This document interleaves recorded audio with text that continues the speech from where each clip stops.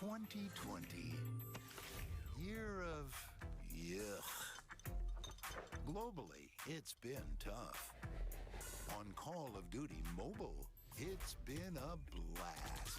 As we close out 2020, we want to big up our community. Even in this miserable year, you've been incredible.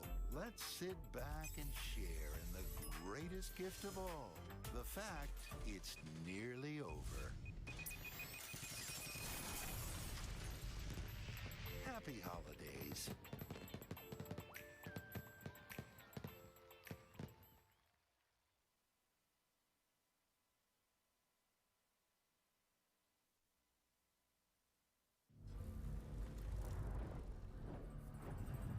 I took this job because it makes the world a safer place. And that safety is never guaranteed.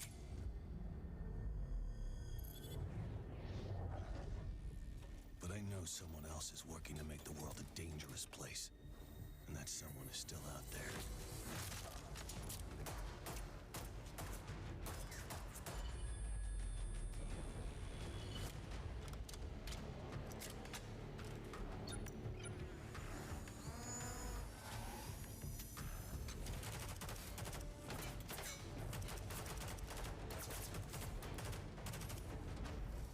No one can know which side of the line they'll end up standing on. Not until they're called to action.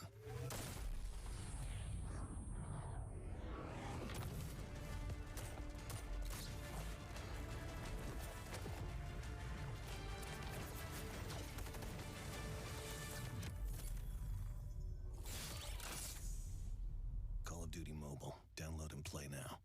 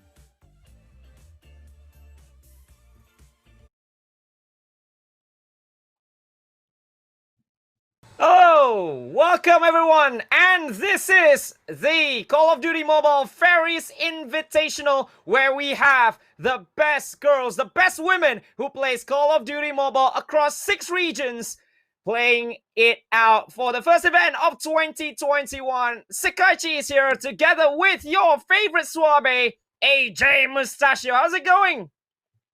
It's all good, Sakaichi. Now, ladies and gentlemen, boys and girls, we do apologize if my camera alone starts to get a little bit blurry, but as long as you guys can hear me well enough, I think that should be all right, okay? Now, we do apologize if we don't manage to sort that out, but Sakaichi, what's most important is the game feed, the performance from these ladies today. That's gonna be absolutely crystal clear, buddy, and I just cannot wait.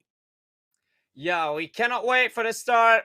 I've been waiting for this since the start of the year 2021. It's going to be a huge year for Call of Duty Mobile, and what a way to start it with all these wonderful ladies battling viciously, surely, to bring up their region up to another level.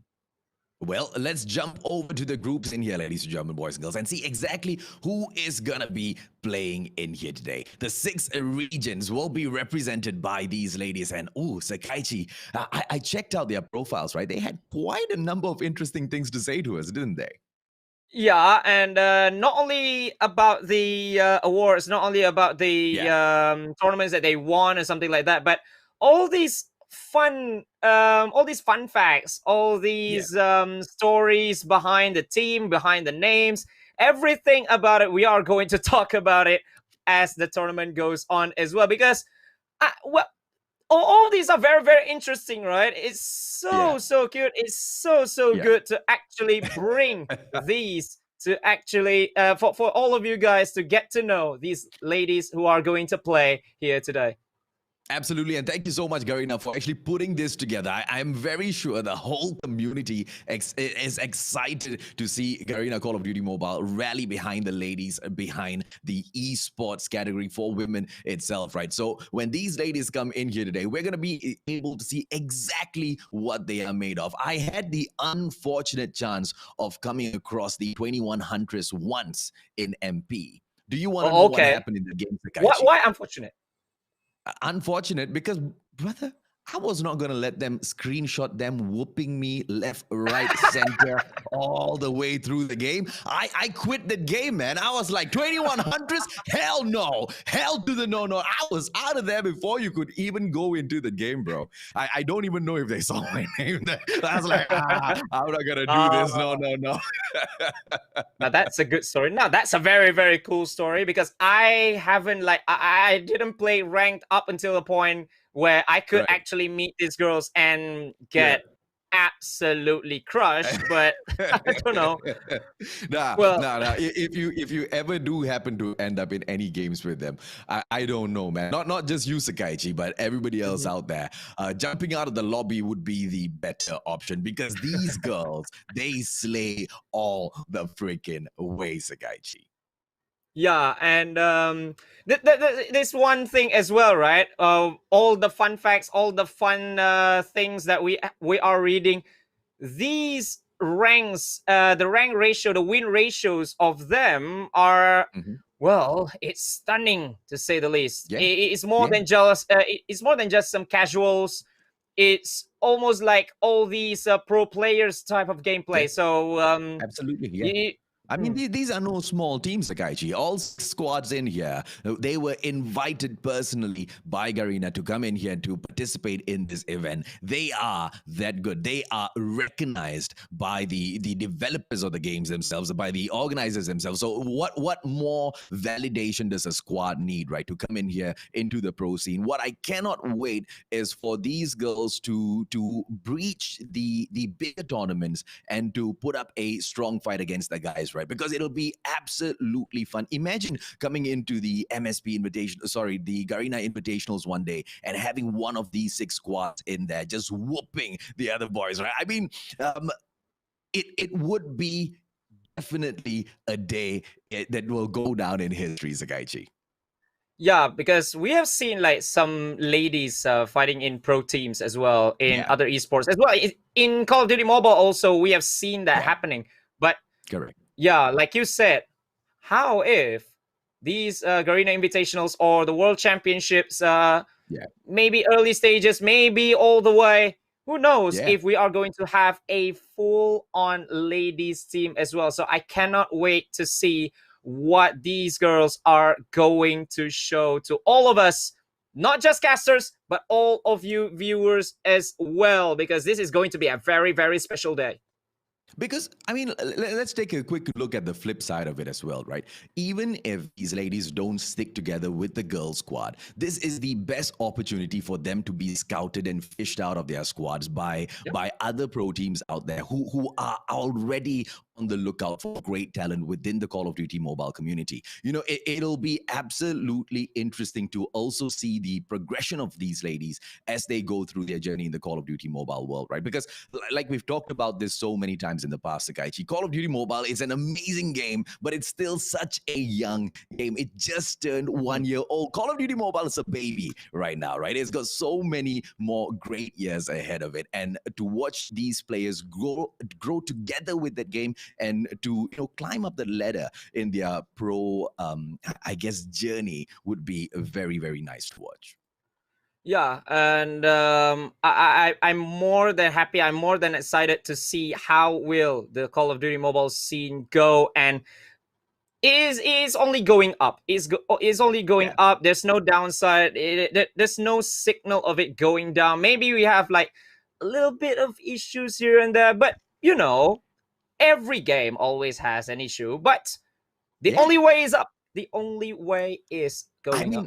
I mean, talk about the only way is up. The more exciting thing about the Call of Duty mobile update that we recently saw, the next one, the next season that we get hit, we're going to be going into a season reset, right? So we're going to be dropping all the way back down. We're going to reset it back to season 1. So I'm excited, right, for a game developer, for them to go in and say, hey, you know what? It doesn't matter where we are right now. Let's restart. Let's go back to nothing and start all the way back from season 1, right? And there's a few ways we can look at this, but I mainly think that this is coming from a point of view of, look, we had so many things planned in the past. We weren't able to execute everything the way we wanted it. This is 2021. Last year was, it was quite a crappy year for the whole of the world. But for Garena Call of Duty Mobile itself, it was quite an amazing year, right? So let's carry that momentum over into 2021 and let's restart it, but with a brand new face, a brand new identity.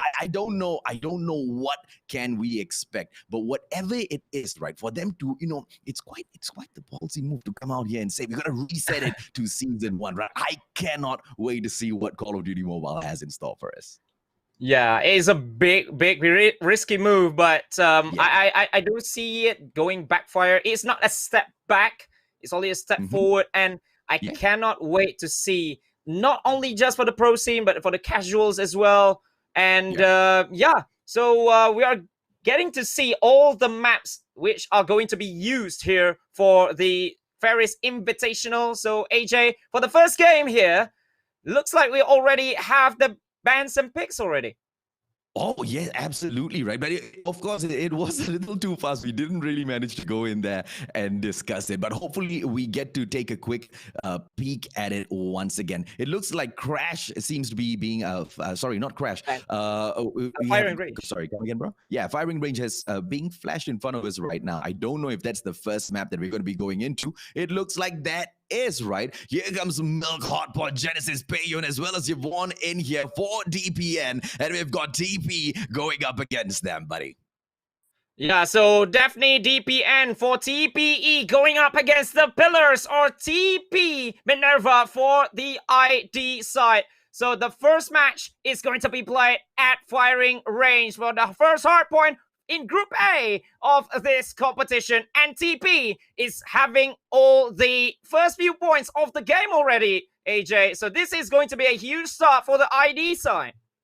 Yeah, a very interesting push coming in here from DAPHNE Girl Sakaichi. DPN only managing those 5 points right now. But of course, everybody, the viewers know this, you know this, I know this. The start of the match, nothing much to scream about. Everybody is in warm-up mode right now. But as we move in here, ladies and gentlemen, boys and girls, the second, third points, things are going to get slightly spicier. Look at DPN coming back in here right now, catches up on those points and takes the lead. Here comes Nat ASM10, gets snuffed out just like that. Payun, what can she do to help DPN keep this score ahead, Sakaichi? Yeah, so that is going to be very, very big. 27 and 19 heading into the second one, but it has been locked down just like that by DPN. Every single girls are there already. They are defending so well. Payun is inside the hardpoint, inside the command center, and looking from outside. Everyone is out there defending for them. So TP, they are nowhere near the hardpoint already. So towering defense in this very, very hard hardpoint. to actually take back if you have lost it already.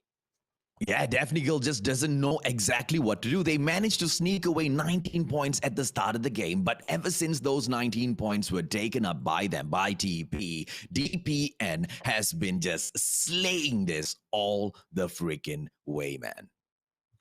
Yeah, so I think DPN, wow, they are having a huge benefit over here. Almost having all the points after that 27. Yeah, they're having everything over here. They're having all the points, all 60 points, all 60-second. They have been dominant in that command center, and then rotating back into the third one as they still are here for the victory. Pushing for the victory, a very quick one for DPN. Wow, wait, this is going to be a huge one. Very good start for the TPE side.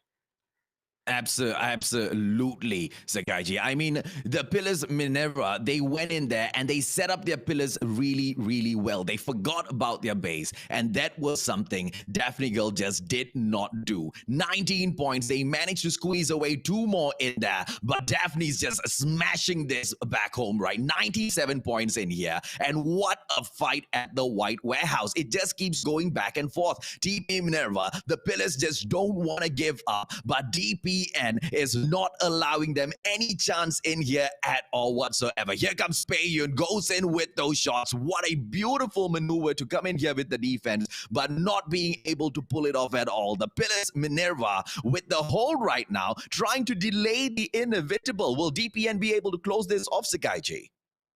Well, they managed to get some few points in, but remember that Daphne already went to the 4th one, and all the war is happening now in the barracks side. But the inevitable might be happening though once or later. But the pillars are doing so well to actually defend this hard point already for themselves. But again, Daphne is just too good in this first one.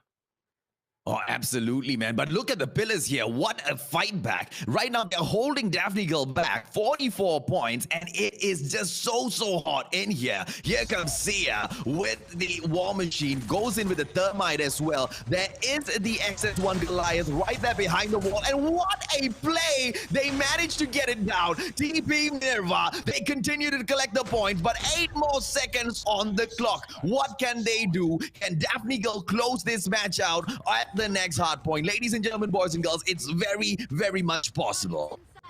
Well, 50 points is the gap, but they are going back to the first hard point, which is very out in the open. And it's so hard for both these teams to actually capture that one. They're just outside, and you can see the missiles going down already.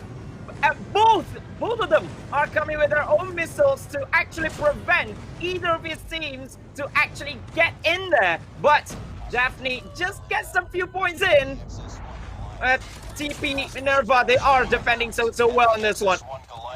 Yeah, man. I mean, they're bringing out the every single artillery in here, right? The XS1 Goliath is coming out to say hello. They brought in Cluster Strike as well. Say but no gets saved by that XS1. But it's TP Minerva with the points, even though Daphne Girl is bringing out each and every one of these score streaks. Here comes Milk with the XS1. Can she milk anything out of this? 126. She's helping Daphne Girl hold on to these points. What a wonderful XS1 play, but eliminated Sakaichi. Well played by Sia.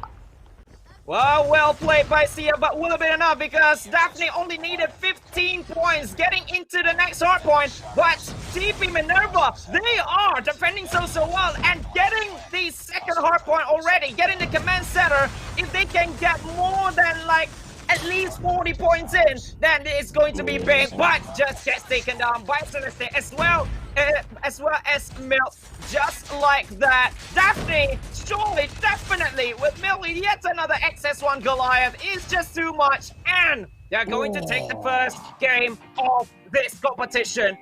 What the game, though. What a play. Absolutely excellent execution in there, Sakaichi. Milk was milking that XS1 Goliath to no end. And with her defense in there, she managed to hold the points in there for her squad for 2 different hard points. And that's exactly what made the difference towards the end of the game, right? Because we saw ID making a comeback in there. TP Minerva, the pillars that they were trying to set up in that game, absolutely solid. They weren't really good at the start, but they kept picking up this momentum, going in later towards that game, Sakaichi. But unfortunately for them, it was Milk and her XS1. Absolutely untouchable.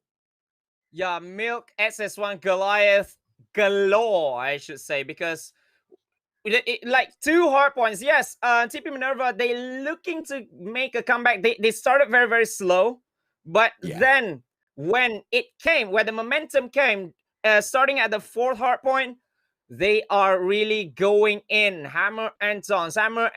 But although Milk is down there on the 5th place for her team, but it was her play that made it possible. The towering defense for the last 2 hard points. Yeah, absolutely, man. Legendary, absolutely legendary assist in there coming in from Milk. 3,830 points picked up by Genesis as the MVP. But it was definitely Milk, the one who played a huge part in allowing her team to go in there with the defense, right? Because TP Minerva, without Milk in there, obviously we could see the weakness of the ID side as well in here, Sakaichi. Their inability to take Milk's XS1 down was their problem. Right? I mean, they couldn't go in and focus it in. I mean, if you were to take a look at the Divinity Uprising squad that we are so used to seeing, the XS1 wouldn't have lasted there even a second. So I think that's definitely a side ID might want to look into fixing as they move into the other matches. Yeah, and maybe it's about their little bits of desperation maneuver as well, because they need to take all the other points as well, and they actually have to go on the attack as well as the defense. Looking at how close DAPHNE is to actually get the victory, but Milk just with that 2 place over there and taking the victory for them. So overall, an excellent first game for DAPHNE. Absolutely, man. I mean, just look at Genesis here, the player of the game, 25 kills, 13 deaths in there, but the 10 assists, the total points of 3,830. This girl was slaying it through that match, right? Definitely one to look out for. Genesis, truly one to be feared. All right, so that is it. 25 kills, 30 deaths, 10 assists. That was absolutely huge. She is like one of the. I think is she the only one that got more than 3K? But that was, oh my goodness me. Her opening was what made it matter, because they got more than 100 points only in the 3rd hard point, and she is massive. She was massive in that first round, especially with that 60-point haul in the command center in the 2nd hard point. So they truly locked it so well. Absolutely. I mean, what a battle thus far that we are witnessing here, ladies and gentlemen, boys and girls. TP Minerva going up against DAPHNE Girl. DAPHNE Girl taking point number 1. There are 3 points in here available within this match itself, right? Point number 1 taken away. Can ID make a comeback? Sakaichi, based on their performance so far, do you think ID will be able to sneak away a point in match number 2? Well, like I said, they had a slow start. Maybe just a little bit of warming up, just trying to get used to the game, get used to the tournament system, especially going up against the other regions, right? And some of them are very, very experienced. Some of them might not be as much. So I believe the best is yet to come for TP Minerva. The pillars surely are going to show their best strategies in the next few games, because it's just the start. Maybe it's like, okay, 1 point drop, but have you guys taken a liking to it, or are you getting used to it already? If yes, then let's go at it full force. Exactly right. So TP Minerva, ladies and gentlemen, boys and girls, they had a slow start. They picked up the momentum towards the end of the game. They couldn't get rid of the XS1 Goliath. We know we can expect more out of them, and that's exactly, I guess, what we are going to be doing as casters. And you guys, as the audience today, right? We are expecting more from the ID team today here because they have proven and they have shown us that they are capable of doing that. Because Sakaichi, if they were held to that 19 points all the way to the end of the game, or below the 50-point mark, then maybe we can say that I don't think they stand a chance against DAPHNE Girl, right? But that was not the case. TP Minerva, at one point, it really looked like they were about to make a comeback, and I was already expecting it, right, from the momentum that they started picking up. But it was a good shutdown by Milk in there. So hopefully they can bring this momentum and learn from whatever they just went through in game number 1 and take on DPN maybe a little bit more tactically this time, right? Because we move into Search and Destroy, Sakaichi. Yeah, Search and Destroy. A whole different game. If just now we see like all the action coming in from start until the finish of it. Now this is an even slower game, and judging from the maps, we need to see the picks and bans, to see how will the match go. If it's going to be a fast game, then I could see that the pillars can actually go and make a stand for themselves. But if it's a slower pace gameplay that both these teams are going to be playing at, maybe at a bigger map, then a little bit of reset needs to be done. So I don't know if the ID side needed more time, but I don't think it is. So it's going to be an even tighter game, and not like one team going so far ahead only for the other to make a chasing, because a chasing game is always not fun. No, of course it isn't. Of course it isn't, right? Well, hopefully, good luck to the ladies. I know DPN is going to be able to carry that momentum going into match number 2. ID as well, they are hoping to be able to break DPN's momentum. DAPHNE Girl not going to be, allowing that easily. The map selection, ladies and gentlemen, boys and girls, will be coming up soon. We have got 6 regions fighting it off. And for the first part of the day, it will all be best out of 3 matches, all right? So match number 1, you've just witnessed it. This is gonna be match number 2. And please correct me if I'm wrong, Sakaichi. It looks like it's gonna be firing range again.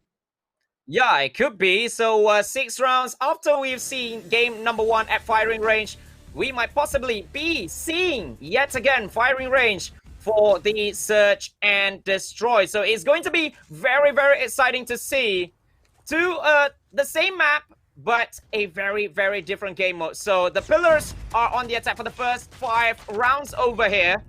But, wow, what a start for them, though. Oh, goodness me. The pillars are getting decimated, annihilated by DAPHNE Girl. What a play. What a push. I mean, the pillars, they set up the perfect defense, right? They went in there for the 3-1-1 split. And even with the 3-1-1 split, they couldn't do anything, because by the time the pillars wanted to report back that DAPHNE Girl was going in for the push, the report did nothing, Sakaichi. They got wiped out in a few seconds there. Yeah, and I'm sorry, I apologize about just now. It was DPN who started the game of 5 rounds in attack. And the first one, they just decimated. And now with a quick planting as well, they have made 1 quick 5 kills. And now they're having a quick plant. They just want to end this one so early. Oh, and there you go, man. 2 players down. It's a 3-on-3. Oh, no, the 3-on-2 situation. Genesis almost down, but she takes out Sia. It's going to be New and Queenie coming in here. Oh, Genesis goes down. Yvonne, can she hold it in for the squad? MSMC, but there you go. What a refusal that comes in here. It is 1-all. A good defense set up by the pillars, Minerva, Sakaichi. Yeah, and Queenie just get in there. She truly believed in her teammates to actually make work for her, maybe becoming a shield or trying to repel anyone who tries to get into her. Genesis couldn't get there in time, and she gets taken down just like that. And wonderful defense, wonderful defusal, 1-1, but now that lady, that Queenie, who had made that wonderful play in the previous round, is down already. And yet another planting has been done at Alpha. Oh, Peiyun needs to be a little bit patient. She goes in for the shot. Oh, but thankfully, there was a backup hotpot in there. Goes a little bit crazy. And that's the only one left. But Milk says, no, come back here, girl, and sit down. Let us teach you a lesson. It is DPN with point number 2. TP Minerva. It looks like they are playing the game that you say not gonna like so much, Sakaichi. They are playing catch-up right now. Yeah, but it is still close. It's only 2-1. But as you can see, DAPHNE, they just wanted to play a very, very fast game. They want to end this one early, so the momentum is with them all the way. So TP Minerva will have to do something over here. Maybe, possibly getting an entry kill first. That will disrupt these DPN girls, but they are making the plan all over again just to bomb down the time to 45 seconds. So TP playing catch up again. No, I mean, they don't really have a choice at the end of the day, right? I mean, we need to be fair to TP as well. Although we are being quite, judgmental about their strategies right now. Because DPN, they have all of the ability to call the shots in here. They are the attacking side. When they choose to go in fast, Sakaichi, they get to go in for that fast plant, right? When they choose to go in slow and just wipe TP first, they do it. QAD with a double shot. What a freaking wipe! Just as we were saying it, Sakaichi, what a play by Queenie, and she goes in for the defusal because she freaking deserved that. Queenie rocks over here. What a snipe kill. Double just like that. Although he nearly gets taken down, but I thought she was down already. But then again, with that low HP, he just went in there and rammed 2. Wow, she is the MVP as of now. These 2 rounds are all thanks to her.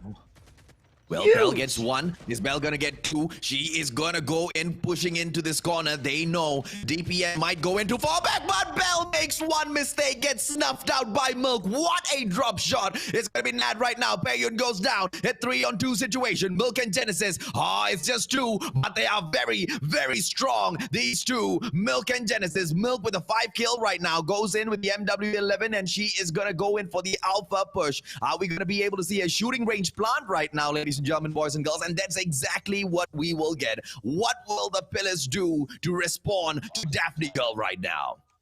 Well, Milk and Genesis, 9 kills between them, and she's just waiting at the bomb site, and Genesis is just waiting in the house as well. So these 3 girls will have to make that push. They are making the split a little bit. 1 from the right, 2 from the left, I believe, or maybe 1 from the middle. Milk gets 1 already. Genesis is down, and wow, what a play. Milk, just like that. She's all alone, and she takes 2 out, and 3-2 for DAPHNE. What a play by DAPHNE girl right there. The pillars, 3-2 situation. Milk and Genesis. What a freaking play. What a win. What a point taken. A 3-2 split coming in here for the offensive side. They are going to come in here for the push. But look at defense coming in right now. It is going to be DPN, ladies and gentlemen, boys and girls. They are all DPN. Hotpot gets snuffed out. New and Net gets taken down as well. A 4-on-3 situation. Sakaichi, how will they respond?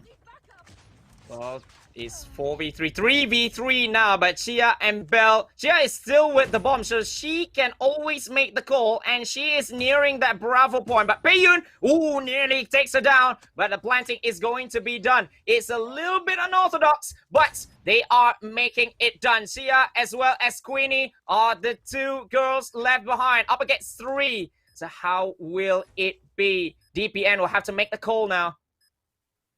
Well, Queenie standing by, Arctic 50 in hand. She can go in there for a quick scope, just waiting for DPN to come in and say hello. They will be here on the attack. Here comes 2 right now. Sia, 1 right there in front of her, gets the snuff out, and she will be falling back. It is going to be the Fennec gameplay. Sees 1 player go on by the side. What a play by Sia! She gets snuffed out. Is that enough time? Ladies and gentlemen, boys and girls, it looks like DPN gets 1 more round in here. Oh, that was so close, I should say. She tried to run away. She tried to get back, get out of harm's way. Maybe just to buy some 2 or 3 more seconds to not let DPN have that 5 second to defuse the bomb. But that wasn't enough. She gets snuffed out. I should say it is the case of TP being so unlucky in that previous round. So close for them to tying up the scoreline. Well, Queenie in here, Arctic 50, goes in for a couple of shots blindly, doesn't get a shot in there. Payun, same thing, she goes in here, 2 snipers going off against each other, Sakaichi. I wonder what will they be able to pull off in here. It is gonna be Minerva, ladies and gentlemen, boys and girls. Queenie, the Arctic 50 level, 1 shot, 1 kill at any part of the body. That's what she guarantees all of us today. And she seems to be hitting them very accurately today, Sakaichi, doesn't she? Yeah, and that is why the team plays so well for them, is because she's on fire, massively on fire in this one. But TP will have to do something over here. 2 more rounds and DAPHNE gets point number 2. And that's not the start that the ID side would want to have. I just, even though we can't hear them, I love the amount of communication that is going up and down. Just based on the movement, we can already tell what they are thinking, how they are communicating in the game. Fennec push right now, Sia, they push in with the thermite. Oh, look at those 3 thermites just flaring up in there. They know it's going to be an alpha takeover right now. Sia goes in for the plant. Can TP, Minerva get this point? Ladies and gentlemen, boys and girls, with everything on the line, DPN ever so closer to winning this. Gets taken down. Genesis, Bell does it as well. Ladies and gentlemen, it's just Hotpot and Payun right now. Bell takes Hotpot down with the headshot. Payun, one final player. What can the sniper in the game do? It is DPN gonna be depending on one and only Payun. Sakaichi, it doesn't look good, buddy. Yeah, it doesn't look good at all. She's a sniper and she got like, what, 25 seconds? Yes, she will get Sia, but I don't think the time is there for the taking already. But I love how Belle actually positions herself in the flanks to actually take 2 or 3 members of DAPHNE down just like that. She positions herself at the weirdest of positions, but it worked out so well. From the flanks, from the point in which I don't think even us would have thought that was possible. But Belle, what a play in that previous round. They are closing down the gap 4-3 here. Man, the pillars, they are so close right now, Sakaichi. They just need 3 wins in a row. But here is the problem, right? Their time is soon going to run out. With the ability to go in here for a push with the points right now, I don't know if or not they can make... It is Queenie that takes down Payun. It is a 4-on-3 situation. The pillars need this point no matter what. They can't mess this one up, Sakaichi. Yeah, but Sia just gets taken down just like that. Genesis gets traded 3-2. This is gonna be absolutely huge for TP. But the bomb is dropped already at the Alpha Star, and DPN is defending so well. Milk gets taken down by Queenie yet again. This sniper is one of a kind. 2v2. Not as well as Queenie going up against Yvonne as well as Hotpot. And the time is ticking away. Bomb is still on the ground. Queenie, she did promises, buddy. A shot anywhere on the body. Hotpot takes Queenie out of the game. It's gonna be Nat. A 1-on-2 situation. Can she just swoop around? It's gonna be Hotpot right now. Yvonne just hanging back. What a play by Nat. Can she go in 24 seconds more? One player right there in front of her. No! Oh my god. Oh my god. Freaking clutch by Nat. The pillars, Minerva, they will equal it up 4-all, Sakaichi. Oh my goodness me, Nat, we thought it might not be possible. But that split by DPN may have cost them already. 1 in there and 1 outside just to guard the bomb. And Nat takes them both out. She's furiously crazy in that one. Wow, wait. Well, New and Queenie going up, popping off. Yvonne gets some revenge on New right there. Nad right now shut down by Payun as well. Sia goes in for Yvonne. Ladies and gentlemen, boys and girls, it looks like the Pillars might just be able to get this. The bomb is on the ground at Bravo already. Milk and Payun right now need to come back in here for that response. Payun catching up. It's one sniper, one assault rifle. Smoke goes out. The bomb site is right now going to be pushed in by Milk. She doesn't go in for the ninja defusal. She might have gotten spotted out, but right now Payun, Queenie gets the takedown. Milk gets the backstab. It's a 2-on-1 situation. Is Milk gonna get taken down right now, ladies and gentlemen, boys and girls? Belle and Sia. Milk, what can she milk out of this situation? A tough one. She goes in for the shot, but she free fires too early, Sakaichi, and gives away her position. Well played. The Pillars Minerva in there. 5-4. DPN better watch out, man.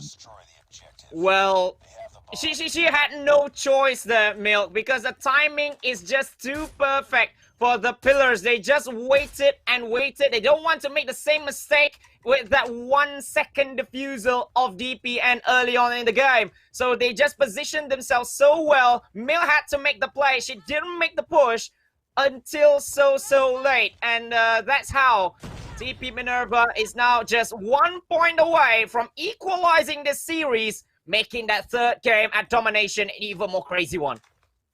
Oh, absolutely, man. Watching these girls fight back this hard for this game. Oh, it just brings that adrenaline pumping up even higher. TP going up against DPN. DPN with a 1 point in the early game. TP right now with this comeback. Like you said, Sakaichi, when we go into match number 3, right, it's... Oh my goodness me.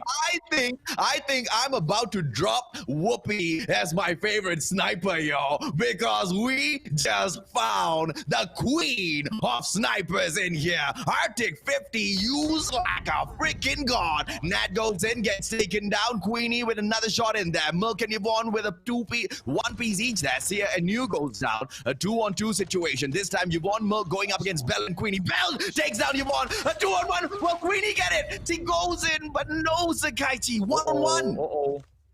1-on-1. Milk and Belle. Belle had 1 clutch round already. Milk needs to have her own moment in this one. She takes out a sniper, but yeah, as you can see, oh, she nearly got it. No, she didn't get it.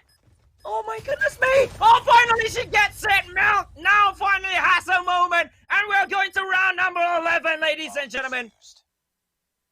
11 rounds in here. That is how much ID as well as TPE wants their DAPHNE girl, the Pillars Minerva, a battle you will not forget anytime in the near future, ladies and gentlemen, boys and girls. A 5-on-5 situation done with perfection. A 3 from DAPHNE girl, and it looks like TP is gonna be going in, sticking all together. What can Yvonne go in here and get done right now? New is already on standby, waiting for her with a chopper, all positioned, all steady. Nat in here as well. They are just waiting for the push. New has been smoked out, and what a play right now coming in from the Pillars. Let's just see exactly how they'll take this round.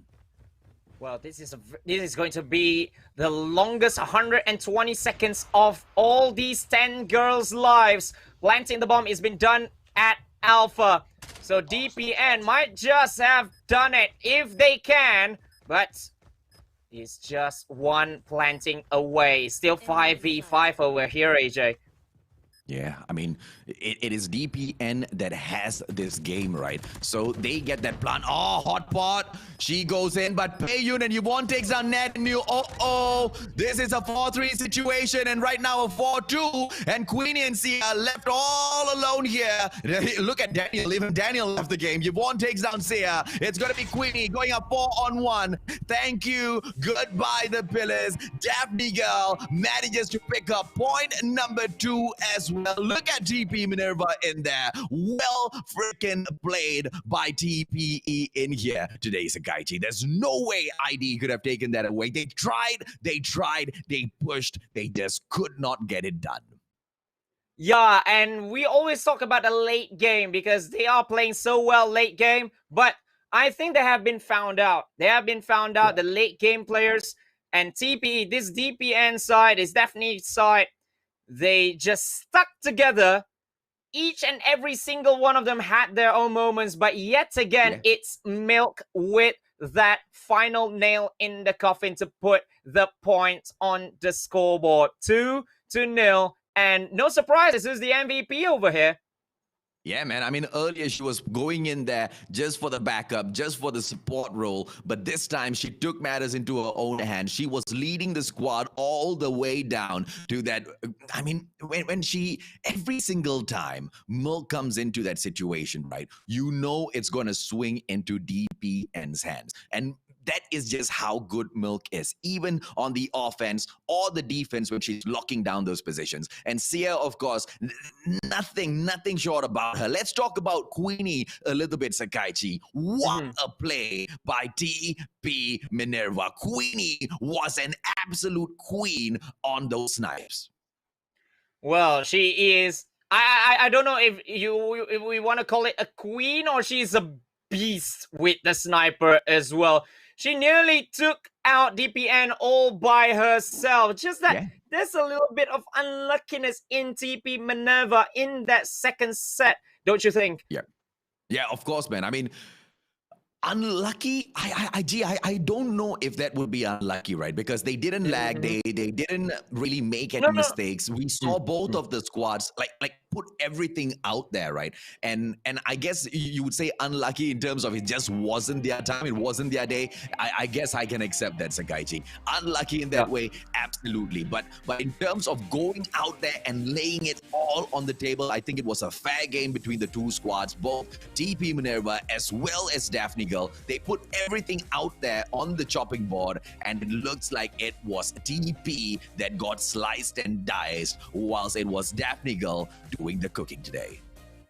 Yeah, and should I say the better word is the margins, actually. The margins is just so small. You see, like some rounds went like 1 second. Some went like 1v2 with the clutch. Some went into, I don't know, some had to wait until the time actually ran out. So that's how small the margins are. It could go either way, but again, as we said, Milk changes the game for DAPHNE yet again. As what she did in game number 1, she did it in game number 2 over here. But let's not take away anything from TP Minerva. They played so well, but now they have to actually get the points on the board. Well, there's just one more point, because we know there are two groups in here, ladies and gentlemen, boys and girls. Okay, now let's take some time to apologize a little bit, because at the start of the stream, we were supposed to show you guys a few of those graphics, but due to a technical difficulty, we weren't able to run through everything. We've got 6 squads in here, 1 representing each region. These 6 squads have been broken down into 2 separate groups, Group A as well as Group B. 3 squads in Group A will go up against each other in not a best of 3, but in each of those series, there will be 3 matches. And every single match that the squad wins, they will get 1 point. And at the end of those matches, the top 2 squads will go on to the playoffs, all right? So the number 1 team in Group A will play against the 2nd seed of Group B, and the number 1 seed of Group B will go up against the 2nd seed of Group A, and the winners of that match will go on to the grand final. So those points are super duper important, right? And let's take a quick look at the next match in here, ladies and gentlemen, boys and girls. It's gonna be a summit gameplay for our final match, Sakaichi. Domination, no better way to play it. Yes, and it's the map pick of TP, the Pillars Minerva, so they better get at least 1 point to put their qualification hopes alive in this competition, because after this, they are going up against surely one of the favorites of the competition as well, so they need this 1 point really badly. But let's see if they can get it. Well, we go in here for the push. It looks like just that 1 point picked up by DAPHNE Girl right now. They're going to be extending it to 2-3 right now.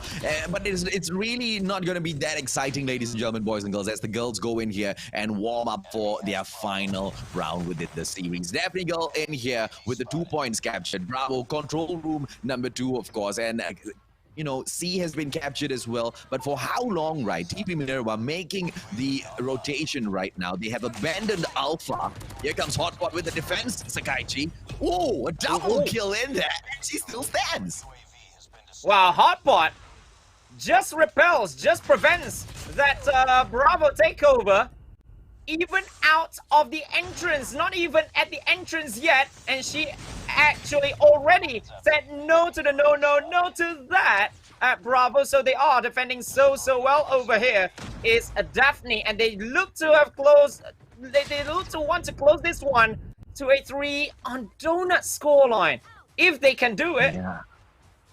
I think they can do it, man, because I think what DAPHNE Girl has done in the first 2 games is struck the fear into TP Minerva, because the pillars are shaking right now, Sakaichi. Did you see Sia just, stagger, and she was just frozen at the start. She didn't want to go in for the confrontation. She knew a player from DAPHNE Girl was there, and because every single time they have gone into the confrontations, they are getting whooped left, right, center. Look at the number of kills Sia, Nu, and Nad have, right? Queenie has got 0 still in here. Nu and Nad have got 1 each. You can't say they're playing it in here for the points because it's DAPHNE Girl with the points. You can't say they're playing it here for the score streak points because they're not getting the kills as well. What is TP doing?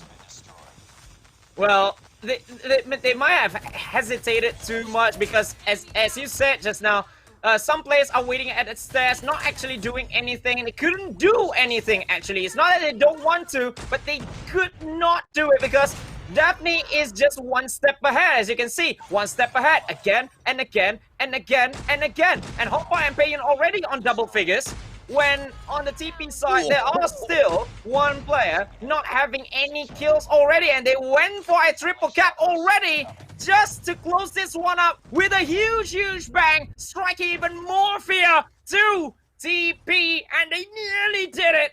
Nearly did it, but the damage has been done already in this one.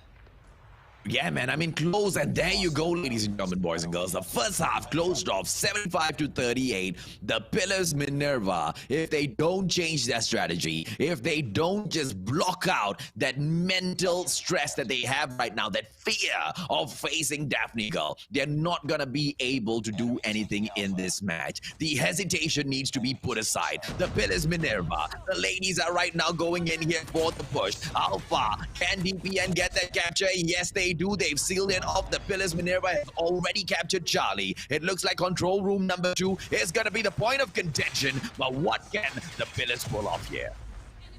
Well, as you can see, DAPHNE, they are going in very aggressively. They are positioning so well. Look at Milk just flanking everyone who tries to attack from up above.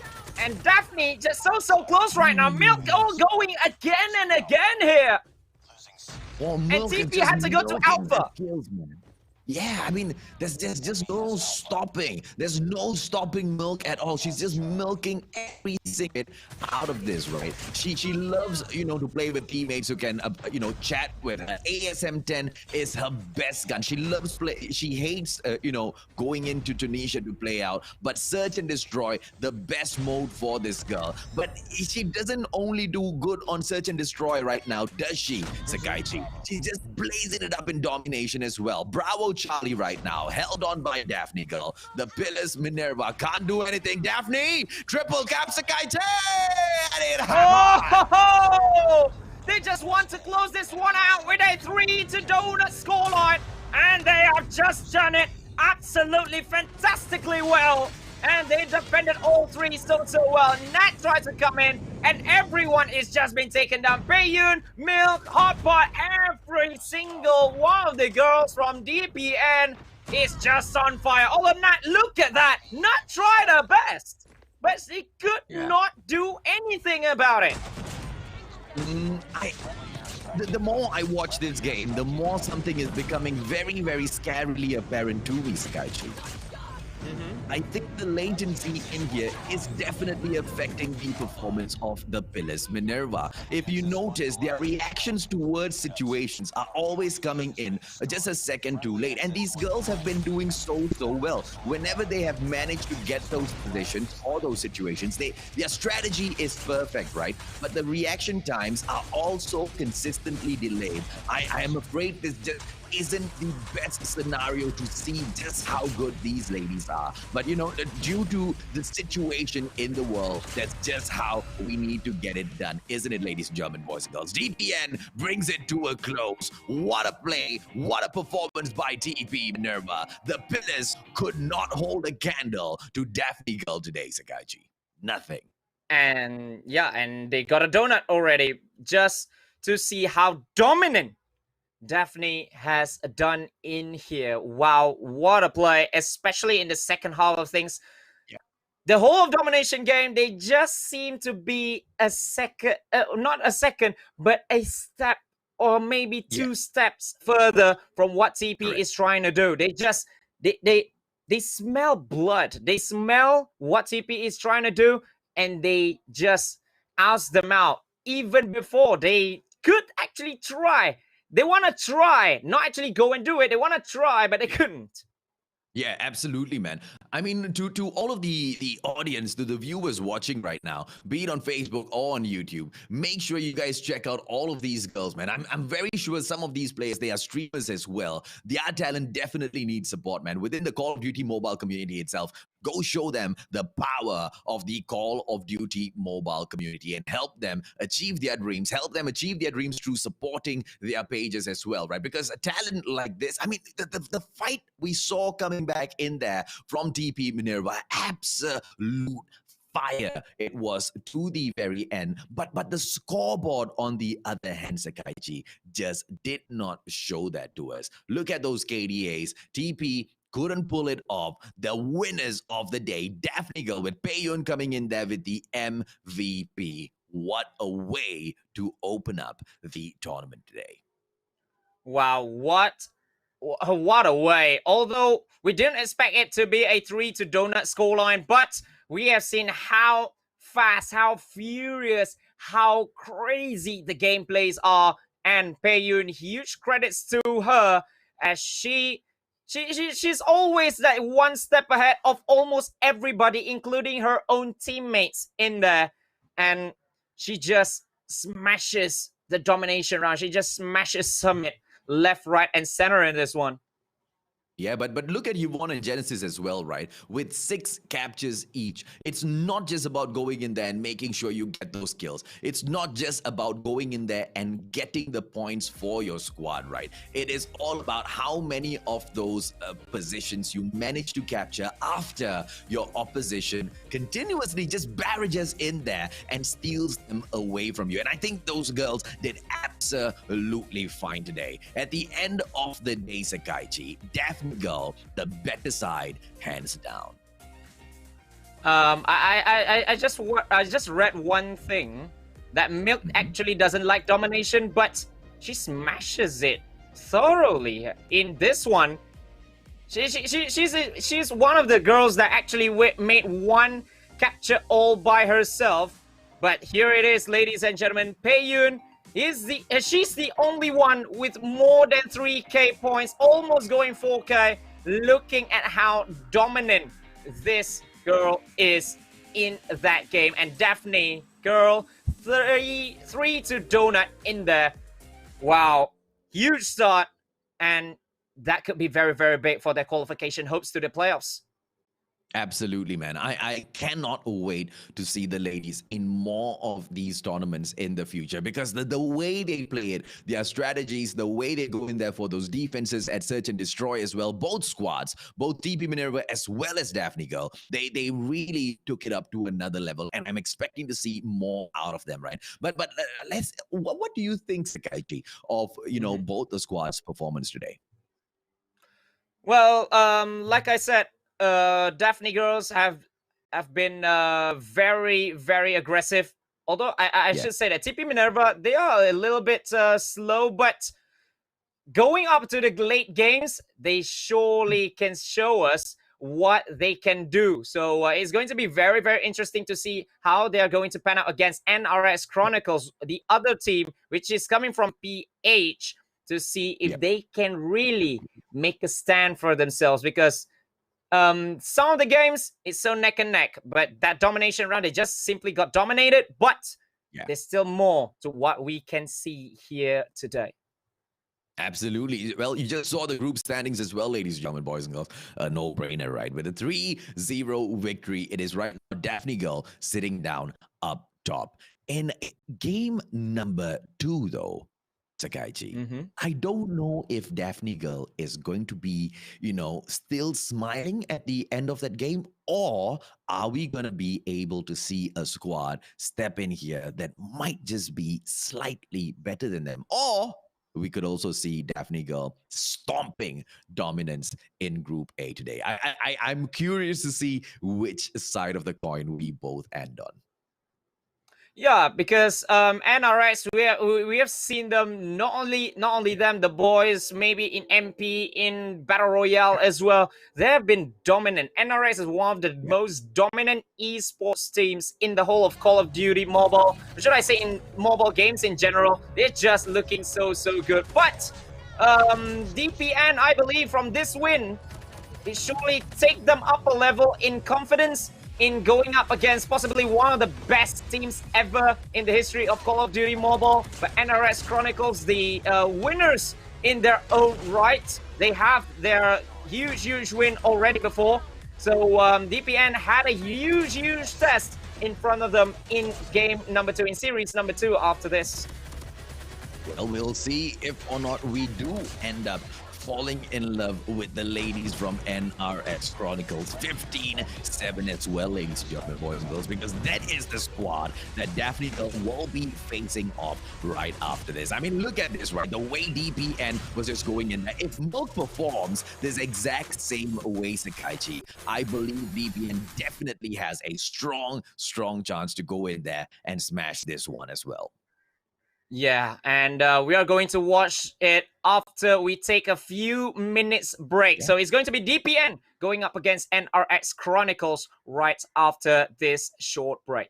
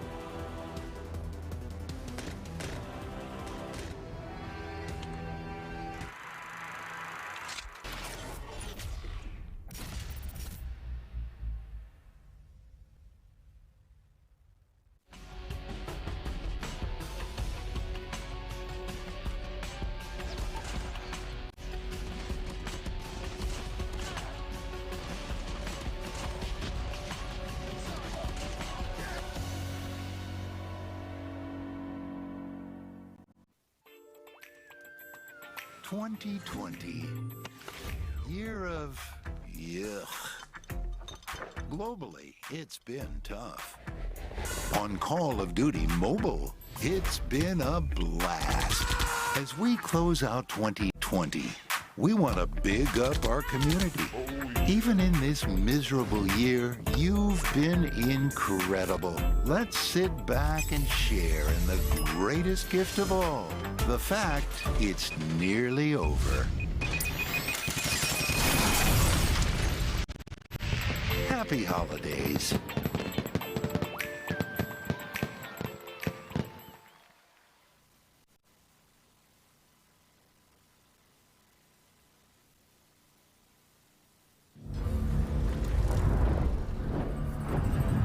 I took this job because it makes the world a safer place.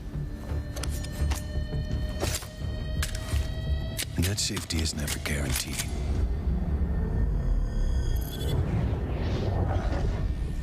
But I know someone else is working to make the world a dangerous place. And that someone is still out there.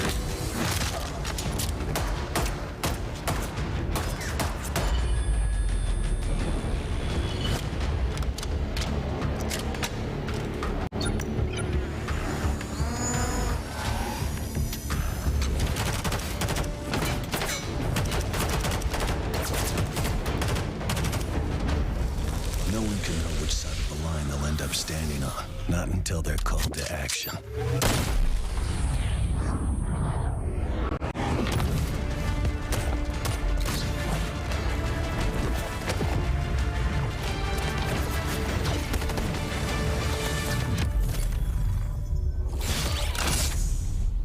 Call of Duty Mobile. Download and play now.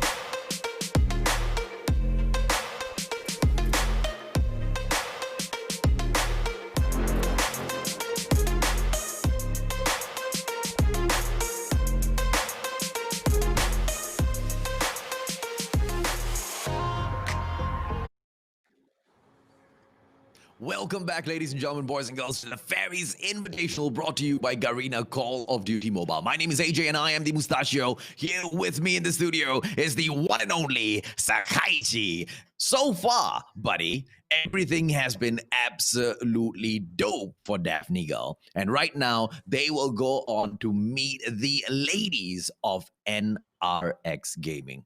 I really, truly wonder how these ladies are going to perform in here. Yeah, this is going to be the biggest test of all for DAPHNE girls. Yes, they got a 3-0 scoreline victory, but the biggest test is yet to come.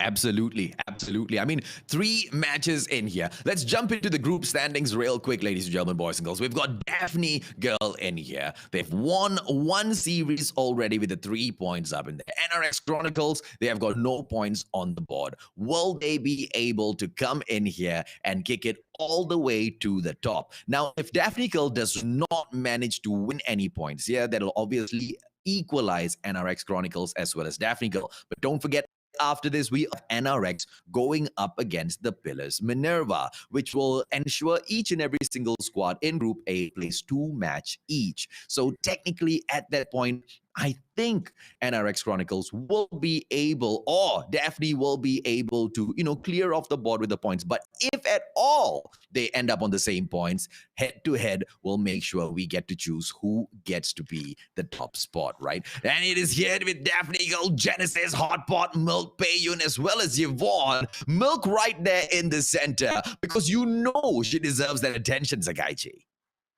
Well, she has been the craziest one. She has the 2 points, the 2 early points. I should say not actually single-handedly, but she made it possible for DAPHNE Girls. And here is NRX Chronicles, which will be playing for the first time in this tournament. A-Pop, Kuth, Kylie, Sammy, Say, as well as Sienna for the side of NRX Gaming. They are the champions of Buzzcraft Oktoberfest All Girls Tournament. This is going to be the biggest one, isn't it? Absolutely. I mean, Bugsruff's tournament is one thing, but coming in here, this is technically a Garena Invitational, specifically meant for ladies, recognizing the full-on girl squads out there. So it's definitely a much bigger one in here if they can manage to get the victory. NRX, like you say, Sakaichi, like you said earlier, they have managed to really put their name in here in the esports world, right? They managed to position themselves really well. And right now, you know, with the ladies coming into Call of Duty Mobile with their own full-on girl squads as well, can NRX do the exact same thing? They do have a knack of picking the absolute best talent from the PH region, right? We've seen that in a lot of the games already, be it for ladies or the guys. So let's see if or not they have managed to pick top talent for this squad as well. Yeah, and not only for multiplayer, this is a multiplayer tournament. Battle Royale also, there have been one of the best, or should I say the best already.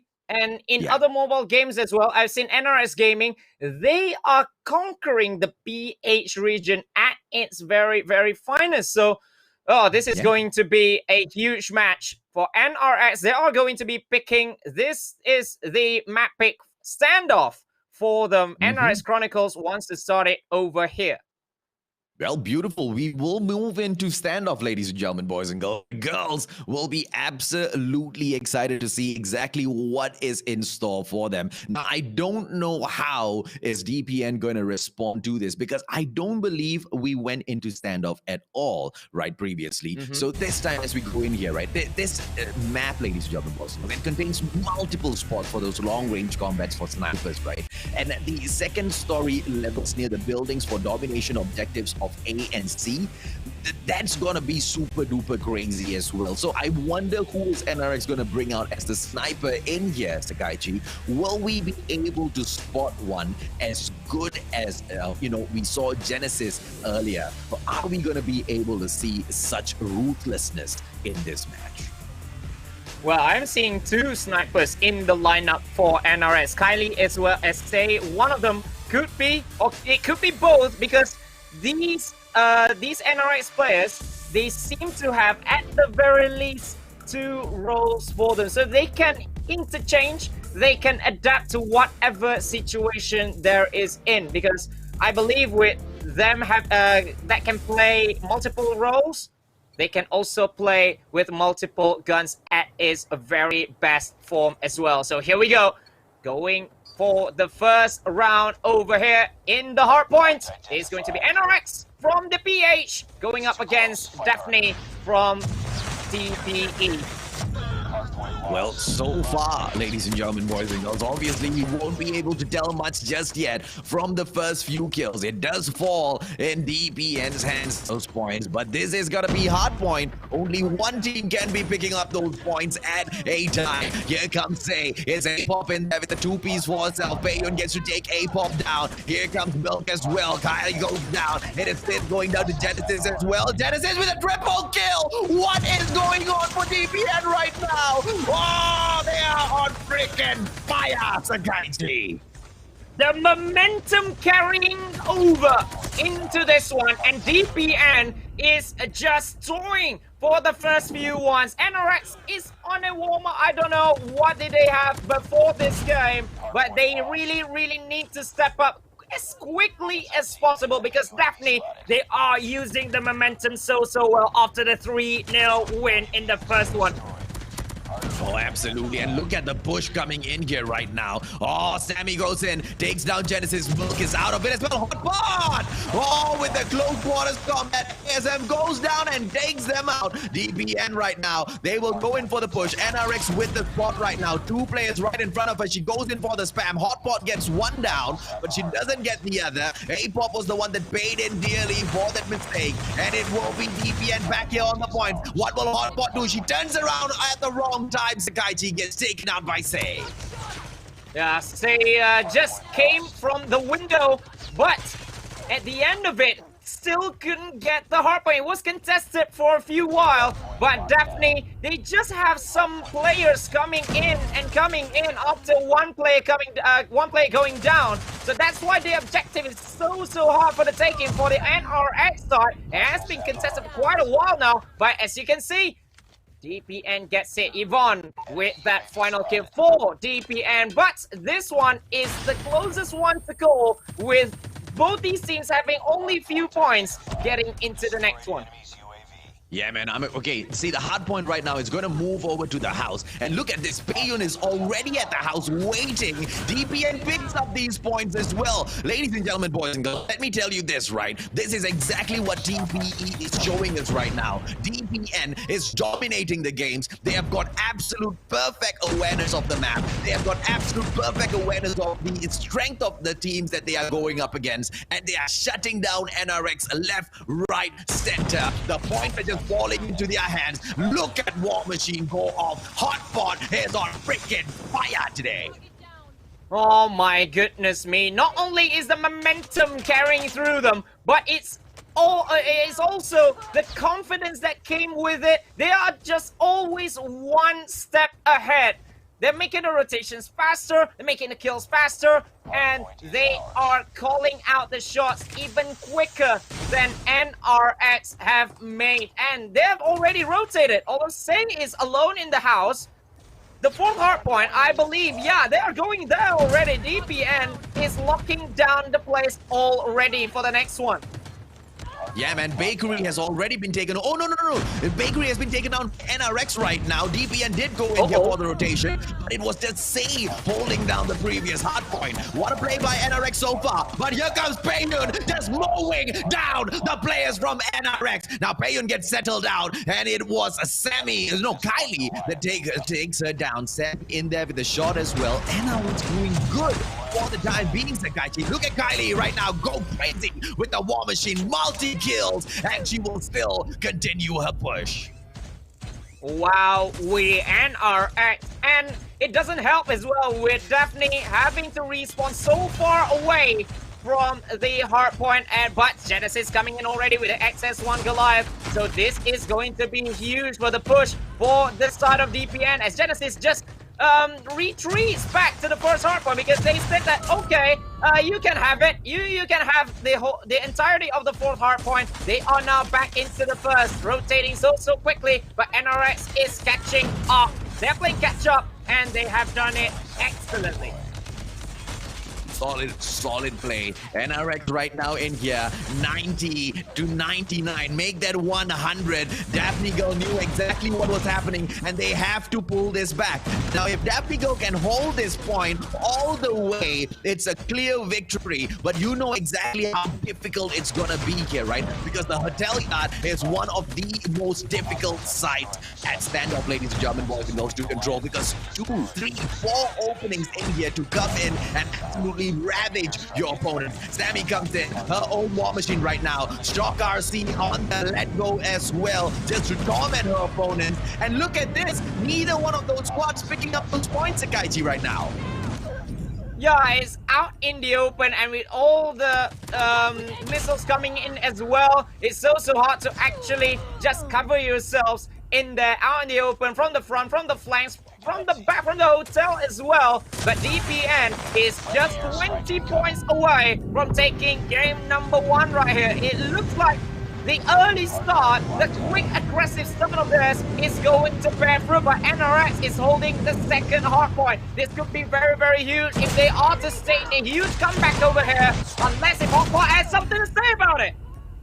Yeah, man, I mean, Hotpot, she went in there hot, and I don't think NRX is going to be able to hold this for long, because the warehouse, ladies and gentlemen, boys and girls, with the access into there, through the window as well as the main door, the barn doors, 2 entry points in there, it's going to be so difficult for NRX to get a hold on it. And just like what we see on the screen right now, NRX trying to force their way back in, but DPN just squeezing them out of those tiny spaces again and again. 149 right now, 148, sorry, Sakaichi. Look at NRX come back here for the defense. Yeah, and Kylie with XS1 Goliath just in time as well, just to hold the points, but they need to make the quick rotation because DAPHNE Girl only needed 2 points in the next hard point to actually take the win for themselves. Can they do it? Now in the house, Hotpot is all alone. This could be game 1 for them already. What a play. What a shutdown. Methodical victory coming in here from DAPHNE Girl. And let's take a look at 2 things in here, right? Map awareness and map control, hands down, hands freaking down goes to DAPHNE Girl. But to be able to control their guns, to be able to win those one-on-one battles, I don't believe NRX won that battle. I believe it was a equal battle between both the teams. With the number of kills that they managed to pick off of each other, they are almost equal in there. But with DAPHNE Girl just managing to control the map so well in there, NRX just didn't stand a chance at all, buddy. Yeah, and looking at DAPHNE as well, they, like I said over and over again, I don't know I said how many times already, always one step above, always one step ahead in whatever they want to do. Rotation, sometimes there's this one, right, in which NRX have almost the entirety of the hard point, which is the 4th one. The XS1 Goliath came in, she came in, and then she went out, she backed out just to live and fight another day, and that worked because the SS1 is still there, and they have an even bigger lead at going back to hardpoint number 1, and that is how they get the victory because they control the 5th hardpoint so well. But it all comes from this. It all comes from the brains to actually not making any silly push in the 4th hardpoint. It was flawless. It was fluid. The way they moved, the way they took control, the way they, went back in there for the retakes of those hard points as well, Sakaichi. I mean, just solid gameplay from DAPHNE Girl from the start of the day, from the opening match all the way in here in game number 4 for them. And that also means point number 4. So far, DAPHNE Girl has managed to make sure no other squad, well, the 2 other squads, don't get any other points at all. Yeah, sometimes they went there. They made it like a personal mission to actually get the points first. They don't care what actually happened. They went in there first. They rotated so early. They made sure that they get there, and when they get there, they defend it so well. Yes, NRX have a say. They have got an answer to most of it, but DAPHNE Girl, the 1v1s as well, the gunfights, they have been so flawless, and they get the win in the first game.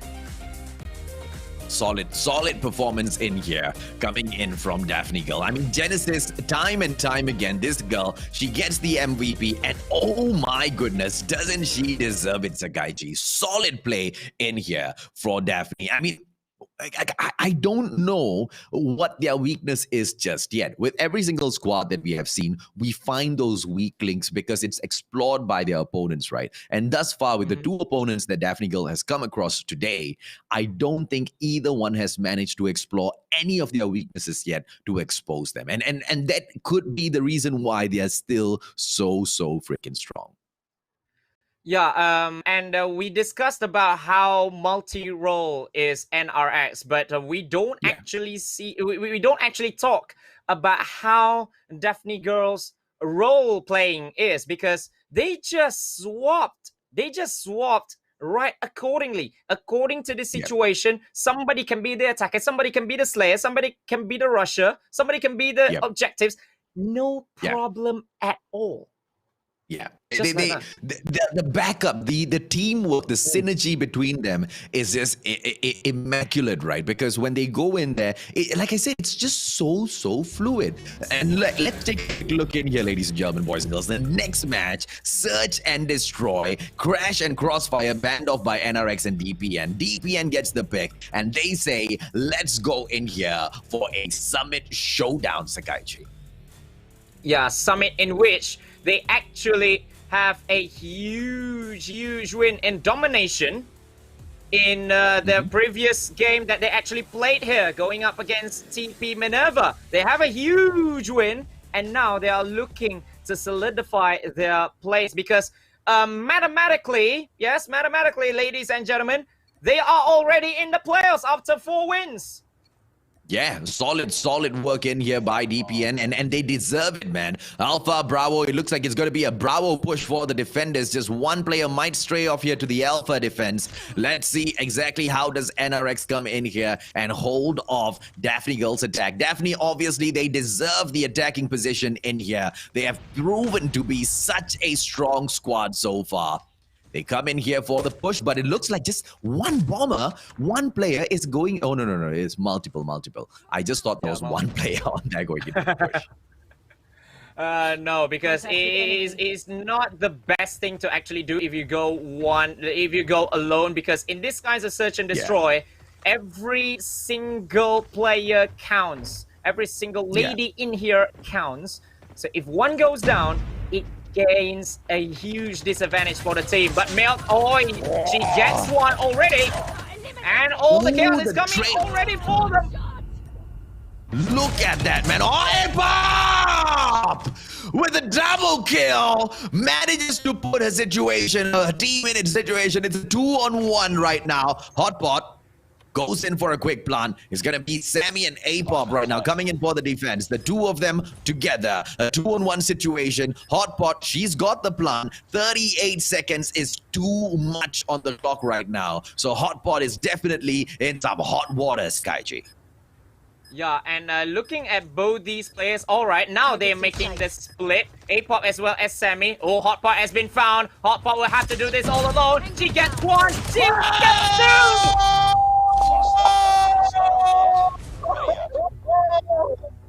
What the hell, Sakaichi? I thought she's gonna get traded just like that because it was a flank. One from the left, one from the right. She's just too quick. Somebody stop her. Solid, man. Solid play coming in here. DAPHNE girl. Oh, I'm a fan already. And come on, Hotpot. What a play that was. Milk right now. She is the point lady for DPN. She is going to be the bomb planter. She brings it in. She is patient. She's not going to go in for a silly push. NRX right now, they have set up camp. They're guarding Bravo. They have stacked up Bravo. Just one player with the ability to drop into Alpha as well. And that is going to be say. What a hold right now it is for NRX. But like what we saw earlier, Sakaichi, the moment those trades start to happen, NRX needs to be able to shut down DPN faster, right? Because if DAPHNE girl pops off like that again, I don't know what's going to happen to NRX at the end of this. Yeah, if they want to take them down all when they are in packs, because one of DPN, but everyone of DPN has just taken out the entirety of NRS, just like that. As when we are saying one DPN member is already too dangerous, because that one she can be very, very tricky. How about when they go in packs? That's what I'm just trying to imagine, right, Sakaichi, the communication within DPN, right? Because the way they have attacked NRX so far. Oh, look at this time. NRX goes in for the push, and they are aggressive, and it works for them. Kylie, if one goes down, it's 4-on-2 situation. Hotpot, Genesis. Oh, but Hotpot and Genesis, they are more than enough to shut down NRX. A 2-on-4 situation right now. The bomb is on the ground. DPN does not know what to do. Going back to what I was saying right now, Sakaichi, I mean, in those two situations, imagining the way DPN is communicating, right? Milk, A-Pop on Genesis. I think Milk is just like saying, okay, girls, hold, attack! Because whenever DPN goes in there for the attack, NRX just gets go poof, and they're off. The round is over. Yeah, and that's why I said, right, when they are in packs, they are very, very dangerous. One is already crazy, imagine all, but now Hotpot is all alone. She gets one already, the entry kill for her, gets two already, it's 2v1. Oh, she nearly got hit, 31 HP. It's still, the bomb is still on the ground though, but if she makes a 1v4 clutch, then AJ is going to sign the papers. On the fan club over! Oh my goodness! Nearly. 1v1 now. Freaking 1v1. crazy plays coming in here from this girl. And she's going to sneak a quick plant too. What about that, ladies and gentlemen, boys and girls? It's Daphne girl. Hot pot right now. Bomb planted. Here comes those shots. Here's some 10 in hand. She's got eyes in the sky right now. Sienna stands. Maybe one chance. Predator. Oh, okay. I thought there was a predator in this, ladies and gentlemen, boys and girls. It's all free cam. How will? How can? Hot pot! 1v4! She did it! That round, but it's not over yet. A freaking 4 versus 1, but that 1 manages the clutch, Sakaichi.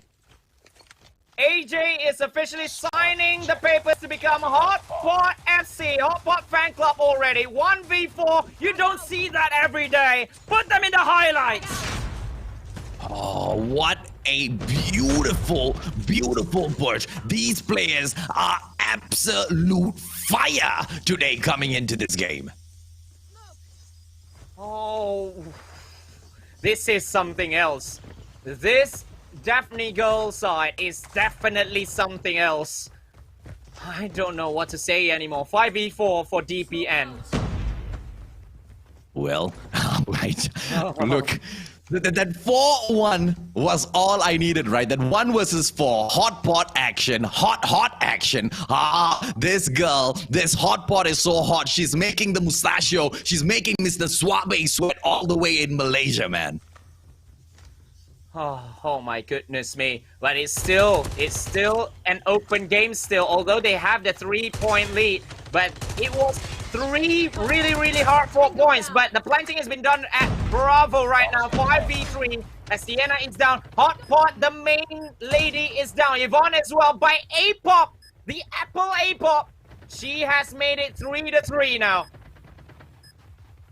Well, it looks like a 3-on-3 is not something DPN will have to worry about. Oh, but a 2-on-3. Oh, no, it's a 2-on-2. A-Pop in there. Almost taken down. A-Pop gets snuffed out by Milk. It's going to be Peiyun and Milk taking on Sammy. Sammy with the 1 kill in here so far. Taking on Milk with the 5 frags and Peiyun with the 2 frags. I don't know, Sammy. You better run. Sammy with the takedown. Can he make it? Milk right now going into the torture a little bit. Sammy with the drop back. Well played so far. Can she take Milk on? Milk in here with the shots, but Sammy gets snuffed out, Sakaichi. It's 4-0.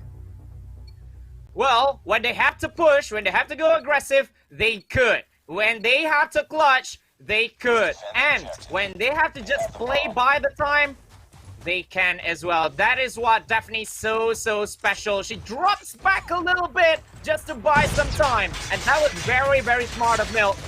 And the kill is a bonus for her. Oh, what a play in here by Say so far. She goes in. It's Kylie right now with a takedown. Say takes Milk out of the equation as well. A 4-on-3 situation. Hot Pot, Yvonne, and Genesis all left in here. They are on the attack. Daphne Girl has been absolute immaculate right now with the attack. Getting those 4 points. And here is their final chance to get another point with the attacking side. Because when they go on to defense, things are not going to be as easy. They don't need to call the shots. Then again, based on the performance of DPN so far, even on that defense, I still think they can whoop ASS.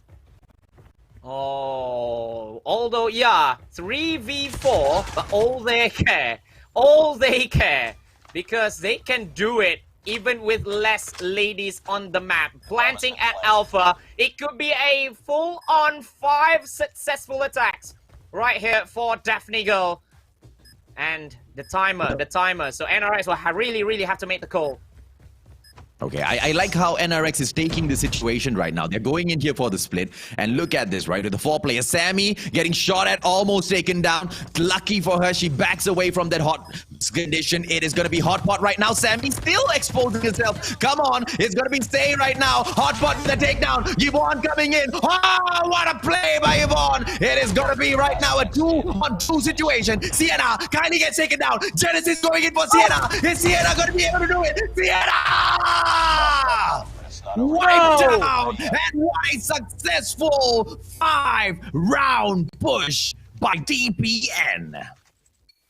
Well, I thought that reload might have actually might actually costed DPN that 1 point, but just in time before the diffusal gauge went down. But I don't get it. 2v1. I don't get it. I just don't get it. But whatever it is, DAPHNE Girls truly deserves that 5-point buffer. You know, if DAPHNE Girl was allowed to join Ways of War, you know, those scrims that Garena usually runs these days, the community tournament, yeah, I think they will tap out every single tournament, man. They have been on freaking fire. Even the boys will not be able to hold a candle to DAPHNE Girl after this, man. Look at Say coming in here. She goes in there for the couple of quick scopes, but she's not going to be able to find anyone. NRX needs to be a little bit more patient. They do give away their position. Say right now, receiving those shots, manages to back away in the nick of time. A whole 3-5 situation. Oh, Say! That What looks painful. Oh, but Hot Pot with a 2. Yvonne gets traded 2v2 right now. This could be a 6 to donut though. If DPN can somehow. Oh, Hot Pot is down. Payun. Just one left. Apop as well as Say. The 2 remainders for NRX. Can they do it, AJ? Well, Say does not know where did Apop go. Sorry, Say does not know where did Payun go. But lucky for Say, Payun already went in there for the rotation and she missed that shot. And right now she comes in for that backstab. And what a play by Payun so far. Apop taken down. It's a one-on-one situation and she is gonna go in for that long flank. Payun right now goes in for the move. Cable car platform. She goes in for the tackle. Meets the player halfway through. Payun doesn't get the takedown. Backs away for that reload. Goes in again and gets taken down. It is NRX, maybe with the comeback. Well, first of many points that they really need to rake up. If they want to do this, they'll have to get 5 successful attacks of their own after 5 successful attacks of DAPHNE Girls. They have to do this again. It's a very painful, long process for them. Hey, that's not a lot at all. NRX managed to sneak 1 point back. Is that going to be enough? Now, NRX on the attack. They get to call the shots. So, okay, NRX has already been on the attack for 1 round. They get round number 2 right now. Are they going to be able to do anything differently? Because earlier, it was just too close, Sakaichi. It was so close that they got taken down, right? With that one-on-one. This time, can they shut it off? Kylie Say losing their life at the same time to Hot Pot. Hot Pot gets traded out by Apop. Oh, this name sounds so similar. Yeah, and you kind of see that rings something. When Hot Pot goes down, it gets a little bit shaky, but DAPHNE Girls still with the numerical advantage over here. 4-2-3. The bomb is still with Apop though, who plays so well in this one. She's the only one with the double digits for NRX. So, well, is she going for are we the going to one? be able to see them? Yeah, double-digit Apop doesn't go in for the ballsy plan. She does go on to back away instead. Alpha right now, she goes in. How is the Bomber going in for the main push? Nobody else going in front of the Bomber. Bomber right now under attack. This is what we're talking about. Apop pays for it, drops the bomb. Milk has got this situation. What can she milk out of this right now, ladies and gentlemen, boys and girls? A 2-on-1 situation. One player sees her. Milk gets snuffed out. Sienna, she balls and Milk and burns it off as well. Payun in there with a shot. It makes Sammy go on to 2 right now. Yvonne and Payun, maybe they'll shut it off. Yeah, and that was it. 6-1. NRX did get 1, but it just delays the inevitable of DAPHNE Girls running berserk. Okay. Community, Mustachio wants to ask you guys right now. I want you all to tell me in the comment section, okay? Are you already a fan of DAPHNE Girl? Because I know I am already a fan of DAPHNE Girl, okay? The Mustachio is setting up the official DAPHNE Girl fan club, and y'all better jump in, man, because it's gonna be hot. It's gonna be even hotter than Hot Pot. The 11-kill MVP getting point number 5 for DPN today. DAPHNE Girl, absolute fire. Wait, is it DAPHNE Girl fan club or is it Hot Pot FC? Because because I know from you, AJ, I know you so well you are going to set up a Hotpot FC first. But what a play by this lady. Hotpot, 11 kills for the CGI 4th place player. Crazy, crazy feat. Yeah, man. I mean, solid, man. Solid play coming in here from both the squads in here. DAPHNE Girl, from the opening match, from the opening series until right now, they are just whooping non-stop. NRX hasn't been able to, I guess, get a good grip on the game. Hasn't been able to find out or exploit the weakness from DAPHNE Girl just yet. And let's look at it from this point of view, right? Is there a weakness in DAPHNE Girl right now? I don't think so, because I can't see it. It's so hard to actually see because sometimes, I believe, it's more towards DAPHNE Girls being so OP. But there are some that actually went, I should say that there is a little bit of a mishap, a misplay by NRS from time to time, especially in that 4v1 because, yes, let's face it, Hotpot is a fantastic player, but 4v1, of course not, right? Especially when you're playing defense, when the bomb is on the ground as well. But what a play. DAPHNE Girls, they just shown how dominant can a girls team be as well. And this TPE side looks untouchable. Yeah, man. I mean, solid play all the way. I mean, look at Hotpot come in here. Like you mentioned, Sakaichi, that 4-on-1 situation, that was unreal, right? Her positioning, her rotation, the way she used the whole map to her advantage. And quite honestly, 4 players should have been able to use, to be able to kind of manage that map better than that one player running around, right? But what a way. She went in there, she flanked them left, right, center, got those clutches, got those takedowns as usual, won her battles, and made sure DAPHNE Girl got that 5th point. And right now, are we going to be able to see a squad with 6 points on the board? DAPHNE Girl in here. They have banned Crash and Crossfire. NRX, on the other hand, says, let's go on down to the firing range. Well, firing range. They have played twice. So this could be like DAPHNE Girls have actually played firing range across all the modes because they have played hardpoint over here, they have played SND over here, and now firing range for domination, where it's going to be total chaos, especially at the midpoint. This is going to be so big, and it's gonna be lovely for DAPHNE Girls as well because they love going aggressive, didn't they?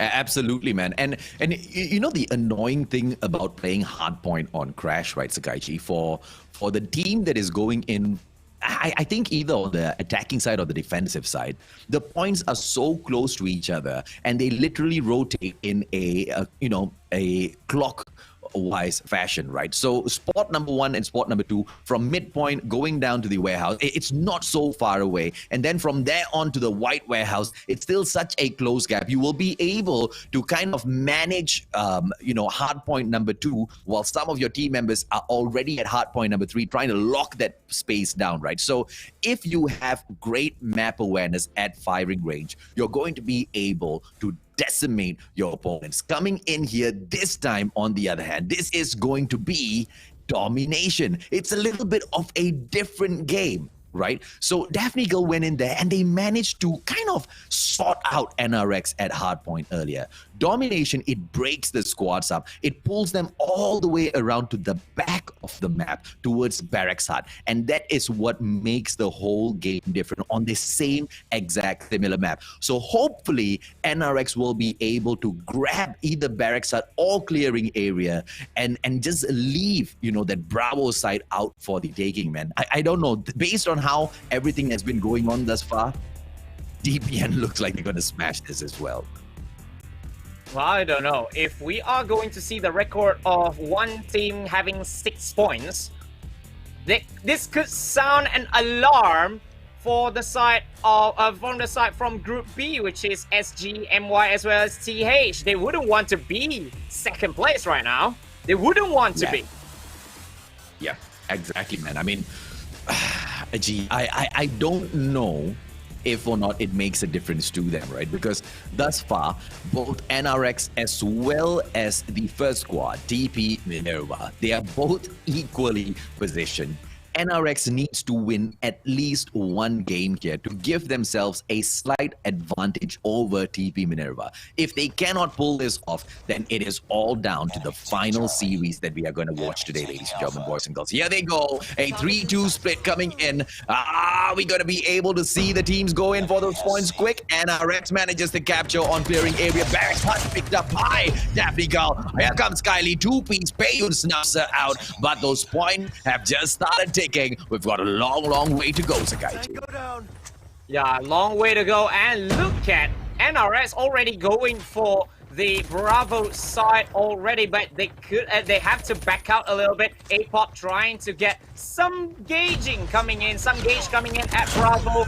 Uncontested a little bit, but I should say that she is the best player as of now for Team NRX, which is A-Pop, because she makes all the goals. She makes all the right calls and the right kills as well. So the teammates will have to step up for her as well in this one. But looking at DAPHNE Girls, they are actually initiating an attack on Charlie already. Yeah, I mean, they're going in for Charlie because they kept pushing for Bravo and they failed again and again and again because they noticed NRX trying to attempt the same side too. And look at that, NRX, beautiful play. They will go up and pick up Barracks Hut as a revenge for losing that clearing area. But NRX, they are now 2 points behind DPN. Sorry, to make that 3 points because of what DPN did. They put them at a disadvantage for a couple of seconds in there. Payne coming in, takes down one, goes in for another, but gets stabbed in the back. What a play there by Kylie. Well played, both squads so far. Not much in between them because mid lane, Sakaichi, still hasn't been touched. Yeah, mid lane still hasn't been touched, but very clever from DAPHNE Girls because they went to the other side first before actually going for Bravo, because if they go to the other side, like right now, NRX is going to leave Bravo unattended, and unattended it is, uncontested, so they make a full on lockdown already, although for a few seconds before NRX takes back clearing area, but damage has been done already because the strategy worked. They have 2 points. Absolutely, man. DPN right now, Alpha as well as Bravo, Barracks Hut and middle lane, strong control over those two sides, clearing area in the stronghold of NRX. Are we going to be able to see the girls from NRX flip this over by going in for that Bravo side? Here comes Genesis with that defense for a DPN. She falls back down, shooting range side, auto repair, Payun coming in, War Machine, but nobody's home, and she has to retaliate, go in here for the backdrop, and War Machine kill comes in there. What can you do? It is NRX with the 2 side, but they swap it back up. They try to go in for the triple cap right now, Sakaichi. Oh, 3 cap. They were cheeky, right? They wanted to do it again after having a little bit of a tough fight for a few seconds, and they want to stamp on their authority in this first half and just win it and just end it all in this group stages, being 6 points up. But NRS are fighting so well, and they are going to close the gap a little bit going into the second half, in which they have to do just a little bit better in that one. Well, this is the first half, and what a beautiful first half it has been. DPN closes it off 75-42. And you know what happens right now, ladies and gentlemen, boys and girls, the final match of this series, the final chance for NRX to pick a point. Things are gonna get slightly spicier. I dare say even hotter than Hot Pot can get this up. Hey, Cluster Strike XS1 already in her pocket, waiting to be brought out. Our Barracks gets trapped out by NRX, and it is gonna be hell. Oh, comes in and gets taken down by Yvonne. Oh, just like that. But I believe the same strategy is going to be applied by this side of DAPHNE Girls. Yes, now they are going to make that long rotation a little bit, as you can see, which is DPN, but NRX is there to intercept, but just losing out, just like that. They are not winning the gunfights for them. Oh, they are not, man. I mean, NRX has got so much to improve in here. DPN goes in for Bravo. Genesis in there with that snuff. And they will continue going in for that push. What a fight it has been in here for middle lane thus far. That we have to give NRX some credit for, because their defense on Bravo has been absolute solid plays all the way. And here comes the cluster strike right now, ladies and gentlemen, boys and girls. It is DPN on that Bravo side, and it looks like middle lane will fall to the DPE region. Here comes Genesis in there for that capture right now. Milk the two-piece. Hot goes in for Saya as well. 8-pop on the board, and it is all out DPN right now. Oh, they just went away. Genesis just ran out of harm's way when the cluster strike is coming in. So it's going to be all the missiles that are coming in at that Bravo side. So no one is going to touch that. So somebody will have to capture on the flanks. So that's what DAPHNE Girls is doing, going to Alpha. And that is how they are trying to go and win it. But just just gets prevented yet again. I just want Milk to bring out her VTOL and milk the crap out of NRX right now, because, I mean, DPN has already set themselves up for victory, ladies and gentlemen, boys and girls. The ladies from NRX don't know how to respond.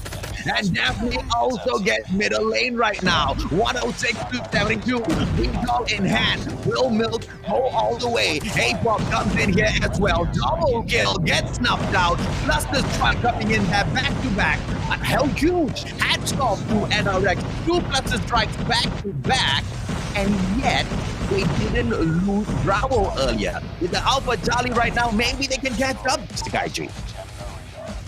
But Alpha has just been captured by Genesis as we speak, with the XS1 Goliath as well. So now she goes to the Bravo side to actually defend that point. Maybe rotating all the way to Charlie to make that takeover all by herself, going for the triple cap. But now she makes a more sensible play, going to Bravo just to defend that first, and then just smells blood, just goes for everything in her path already. I'm still waiting for the VTOL though, but it looks like they might not actually need that already. But NRX going for the Alpha side, clearing the area for DPN, triple cap already!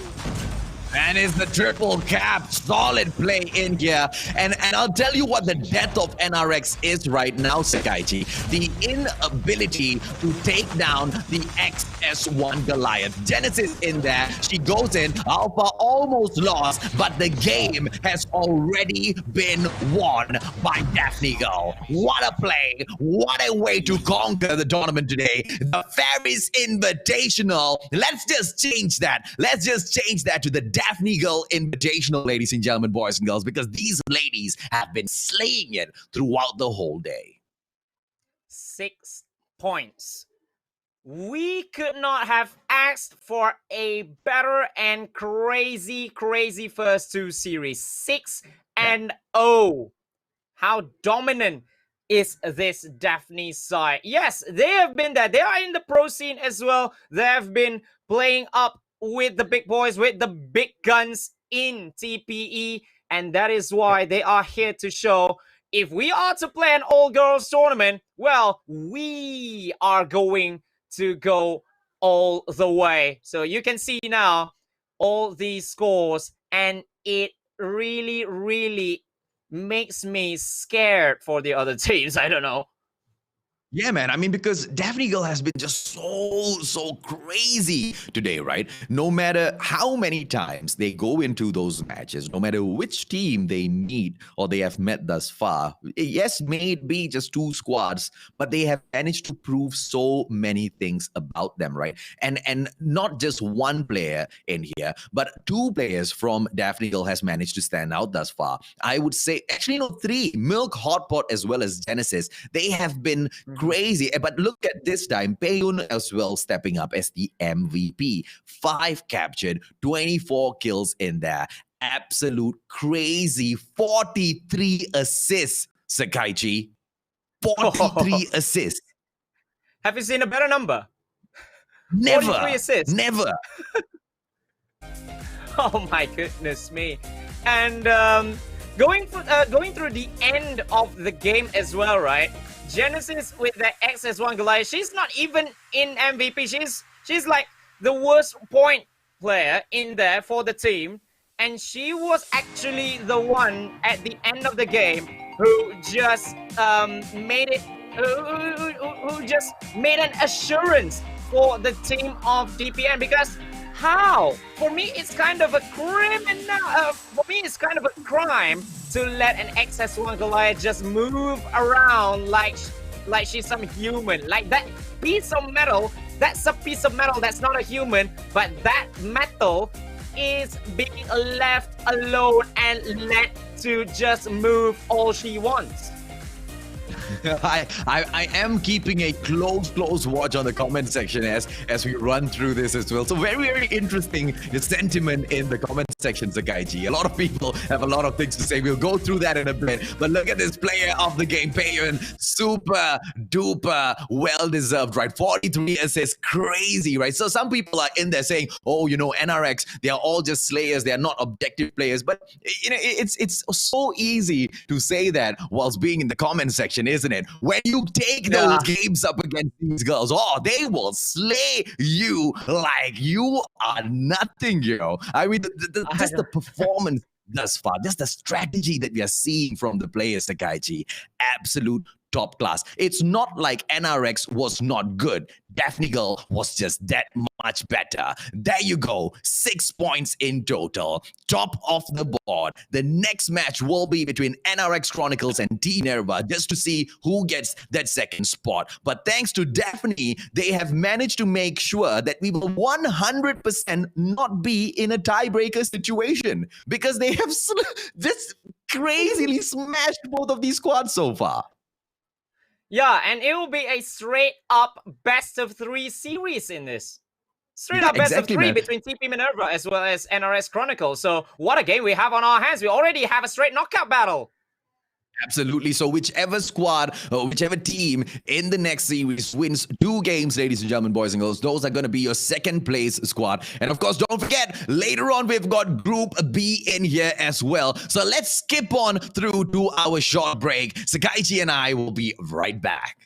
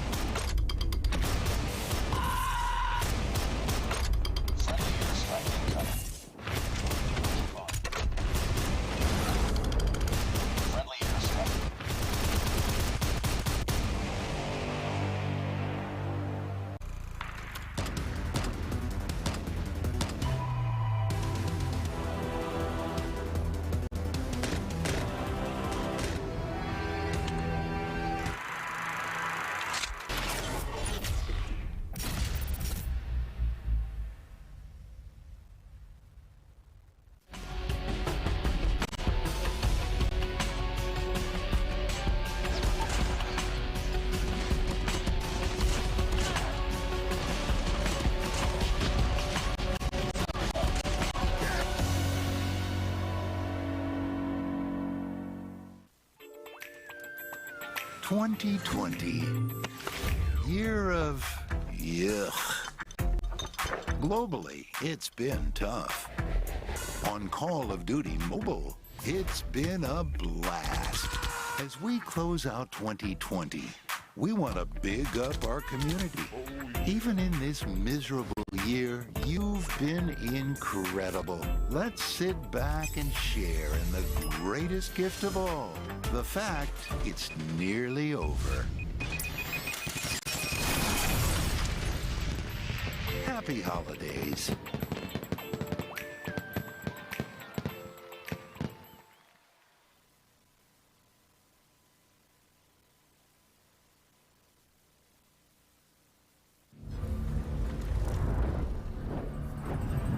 I took this job because it makes the world a safer place. And that safety is never guaranteed.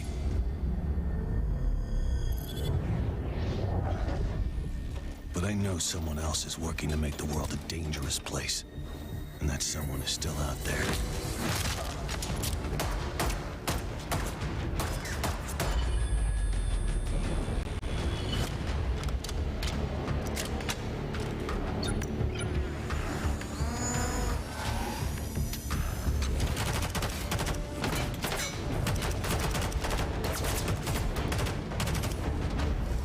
No one can know which side of the line they'll end up standing on.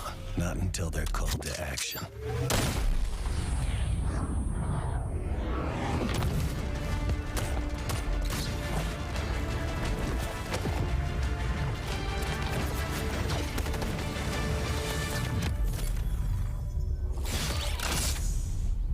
Call of Duty Mobile. Download and play now.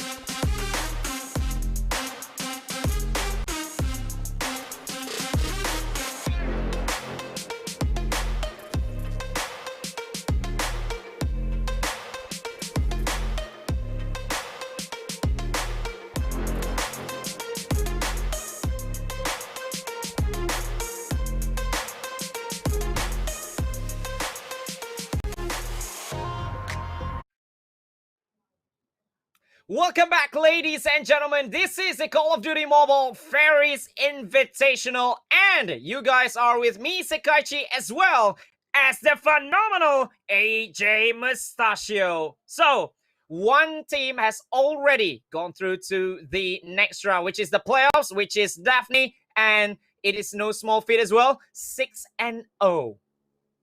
Yeah, man. I mean, what a way to come in here and make a statement, right? What a way to come in here and introduce yourself to the whole of the community, to come in and be in Group A, be the first ones to perform and perform so well. And right now, DAPHNE, they will get that well-deserved rest because NRX Chronicles will take on DB Minerva to find out who is gonna be the runners-up for Group A. A-Pop, Cute, Kylie, Sammy Say, as well as Sienna, representing NRX Chronicles 15-7.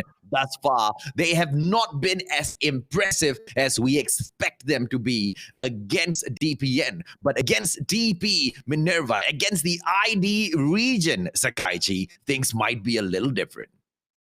Yes, and for the team consisting of Adele, Belle, Sia, Nat, Nu, as well as Queenie, this is going to be a straight-up knockout fest between ID as well as PH. Winners go to the playoff as runner-up. Losers go home. That's a simple equation. Best of 3. Absolutely, man. I mean, first of all, the ladies that were all invited to the Fairies Invitational, they can all be proud already, right? Because to have already built their brand up to a point where, you know, Garena themselves are going in here to invite them for, you know, a friendly between regions, between 6 regions like this, it's already recognition enough. So all of the ladies, all of the squads in here, they are definitely winners. But of course, it's a game. It's the esports world, ladies and gentlemen, boys and girls. Yes, we know they're all good. We just want to know who's the best, right? So that's exactly why Sekaiichi and I are in here today. We want to see who are the players that we need to look out for, which are the squads that deserve that top name, that top spot, the shout out every single time we step out there. Yes, and remember as well, this is a straight out battle. So although one team will be eliminated from this competition, as what AJ said, it is going to it is huge achievement already to be recognized and be the should I say pioneer, as well as one of the should I say the best from your respective region already. But is it going to be the pillars, or is it going to be no rules cross, because only one will be going? I mean, you can try to take the no rules and cross the pillars, but the pillars, it all depends on how strong their base is, right? Because earlier, when the pillars went into their match, instead of, when you start building a building, right, Sakaichi, you start with the base. The pillars started with the pillars. That's the problem, right? They need to focus on their base. If they don't really get their groundwork sorted out, there's nothing's going to be holding those pillars up. Yeah, you can get all sentimental about that and say, hey, it's all about friendship and teamwork will hold the pillars together. But no such nonsense when you come in here against other squads who want to go in there for the win as well, right? So let's see exactly how does TP Minerva, the best Minerva, take on NRX, because no rules crossed thus far, but they haven't even crossed anything, right? They need to come in here and show us something. But I guess DPN just didn't allow these two squads to showcase any part of that. So maybe this time, Sakaichi, that would be the best opportunity for us to see who can shine between the two. Well, looking from the stats from what happened between when these two going up against DPN, they did have a little bit of a chance to actually steal 1 point from DAPHNE girls, because as you can see from the search and destroy of TP, it was 6-5. At one point they were leading 5-4, so they was this close. But for NRS, they have their own call as well, because in the hard points they actually they're actually playing so well in there, although they get smashed out during search and destroy as well as domination. But in hardpoint, they actually did very well. So both these teams actually have their own speciality in which they have to use it to its full force, especially when we are witnessing TP. I believe it will be Queenie. For NRX, it could be APOP that needs to step up for their team, because they are the carry as of now, and this is the map selection for game number 1. Yeah, man. TP goes in here, bands of fresh, summit banned by NRX, and firing range is gonna be spot number 1 where we display this off, and it's gonna be the NRX pick in here, ladies and gentlemen. A small, I would say a medium-sized multiplayer map in here. Right? This is gonna be hard point, like we talked about earlier, Sakai. And that could be the death or the enabler for these squads. We'll see exactly how it affects them. TP Minerva, they don't get the first few points. NRX, on the other hand, blazing it up 10-0. Yes, and good start, but as you said earlier in the stream, starts doesn't really mean nothing, because hardpoint is usually a very tricky game where you can have one huge hardpoint haul and then get nothing altogether in the next ones. But NRX now, they are trying to stamp their authority, because they played directly before this one. TP Minerva, on the other hand, they have a little bit of a rest for like an hour before this game. So maybe it took them some little bit more time. But one thing for sure is that TP Minerva is kind of a slow starter, as we know. So NRS will have to make a big hole if they don't want TP Minerva to make a comeback in this one. Kylie in there with that 2-piece, solid play so far. And like you said, TP may have a slow start, but maybe it's like, bringing in the Juggernaut, right? Where to get into that suit itself, it's a little tough. But once you're in there, you can just plow through your enemy. Hopefully, that's the case for TP Minerva, because if they can't, if those pillars are just not strong enough, they won't be able to pull much off. NRX, what a play and what a hold so far. APOP in there, picking up those points. points. We have a player right outside as well, just going in for their defense. Here comes TP's Sia, gets pushed one by one as they go in. NRX is just flushing TP out again and again, Sakaichi. Yeah, especially in the second hardpoint, in which we all know in the command center is so hard to actually retake when someone is already locking it so shut. But although NRX doesn't really put out like all the shields or something like that, they, with gunfights alone, they have managed to done it so well. So this gives a problem a little bit because TP Minerva will have to make it from here on in. But NRX, they have rotated quickly and just locked it down even before the hardpoint spawn. So this is a huge plus for NRX Chronicles in this first game. But as I said it, TP Minerva already gets the third hardpoint.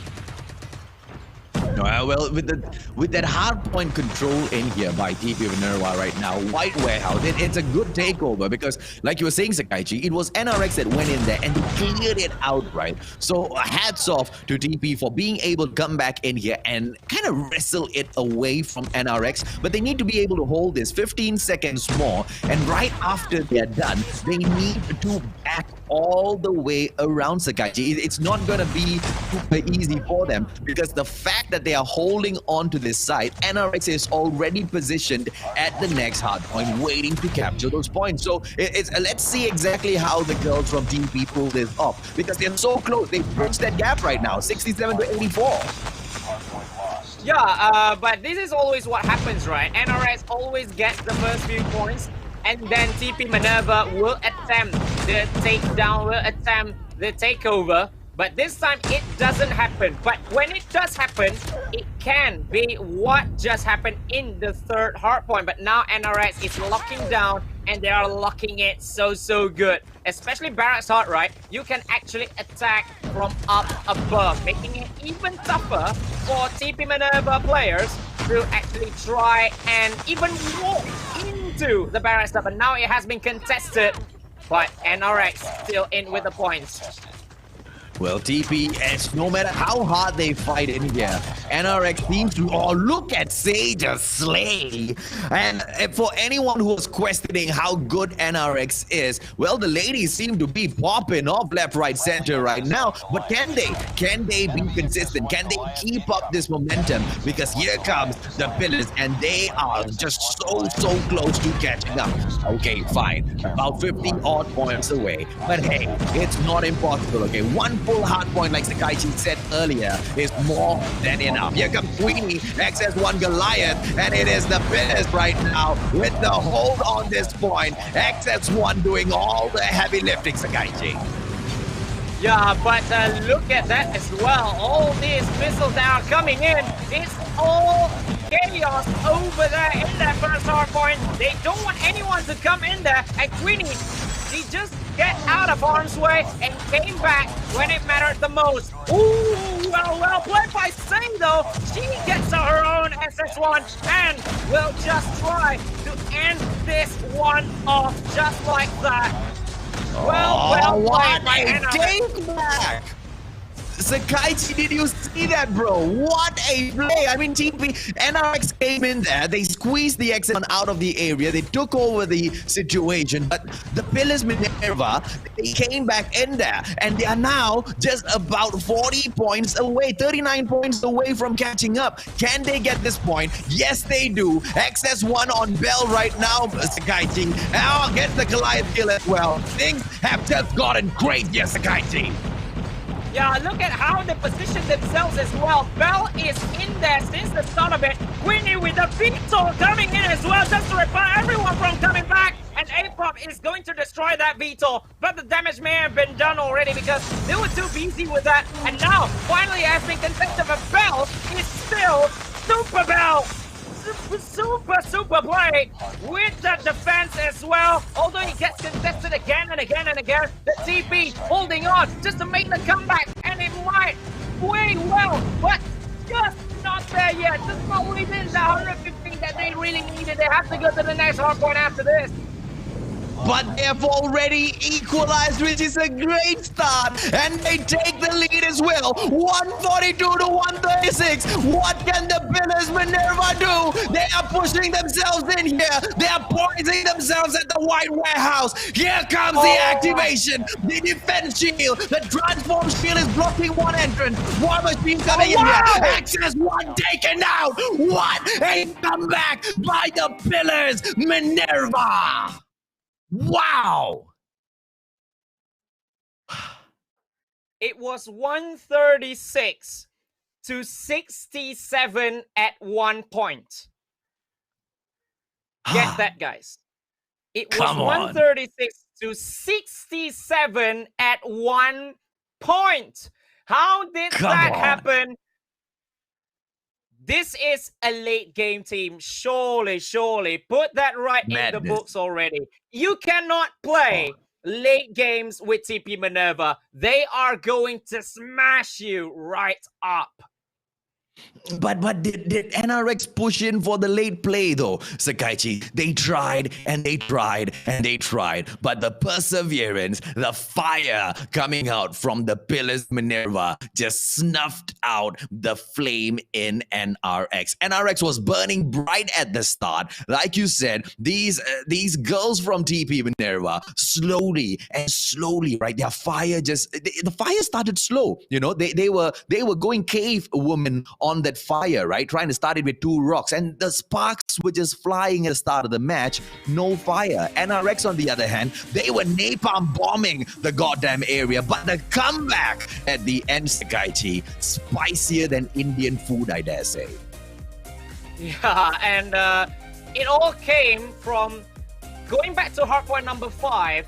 They managed to get some few points in just to make them believe. They made that because I believe NRS are trying, maybe they are trying to perhaps stay too long, or maybe just trying to go for the rotation to the next one. They get some little bit of points, and then Belle all alone with her XS1 positioning herself, and then with that veto from Queenie, I did not foresee that 30 kills coming from Queenie for her to activate that veto to repel, to intercept every single attack that NRS tried to come in from, and they got trapped. They got spawn trapped, as well as how crazy Belle is with the XS1 as well. Wow, and surely Queenie, surely with that veto as well, with the interception of play, has got to be the MVP. Such impressive performance, such impressive display coming in from the ladies in here today, ladies and gentlemen, boys and girls. And you know what? Let me change that, okay? It's not as spicy as Indian food, I should say, because TP Minerva, they're from the ID region. It's as spicy or even spicier than ayam penyet, ladies and gentlemen, boys and girls. That's what it is. Oh my God! Don't. Let's not start about ayam penyet, right? I have I love nightmares. I've had nightmares, and this, you called it right. I've had nightmares with ayam penyet, but you might have just given me the newest nightmare, which is TP Minerva's comeback. How did that happen, please? How did that happen? Sakaichi, what's harder? What's harder on your bottom? Okay, what's harder on your bottom? Getting a comeback by TP Minerva, or a super spicy ayam penyet? I don't know, man, because both of them are killers, bro. Wow, they are killing it so well. And going into the second match over here, if TP Minerva wins this, then we might not need the third game, because TP Minerva is through to the playoffs already. And we're going at Summit yet again, ladies and gentlemen. 5 attacking rounds for NRX Chronicles. They really need to clutch this up, because they only get 1 point from the previous SND round at the same place. Well, maybe this might be a game changer for NRX, right? Because this is their last chance for a comeback in domination. If they don't do it as well, I believe the community is going to give the ladies quite a hard time. But let me speak to you, community. Come on!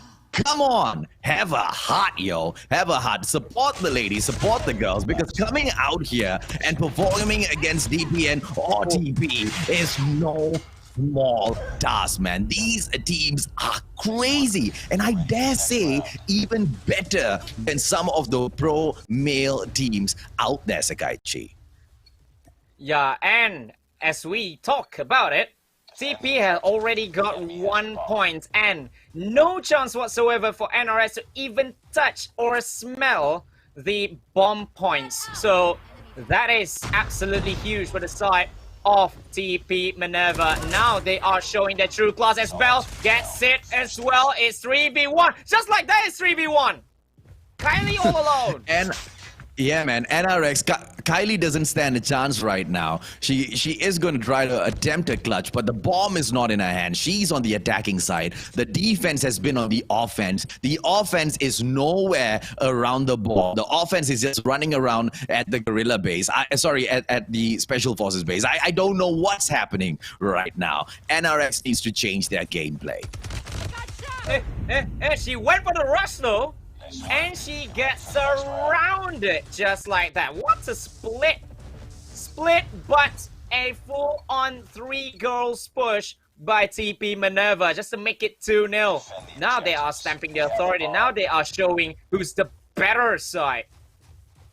Well, the better side, I believe, has already been shown with the 2 victories so far. But this one is... Oh, Bell in there with the nade. And the takedown. Oh, with the second piece as well. Nat goes in there for the assist. But Bell did some damage as well. The Fennec just too hot there, yo. 5v2. They are going in aggressive. They are smelling blood. They want that playoff spot. Already, Sammy, she really needs to do something else together with A-Pop, the Apple A-Pop. Oh my goodness me. I don't like the chances though. I don't like the chances of this. Well, NRX needs to find something special within themselves. They need to find some sort of a weak spot within the TP side itself. They are not going to be able to do anything much if they don't, right? I mean, yes, I know I'm stating the obvious, but apart from the obvious, there's nothing else to state. This is such a straightforward game for NRX, quite honestly.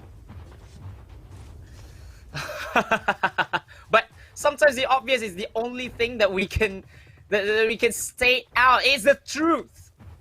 Sometimes. Yeah, man. I mean, look at NRX. They're not going in for the push. They are literally holding at spawn, waiting for TP to push. TP is on defense. And based on how TP has played so far, what makes them think that TP is going to come in here for a challenge push? Nad comes in. Goodness me. And right now, ladies and gentlemen, boys and girls, what you see is a simple example of how to outclass your opponents. Yeah, they just wait. Like, why go for the push? Yes, you have 5v2. Yes, you have the numerical advantage of 3. But why play silly? Just wait for the 2 to actually make a call. Why go and rush and risk yourself, right? So that's what TP did. And wow. It just shows the maturity of the gameplay for TP, the side that nearly beat DAPHNE girls in the SND in the first series of the game. I have no idea what's going on right now. I think Sammy, she goes in, she gets one shot, and that's it, gets a 2-piece, but could not get the clutch. Why? Because the rest of the squad was already dead before she even got a chance there, right? What a 3-piece takedown by NRX, but unfortunately, the Pillars will get point number 4. And I believe they will be going for a 6-0 push in here, Sakaichi. Yeah, it could be, because you can see, yeah, sometimes we call TP like a slow starter, but when they are having the foot on the gas, they just simply not letting their opposite numbers go. Sith is down, Sammy with a 2-piece. Now finally, she gets something, but 2v3 though, still numerical disadvantage. A-Pop as well as Sammy. It's always these two that survive for the team. And yeah, Sammy gets that. Well played. Off with a pistol. Queenie just shuts her down. A-Pop coming in here with a push. She should be able to two-piece this. But look at that, man. Sia just sees her coming and says, see ya, as she kicks her out and resets the rounds. This is going to be final round, maybe by TP. Maybe if TP deemed it so, because it's all in TP's hands now. Just one more to go. And looking at how aggressive they are, I don't think they want to go for the bomb. They just smell blood. They just want to make it look like a TDM already. Now, one is down already. Looking at it, 4v3.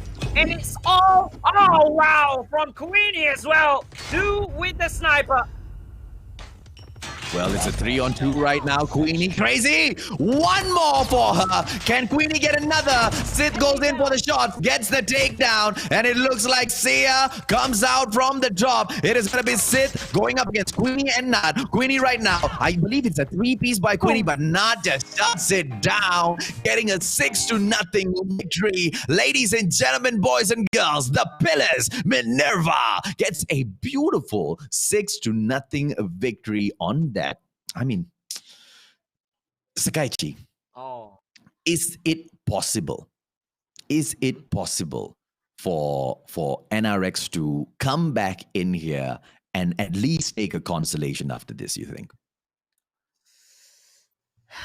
I always said that, right? Slow start, but when they hold it, when they get it, they didn't let their oppositions go.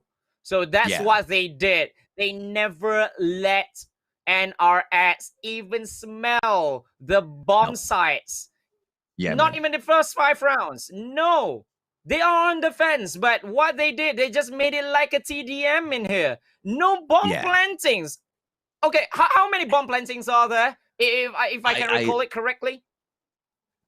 What we can say, Sakaichi, is hands down, NRX got outclassed by TTP, Minerva, and unfortunately by DAPHNE girls as well today.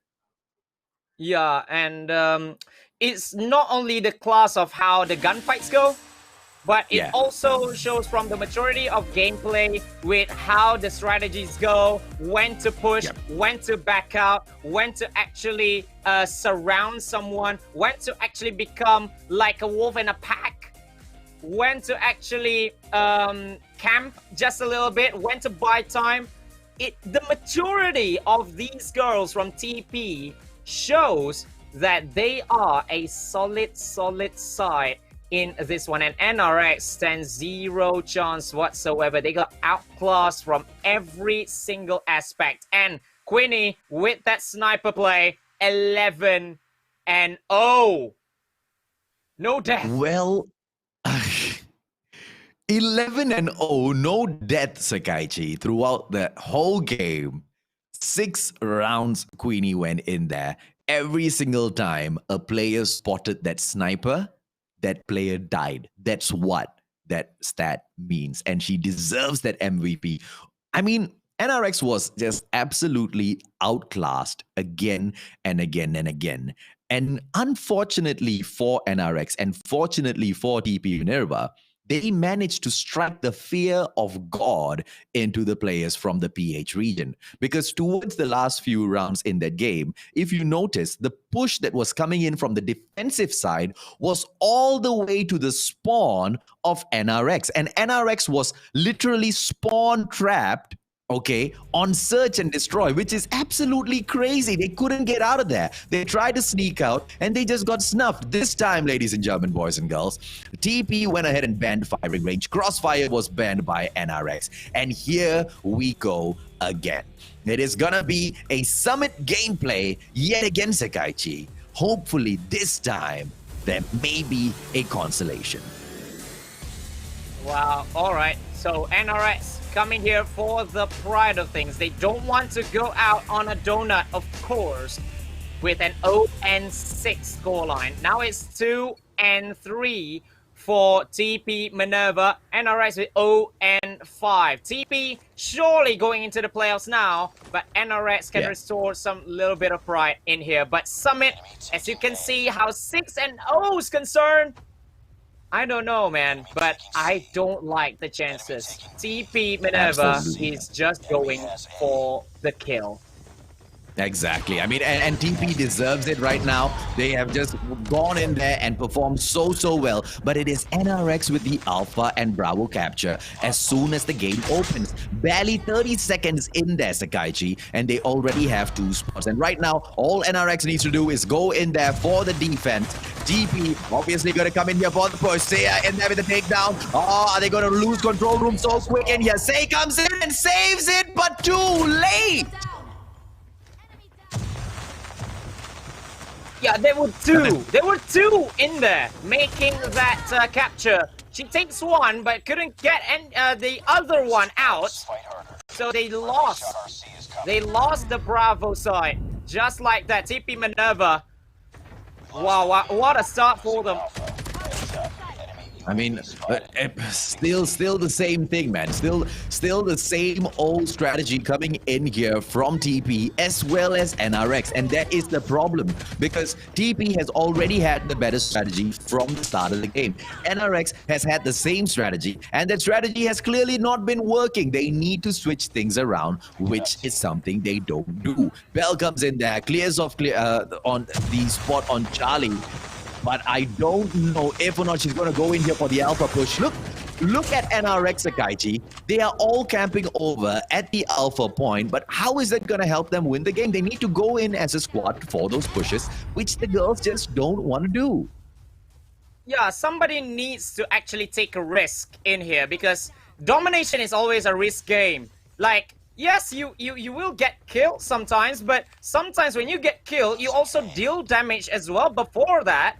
And maybe it's just a shot in confidence for the NRX guy. And now TP Minerva is just trying. Why is it 50? I think whoever... I want to restart this game. Because it's supposed to be 75, ladies and gentlemen, boys, girls. Yeah, I think we may restart the game. Yeah, there you go. There you go. I think who started the game made a boo-boo there. Please, if you cut that person's salary, please pay me more because you know we come in here to save the day. You see, Garena. We need that. We need that. Yeah, or maybe all the other cool. casters as well. Yeah. But you see, here's the thing, right? Maybe this is giving NRX a little bit of a lifeline, but that start wasn't the best that you would expect for them, right? They need to come in here with a different sort of a gameplay, a different sort of a strategy. They're not doing it just yet. I don't think they are pulling out all of their stops. And to your point there, Sakaichi, some of the players need to take, some risk, but it needs to be calculated risk, and it cannot be a solo Rambo style risk taker, right? It needs to be, with the communication, the flanks need to be right, the timing of the pushes need to be right, because taking over a site is not easy, number one, because of players defending it. Not easy, number two, because you have to sit at that point and wait. No transform shields are being brought out. No smokes are being brought out. No, concussion grenades are being brought out. They're just rushing in there. The trophy system gameplay is not being brought out as well. The girls from NRX, whatever said and done, although we love them to bits, although we want them to come in and, smash all of the other tournaments as well, they still seem to have quite a bit of way to go to kind of get their strategy in check. Yeah, because I believe it maybe goes down to a little bit of shot in confidence because it's Misery Compiler, right? Yes, TP get 0-3'd, but they got like an hour rest. And then we thought NRX would be a huge challenge for DPN, but DPN just smashed them left, right, center. And NRX, in their defense, they got 0-3'd, and then they have to straight away play another game. So they couldn't get their heads in check. It's only like 5 minutes of rest, and then they have to go all over again. TP, on the other hand, they can actually check the gameplay, and then they think, okay, we now we can actually do this and this and this. NRS have that doesn't have that time, but they couldn't do anything. Like they couldn't change anything. in rounds as well, because they have met TP already. Like, they nearly won the first game. And that adds to the misery compiler. They got comeback. There's a huge comeback that happened, which made it even difficult for them to actually get back into the game. And now we are back here. So it is a restart in which NRX is trying to get 2 points in first. Although TP got the first half already before, but now the game has been restarted.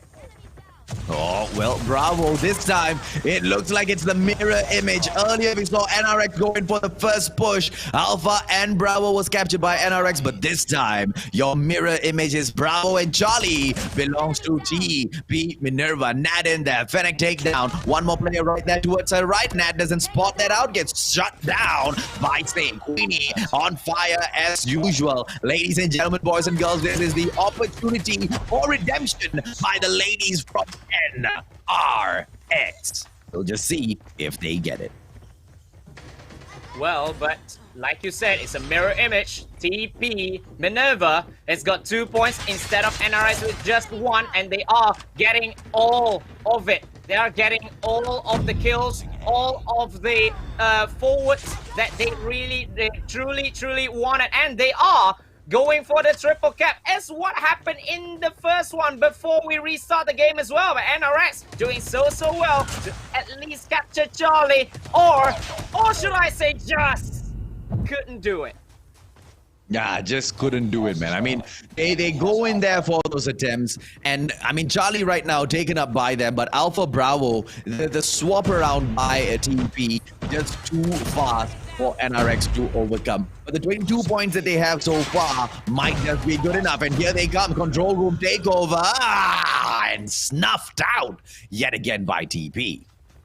Yeah, Nat said no to that, and then they straight away went for the Alpha and got it. But Charlie is going to get traded all over again. So TP Minerva still with the initiative. They are still with the advantage in this first half. Round and round, the merry-go-round, they go, ladies and gentlemen, boys and girls. The ladies in here, they keep swapping around. Alpha and Charlie's here. Queenie in there with the takedown on Kylie. ASM 10. I tell you, this lady pops off like it's nobody's business. Goes in one more time. Maypop gets taken down. But finally shut down by Kylie. And finally, the 3-pull cap has come for TP Minerva, and the triple TP. They will end the first half on top. They didn't care about the restart of game. They still go in and go so big. Well, I mean, we expect to see the strategy pulled off by NRX here to be a little bit more solid, and I think Kylie has been doing that part a little bit amazingly on behalf of her team, right? Popping off left, right, center, 14 kills so far. She should be able to bring the score streaks galore on behalf of NRX later on. But Kylie is not going to be able to achieve this on her own, is she? Although she's the best performing player on the table, none of her other team members are matching up to her performance, and she needs that backup, because if NRX is going to continue to be at the back foot in terms of those points, they are literally half of what TP has. They need to depend on the score streaks gain for the second half, and the second half is already here, Sakaichi, but nothing seems to be coming in. Yeah, so for Kylie, this is one extra thing she needs to do.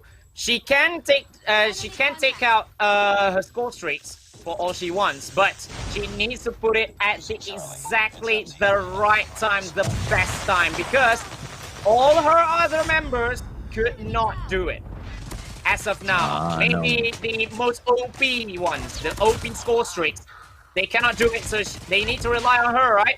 So she needs to get it at the exact the best time. Because TP, for all they want, they can do it.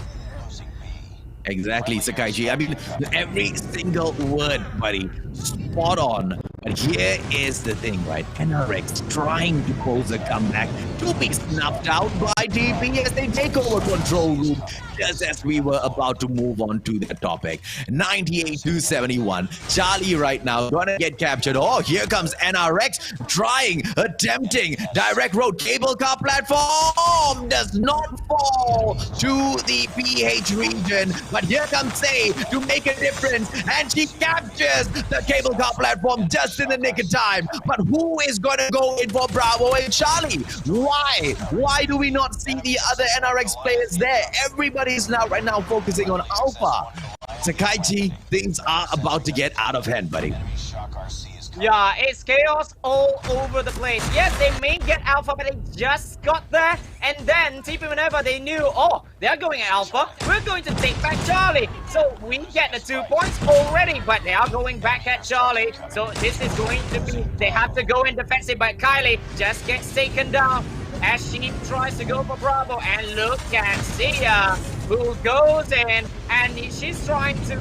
Okay, I thought she's going to defend the control room number 2, but it looks like she makes the rotation herself. I mean, so disappointing, man. NRX, Kylie already has the VTOL. Where is the VTOL? Queenie, a 3-piece. NRX is just getting annihilated right now. Sia with the XS1 captures, full lockdown. Where is the VTOL? Say comes in, Predator missile in hand. Predator missile not used. Where is the VTOL? NRX, Charlie captured already. 147, no VTOL in the air. Ladies and gentlemen, boys and girls, your winners, TP Minerva. The Pillars have gone to the playoffs already. Congratulations to the ID side. The Pillars, Minerva. What a game. But like Mustachio asked, where's the VTOL? I mean, in so many situations, right? NRX could have, made a comeback in there. But the could haves, would haves are all, in the past right now. Yes, in the very short past. But it's still, nothing can change what has happened. NRX went in there. They gave it their all. But the best side at the end of the series is the Pillars. By hands down, Belle was truly a champion. She went in there, 14 kills, not super impressive, but the assists and the points that she managed to pick up for her team members at those hard points made the difference, Sakaichi. Yeah, Belle, the rusher for the team usually, but now she is a little bit of an objective player because she came in and put what is needed. Yes, the other teammates, it has been spread across the board for the team, which the kills, right? But she's always the one at the right place at the right time, making the captures for the team, which is the most important thing, right? Because kills, yes, kills can take you wonders, can give you wonders, but it's the objectives that matter in these kinds of games. So, as much as Kylie has a lot of kills, right? So, but she cannot do anything with it. Yes, the score streaks can come to her, but she cannot do anything if there is no one there to support. Belle, on the other hand, she has got all the supporters around her to actually make the kills, to make the assists, to defend, and to actually make the captures. I mean,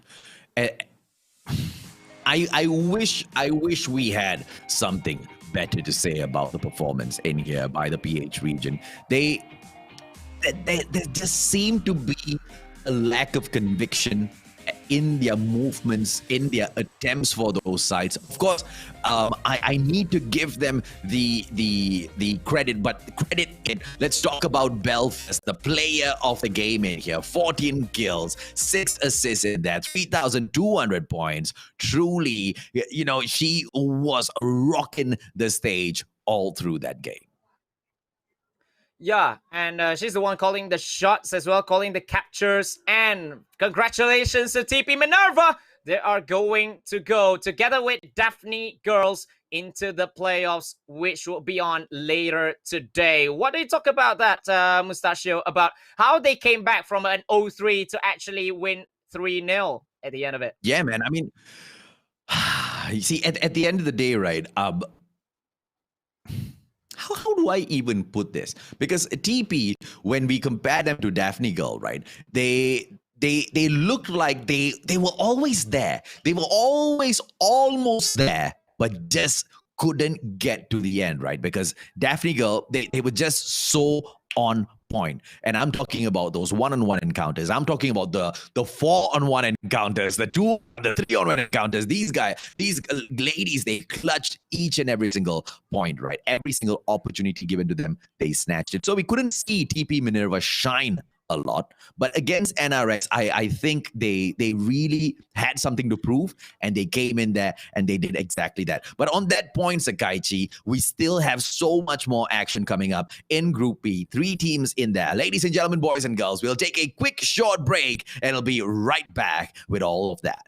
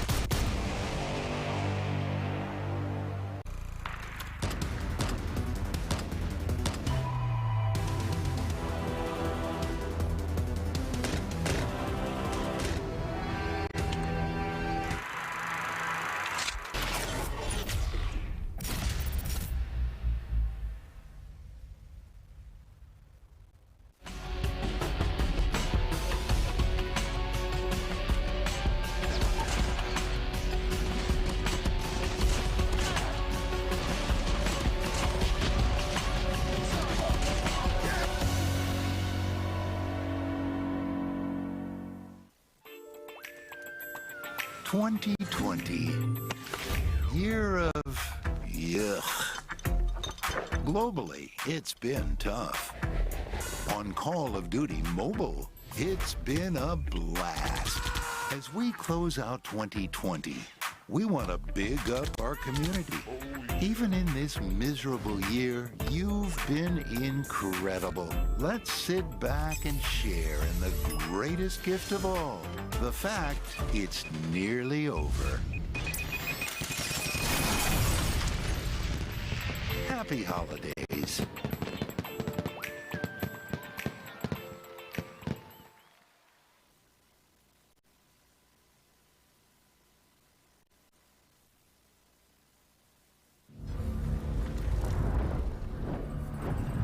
I took this job because it makes the world a safer place.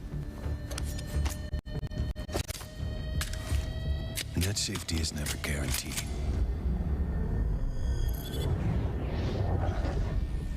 But I know someone else is working to make the world a dangerous place. And that someone is still out there.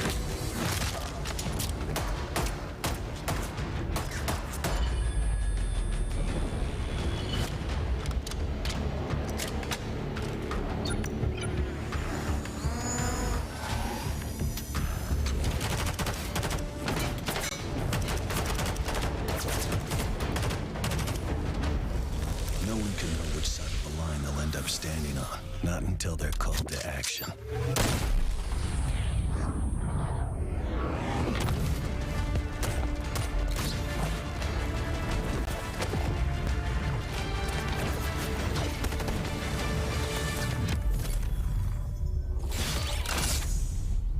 Call of Duty Mobile. Download and play now.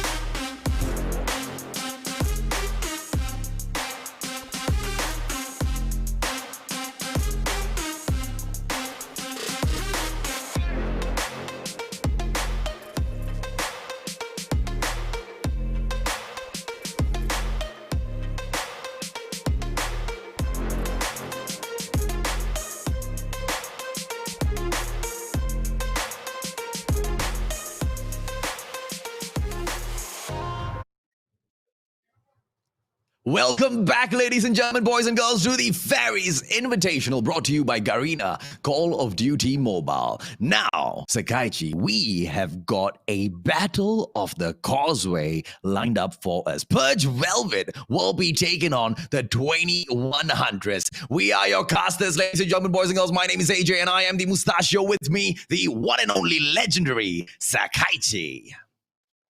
Yes, boys and girls, and we are actually looking at the group standings now, but after this is going to be Group B. From Group A, we have DAPHNE from TPE as well as TP Minerva from ID going through to the playoffs. And after that, the Group B, in which Mustachio said is going to be a Causeway Clash. From SG, we have Bloom, Elmo, NRX Boo, Serenity, as well as a VP for PURGE Velvet from SG.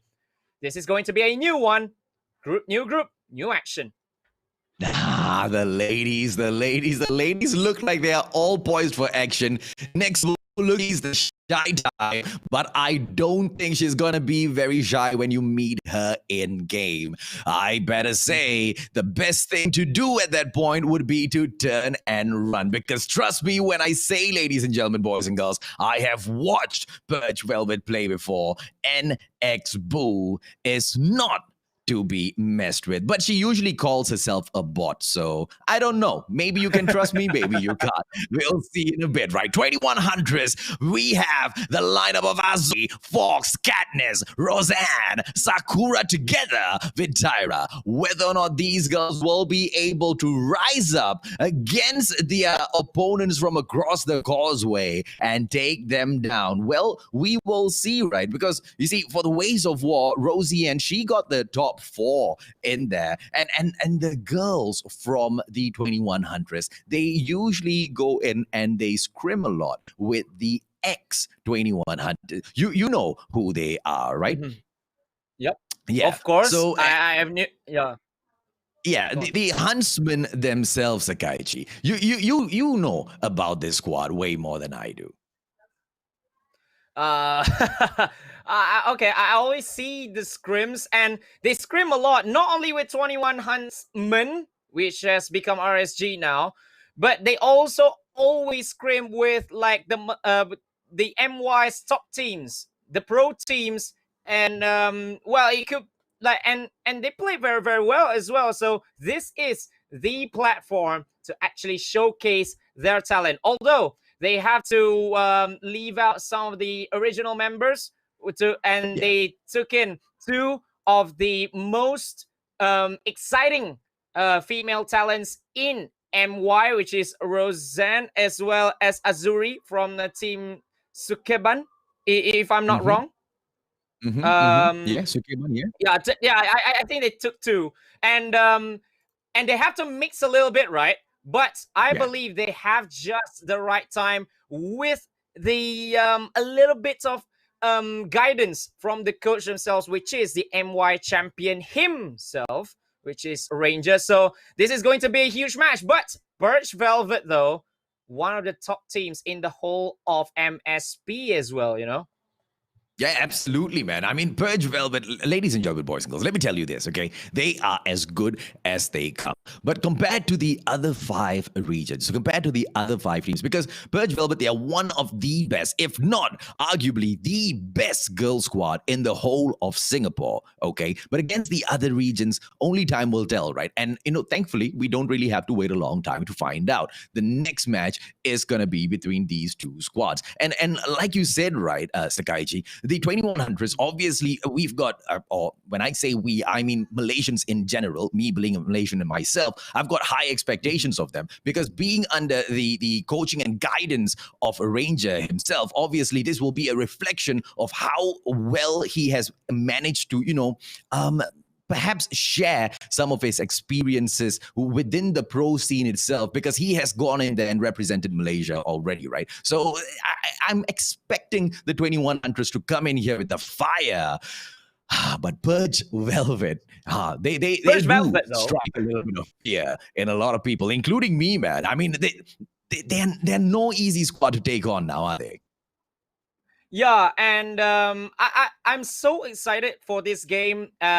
For that as well, like the Causeway Clash and these two having their own flags, having their own talent, having their own things to say, should I say. They have their own voice. But one thing as well, as these 2 teams field the youngest player in the whole of the competition. 2 players with the age of just 14. These 2 have not reached 15 yet. 2 players who are 14. I'm so excited for that because because that's the future. That's the future. Okay. Thankfully, that's why you're excited. So a fair bit of warning to, I guess, some of you out there who are simping in the comment section. Don't go hitting on minors, yeah. Keep it PG, yo. Keep it PG, right? Now, good luck to the both of the squads coming in here, Sagaichi. I am excited. I am delighted. I am happy to be here, to be able to shoutcast over this very, very special event here today. Thank you, Garena Call of Duty Mobile, for making this happen, at this scale as well, right? And that's really, really important, not only for the esports community, but for the ladies in the esports community, right? So, do you want to call? Who do you think might win match number 1 or round number 1, Sagaichi? This is why I love commentating with Mustachio, but I hate him for this. I don't know who to fine. go to. I know it's difficult. I know it's difficult. The Mustachio does not mind taking sides at all, because you know me, right? I take sides all the time because most of the time I'm neutral, but I take sides just for the fun of it, because it's funner. It's more fun to shoutcast when you're expecting a certain team to win and you're either disappointed or you're excited, right? Because then even the fans find it a little bit more relatable as to what those people who are, shoutcasting over those matches are actually talking about. Be able to kind of get into the groove in here with this, right? So Sakaichi, I'll do you a favor, buddy. I'll take a pick, right? I think Purge Velvet is going to unfortunately slap the 21 Huntresses around. Now, obviously, I do stand to be proven wrong, but let's see if or not the Malaysians will be able to pull this off today. First off, why unfortunately?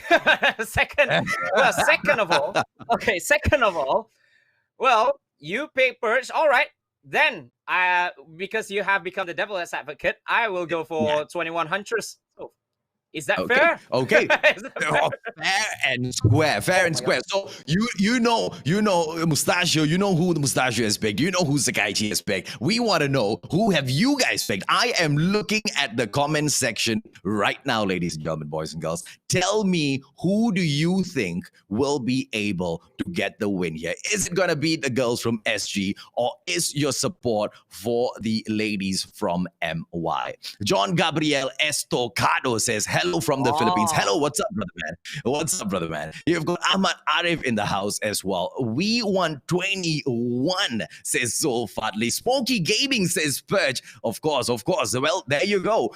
We can, so many coming in here for Purge.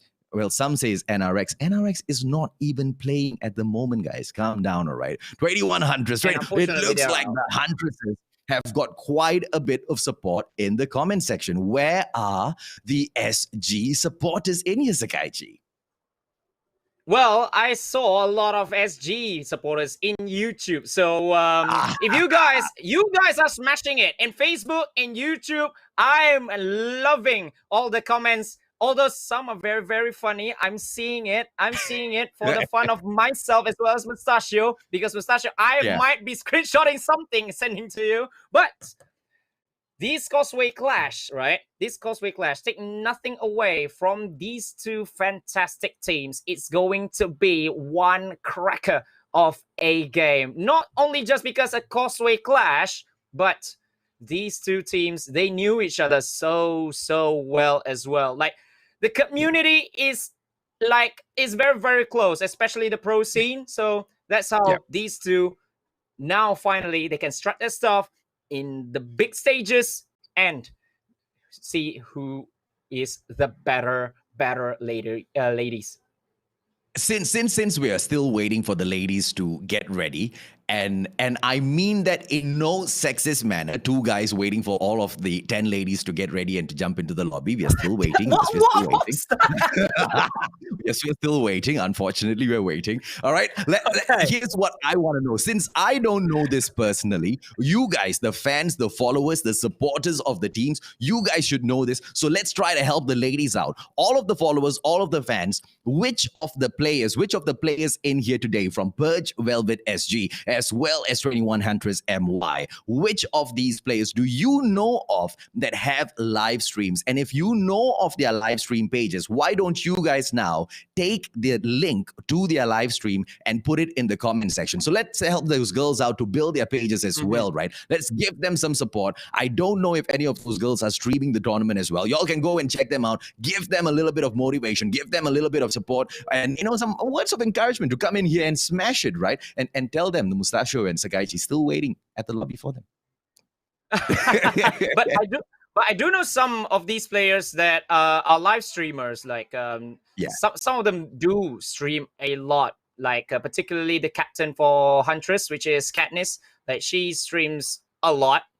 So I believe that she gets improved. She improves so well in there as well. But we will see how will these two teams go. So banning of Summit by a Purge and Huntress bans of Crossfire firing range. It's the pick for Purge Velvet for the first game of this Group B for the Causeway Clash of this Fairies Invitational. This is gonna be big. This is gonna get crazy. So sit back and enjoy the ride, everybody, as we are going to firing range.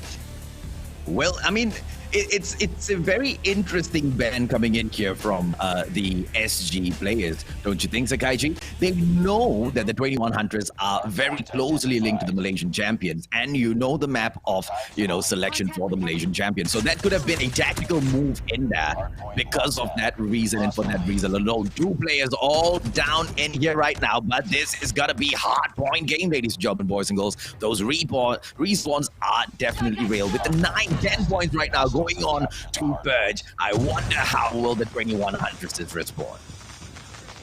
Yeah, and they responded brilliantly for the start of things, because after that 11 points, Huntress gets all of the points in there, but it's going back and forth, so we might see an end-to-end action from both these things over here. They have been trading here and there, and this is only the first few seconds. This is only the first hard point.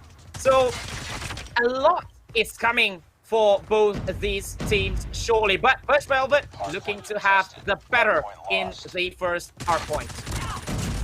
Oh, Katniss, good positioning. She gets the takedown, and the player just comes out a little prematurely. Purge bloomed there. She needs to watch his snaps. She's not going to be able to get around with those types of movements around those players from the 21 Hunters. But look at this, right? The scoreboard instead is talking about something else. PV out there with the lead, 33. But here comes the 21 hit with the catch-up, 25-33, and the takedown by Roseanne. Are they going to be able to hold it here? Oh, that explosion, spot on.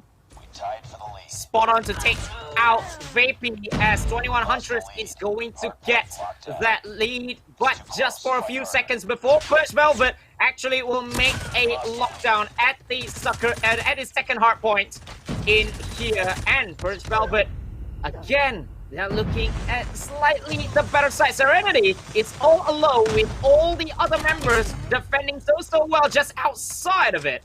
So it looks like a total lockdown for them in this second hard point. So Huntress will have to move on to the third maybe. Oh! Spot on by Daniel Shah in the comment section here. Harimau versus Singer. And that's exactly what we have, ladies and gentlemen, boys and girls. And it just looks like the Harimau seems to be, well, just licking its wounds at the moment, because I don't think the Malaysians seem to be going in for the push in here at all. They need to re-strategize. The way PB is taking this match right now and controlling the map, they need to come in here with a little bit more aggression and stick together, don't you think, Sakaichi? Something's wrong with the plan that the 21 Huntresses are moving in with right now.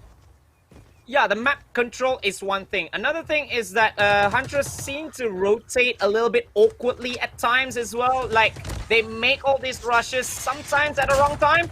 And, but now, the positioning by Fox, it looks spot on though. And she takes down one from VP, or solid. Absolutely, man. I mean, come back in there for that catch. And it just looks like they might equalize this one, Sakaichi. Yeah, that was absolutely brilliant over there. Firstly, the takeover, should I say the positioning, but now finally the takeover has been done by Roseanne, looking at her positioning at the scout tower already, which could give a huge advantage for 21 Huntress, although Purge is still with the lead. Roseanne with a double kill, but did you see how did Purge come in to take over the White Warehouse earlier? And that's exactly what I'm talking about, right? When we see the 21 Hunters attempting the takeovers, a couple of times I've seen them moving solos, duos, right? But when Purge comes in for the takeover, it's so methodical. They move in together, they coordinate, and they go in for that push in together, and they never ever fail. But of course, the Huntress may be able to prove that their strategy works better right now. With the takeover of the hard point, cluster strike up there in the air, they equalize the point, and they have taken the lead. Will they be able to hold it? That's a whole other question. Oh, but NRX Boo has just been backstabbed, so Huntress will be getting the better of this fourth hard point. But Serenity comes in all alone. They are making that push. They're rushing. Everyone is coming in. That's the teamwork right there from PURGE Velvet. Well, spot on. Well played. And the XS1 Goliath is going to come in for Purge as well. Serenity with it. Oh, Serenity. She turned around, she took out that player, and what a well-timed takedown, because the XS1 Goliath was taking on so much of damage, but just like that, from the 500 all the way down to the 113 HP, how long will Serenity be able to last? Oh, not long at all as she gets knocked out. Bloom comes in here, chopper gameplay. Roseanne a little too strong on her own chopper mastery in there. We may have just found ourselves a chopper queen from MY here, Gaichi. Yeah, and what a play she is having right now. Although first Velvet, this is so back and forth, so hard to call. Sometimes Huntress is leading, sometimes First is there as well, and then the cluster is coming as well. So, but Huntress could not take advantage, and PURGE have already positioned themselves. Vapey gets taken down, Candice with a two-piece over there, and still, yeah, finally, this second hardpoint, I believe, is going to go for 2100 for the first few seconds. If they can handle this, if they can lock this down, they will take game number 1. Oh, but they have to hold it all the way. And let's see if or not what I talked about PURGE right now happens again, right? Here comes the push. Elmo right now. War Machine push. 2 players in there at the same time. But NX Boo right now. Here comes your NX bot, yo. She doesn't look like a bot to me because what a takeover by NX bot right there, yo. 116, 117. They ticking it up. PURGE Velvet on the reclaim right now, and they will go ahead to equalize those points and get the lead as well. White Warehouse right there after this, the guys. We need the Singaporeans take this home. Oh wow, NX Boo all by herself, taking 3 out, although she takes a lot of damage, and she will get taken down by Azuri's SS1. But the damage, just 5 left, but Huntress is trying their very, very best to actually defend, but Azuri is down already, and PvP is going to take this. Katniss with a very, very desperation maneuver, going all by herself, but she gets taken down, and that is it, ladies and gentlemen. PURGE Velvet takes game number 1. What a game! So back and forth, Mustachio. Crazy, crazy one. It was back and forth, right? It was back and forth, and at a certain point, right, it just seemed like the SG side was just a teensy weensy bit better, and that teensy weensy bit pushed them over the edge for that victory, right? What a play that was, man. Vapi coming in here as the MVP for PURGE. 17 kills, 17 deaths at the same time with the 2 assists in there. But look at the scoreboard, man. 3,174 points. Being outperformed by Roseanne, who got those 24 kills with those chopper. And Roseanne's positioning, Sakaichi, that's definitely a point to talk about, isn't it? Yeah, absolutely on point. Although we always say that Chopper is like you spray and spam and pray sometimes, but her positioning is something else. Her positioning where she wants to make the kill, or the timing of it as well. We can see how she used the scout tower, but it's just lacking a little bit. Maybe Huntress at the last, should I say, NX Boo changed the game for them with that SS1 Goliath? Maybe, but that's a huge maybe, but that's a huge play actually by NX Boo right at the last, as Huntress are looking so comfortable in that 6th hardpoint. But wow, that was something else, Mustachio. That was something else. The game. Absolutely, man. I mean, the performance by the SG side, it was just too good. Too good to a point where no matter what the 21 Huntresses did, they managed to overcome the PV side at certain points, right? But there was a moment where the SG side just called quits and they went for the kill. This is your player of the game. Vapi, I wonder why she named herself that. Let me take a quick look. My close friend's IGN was Smokey, so I became Vapi. Fair enough, like a vape. Smoky, vapey. Not Vapi, it's vapey. Vapey, it's smoky, vapey, yeah. vapey. It makes a lot of cells. It makes a lot of cells. Good job. The cells in my brain's not connected. It makes a lot of sense, Vapey. It makes a lot of sense. Well done. Great MVP got on in there. But see, I want to see how much more can the SG side squeeze out of the MY opponents, right? Because so close it was, Sakaichi. It was just too close for me.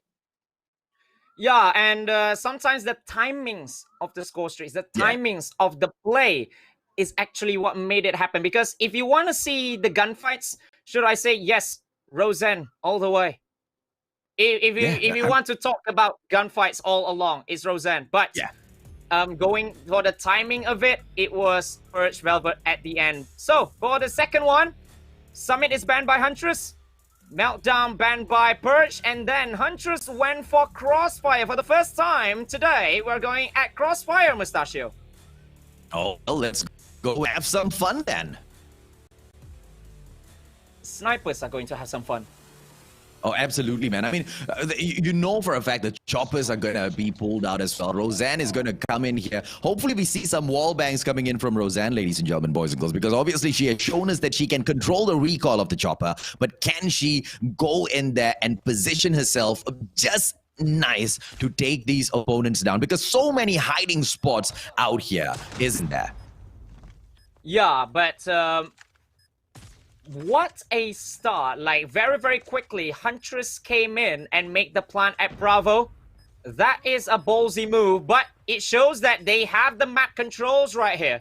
It shows that they are very, very confident in their ability and in their map awareness over here. So PV will have to do something as the time is running out.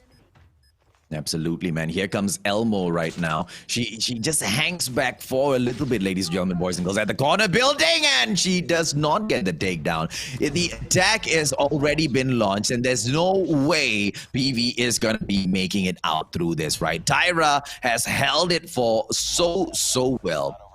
Guerrilla squad in there with point number 1. Yeah, like what I said, like they took it by surprise. They took PURGE Velvet by real surprise, by very, very quickly planting at Bravo and then just holding it so well. Tira, she just survived just to add on more time for it, and play time they did to get the first point. And yet again, going for the quick plant at Bravo. Oh, Roseanne this time bringing in the Arctic 50 instead. No chopper gameplay for her. I wonder how this switch over is going to be affecting her game. I wonder if she is our better sniper, but no, snuffed out by Elmo right in there. Katniss goes in for PURGE Bloom, and it is a 4-on-3 situation, ladies and gentlemen, boys and girls. Look at that, as I think it was Vapi that went in for Azuri, making it a 3-on-3 back. The girls are taking it really slow here, Sakaichi, but I don't think they have the time. Yep. Yeah, very, very slowly during these kinds of times. It looked very, very awkward. But 21 Huntress, they get the gameplay spot on because they want to play the game while the bomb is still down. And look at that. Sakura with that final nail in the coffin. 2-0. And those two quick plans brings us to 2 quick victories of rounds for 21 Huntress. It hasn't been impressive at all from the Singapore side in this game. They seem to hesitate a little bit too much. They are not really going in for those plays as early as they can, and the clock is always their enemy. There are Elmo in there. She gets the takedown. Well played, but also very badly played by Sakura. Such a open plan in there, giving away. I mean, it's right now the bomb is not on the ground. They go in for the plant. Maybe the attempt will be succeed. Oh, there you go, Roseanne. Elmo takedown. Next Boo goes in for that revenge on Roseanne. Next Boo taken down by Azuri. What a return coming back from 2 of these squads in this Gaichi, leaving Bloom all alone. What can this chopper player do right now? Can she take down those 3 players and go in for the defusal? I don't think so. 27 seconds. Tira says bye-bye. ASM to the chest and ends it.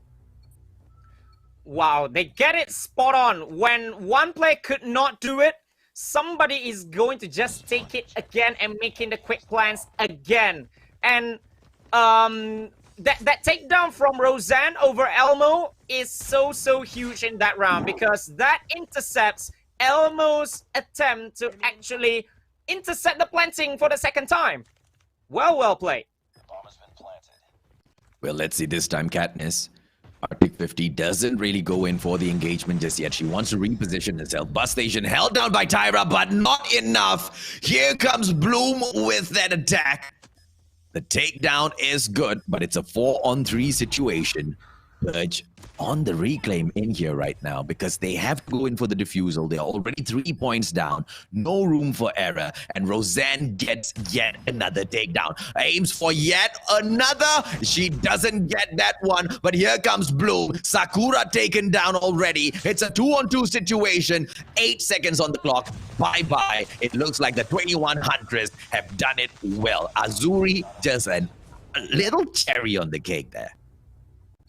Wow, well played. Huntress, they went it quick and they play very good with time as well. So that's 4. Should I say the rules, or should I say the strategy is quite simple, it's quite direct, but it worked for them, and Purge still has no answer to that whatsoever. And when Elmo wants to do damage, Roseanne is always there to intercept her. So that is what is so huge in these kinds of rounds. They need Elmo alive.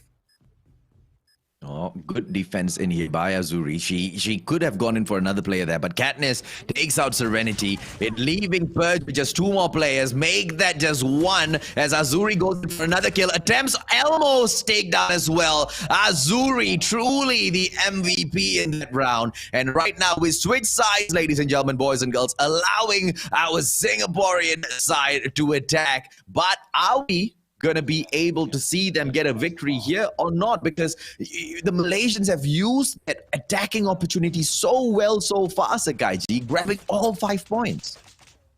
Yeah, and 5 points in quick succession as well. They did all the same thing, and all the same thing happening so well for them. And Serenity and Boo, both of them are taken down already. The bomb is with Vapey, but 5v3 though. The Huntress, they are on a victory celebration a little bit already. Tira with a little bit of jumps over there. Uh-oh. Just 1 left. Oh, it's going to be just Bloom right now. And I think it's just hands down 21 Huntress victory in here, right? Purge Velvet stood no chance. 0 map awareness, 0 map control, 0, attempts in there at all. It was 21 Huntress on the attack, 21 Huntress on the defense, but technically still on the attack all the way. Well played, well won, 1 apiece. And right now, we get it all down to the wire because as we move on to match number 3, Sakaichi, domination should pretty much settle this for once and for all. Yeah, and that's how we love to see it, right? 1-1, and then going to the 3rd game as a rubber game and not as one to maybe make it a 3-0 or 2-1 to somebody. Yeah. But that kind of game, that was really quick. That's why they picked up Crossfire, right? Because they knew it full well about the gameplay. Wow. The quick plans, and when they see somebody being annoying, they just take them out of the game just like that. And you can see as well, kills all over the board, but Sakura, yes, Sakura as well as Azuri, both of them have been instrumental in this game. Absolutely. And look at Roseanne, who's just not very far away from those kill count in there from behind Azuri.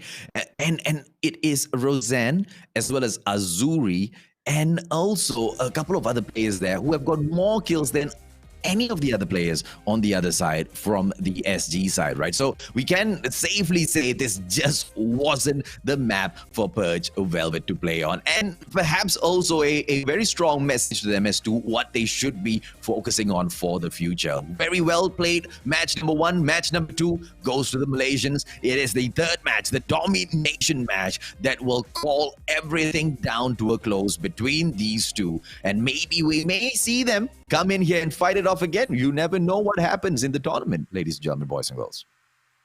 Yeah, and I believe Sakura as well, right? Why she is here, although the kills are not as many, because she is always the planter. She's always the one who plants the bomb. And that was being done so quickly.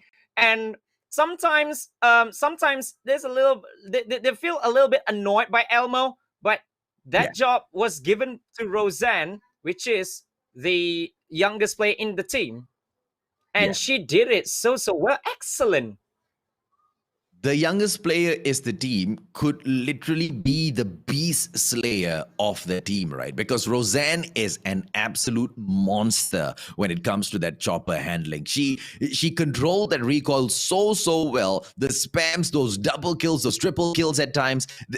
That girl is truly on fire. I cannot believe she is at the age that she is at right now, because the future for a player of that sort of a skill, I think it's just super duper bright, man. And it's not just at this game, at any game that she picks up. I believe she's got a bright future ahead of her. And so at the moment, Sakaichi, right?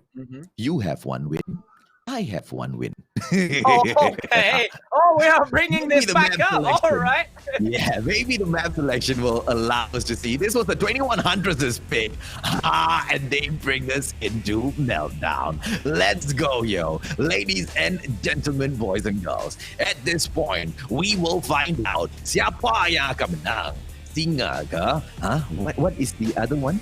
Harimau, ladies and gentlemen, boys and girls. Whether or not the Harimau wins, we don't know. Because so far, between the two, they have been beating each other up, but they seem quite equal in that, don't they, Sakaichi?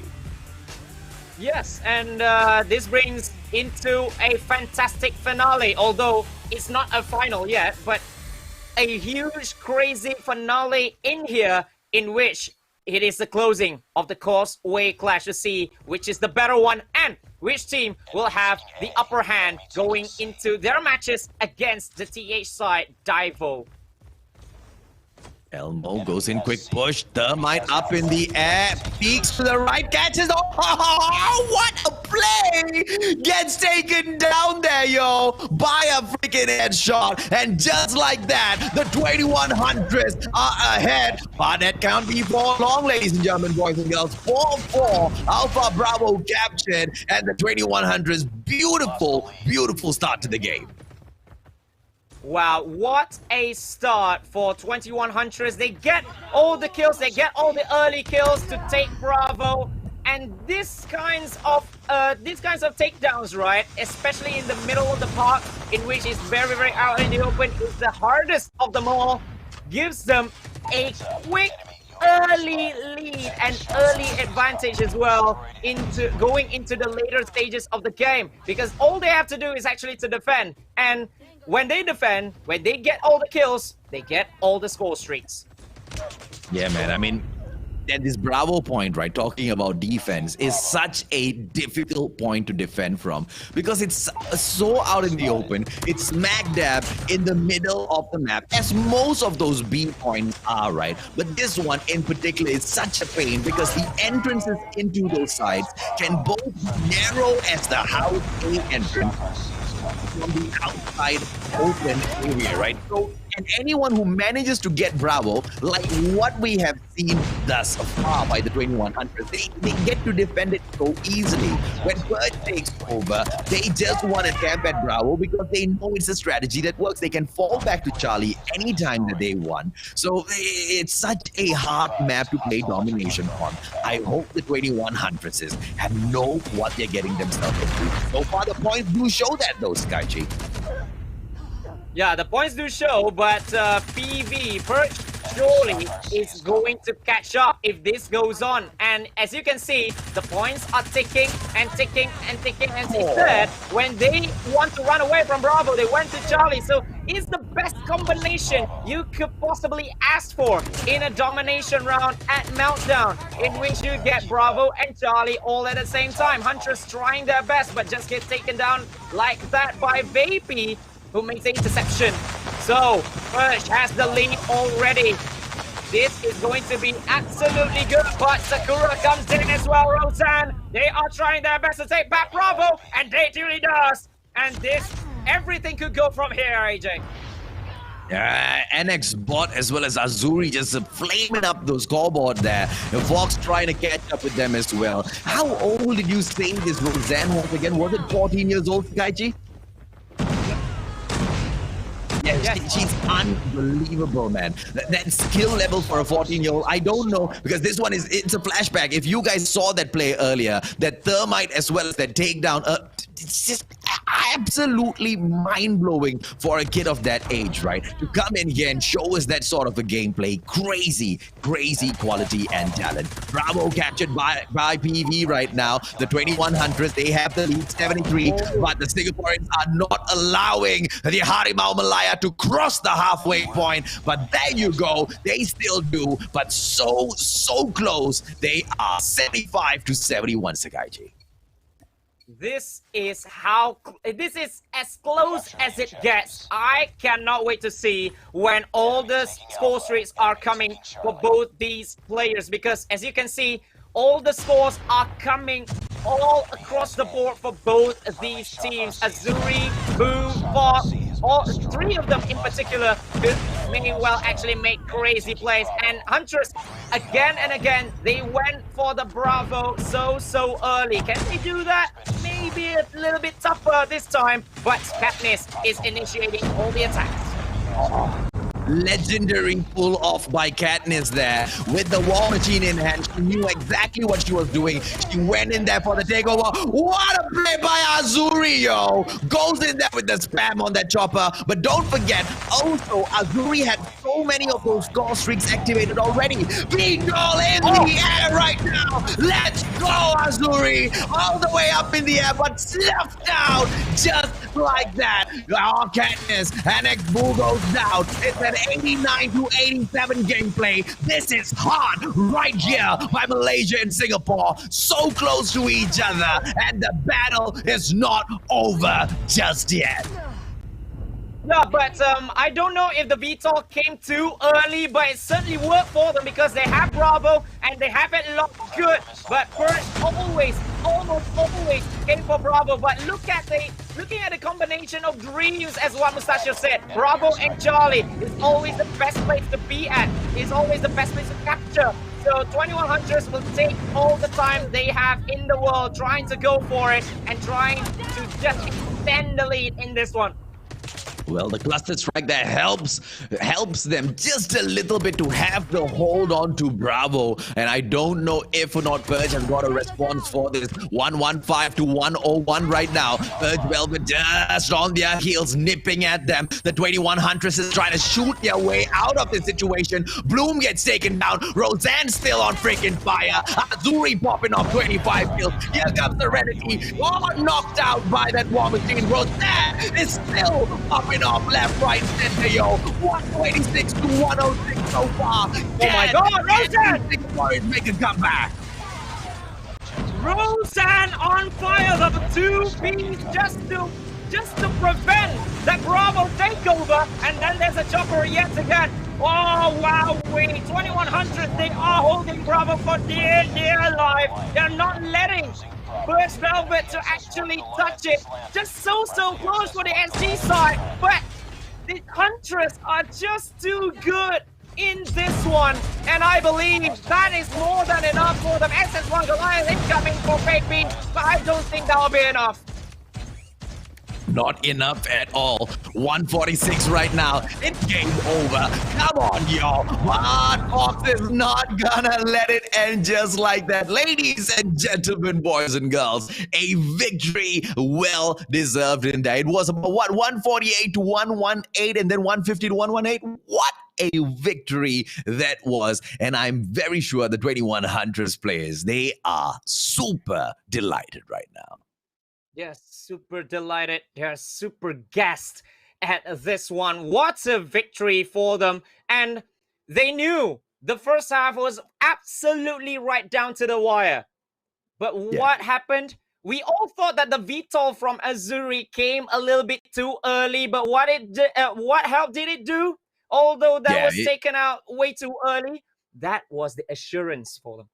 Correct. That was just enough, right? Because the VTOL, when it comes out, it's not a, because the VTOL already got nerfed. It's such a slow startup, so it gives the opponents a long time to take it down, right? So even sneaking off 1 or 2 kills that make such a huge difference in the game, it will be a game changer, which is exactly what she was. But let's talk about Roseanne a little bit in here. That kid with that sort of quality, that sort of talent. Come on, ladies and gentlemen, boys and girls. I'm very sure she's going to be scouted up right now, right after this tournament. Whichever pro teams, if y'all want to go in, right, that kid is quality, yo. The way she handles those battles, Sakaichi, it's not about getting those skills, right? It's how she reacted in those situations. The speed of how she was able to solve problems in her head was what made the difference in there for her at the end of the day as well. Azuri in there with the MVP, 6 kills in total. Sorry, 6 takeovers in total,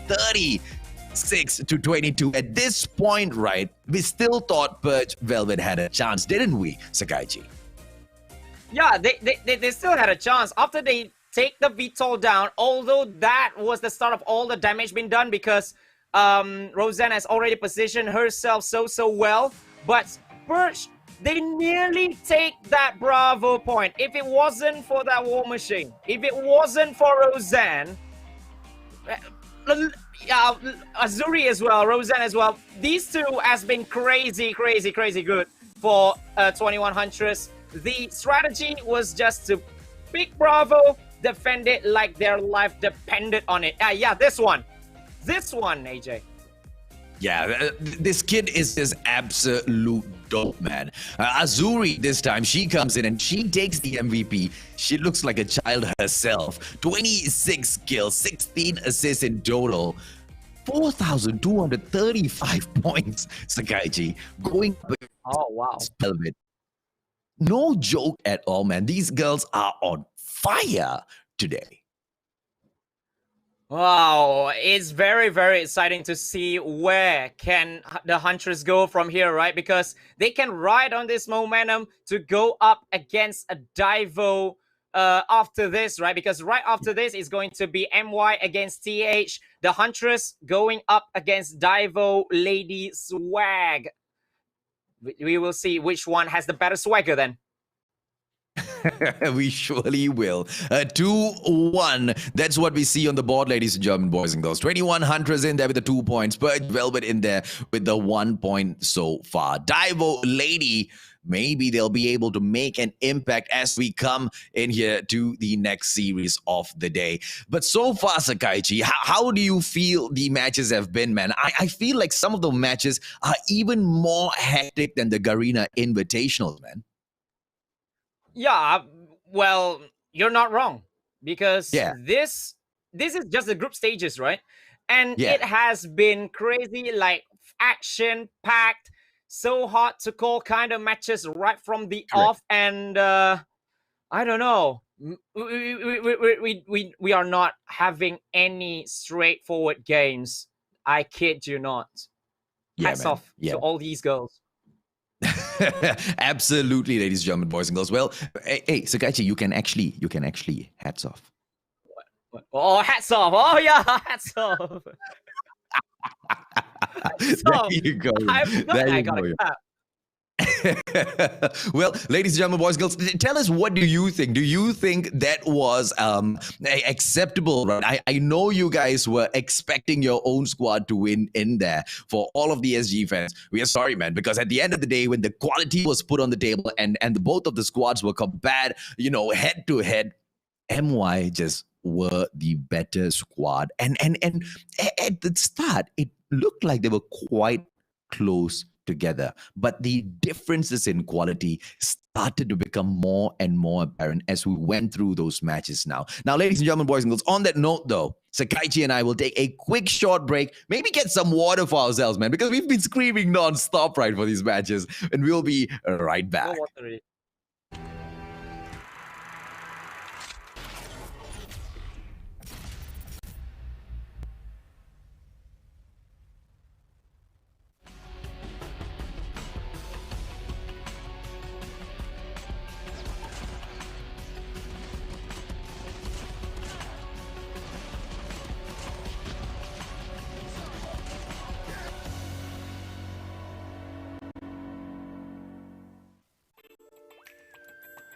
2020. Year of yuck. Globally, it's been tough. On Call of Duty Mobile, it's been a blast. As we close out 2020, we want to big up our community. Even in this miserable year, you've been incredible. Let's sit back and share in the greatest gift of all, the fact it's nearly over. Happy holidays.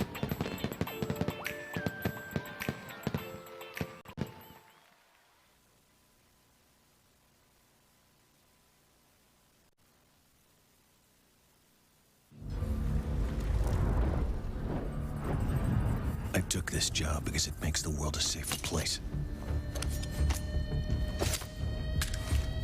And that safety is never guaranteed.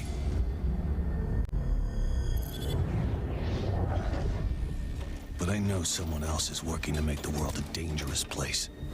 And that someone is still out there.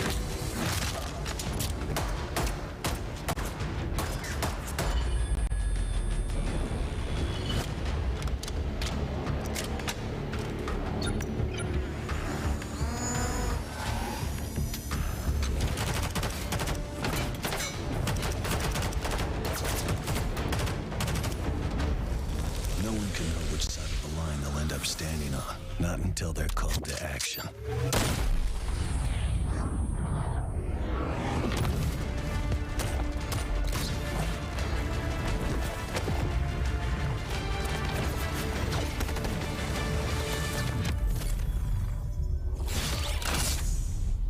Call of Duty Mobile. Download and play now.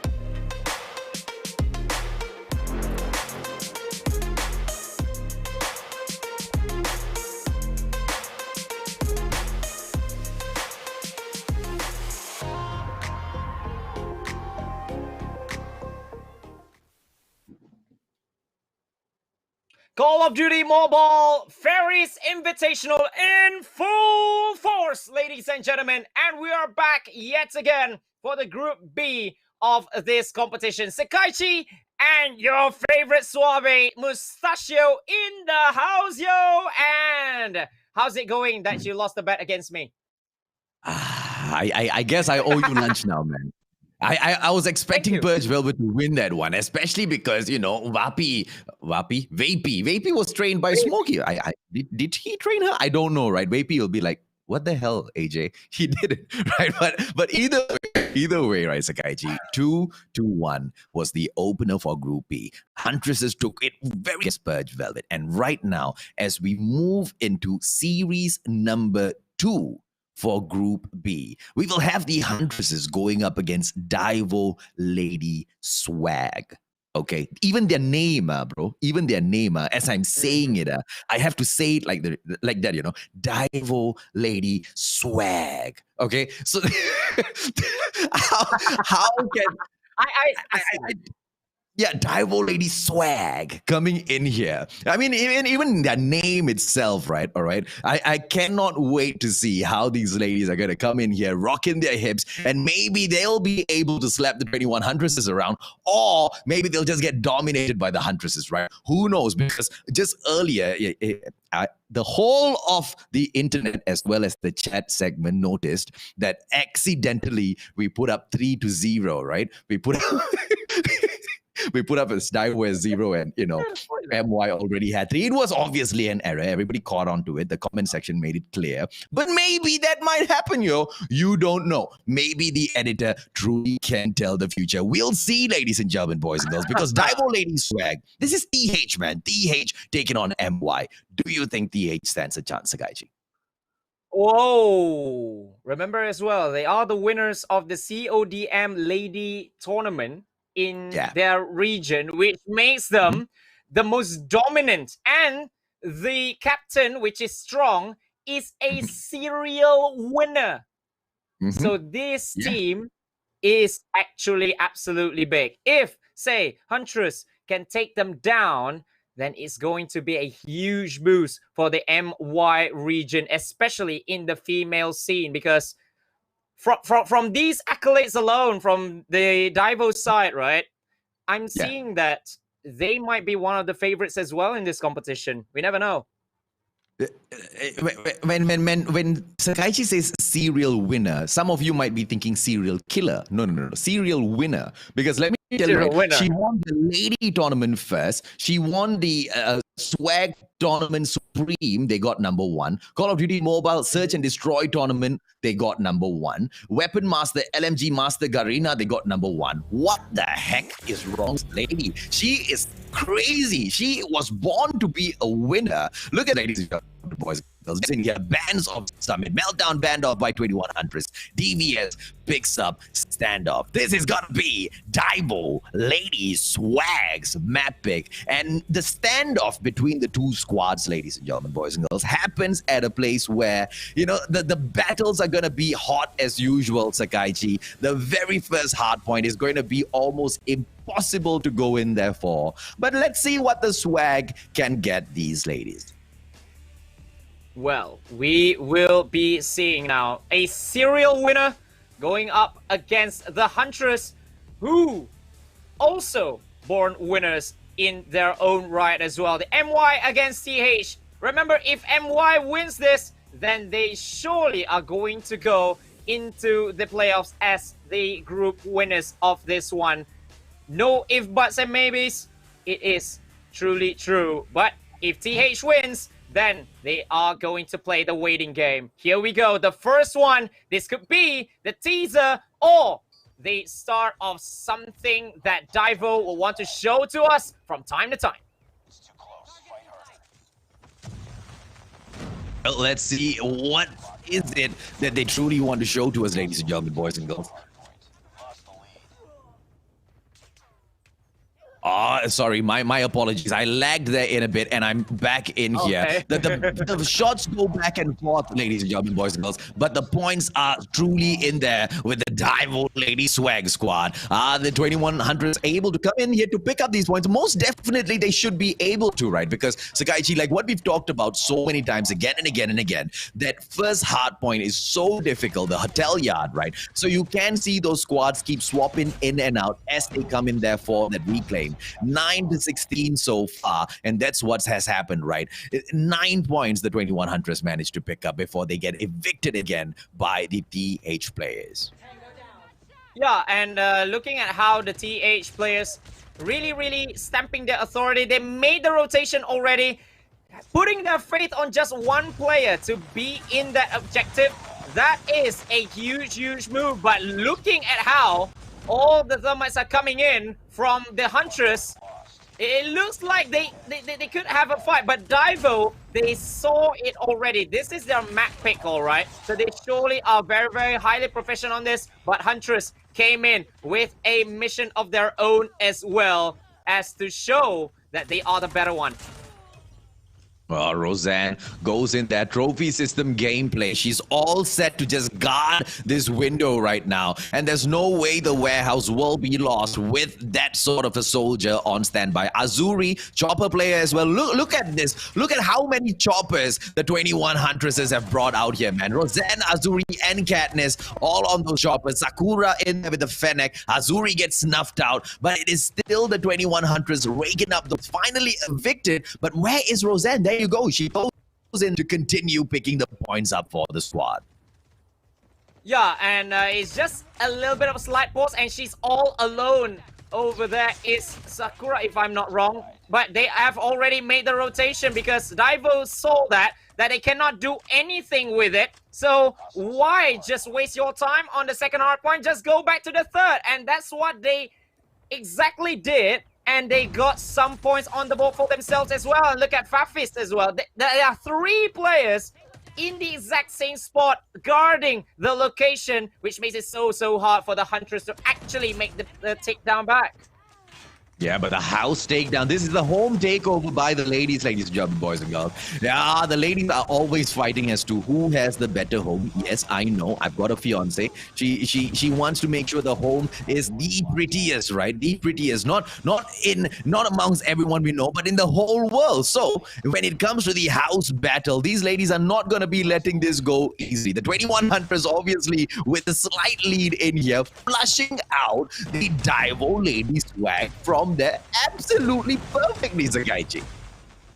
Wow, perfect timing for almost everything that the Huntress did, should I say. But DAIVO is already in that 4th hard point. They are already in there, while Huntress will have that 20-point lead. But I believe DAIVO is going to catch that very soon. And Huntress will have to regroup before they actually go back in there, because all 5 players are all in that same position, which makes it so hard to actually retake the point back for the Huntress side. But they did! In just like that, 21 Huntress! How do they make these plays, man? I mean, okay, I'm seeing how they're making the plays, but you know what I mean. How in the world do they find the ability to coordinate themselves that fast and move in here for the takeover? Because the DAIVO Lady Swag Squad has been doing that perfectly, but the 21 Huntress always seem to be able to catch up, and they're never too far apart from each other. And here comes the catch-up gameplay by the 21 Huntress. Roseanne in there with the hold. 17 freaking kills so far by this kid. She brings Chupapi Munyano to a whole new level. Don't ask me what that means, Sakaichi. I'm still trying to figure it out. What? Don't say when you're still figuring it out, but Roseanne with 5 or 6 in a row in that play. That could be a highlight in itself. What a kid, wonder kid that Huntress are pulling in. Wow, and now going back. 19, Sakaichi. She's crazy, man. Crazy. 110, 98. Nobody has a hole. Here comes the DAIVO Lady Swag with the 10 points in between the 2 squads right now. The 21 Huntress, how are they going to respond? What is Roseanne going to be able to do? She has, I mean, look at the war machine stacked up in here by all of the ladies. They love war. I've always heard that ladies, you know, if they rule the world, we wouldn't see any wars because they don't like wars. I don't think so, man. Look at the number of war machines these ladies have stacked up there. Only Sakura likes to defend. All of the other ladies won that war. Muki comes in here. XS1 Goliath. What a defense by, who was that? Was that Lulu or was that Sakura, I think, hiding behind that wall? But Muki is just destroying the Huntresses right now. Yeah, and Muki all alone, should I say, single-handedly just taking it all on her own accord now. And DAIVO nearing on the win, but there's the trespassing. There's what Huntress really at their best, which is at the takedowns. And Roseanne all on her own yet again, doing it for the Huntress side. Oh my goodness me, this kid is something special, although DAIVO finally take it back. Oh, but they need to fight it back right now. How can the Huntresses lose it after fighting so well? But that's how strong DAIVO is. Together with DAIVO strong in there. But the 21 Huntresses have put up an amazing fight thus far. But nobody brings the wins like DAIVO Lady Swag. Ladies and gentlemen, boys and girls, what a play. Now you know. Now you know why they call themselves DAIVO Lady Swag. What a way to win that match, Sakaichi. That serial winner are they. What a play. They have been, well, they have been in some crazy form right there. They have been like back and forth, sometimes leading and then losing, losing. Yeah. And then at the 5th hard point, they just held it so well with the XS1 Goliath. They knew they cannot touch Roseanne, so what did they do? Rotate as quickly as possible. And Muki, XS1 Goliath, like I said, it's a crime if you let an XS1 Goliath just walk around just like that. That's what they actually did. That's what the Huntress did. Let Muki and her XS1 move around. bro, look at this, okay? Please, if I hope they don't move away from this screen. 22 kills, but look at the time that she spent at those points. And look at the time that her other team members spent at those points. Not only did Roseanne manage to get the points from the hard points, she also was a freaking slayer at the same time. Roseanne, this girl, she deserves not just one, not just two, but every single MVP title that the 21 Huntress squad needs, man. She is just on another level. Hands down. Well, no if, buts, and maybes. No contest. I should say she is one huge prodigy for the future of Malaysian esports. Not just female ones, but could be the main ones as well. But for now, we congratulate DAIVO Lady Swag, especially this lady, Mookie. What a play, especially towards the end of the game. I don't know what happened there, right? I don't know if even the 21 Huntresses can figure out what happened there, because the match was just so close between them. The holes, the takeovers was so well played between the two squads. But then towards the very end, it just all broke down. And DAIVO Lady Swag, they just strut their stuff in there, getting that first point off of the 21 Huntress. Whether or not game number 2 will be the same, well, we'll see, Sakaichi. So far, if at all we see the 21 Huntress rise up again, like how they did against the Singaporeans, maybe things will change in Search and Destroy. Well, we never know, because the thing is, they are just that good in Search and Destroy. If they play at the exact same map, I'm seeing the exact same strategy, but this time, the pick is at firing range. It's a little bit out in the open, but maybe I can understand, because they want to let the snipers play in this one. Summit banned by the Huntress. DAIVO bans off standoff, in which they won in here, but they don't want to play SND here. Firing range, Mustachio. Firing range and 21 Huntress. You know who's going to be picking up that sniper, right? Of course. Roseanne again. Roseanne, yeah. So I don't know, man. I mean, this player has been getting highlighted. It's not like we want to pull her out and single her out to highlight her. She's a 14-year-old kid. She's a wonder kid thus far at the Fairies Invitational. That's why she's getting pulled out so many times, right? Because to be able to master the game to this level at that age, busy with school, you have to do stuff that, you know, children are stuck doing. With children don't really get a lot of time to focus in on their stuff that they really want to do sometimes, you know. So it's really impressive how she manages to, you know, get to this level of skill. Would be really interested to speak to that kid one day. But there you go, ladies and gentlemen, boys and girls. This time, 21 Huntresses, they have got the advantage because it's their map pick, and they say, let's bring it to firing range. The snipers are going to come out. It is also a mid-range battle map.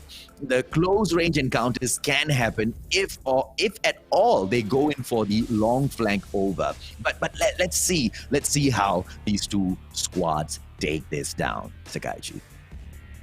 Yeah, and this is one big game for the Huntress, right? Because the third point is always very big, very important in a three-way group stage.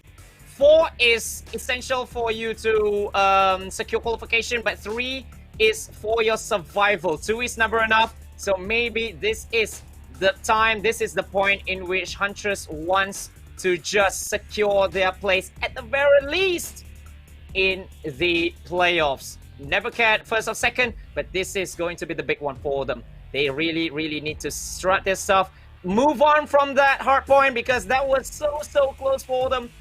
But for DAIVO, this is a beginning of an opportunity to conquer Group B. Well, coming in here to conquer Group B, right?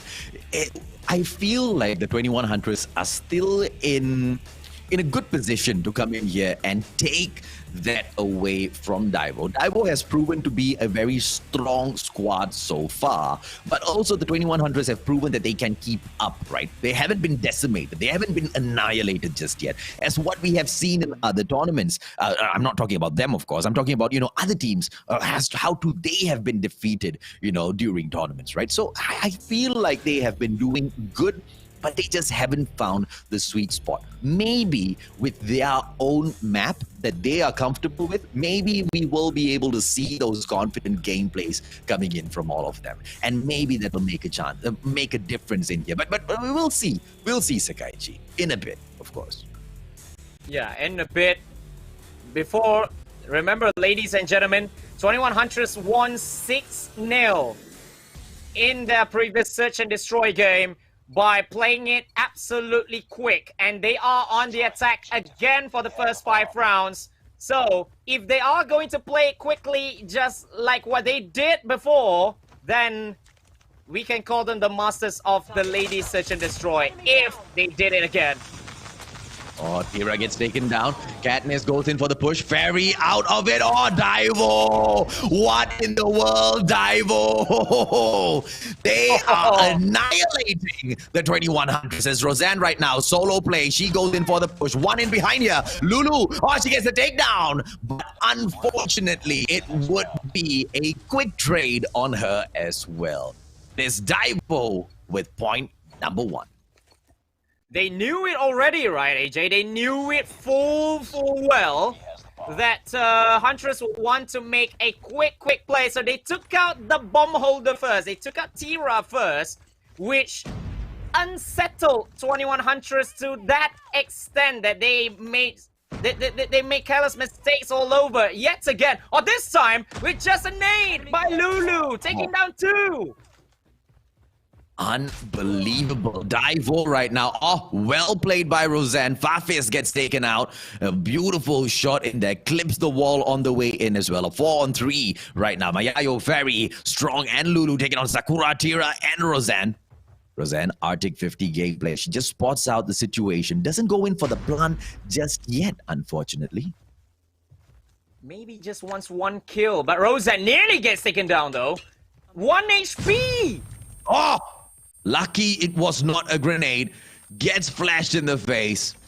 Roseanne needs to make the play. Finally, she goes in for the plant. The 21 Huntresses have decided now is the time. 43 seconds, ladies and gentlemen, boys and girls. Can they hold this? Oh, they will really have to. Roseanne is down by yet another nade. Lulu gets 3 with nades, Sakura, though, she gets 1. She's all alone. She gets nearly. But gets taken down. Lulu with 4 kills. What a play. 3 with an 8 as well. And DAIVO with a 2-0 buffer. Lulu going cuckoo on that round. That was absolute insanity level of the gameplay. Fafis, Mayayo, they go in here for the push. Look at that split. A 3-2 push in here for the defense. 21 Huntresses, they are a little slow on here with the push. Fafis misses that shot, needs to reposition, but goes in very well though. Lulu attempts another nade. Is she gonna get it? Has the trophy system gameplay come in here well by the squad of 21 Huntress? We will find out in a couple of seconds as DAIVO goes in for the reclaim. Yeah, that's the reclaim that we really need to do. 5v5 still, so the Huntress are not at a disadvantage when making that plan. Although Sakura is down already. Another nade coming in from Lulu, as she always does, but she will get punished by Azuri. 4v4, Fairies down, Fafi's down. Wow, well played by Azuri though. Well defended in here, leaving Mayayo. Can Mayayo pull this off? She takes Azuri out. It's just 2 more players. It is Katniss and Roseanne. 2 snipers going up against 1 ASM-10, but Roseanne again with the... I don't know, ladies and gentlemen, boys and girls, how to explain this to you. But when you are in a match, map awareness is one thing, but picking out strategies from the top of your head and playing them out immediately to respond to situations that you face off in a game is no small task. And this kid does it so perfectly. Well, maybe they need to take down Roseanne first, but that's a good start for DAIVO with them having a double kill over there. Roseanne is down already, so it's a 4v2 situation. So where's the bomb? The bomb is with Sakura, but she's got nowhere to go. Maybe a little bit of a surrounding being made. She's got surrounded over there. Yeah, that's Lulu already has the spot held out well. Sakura, now very bad positioning. Sakura goes in there, doesn't check her corners. Strong taken out by Katniss. That's a good start though. It's a 2-on-1 situation. Fennec gameplay coming in from Katniss, ladies and gentlemen, boys and girls. She can go in here for the spam. Lulu in front of her, but no Lulu. Fennec's Katniss out of that round. It's a 3-1 to DAIVO. Oh, so DAIVO really wanting to stamp their authority. With the entry kills, right? That really helped to smash the Huntress confidence.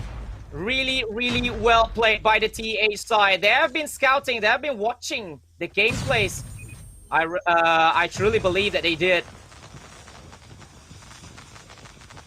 No doubt Katniss in there. One plant, all good for them. It is the round for the 21 Huntress to go in here for the attack. The attacking side calls the shots, ladies and gentlemen, boys and girls. The 21 Huntresses have not been calling good shots so far. And when they go on the defense later on, I am afraid for what might happen to them. So they need this round. Azuri Katniss doing really well so far. It's a 4-3 situation. Look at Lulu coming to push with Puffy. Katniss! 2-piece in there, making it just Lulu left. Sakura finishes her off, and it is a 3-2. Well recovered in there.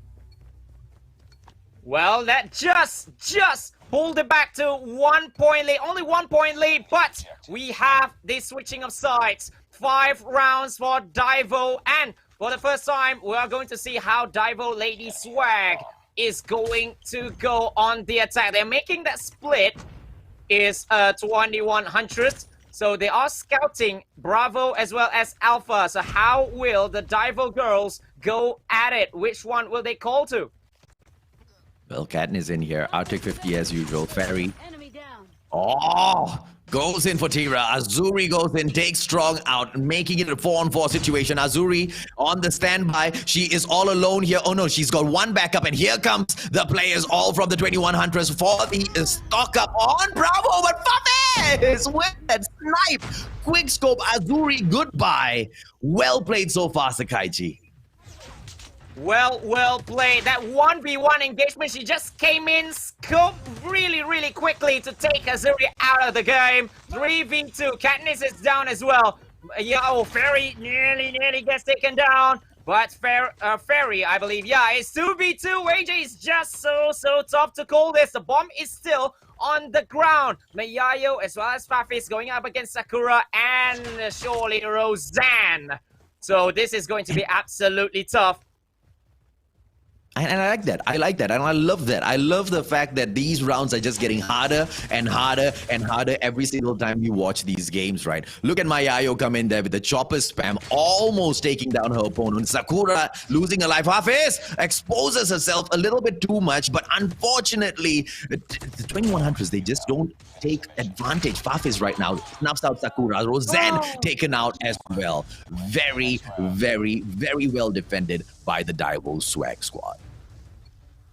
Well, it's just that it's so little time to go that DAIVO could not make the planting as yet, but they still managed to get those 2 Huntress girls right at the end, so that's why they get the 4 points. Well played by the TH girls, but Roseanne is the first casualty in this round now.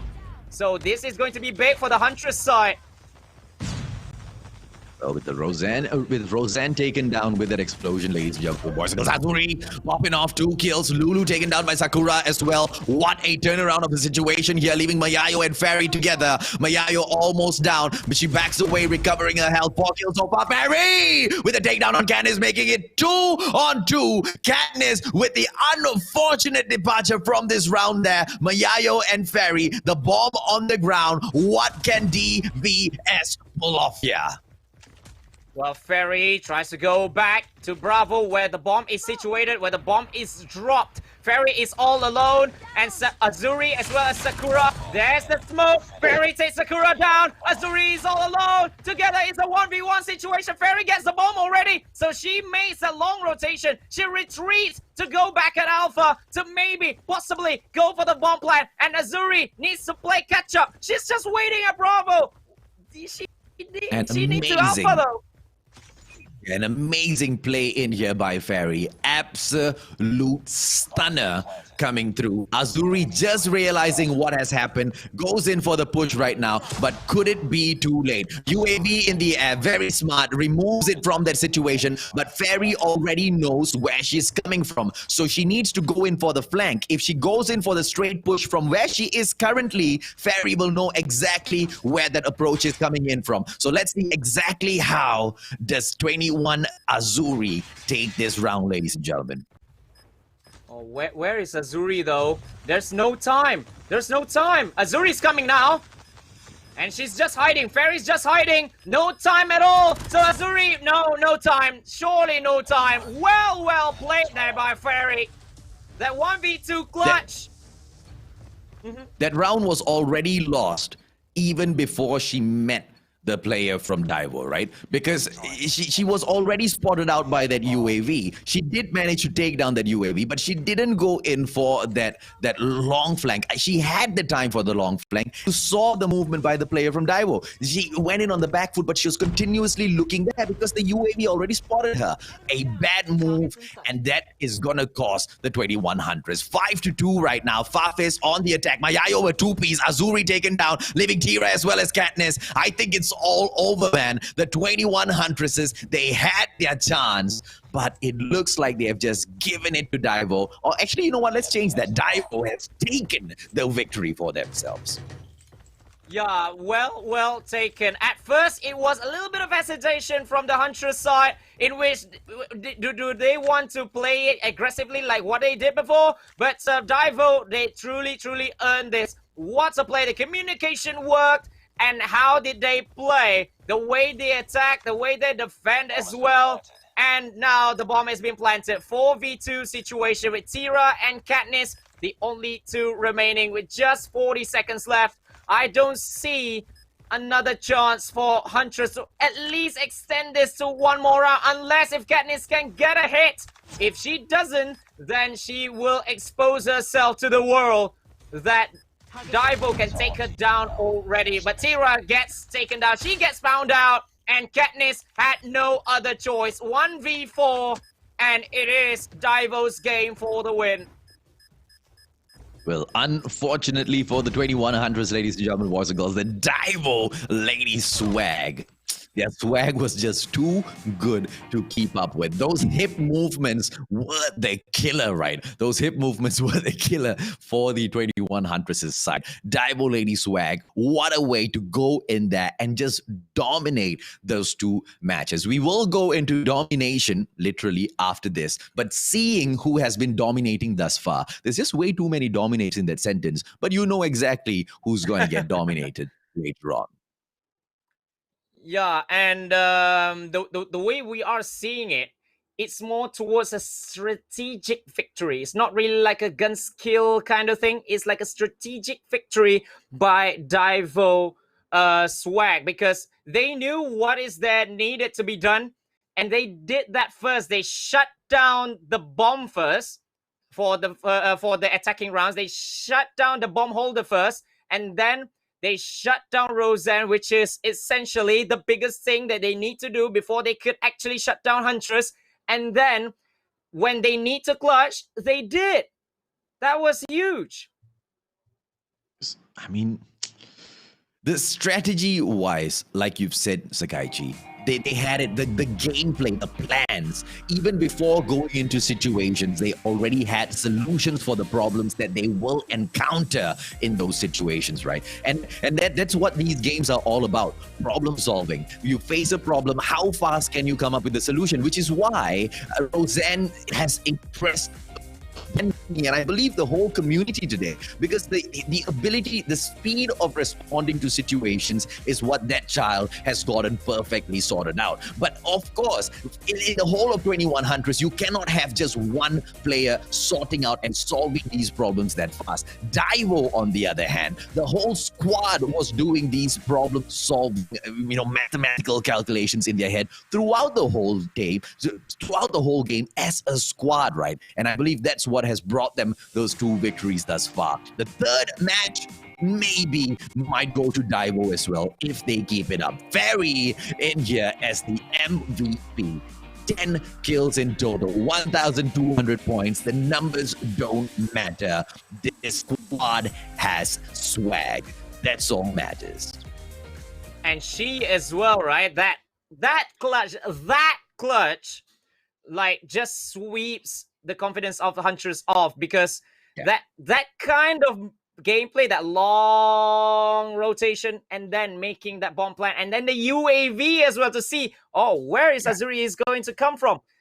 Wow, that requires some mind work. That requires you to be absolutely clever, and she did it so well. Yeah, because it's all about reading your opponents and responding to whatever situations. And yes, respond like the situation that we saw her kind of go in there and clutch at the end of the day was not more of a responding to an intense situation, was more of a game of chess, right? You need to kind of guess what the opponent is going to be able to do, and she pulled it off really, really well. As we go into the final match between these two ladies and gentlemen, boys and girls, Summit has been banned by TS, banned by 21H, and it is DAIVO that picks Standoff as the final battleground. So, Standoff, DAIVO Swag could actually go and have a 3-0 victory and solidify themselves a place in the playoffs by toppling 21 Huntress. But if Huntress can win this, then they are in the playoffs no matter what happens in the last game, ladies and gentlemen. This is the final game for Huntress, and they really, really need to sort this one out, or else they are going to play the waiting game, and they are going to play the hoping game as well in the last round, in the last series for these group stages.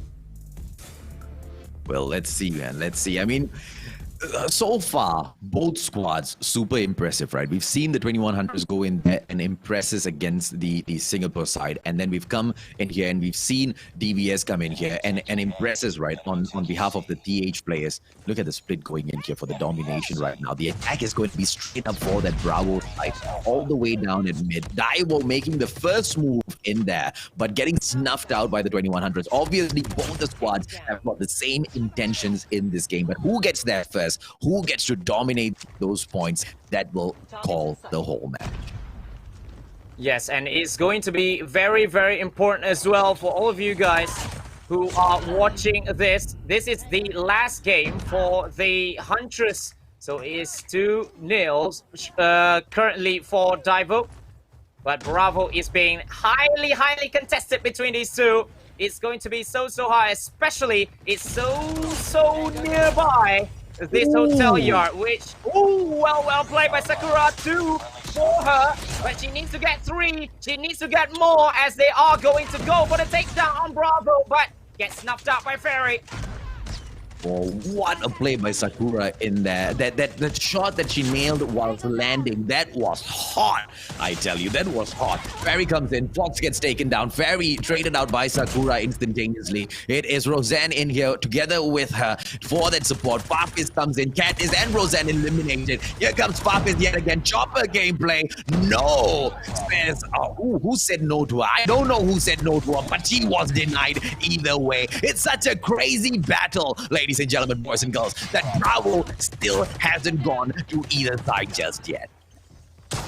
Yes, both of them are still. There is no team that actually has the lead, or should I say has the better between these two, as they get snapped out again and again and again and again. And now, finally, the initiation has been done. Huntress going for Charlie, which is Sakura. Sakura going for it, but gets taken down by who else but Fairy, which was the MVP of the last round, just to save Charlie from being taken by the Huntress. Cheeky move from the MY team, but nearly worked.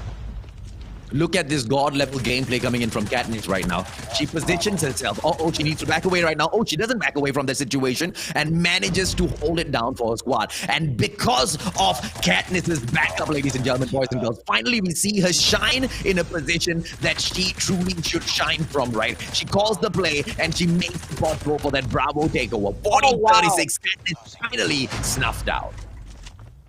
Yeah, finally snuffed out, but the damage has been done a little bit, although DAIVO finally takes Bravo after the takedown on Katniss. But the Huntress, they are finally showing that they can actually bring more damage as well. Fox is in here, but gets taken down herself.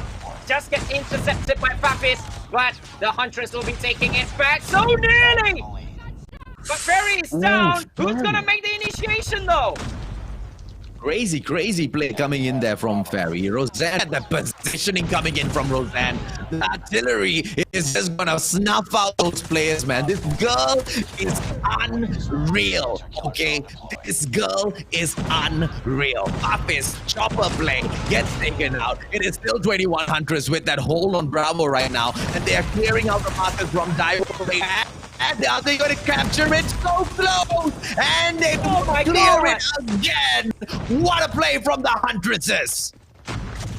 Wow, we just so close. Maybe like not 1 second. Just not 1 second before Huntress actually snuffed them out. And they are going to take this first half surely. But crazy defense on Bravo at the right time as well. But it's only a 10-point lead in which we all know DAIVO so well what they can do in the second half of things.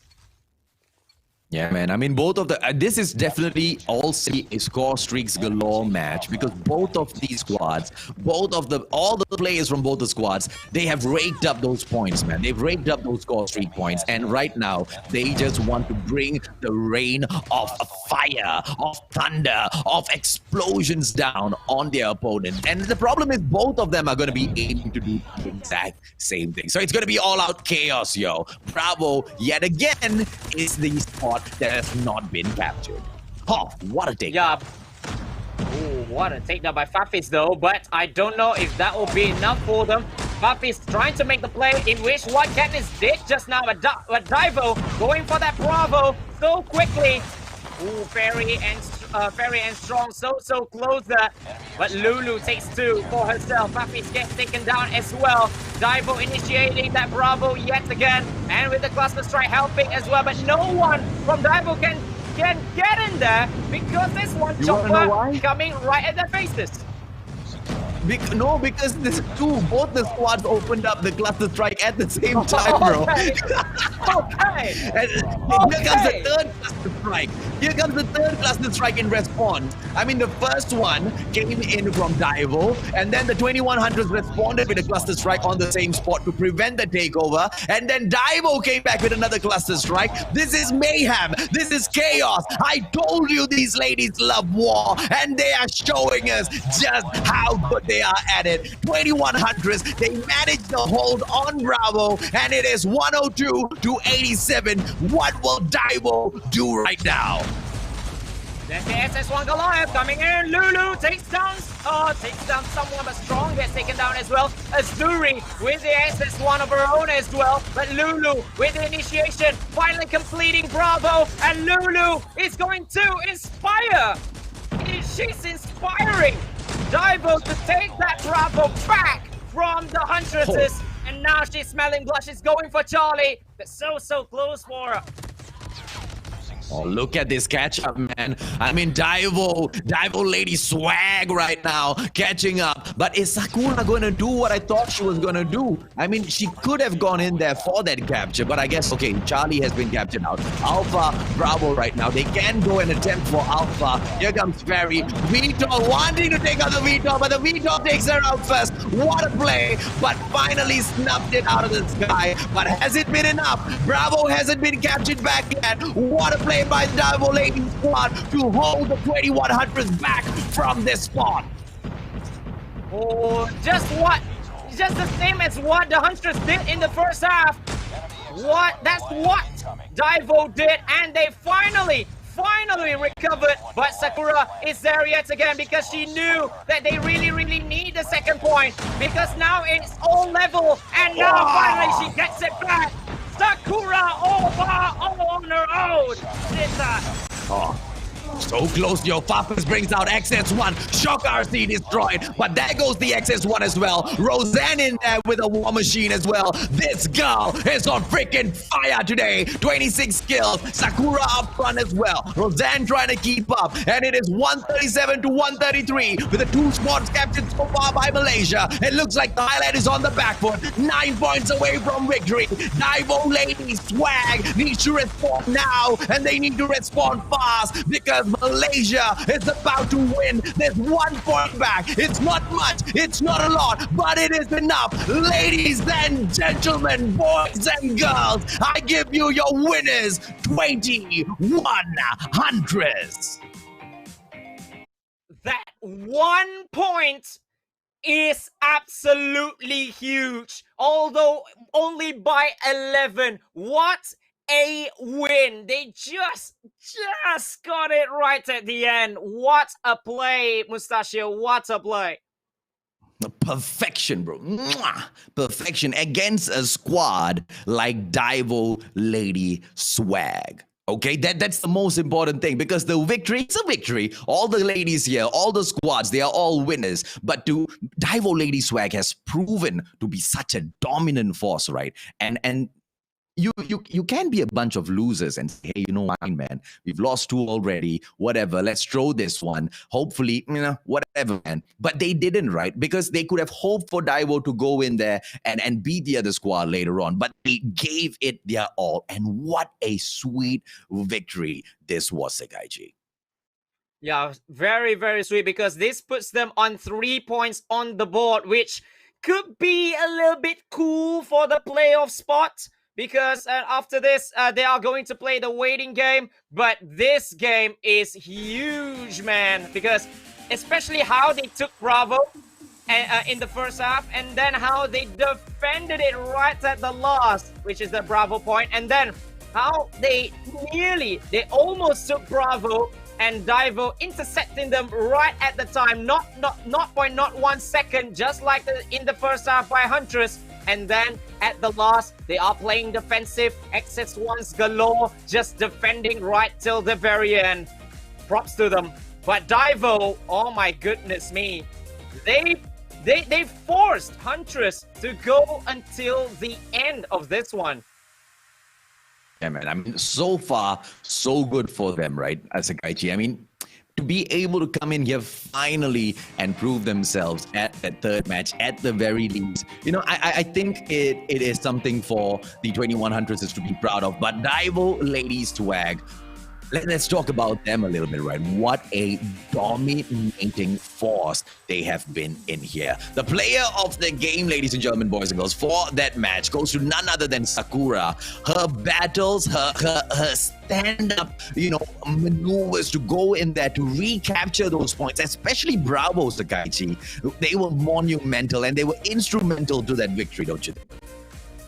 Yeah, she was absolutely huge for that victory. She made the call. Yes, they may be like somebody who is positioning left, right, center, but she was the one who came in there and bravely go and scram the whole of DAIVO girls, like just going in there, not caring if she dies or whatever. She came back and made all the captures. Well deserved for Sakura.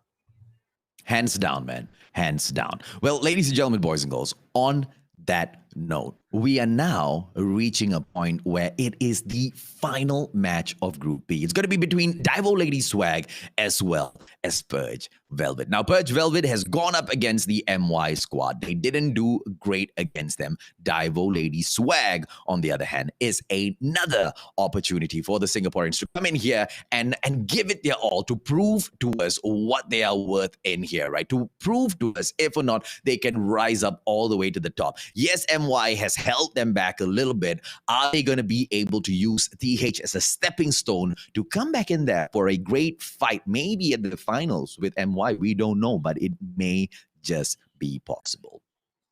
Well, we never know because it's very, very open. But should I say that Huntress is now on a waiting game as well as a hoping game? Yeah. For DAIVO to actually win, or for the SG side, which is PURGE, to win 3-0. We never know because as of now they are first, but all the waiting game is here. Absolutely, man. Absolutely. Well, ladies and gentlemen, boys and girls, that is something that we will find out in a bit. The Mustachio is super duper hungry. Let us know what you guys have for lunch today so that I can continue being hungry, right? Because what a crazy, crazy event this has been. We've started off at like, what, 1 p.m. until 5:26 right now, and it has been going on non-stop, back to back. The action has been absolutely crazy, and we love it, don't we, Sakaichi?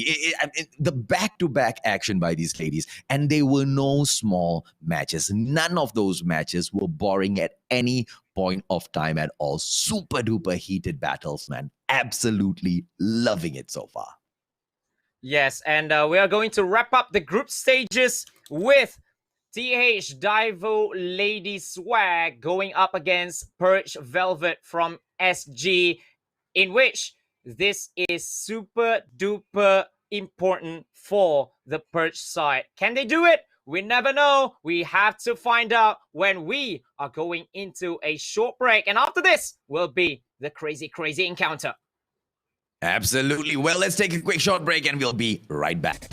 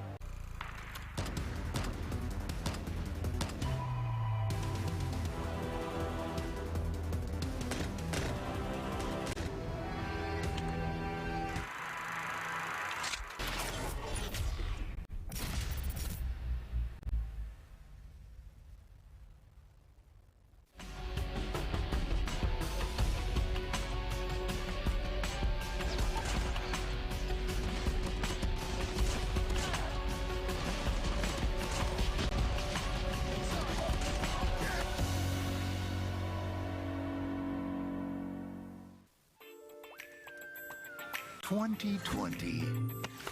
Year of yuck.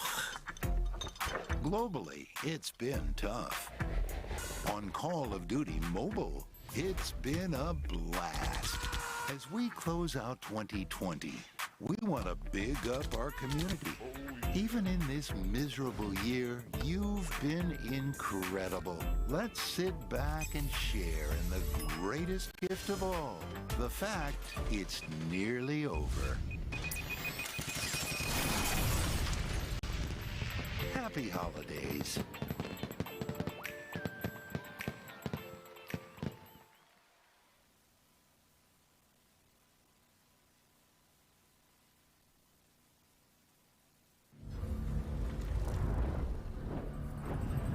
I took this job because it makes the world a safer place.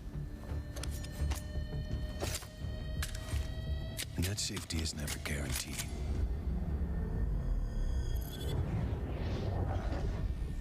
But I know someone else is working to make the world a dangerous place. And that someone is still out there.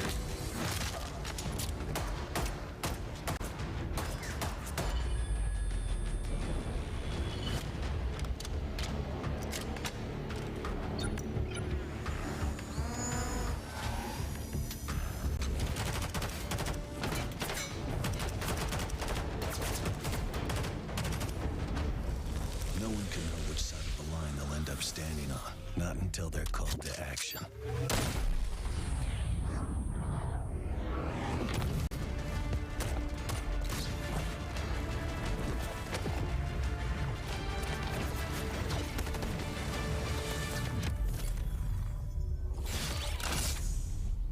Call of Duty Mobile. Download and play now.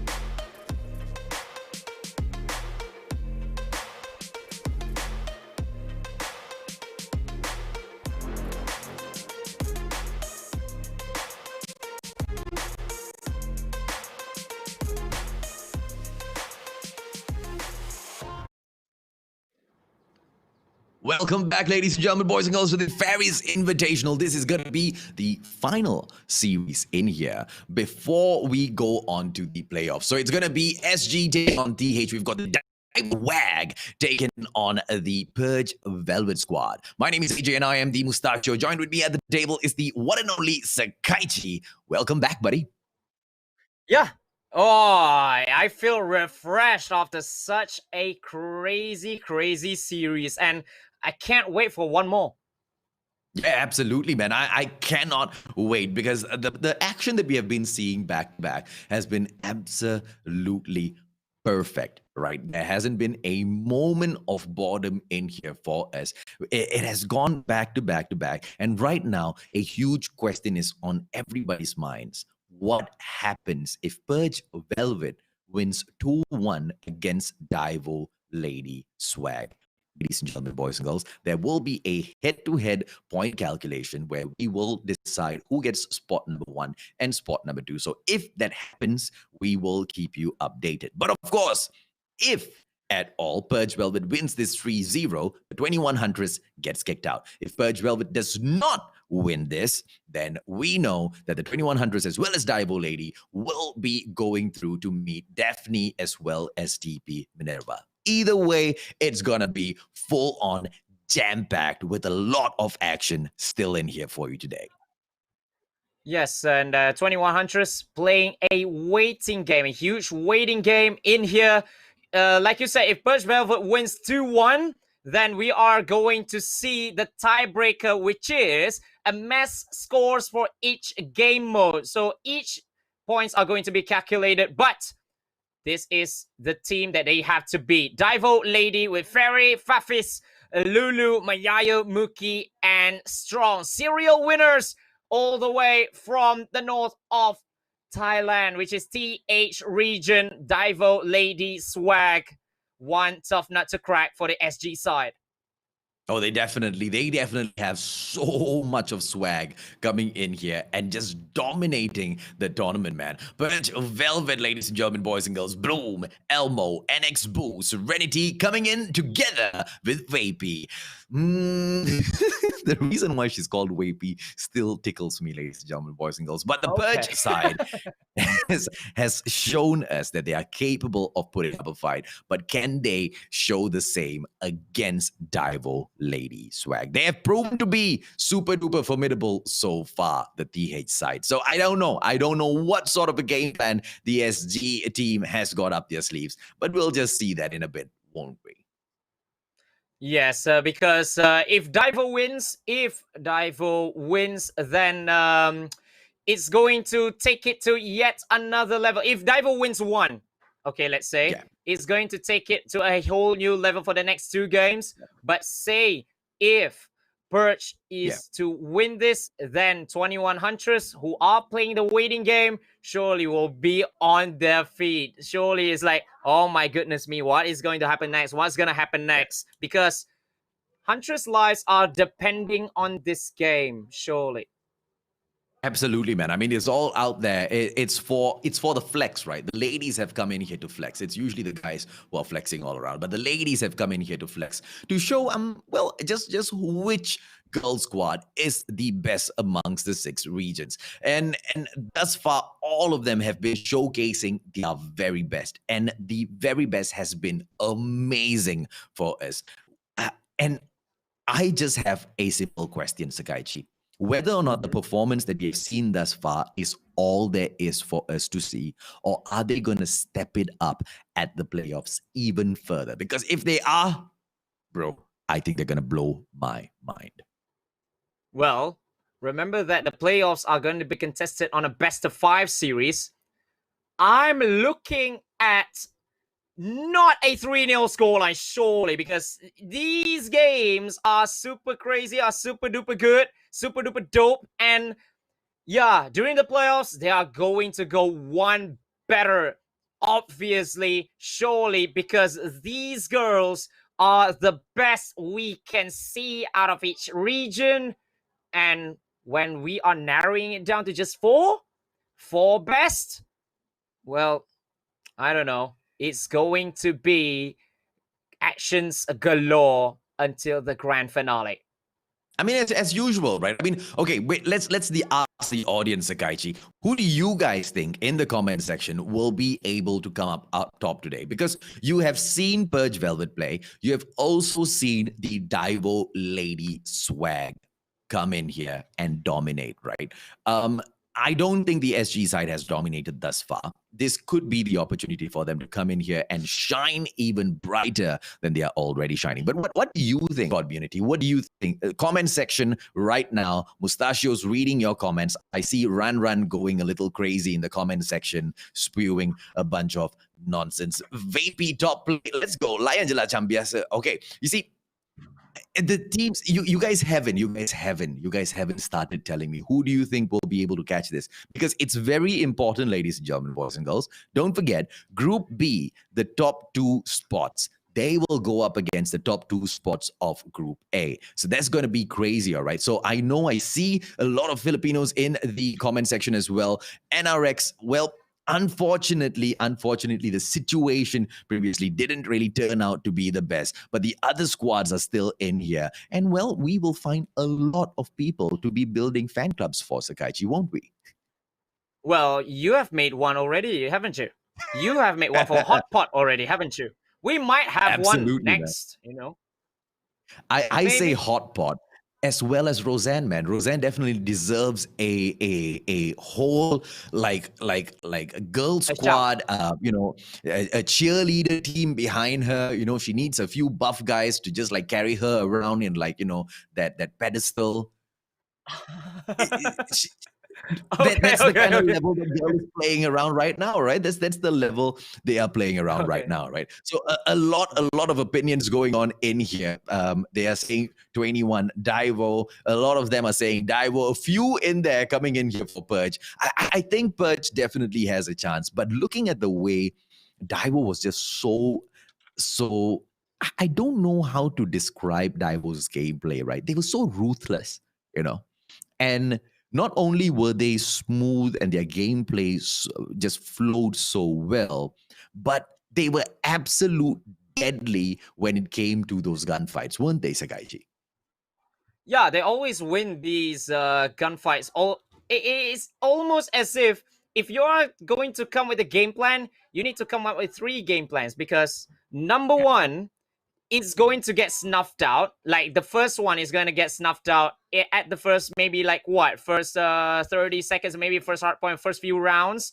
And then the second one will need to come, but somehow DAIVO has their individual brilliance of players. Like the players have individual brilliances in which they can turn the game on the scruff of the neck just single-handedly. And then the third one to actually try finally beat them. That's why I think that happened for the Huntress in that domination game. They came up with different game plans. One doesn't work, scrap it out, go for the other. Yeah, absolutely, man. Absolutely. I just saw one comment in there when I asked them who's going to win. They said Liverpool. These guys don't know what they're talking about, man. Liverpool's not going to win for a long, long time, ladies and gentlemen. Wait, one group only got 3 teams. Liverpool is 4th. Okay, I'm sorry about that. We're not talking football here, all right? Come back in here, community. Keep it to the Call of Duty mobile action, all right? Okay, look, we have unfortunately a few technical issues that we are trying to sort out in the background. The girls also want to go and grab a cup of tea because it's 5 o'clock in the evening. You know tea time is important, all right? The Mustachio wants a cup of tea as well, so I'm sure you want a cup of tea as well. We'll take a short break and we'll be right back.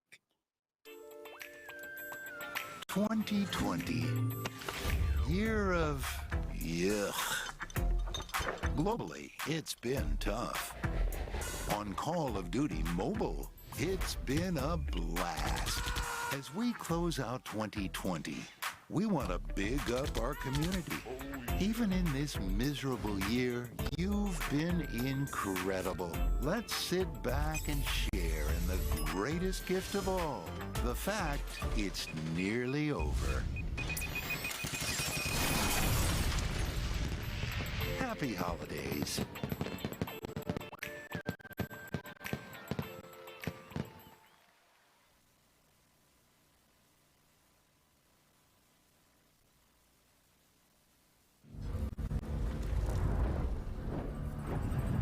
I took this job because it makes the world a safer place. And that safety is never guaranteed.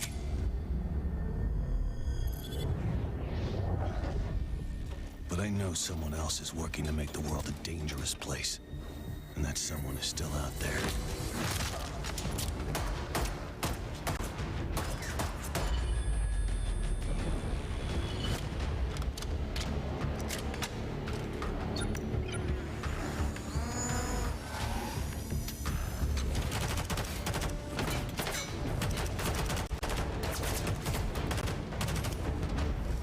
No one can know which side of the line they'll end up standing on.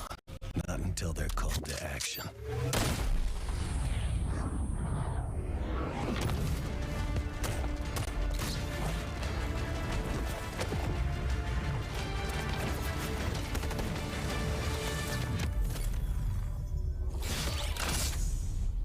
Call of Duty Mobile. Download and play now.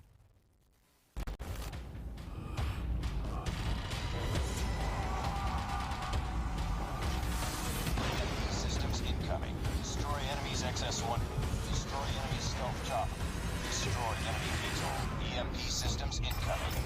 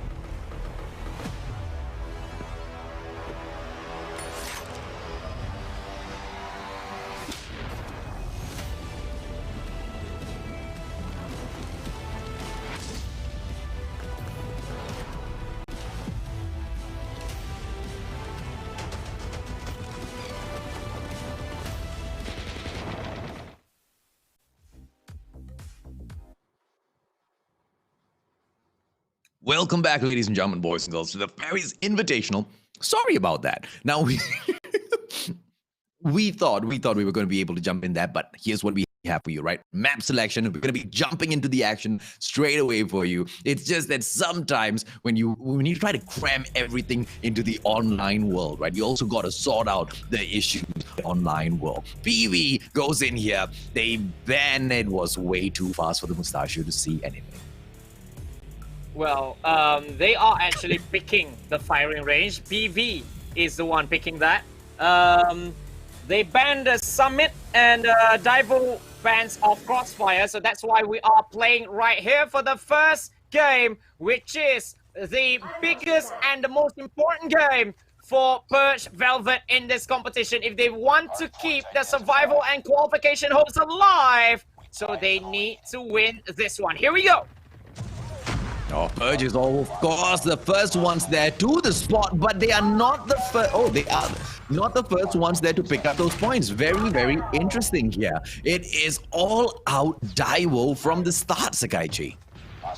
Wow, they just went for the objectives really, really early, DAIVO, because they want to be there and they want to defend. They want to lock down a place and then they want to defend. And that's what the strategy has been working so well for DAIVO. They didn't go for engagement first. They just want to engage when inflicting a little bit of mental damage to the opposition, because they will really they will think that we need to play catch up. We need to make a takedown, and DAIVO already settled in. So that's why we have seen them on the upper hand, on the front foot for most of the games that we have seen here. Oh, absolutely, man. Oh, look at Bloom coming in there with that play. She blows that car up just so that nobody else gets to blow the car up when she's hiding behind it. Serenity right now goes in for the Hulk. The command center has been taken by PURGE just for a second before they get rudely interrupted by DAIVO's players. Oh, just get traded. She never knew that 3 players were coming from the same spot, and then Lulu and Strong coming in as well. Lulu just repels anyone from outside of the second hardpoint. So DAIVO, they are playing out of their skins right now. They just want to solidify first place after beating 21 Huntress. And they want to make PURGE Velvet their next victim over here and send a warning to the others in Group A. And what a way to do it, isn't it? 69 to 19, a 50-point lead so far. PURGE Velvet, they have got the point for just a few seconds, but it's only because DAIVO has already rotated over to the white warehouse. PURGE, I don't know what sort of a play they can pull out of their pockets in here to take down the DAIVO lady swag. Look at Fairy popping off right there. Oh, PURGE might be able to get this takedown. Oh, they do it. They manage to get down before the hardpoint activates. And here you go. SG is on fire. Oh, that was something else, I tell you, ladies and gentlemen. But as we speak, DAIVO has already taken the point back. But how did PURGE Velvet actually make the takedown? They took it back when DAIVO had already locked it down. That was wonderful. But sadly, though, they could not defend it for a few more seconds. And DAIVO Lady Swag has extended their lead before PURGE actually coming in. So it's going to be all right chaos over here, or else if DAIVO actually went straight into the barracks hut already. This early though, ladies and gentlemen, this early, they are making the rotation already.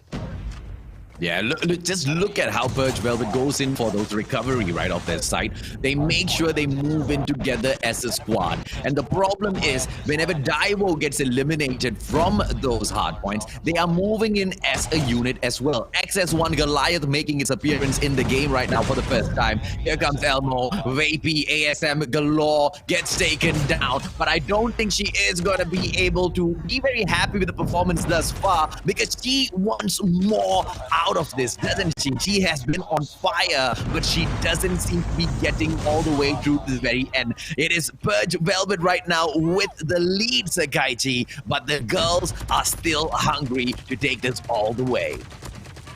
Yes, and they will really need to. They can't afford to give any space whatsoever to DAIVO Swag, and that's what they did, ladies and gentlemen. That's what they did. Yes, DAIVO gets some kills, but they ensure that there is someone there, Boo in particular, they make sure that there is someone there as an extra lady to make the numbers work even tougher for the side of DAIVO. And that's how they are holding it so well, not letting DAIVO to get any single point in this fourth hard point. And the lead is with the PURGE ladies. Such a solid play coming in from PURGE. Can they keep this up? Because if they, okay, I don't know how well they're going to be able to hold Branch Road, right? Because Branch Road is one of the most open points in here at the firing range. If at all we see PURGE go in there, they may be able to just hold it for a few seconds. They cannot afford to allow DAIVO in there too long, because if DAIVO catches up with them, the next point, it might just go all the way to the DH side. SG needs to work, and they need to work it now. They're not doing well, but they lose it back yet again to DAIVO, Skychi. Yeah, and DAIVO, they really needed this desperately now, because they are so close, PURGE Velvet. And if DAIVO wins this one, they are going to tie with 21 Huntress, and that is going to be a huge one as well to make it an even more complex Group B situation. But PURGE Velvet, they are looking ever closer. Just that DAIVO is already at the second hard point. But yet again, PURGE Velvet, although we see like DAIVO is in there already, PURGE just before the hard point spawns, they just make it happen. They took it back well. Oh, they did, man. They did so well. 141 right now. I mean, with an amazing comeback, a stellar comeback in here by SG. But this is no time to rest, because DVS, the DAIVO Lady Swag Squad, they want it back for themselves as well. 110, 22 more seconds to go. PURGE Velvet will not lose this if they don't manage this hard point, but they need to close it off. Every second they lose, they are giving DAIVO a chance. 146 right now. There they come, and they have been snuffed out yet again. DAIVO doesn't want to let it go. Oh, but it might be just like the last moment, but no, just like the loss. They managed to intercept that and took it to yet another hard point, which is going to be the last one surely. And now it is DAIVO. It's DAIVO for the taking. But the XS1 by Strong is down already. And now it has been all but Bloom, who sweeps everyone like a broom to take that one single winning point. Wow. It was perfect. It was perfect. What a comeback that was for PURGE Velvet. With every single ticking second, I could almost hear the screams of the 21 Huntresses in my head. They were saying no, no, no, right? Because if DAIVO wins, they probably have a better chance at getting through to the next stage. You were absolutely right, Sakaichi. I thought it was going to be an easy win for DAIVO here, so the 21 Huntresses didn't really need to worry about much, but that is not the case. What a play by PURGE in there. NX Boo, your MVP with a 21 kill, but the 1 minute 7 second on that side. Serenity obviously playing her part as well, but what a performance here by the girl that calls herself the bot. I don't think she's a bot. She doesn't play like a bot now, does she, Sakaichi? She is definitely not a bot. What a play.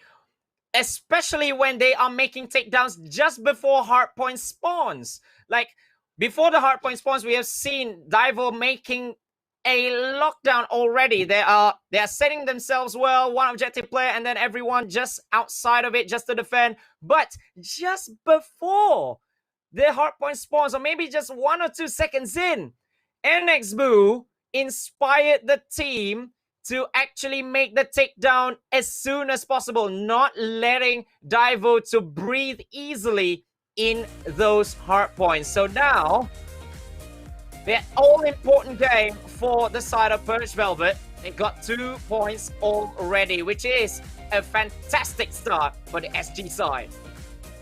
Absolutely, man. Well, I wonder if not they'll be able to pull off another victory, because that puts us in a predicament, doesn't it, Sakaichi? Yeah. Well, if let's say PURGE is to win yet again, they are going level on points with Huntress, and DAIVO will be on 2 points. So the third game is going to be a whole different level of chaos. But looking at this one, right, Mustachio, what a play from PURGE Velvet in this hardpoint, the second last hardpoint. It looked as if DAIVO would actually go at it, but no. This girl has made it all happen for PURGE Velvet. She has instrumented the comeback, or should I say, the takedown at every single time. They believe in themselves. They just took the risk, and well, you gotta risk it to get the biscuit, and you truly got the biscuit. Absolutely, man. I wonder what biscuit it was, though. Is it like a biscuit with jam in it, or is it like just a plain cream cracker? What sort of biscuit, Skaichi? A biscuit with a letter. It's a lettered biscuit. It's a letter W. It's a letter W because it's a win. So they got a W biscuit. They got a W biscuit indeed. DVS goes ahead to ban off Summit, and it is PV that bans Meltdown. Here is where we are left with, ladies and gentlemen, boys and girls, a pick, and it's going to be standoff. I mean, I never expected to see a search and destroy here. Now, did you, Sakaichi? It's I think this is the first time we're seeing a search and destroy in standoff today. Yeah, and because it's such the unpredictability to actually call the games, call the search and destroy in a matter here of all places. But I believe that DAIVO, because this might be their best map, so that's why they are picking this one, and they are backing on their ability to win at standoff. So we will see, as they are on the attacking side for the first 5 rounds of this one. They win this, and they are tied with anyone who wins are tied with Huntress. Yeah, I mean, it's a good push so far, but and when I say push, I mean throughout the whole game, right? It's a very interesting hold here. What a frag by Lulu on Vapey. Vapey gets taken out by the nade there, but it's very interesting how DAIVO Lady Swag is kind of pulling a very slow attacking game here.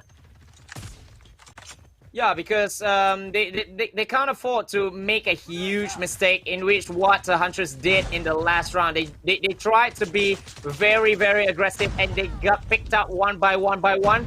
So DAIVO, they are controlling the pace of the game, and they are especially in a pinch like this, right? they are forcing PURGE to actually comply with how they actually play, especially in this kind of map. So a special game plan by DAIVO, and especially with they having their plans on Alpha already.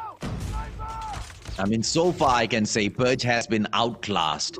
I mean, the way DAIVO has gone in here for the hole and a very, very slow push, a squeeze into Alpha for that plant. And there you go, man. They didn't even need to go in for that plant.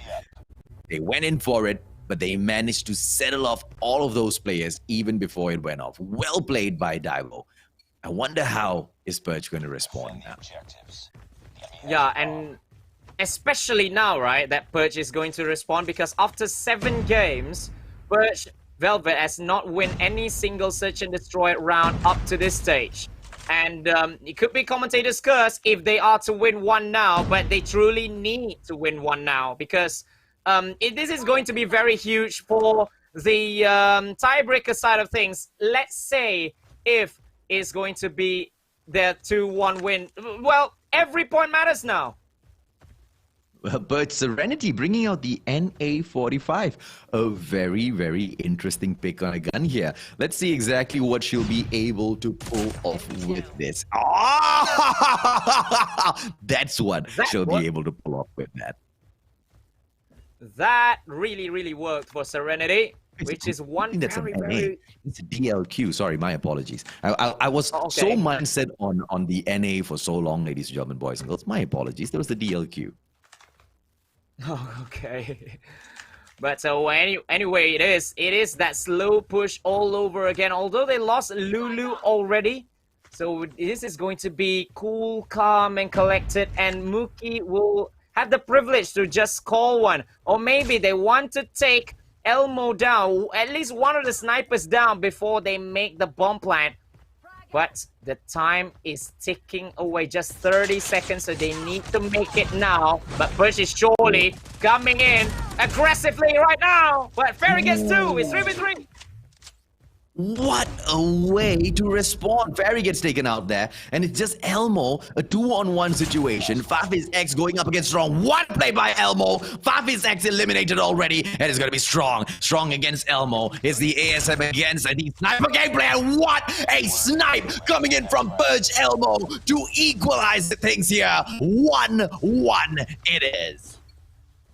Well played by PURGE Velvet. They knew that it's going to be a very slow hole, very slow push.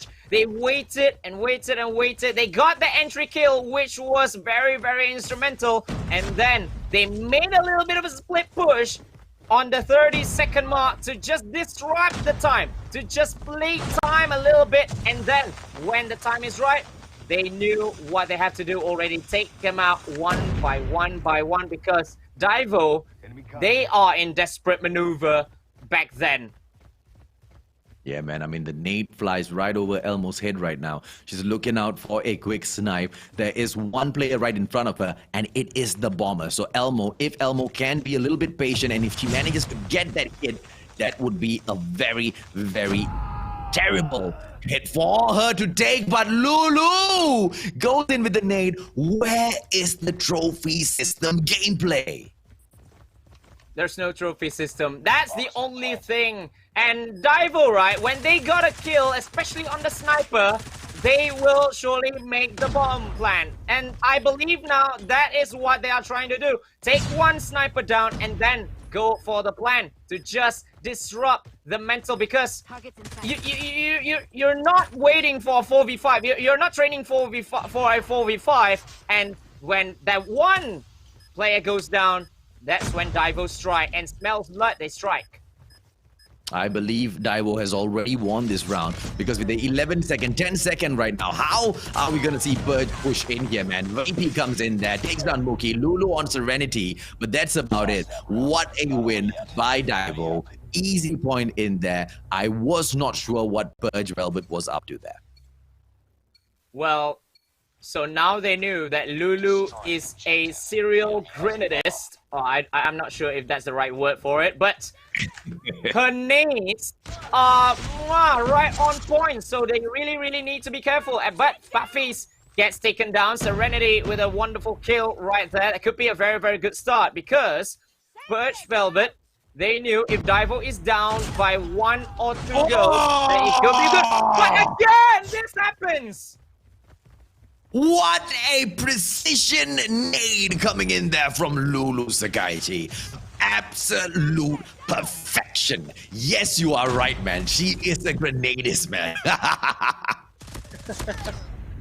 But what a nade. Just the second in a row, same player down at the exact same place.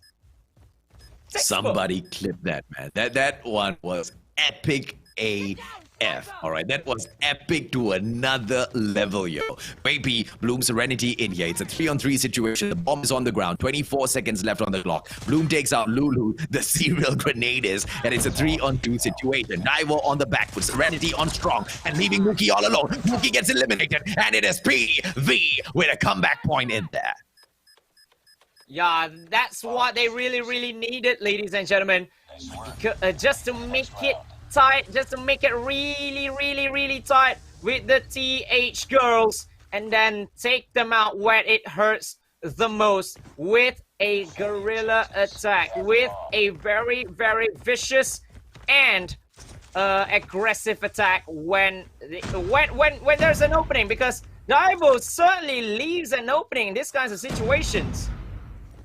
Well, I wonder what sort of a damage that sort of an opening would have created, right? DAIVO, Mookie has gotten a little bit. Oh, Lulu, come on, man! How many nades from Lulu are we gonna see today? This woman is a nade queen, yo. 3 in 3 rounds. You cannot write that up. Added to that 3 in the game against Huntress. That's a grenadist for you. Again. Oh, NX Bull, Fafis X out of this situation. It's a 3-on-4 situation. Looks like Strong almost got eliminated there, but she will go ahead to recover. Fairy right now with a quick peek on towards the left. It doesn't seem like she's going to be able to get a hit here. She needs to go in there for the retake. You see, it's two players in here who can come in here for the support. Lulu, the serial nader, is going to be the bomber as well. Fennec in hand. How can they take this off? Because there are 2 players right in front of them at Alpha, Sakaichi. 2 of them parked over at Bravo, and Fairy gets eliminated by Elmo. It looks like it's over for DAIVO. Lulu attempts another one. Very smart play by PURGE. They backed away from that nade this time. But Lulu needs to make the call already. But when she wants to make the call, Alpha is already in contention. He's already being guarded by 2. So she needs to actually go for it. But no! Bloom and Elmo with the final kills. And I mean, that positioning by Elmo was impeccable, don't you think, Sakaichi? I mean, she didn't really back away from her positioning at all, and that's the true mark of an amazing sniper, right? And she stood her ground. Even the Fennec couldn't take her out towards the very end.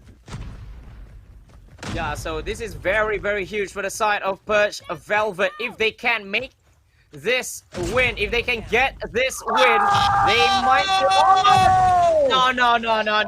No, stop this! What is this? Oh, I tell you, I love this girl so much, bro. How, bro? How? I need to go take nading classes with this girl, bro. What in the world, Lulu? Guys, set up a new fan club right now. Lulu the Nader. All right, Lulu the Nader, man. This girl is crazy, Sakaichi. Oh my goodness me, 4 in a freaking row. You just cannot write that up. And that was the entry that they really, really needed. Don't you think there? Because that 1 nade comes in and DAIVO has a huge one. But Serenity is on a 1-girl mission, but she couldn't do it. And the bomb defusal is there for the taking. And Fafis ends it with a 3-3. So close to see yet another youngest player in this tournament, Serenity, making a crazy play right there. crazy play, the only crazy play deserving of any mention is Lulu's nades, yo. What in the world, people? This is crazy, man. I love it. I freaking love it. Trophy system has been destroyed. They're going for a push. And this time, both squads want to be aggressive. Look at Purge come in here, setting up those trophies back to back. The thermite goes out as well. The bomb goes onto the ground. 1:37, get down to 45 seconds. Let's see how DAIVO comes in here for the defense. Well, that was pretty quick. So DAIVO really need to rush in. It's a 5v5 still. They cannot hope for one nade to actually come in. They need to go in. They need to go full, but Fairy gets taken down. So DAIVO is now left, right, and center. Everyone is down. DAIVO needs to make a push, and Mookie with her first kill of this S&D, but I don't think it will be enough because they held on pretty well there, which is PURGE Velvet. Buffy's X solo in here, but I think it is all over for DAIVO right there, man. PURGE Velvet, ladies and gentlemen, boys and girls, I don't know about you, but after they got decimated by the 21 Huntresses, I really thought that PURGE Velvet was out of it. Why? Because DAIVO went in and DAIVO met the 21 Huntresses and DAIVO decimated, DAIVO dominated, right? So it should be a simple, easy mathematical calculation for PV to get dominated as well. But no, look at what is happening. Apart from the fact that Lulu is crazy with the nades, PURGE has been doing so well. Elmo gets taken out by a headshot there. She's not going to be too happy at all, but it's a 4-on-4 situation, Sakaichi. Yeah, but DAIVO, certainly, as you said, not happy whatsoever because DAIVO needing one. They need one, but now they are playing the chasing game. Everyone is down already. It's a 3v1. Fafi's X is all alone. Bloom as well. Fafi's the sniper. But again, there is no time. There is no time. Although Fafi's gets one, but you know, no time. 5-3. Well, there you go. There you go. 5-3, Sakaichi. One more before they place 21 Huntress in a freaking predicament. And if they get a 3-0 on DAIVO, oh, you know what that means. It means it leaves... It means the 21 Huntress, okay, they're all sweating already. That's all that it means, okay? Well, if they win 3-0, then PV is going at 4 points. Huntress on 3, DAIVO on 2. But we're not talking about that now. This one is not ending just yet, although the momentum is with the SG side. Vapey is down. Elmo nearly gets taken down. Just 1 HP left for her. Just survived. But Fairy gets bloomed down. How is that?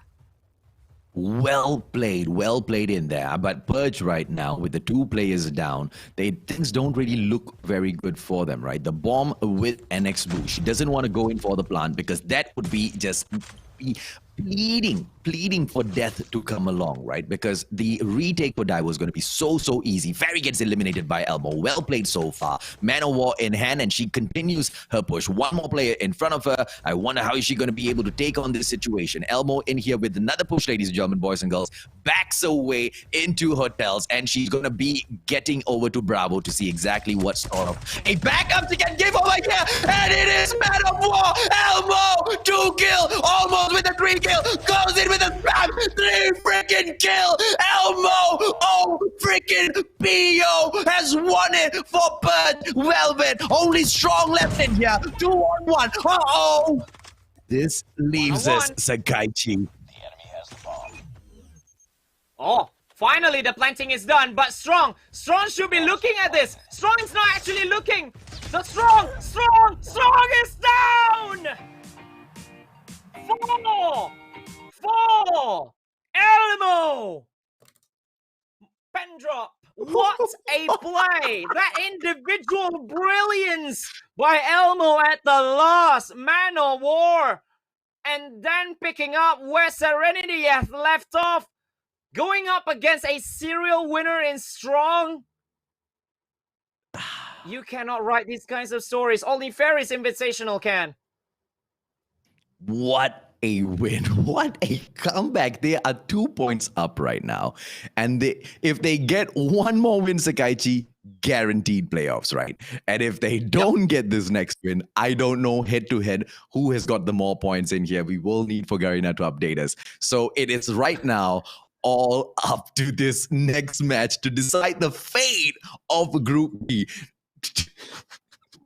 I tell you, I expected today to be amazing. I expected today to be awesome. I did not expect the matches to be this crazy, to be this awesome. Oh my goodness me, goodness gracious. But huge credits to PURGE though. They truly fought out of their skins. Although it seems like, DAIVO is playing with a brilliant strategy, a brilliant tactical awareness to play it slowly just a little bit, but they got picked out. They got picked out just like that in the middle stages of the game. Although, yes, they got a 3-2 lead after 5 rounds of attack, and then when they go for the attack, they go for very, very quick ones. And especially, although Lulu has been crazy with her nades, but one thing is for certain, if that didn't happen, if the nades didn't happen, or if the entry kills didn't happen for DAIVO, you always have a chance at winning this game. So the tactics didn't really work. Should we say that the tactics didn't work for DAIVO?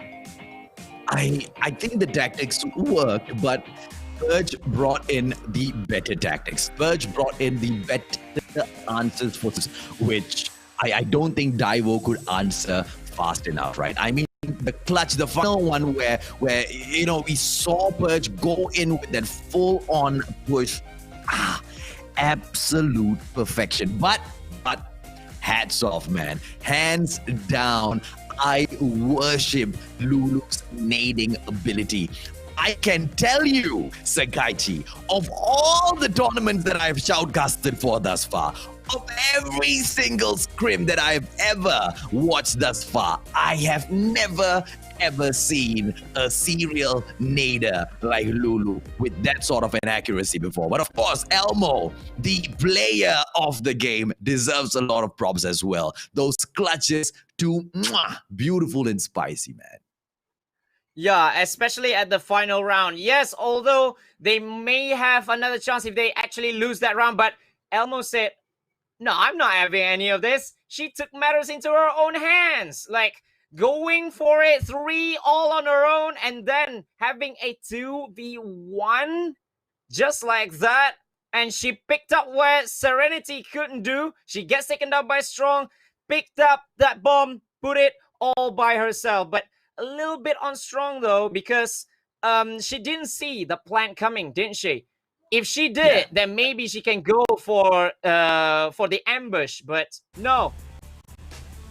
Absolutely, man. PV goes in, Band Summit, ladies and gentlemen, boys and girls. Crossfire, banned off by DAIVO. And it is PURGE Velvet's pick, and they want to go on to firing range. This is going to be domination, and there are just 3 points at firing range. You've got your backside. You also have got your mid lane in there, and your clearing area. Which one of those will these squads be able to go in there and dominate, or are we going to see one of those squads go in there for that triple cap annihilation? That match is up next. Yes, and remember as well, ladies and gentlemen, PURGE Velvet has 3 points. Huntress, who are watching here, surely they are on 3 as well. DAIVO has 2. If DAIVO wins this, then we are having a lot of popcorns, because we will have to take out our calculators and count all the points for the 3 teams. But there is a but though. If PURGE wins, then we don't need that. Well, let's see if or not PURGE Velvet can pull the win off here. NX Boo, Vapey, Elbow, Serenity, and Bloom representing PURGE Velvet. Strong, Mayayo, Fafis X, Fairy, as well as the serial Nader Lulu representing DAIVO, Lady Swag. Bloom in here, top the gameplay. Oh, Annihilation, double headshot. Mayayo as well as Fairy taken out. And PURGE starts things off with a fire under their belly. But look at this, right? It is DES with the points lead so far. He goes in there, double kill, beautiful ASM 10 gameplay, but it's eliminated by Mayayo. Beautiful back and forth so far, Sakaichi.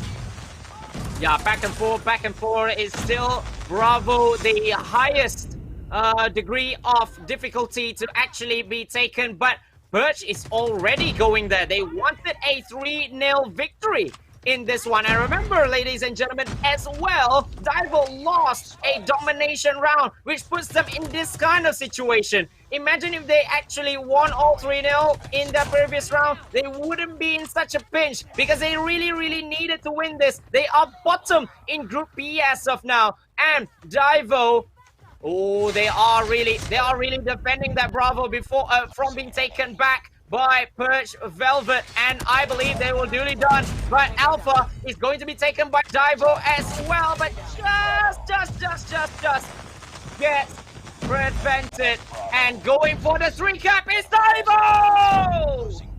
Oh, beautiful effort, beautiful push coming in here from the TH side. DAIVO, Lady Swag, absolute perfection. But look at this, PURGE Velvet right now, turning things around for themselves. Bravo, the only place that has not been conquered yet. But look at this, Sakaichi. They will go ahead to lose it back yet again to a triple cap by DAIVO. Wow, DAIVO Lady Swag. They are not playing around. They are not toying around now. They knew they are in desperation spots. They are in desperation maneuver right now. So this 3-cap is going to work wonders for them, because if they win this, and if we need a calculator to actually count all of these players' points, then DAIVO will really have a huge momentum, have a huge points taking. And, well, PURGE, if they lose this, they better lose by such low margins. Or if not, then the points is not going to be in their favor. Well, let's see exactly how they respond, because don't forget, even as we came to hardpoint earlier, Sakaichi, PURGE looked like they were on the back foot, but what a comeback they made in that match, right? And this one right now, domination, they are on the back foot as well. 30 points behind, 33 points as a matter of fact, but Fafis X goes on popping off, showing PURGE that it's not going to be that easy to make a comeback today. Oh, but look at PURGE Velvet. They knew they are in desperation maneuver, and they tried to take it back, but no time. It's 75 to 38. A situation in which it's just as if somebody takes 2 points and the other team takes 1 point for the entirety of the first half. So, this is still up for grabs for both these ladies' teams. Well, it is PV in there with the first capture, and that means they can move on to Bravo first before their opponents, DAIVO, Lady Swag. Mayayo right now comes in here, maybe attempting to position herself to go in there for the defense on Bravo. Lulu taken out by Elmo, and they go in for a push, but Fairy is the first one to get there. What a play so far by DAIVO. It looks like PV has got no responses for DAIVO on firing range, Sakaichi. Yeah, so this is going to be absolutely tough now, because it's so out in the open. But DAIVO, look at DAIVO. They wanted to take Bravo, and they wanted to take it by the screen of the neck, but just not there yet. And PV, look at PURGE. They want to make that full-on lockdown. Going for Alpha. They took Alpha. So they are going to have an even quicker points galore. But Bravo and Charlie is going to be taken by DAIVO. No! What a play by Elmo there. Elmo, she knew Bravo was about to get captured, goes in there with the war machine, clears it off, and still manages almost to get a capture in there. And right now, things have turned around. DAIVO comes back in there. Clearing area has been captured, and they want to go in for mid lane as well. Barracks that still belong to PURGE Velvet. It is strong with a strong access fun up here at auto repair. 2-on-1 situation. Bloom gets taken out, and maybe, just maybe, the XS1 will get taken down in a moment. Ooh, but it is very, very desperation maneuver. Oh, Lulu as well. She got her own SS1 Goliath, so she will make the initiation at Bravo. But look at NRX Boo. She's, oh wow, nearly. But gets intercepted by Strong, another SS1 Goliath, which has been defending so well at Bravo, but no one is taking it as of yet. No one is taking it yet. Absolutely no one. Bravo has been so difficult to come in here and conquer.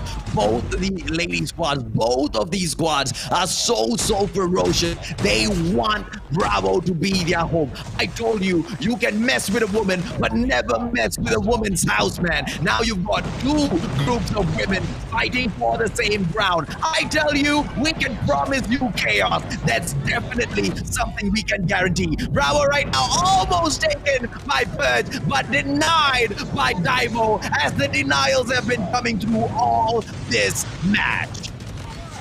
Wow, no one is taking Bravo, and we are so deep into the second half of proceedings here. It's just the points that are moving. It's just because of that 1-and-1 point coming over there. And Strong, yet again, defending so well at Bravo, and now she's taking matters into her own hands, and with 1 assist as well. Oh, she's all alone, but gets taken down just like that by Boo. Fairy with a 2-piece, and looking at PV right now, going at Alpha, and they got it. 2 points for them.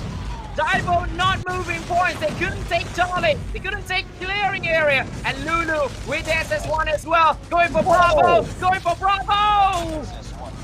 Triple cap, and it is PURGE Velvet in there, Sakaichi. They're gonna lose Alpha though. Barracks Hut going over. DAIVO has taken over Barracks Hut. Clearing area taken up by them as well. And Bravo mid-square right now belongs to DAIVO. A triple cap. Denied once again. PV back in there together with the Barracks Hut takedown. 126 to 98. It looks like PV's about to get defeated here, ladies and gentlemen, boys and girls. Can the Singaporeans make a comeback? 30 points between the two squads right now. Things are not getting easier. They're just getting crazier in here today.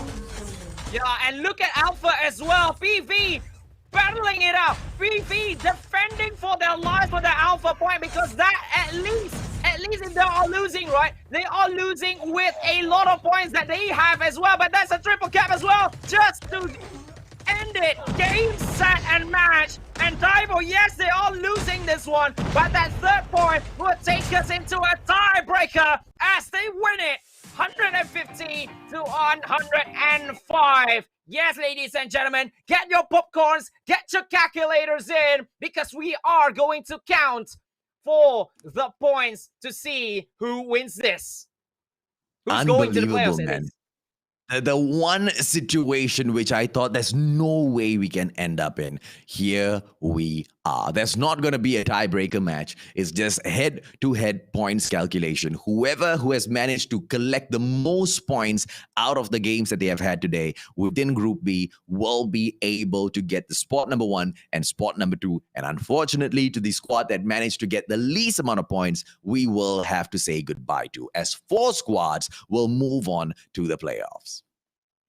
Yes, so it's 150 to 105 in the last game. So, well, I'm not good at math, so we just let the admins do that for us. But looking at the gameplay, these two, they are playing it absolutely aggressively. If they couldn't get 1 point, they just went for the other. They just move on, went for the other. But if they still think that they have a chance, that they will just go and go and go until they get it. And that's what they did. But in the second half, Bravo was contested highly and desperately as well by both of these squads, which makes it a spectacle, especially at the end when DAIVO finally gets a triple cap over there. But what a game, what a series yet again, Mustachio.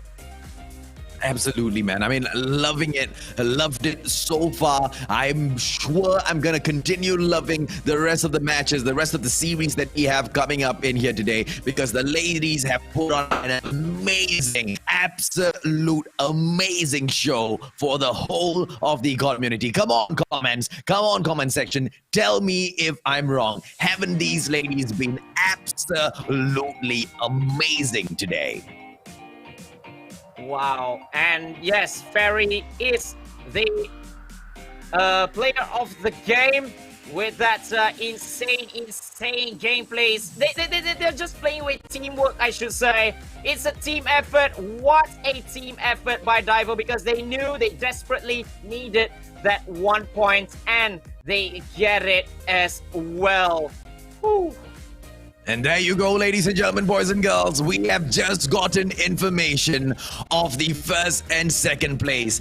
In third place, the score of 529 points. The team will not be mentioned yet. The second place has been taken up by the squad that scored 553 points. And that is the 21 Huntress. And of course, the squad that managed to get the number one spot today, none other than the DAIVO Lady Swag, 575 points, which means unfortunately we will have to say goodbye to the beautiful ladies from PURGE Velvet. Unfortunately, ladies, it just wasn't good enough, but that in no way means it wasn't good, because those were epic matches, Sagaichi. Super duper epic. It is just unfortunate that they didn't manage to get through this one.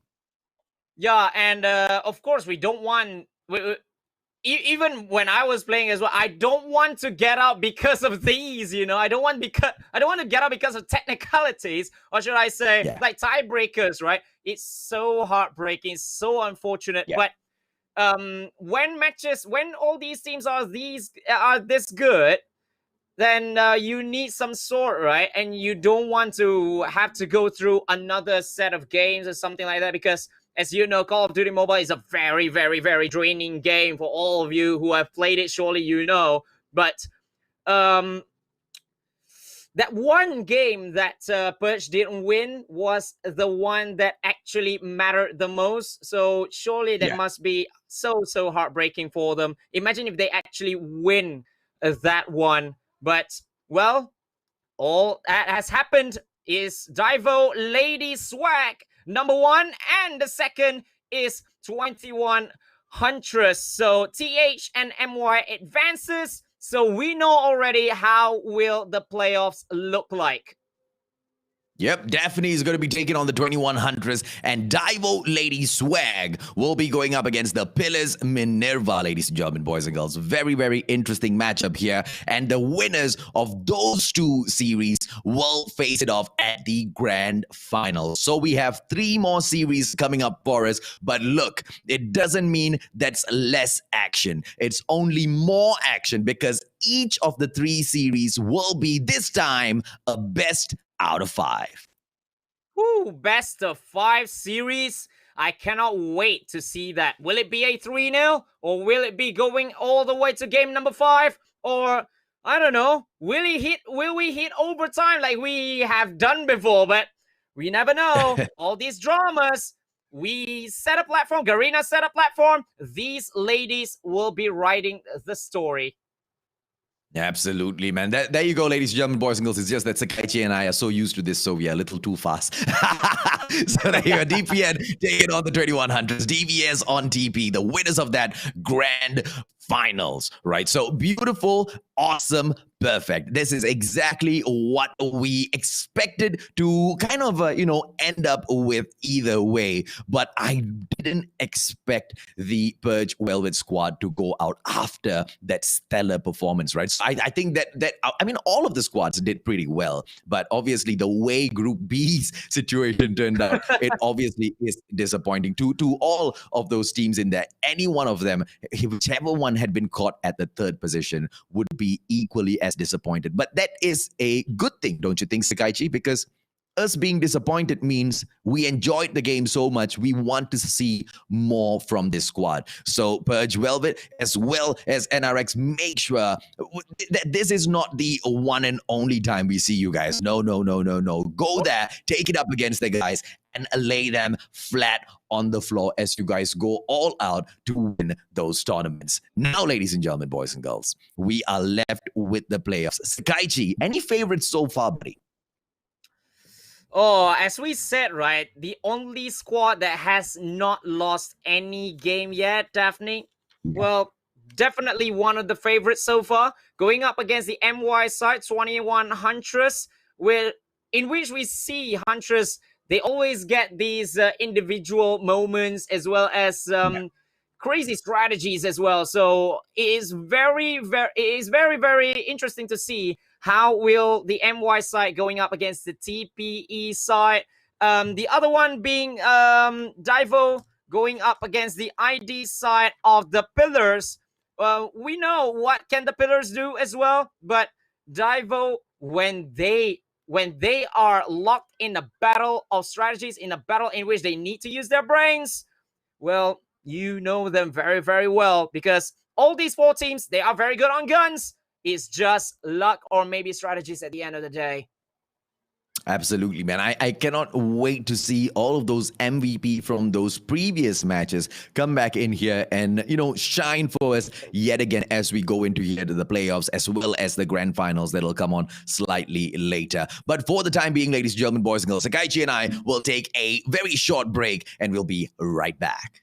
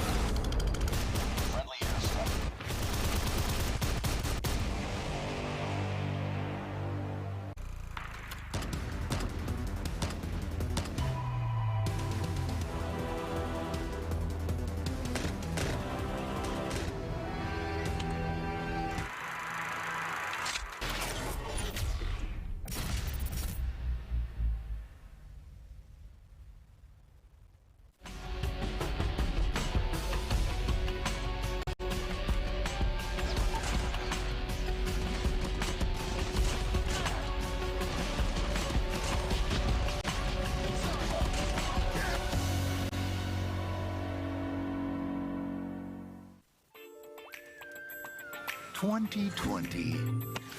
Year of yuck. Globally, it's been tough. On Call of Duty Mobile, it's been a blast. As we close out 2020, we want to big up our community. Even in this miserable year, you've been incredible. Let's sit back and share in the greatest gift of all, the fact it's nearly over. Happy holidays.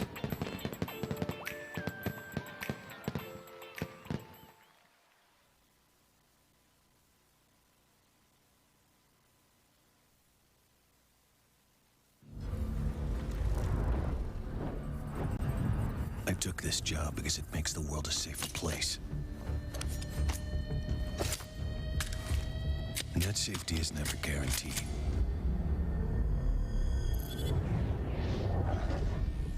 But I know someone else is working to make the world a dangerous place. And that someone is still out there.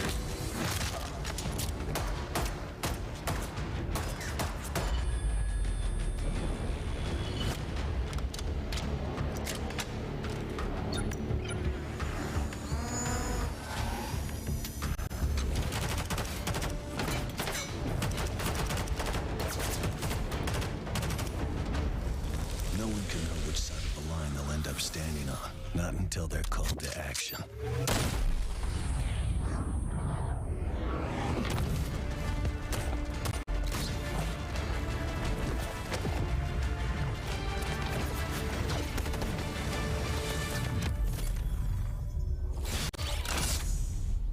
Call of Duty Mobile. Download and play now.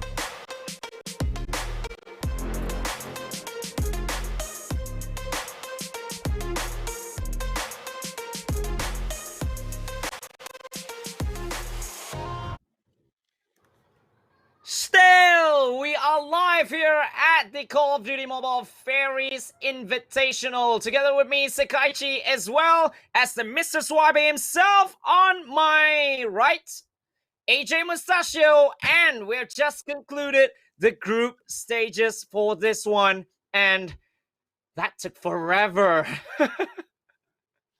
That took forever. It's still going to take forever, man. We've got 3 more series, ladies and gentlemen, boys and girls, right up ahead of us, right? 3 series back to back, and we will be able to crown the Queen Fairies of the Invitational, right? The Queens of Call of Duty Mobile, because that will be done here today, right? Yes, some people are like, is everything going to be sorted out today? Are we going to continue tomorrow? No. This whole shebang is coming across, and it's all going to be sorted out today. The girls are, well, maybe, but the girls are tougher than your usual pro players out there, I guess, because they get to grind all day through. And I don't hear them complaining just yet. They're like, oh, wait, we only have this much of games? You don't want to throw in more brackets into there? We can fight more.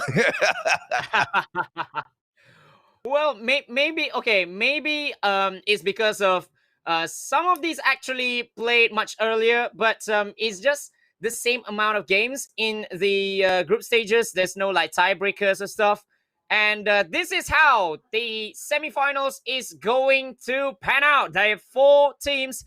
So the first semifinals, we are going to have DAPHNE, the champions of Group A, going up against the runners-up of Group B, 21 Huntress from MY. And then DAIVO, Lady Swag, the first place for Group B, going up against the Pillars, Minerva from ID. And you guys all know about what happened in Group B. They are all need to be sorted out due to the accumulated points during the group stages. So the first one, Daphne girls. So we have Genesis, Hotpot, Milk, Baeyun, as well as Yvonne. These girls have never lost a round so far in the competition, AJ.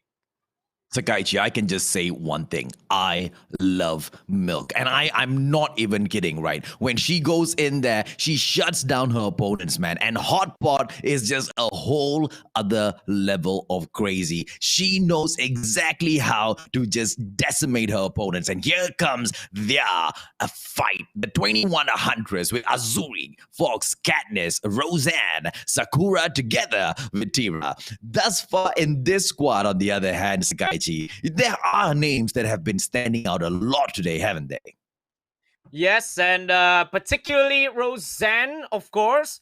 But you have Azuri as well as Sakura coming up clutch as well for the team whenever they needed it the most. Especially Sakura, right?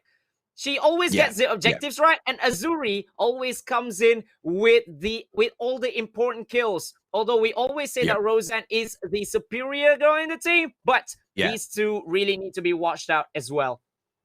Yeah, I mean, when you look at Roseanne, I think I really love the reaction time and the creativity, you know, not just the skills of being able to control the gun, going into engagements and winning those engagements, but what she does to overcome situations. But if you look at Azuri, on the other hand, pure slayer, right? She's like one of the main slayers of the squad. Her job is to go out there, not to play the objectives, not to do anything, but just to get the opponent out of the way so the squads can focus on the winning. And I think the role plays that the girls have been going through within the 21 Huntresses squad itself has been absolutely spot on perfect today, you know. Now their opponents, on the other hand, Sakaichi, I think nothing can be said about, you know, any of their weaknesses, because that's how well they have carried themselves in here so far, don't you think? Yeah, and so far we haven't seen any weakness in their game, especially like you said, Hotpot as well as Milk. These two, yes, everyone plays so well, but these two in particular, right? Next level gameplay. So it is so hard to actually take them down, take the whole team down, take Daphne down without actually taking these two first. But I should say that Milk in particular, yes, Milk. Yeah. If you want to take them out, take her out first. Although, but it's not going to be easy, man. Right? I mean, it's always like, how do you win the game? You want to win the game, you go take Milk down. It sounds easy. Then you go there to take Milk down, and you realize Milk is like a 30-foot giant with like a machine gun and a bazooka in her one hand, because like her one hand can hold two guns at the same time. And in the second hand, she has got Lulu with grenades. Okay? It's just good. And instead of using the gun, she just says, hey, Lulu, go get it done for me. And Lulu just pops those grenades, right? And that's how things are going to be stacked up today. But so this next match is going to be hands down crazy, Sakaichi. Yeah, and one thing as well, it might actually set up a dream match for all of you guys. Hotpot FC going up against Roseanne FC. Oh,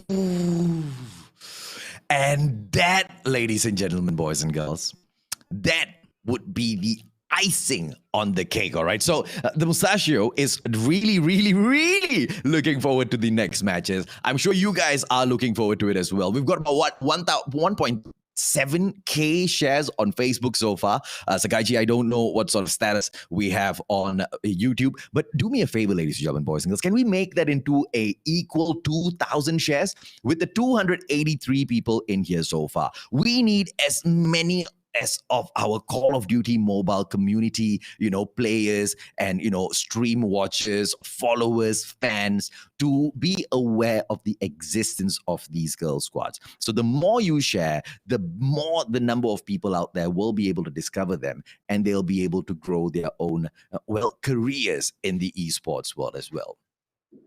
Well, you want to know the numbers? Well, at YouTube, you can count shares. But there's 1.4K likes already up here. 1.4K. Oi, our Facebook beats YouTube hands down, man. 3.5 thousand reactions so far, and That's 12,000 the amazing comments. total of 5K. 5K. Yeah, man. Absolutely. The 12,000 comments is what my heart's like. Wow, right? Because everybody, not only they are coming in here and they're enjoying the matches, but they're so active in the comment section, and there's just so much of talk going on. Because Sakaichi, you and I have done our fair share of tournaments in here for Garena, right? And there are some tournaments where the audience, they're sometimes just quiet in the comment section, but not at the Fairies Invitational, man. It looks like the community loves this content. So I am very sure I want to see more of these Fairies Invitational. How about you, Sakaichi? Oh, absolutely. Because we have always seen in any esport, we are always seen, all right, the pro players, which is mostly male. Although I'm a male myself, Yes. I've got zero Are problems you with that. sure? Of course. but Okay. Yeah. But I would love to see like an all girls tournament, like a ladies tournament, because this brings up like a little bit of inclusiveness. Like we can Yeah. include all the girls as well in the esports ecosystem, and it brings into a very, very healthy ecosystem in esports as well, so that girls, they are not here to just play or maybe just Well, to this play time or it's not stream about something. watching, right? It's definitely not about watching, because I think growing up, it has always been a situation like that. The boys are playing football, the girls are always watching. The boys are watching football at home, the girls are always just watching.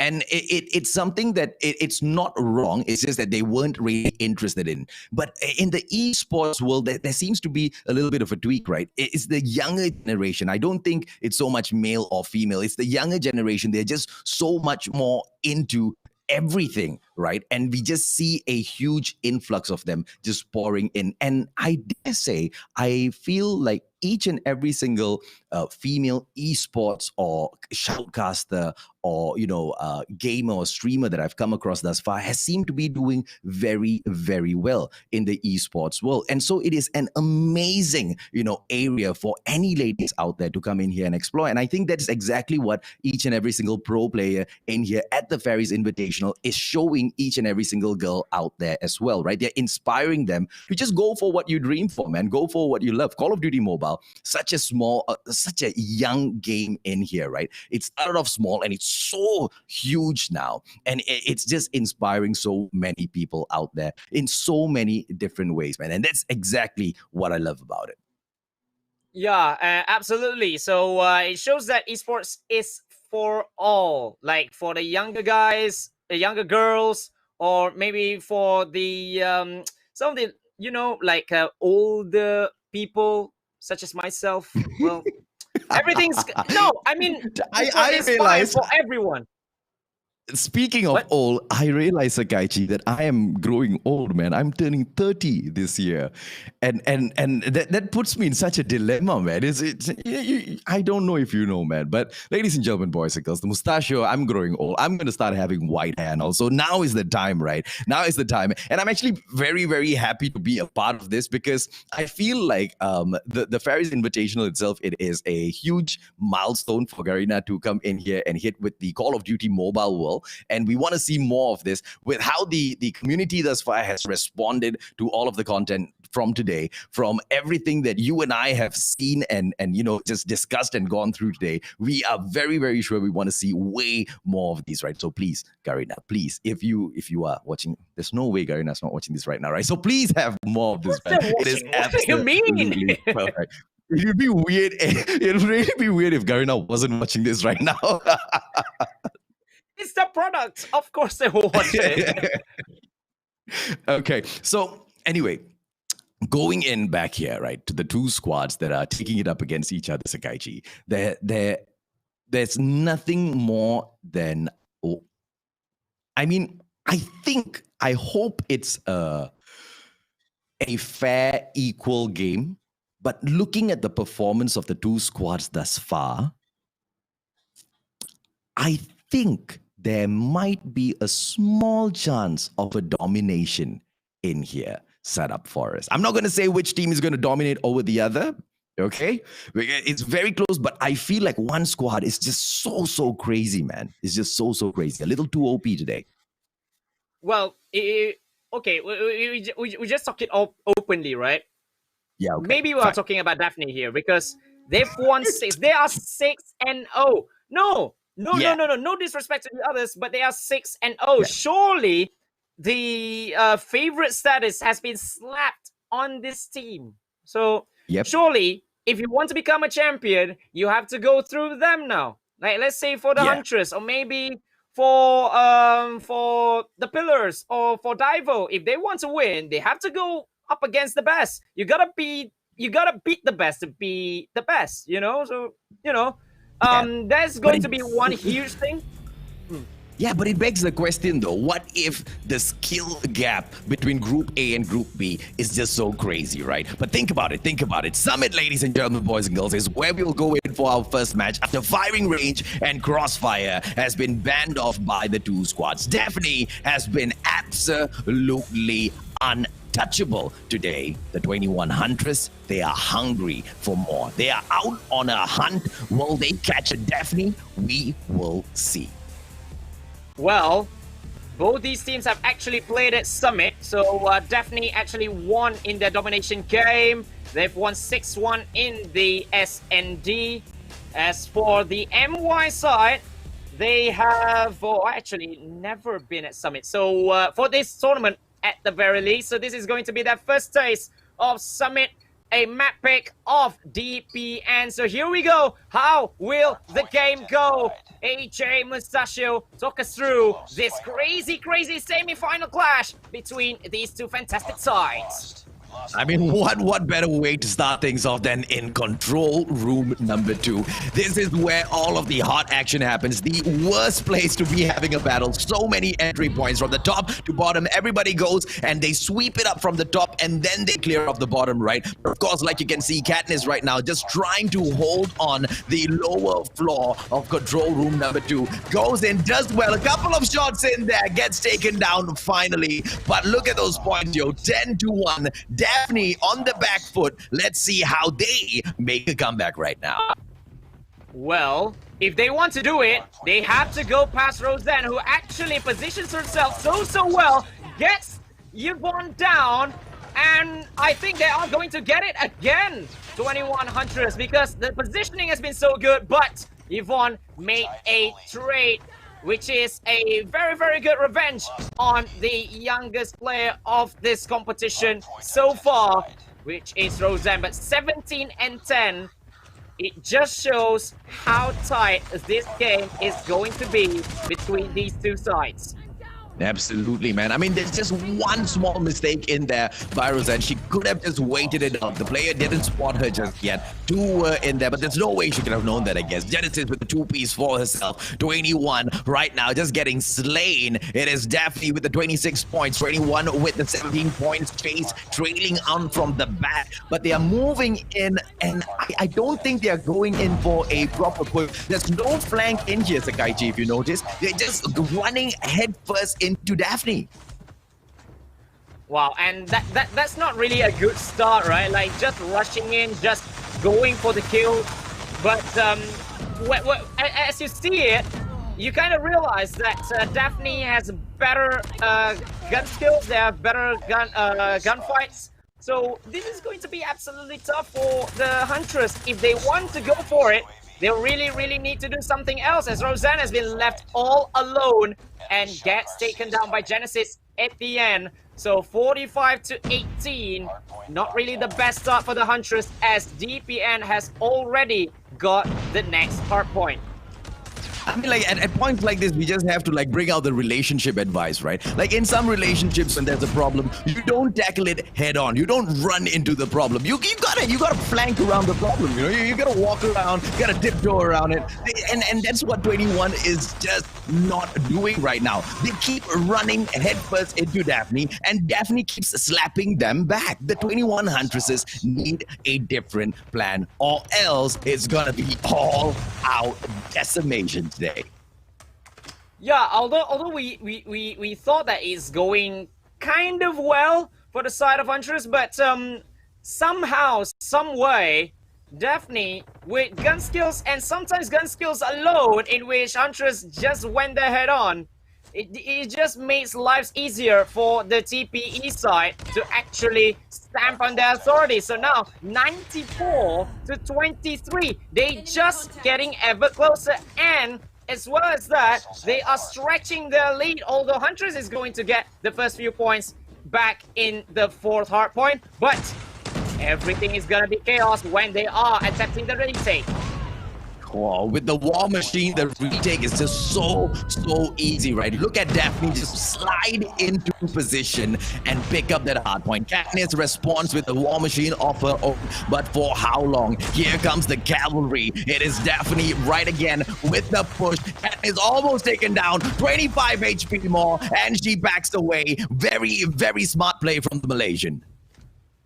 Wow, very smart play, especially by the captain herself. He attempts the retake, she got it, and then she just backs out, gets out of harm's way, just to save herself. Live to fight another day, not to give one extra kill for the DPN side, and for someone else to actually take her place and make sure that the Huntress is still there with the hardpoint as she spends out at the back. But now, going back into the 1st hardpoint we go. Control room number 2 is back, but DPN gets it first with all the kills, leaving just Fox behind. So that will be absolutely huge because the Huntress is going to respawn so far away from this one.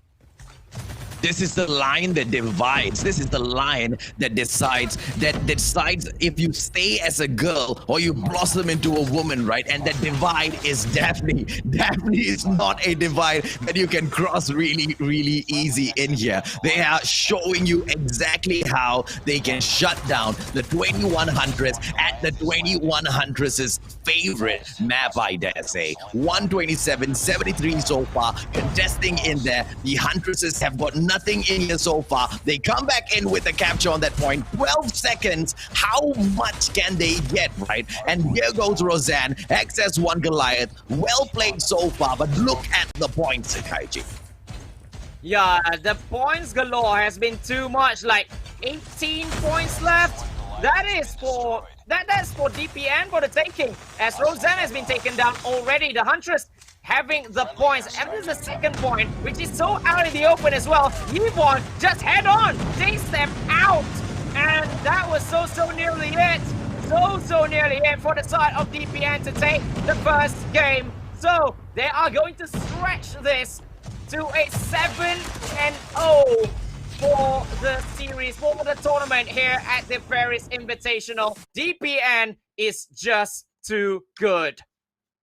What a play. I mean, with a perfect, no blemishes at all on this record, right? These girls, they are perfectionists. You go to school, you've got 5 girls who always get straight A's, like 3 out of those 5 girls sit down at the back of the class, 2 and 4 of those girls sit down at the front of the class, and you just can't figure out how they do it, and they're always the top of the class.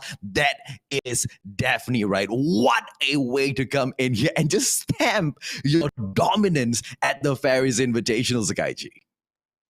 Wow. Although it looked like an open game, but that open game lasted for a mere 20 seconds, I should say. And Absolutely. from there on in, DAPHNE take on all the stops. And yes, Genesis, we haven't talked about Genesis too much in here, but let's give it to her. She has been mental in this one.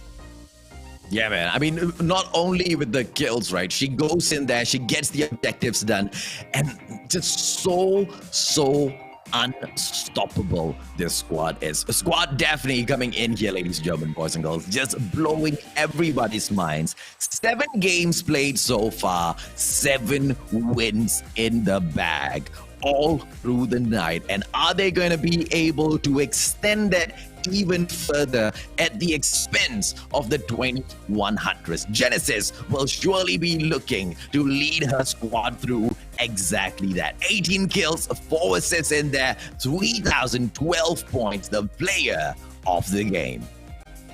Yes, and everything is going so well for the young 18-year-old from TPE. She has been mental in most of the games. Like, she has been getting all the kills done because she's the attacker of the team, all right? So that's her job, but she's doing the job very, very well in these kinds of open matches, like in Hardpoint, in Domination. She's always there to rack up all the points and make life very, very easy for her teammates. Yeah, and that's just game number 1, though. We have seen the 21 Huntress. We have seen them rise from the ashes in game number 2. DPN bans off Meltdown. Firing range ticked off by the 21 Huntress. And Crossfire has been picked by the Malaysians. Are we going to be able to see the girls make a comeback in here? Maybe a perfect 6-0, a 6 flat, maybe, Sakaichi. Well, one can hope. Can't they? Well, that is big because they are picking the map in which they are so proficient at.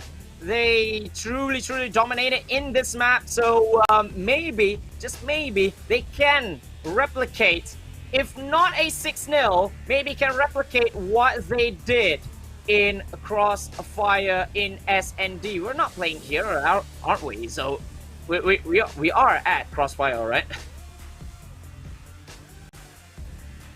Are we at Summit? I don't think so. Like, the graphics told us that it's at Crossfire. Oh, well. There you go. We are at Crossfire. There you go. The graphics guy tried to pull a fast one on Sakaichi and the Mustachio, ladies and gentlemen, boys and girls. The 5 of them, they go in for the push all the way out through right now. They make their way out of the Gorilla Avenue into Laundry. Katniss with those snipes, 21 Huntress are all set for a victory on a map of their choice. Will DAPHNE have anything to say about it? We will see. Well, you can see some snipes coming in from Katniss as well as Roseanne. It's just that, I don't know, it didn't connect, although they tried for the wallbang. Maybe it's just too big, but Roseanne did get Yvonne though. Sakura gets taken down by Genesis, the MVP of last round, so it's a 4v4 situation. The first 5 rounds of attack. Oh, Roseanne! She tries to go for some wallbangs, but nobody home. Yeah, nobody home in there for her, but good attempts though. I mean, you never ever hit those each and every single time, right? But those some points where you get lucky, those points are so crucial in the match somehow. Pei-Yun comes out, goes in for a quick snipe. Perhaps she sees a player right over there. She is accurate. Oh, second shot, not meeting a contact as well. Is she gonna reposition herself? Rookie mistake, goes in for the same exact shot. She might get taken down there. Katniss on milk. Hotpot gets taken down as well. What a double kill. DPN on the back foot thanks to 21 Huntress. And no time as well for the bomb planting, so I believe this first one is going for the taking of 21 Huntress. Well played in there, leaving Pei-Yun all alone, but the timer will give it off to the 2100s. DAPHNE on the back foot, and I'm very sure they are not too pleased with this at all. Pei-Yun gonna run out of the Special Forces base. I wonder where is she gonna go in here and position herself. We've got a sniper coming in here for the squad as well, ladies and gentlemen, boys and girls. DPN Pei-Yun. Launch gameplay in here by Genesis. Goes in for the quick push. Thermite right there in front of her. She knows the opponents are right there. Out. Where will she position herself to encounter this? Oh, Katniss again. Milk won't be happy with that. Katniss. I mean, good snipe so far, man. Katniss really shining on those scopes.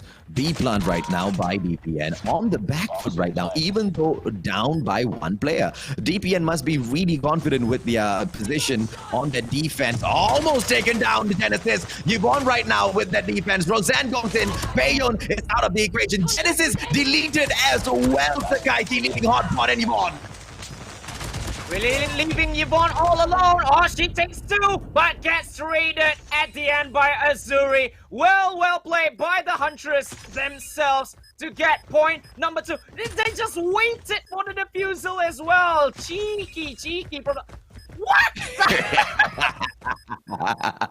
You Very, not very, yeah, very naughty, but I like the trolls, ladies and gentlemen, boys and girls. The girls mean business. All right, the girls mean business. Let's go, says the 2100. DPN. Oh, I don't suggest those trolls though, because you just might piss off DAPHNE, and when DAPHNE gets pissed off, you don't know what kind of crazy girl you'll bring out, man.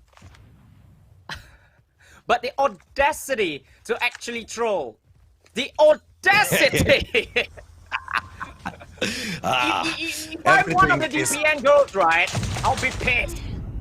Everything's fair in love and war, ladies and gentlemen, boys and girls. Milk on Tira in there. It's going to be DAPHNE, and they go in for the push. Tira has been eliminated. Katniss as well gets taken down by Payan. What a return of Snipes. Azuri out of the equation. Payan on fire. Genesis deletes Sakura, leaving Roseanne. What sort of a play can this Wonder Kid pull off? Roseanne with the double kill. Is she going to go in for more? Come on, Roseanne. Show us what you're made of. Oh, Roseanne is on a one-girl mission. She is just for a girl so young, but gets backstabbed. She didn't know that Hotpot is just right behind her and gets backstabbed for a 2-1 scoreline. So maybe, just maybe, DAPHNE has pissed off for what happened just now. Yeah, of course, man. I mean, they are going to retaliate, and they are not going to give 2100 any face at all, right? So Katniss goes in, one quick shot in there, doesn't meet anyone. Arctic 50 gameplay. Payan is going to be looking to take out as usual, but Katniss repositions herself with Hotpot straight in her face.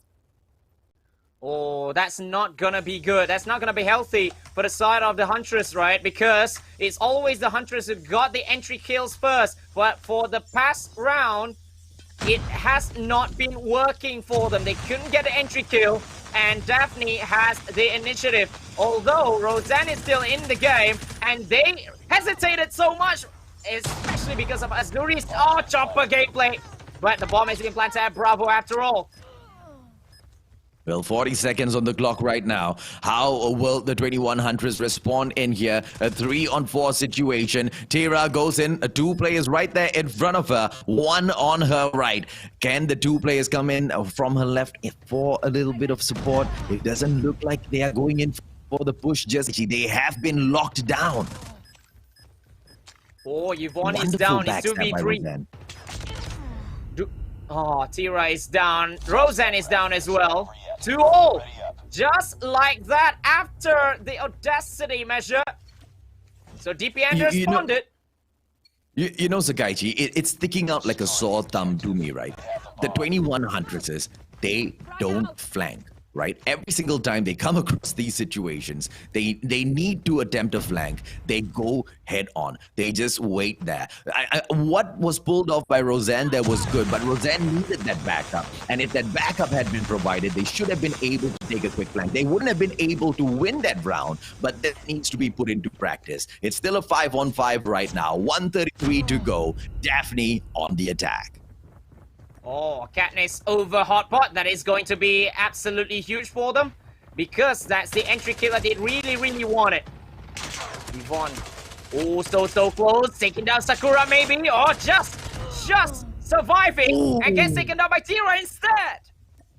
Yeah, that is what I'm talking about, right? You see an opportunity, you go right there for the backstab, you get the win, you exit, you go look for another encounter. Katniss, beautiful takedown on Payan, already waiting there. 2 more in here for them to go in for. It's Milk and Genesis, not as easy as it sounds. Katniss as well as Rose and Azuri in here. 2 snipers on the squad, 1 Fennec to just create ruckus down on the floor, Sakaichi. You were the last one. Yes, and yet again, Katniss 3 already over Genesis this time. So Milk is all alone. The bomb holder, the one with the bomb. Oh, she gets Tira, but 1v4 still. Gonna get traded either way. Sakura reset 3-2, but we are switching sides. So DAPHNE has, No. Huntress gets the attack now. Destroy the objective. Well, let's see exactly what the Malaysians have in store, right? Because the attacking side, they get to call the pace of the game. Katniss right now trying to control it with taking down one opponent first. Oh, that miss is going to cost her. How is she going to be able to recover that right now, ladies and gentlemen, boys? Quick plant in here by the 21 Huntress. Well played. How will DPN respond? Well, it's what they usually does. The quick plans, and they will force their opposition to actually come at them instead of them coming to the opponents with time on their side as well. They love to play it like this, right? They love to play time. They love to play these mind games with their opposite numbers, and that's what made 2100 so good in this S&Ds. Well, Azuri and Tira going in. Mill goes down. Genesis, gets that revenge, and a double revenge at that. Hotpot takes down Azuri. Katniss goes in for Genesis, leaving a 2-on-1 situation right now. The defusal will be made. Katniss is eliminated by Bayon. What a play, but unfortunately, time will not favor DAPHNE. Like I said, they love to play time, and that's what they do best. They made the quick plans, and then they just delay the game. They just delay it. Delaying, it could be inevitable that DPN will just wipe them all out, but they made sure that DPN has no time, no chance whatsoever to make the defusal, because they will get the points either way. So it's 2 games now. They get points because of time, because of their playing time. This is big, Sakaichi, because, you know, the 2100s are very, very close to a win here. And that will mean this is the very first blemish, the very first black record on DAPHNE's track record in here today, right? Their very first loss. And I don't think they want that. And if at all the Huntresses do inflict that upon DAPHNE, I think they will wake up a monster that might just surprise the 2100s later.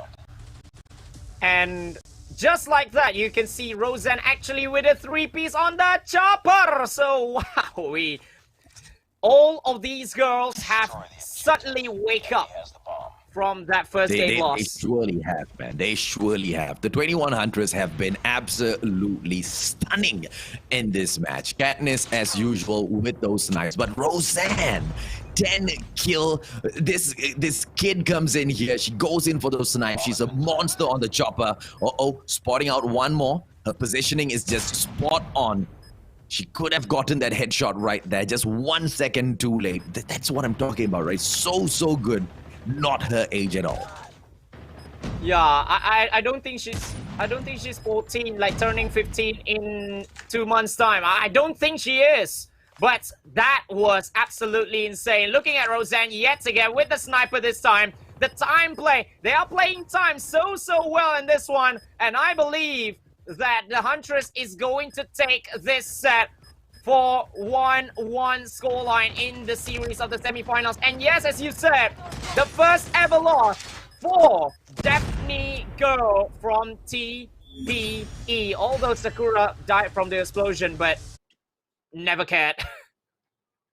A big win for Malaysia. A huge loss for Team DAPHNE. I mean, the 21 Huntresses have got a huge reason to be proud of themselves for right now, because they have beaten the squad that has never been beaten thus far. But the battle does not mean the war is over, right? The win over that battle means nothing if the 21 Huntress cannot keep up this performance of theirs. Yeah, and surely the momentum is with them, and DAPHNE will surely have a little bit of bent, because there's a bent in their record already. So I was like, so this is DAPHNE's game now. This is DAPHNE's game for them to think. How are their mental strategies now? Because they have been so used to winning 7-0 in a row, and then they just got that one loss at the most crucial series of all. Although it's a best of 5. And it's very important. This is where the 2100s really need to be careful, because they've just like woken up the monster. The monster could have started falling asleep because the monster got so comfortable with its position, right? Look at Roseanne, the MVP, 11 kills all the way up top. That kid, DPN, Milk, all the way on the other side, performing for her squad as well. If the 21 Huntress can continue their momentum after this in the next match, they might be able to break down the spirit of DAPHNE. If they cannot continue, if they allow DAPHNE to rise back up and take them down, I'm afraid the Malaysians will have a lot to fear in the next matches. Yeah, and possibly as well, looking at how the games always pan out. When they are defending, right, they will always position themselves so far away, out of sight. And then Katniss as well as Roseanne will just make all these wonderful snipes. Like Katniss having a time for her life there. Her entry kills are always what made it possible for the side of the Huntress. So that's a captain's play over there. But this gem for 21 Huntress, she is just that crazy good, crazy. I'm absolutely bright future for her in the mobile gaming world for sure. I mean, Sakaichi, thus far, right, both squads have come in here, and wow is all I have for the 21 Huntress. Wow. The quality as to where they were just a few months ago compared to where they are now, I dare say they are worlds apart. And I believe with the new edition of these players, obviously, players like N and all, they will be a little bit too young to join certain tournaments, but they have a very, very bright future. Hopefully for that squad, they get to add on more, players that will be able, who are at the right age to be able to join these tournaments to represent the 21 Huntress brand. But thus far, right, what a huge change. DAPHNE is they're not going to be holding back, man. Right after this match, we are going to see if or not DAPHNE makes a comeback and crushes the 21 Huntress, or the 21 Huntress have decided that today is going to be their day.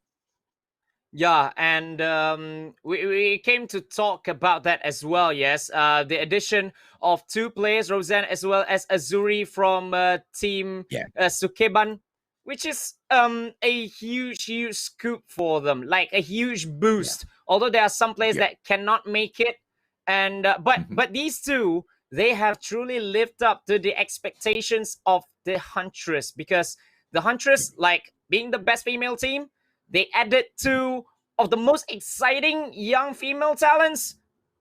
I don't know how will the future holds, man. It is just crazy just by looking at it. Absolutely, man. Absolutely agree. 21 Huntress bans of Summit. Meltdown banned by DPN. Firing range picked by DAPHNE. Very, very interesting pick here, Sakaichi. I mean, we know they are just absolutely dominating on this map. But how do you think, the 21 Huntress are going to fare here this time? Well, the Huntress, actually, this is going to be huge because they have never lost a domination round as well. So these two teams have got a 100% record at this kind of matches, but firing range is the pick of DAPHNE. I don't really like the sound of it, but DAPHNE, they surely know how to approach this one. Especially, they are just so good at close combats. Instead of the Huntress, who are customly they are so good in long ranges, but this one is a close combat map, Yeah. I mean, those close to mid ranges, right? I mean, you do get your long shots. We do see those snipers bring in those snipes here. Very creative shots, but there are not many of those situations where those snipers can, pull off those crazy shots. Then again, some of those snipers in this game play those snipes like they are shotgun. Sakura popping off, managing to only get that one kill. Unfortunately, Milk trades her out immediately. Yvonne Fox comes in to say hello. Milk once again with another takedown. DPN, they are on the back foot. But I don't think, sorry, 21 Huntress, they are on the back foot, but I don't think they are backing off of this. Yeah, absolutely not, because they knew what is needed to actually take down DPN. They have taken down them already, although DAPHNE is actually going for Bravo, which is a very, very huge for them so early on in this one. They always love to go aggressive, this TPE side, and as you can see, they're already initiating at Charlie as well. But Alpha going for the Huntress side. Sakura, well played by her for the 2 points for Huntress, and it distracts DPN just for a while. Yeah, that's perfect, right? And that's exactly what I mean, because each and every single time they died, they kept going back in there for that same spot. When they pull off these, you know, these flanking maneuvers and go and focus on those other sides, they pull away their opponents from those different sides. So well played in there by the 21 Huntress, pulling DAPHNE away, but it's not enough, because right now the point of contention is going to be Bravo. DAPHNE is doing an amazing job keeping them away, but are they going to be able to capture one for it or not? There you go, the marker being cleared. One player there, it is Fox, but Fox as well snuffed out Sakaichi. Yeah, because Hotpot with a crazy 3-piece over there, but Katniss from the scout tower, from the mid square, I should say, she has been repelling everything, although it's so close for them to actually take Bravo. But Katniss, the captain, said no. The captain's gameplay over there, look at how close it is for TPN side, but she said no for that. No, DAPHNE girl has been denied again and again and again, and Katniss has now pulled out her chopper as well. There's no way these girls want to let this go. Fox comes in for that point again, but once again snuffed out. The fight for the home by the ladies, hottest. Yeah, and Alpha as well. Well played by the Huntress. They knew that Bravo has been busy, like, taken by Katniss all alone by herself. She's making a tremendously good job over here, and Alpha just taken like that, and Huntress having a very good initiative over here, and now they are going for a full-on lockdown and truly got it before Alpha taken back away by the DAPHNE girls. But the Huntress, they got the 2 points that they really wanted. What a play by the captain, especially. Yeah, objective was there to maintain hold on at least 2 points at all time.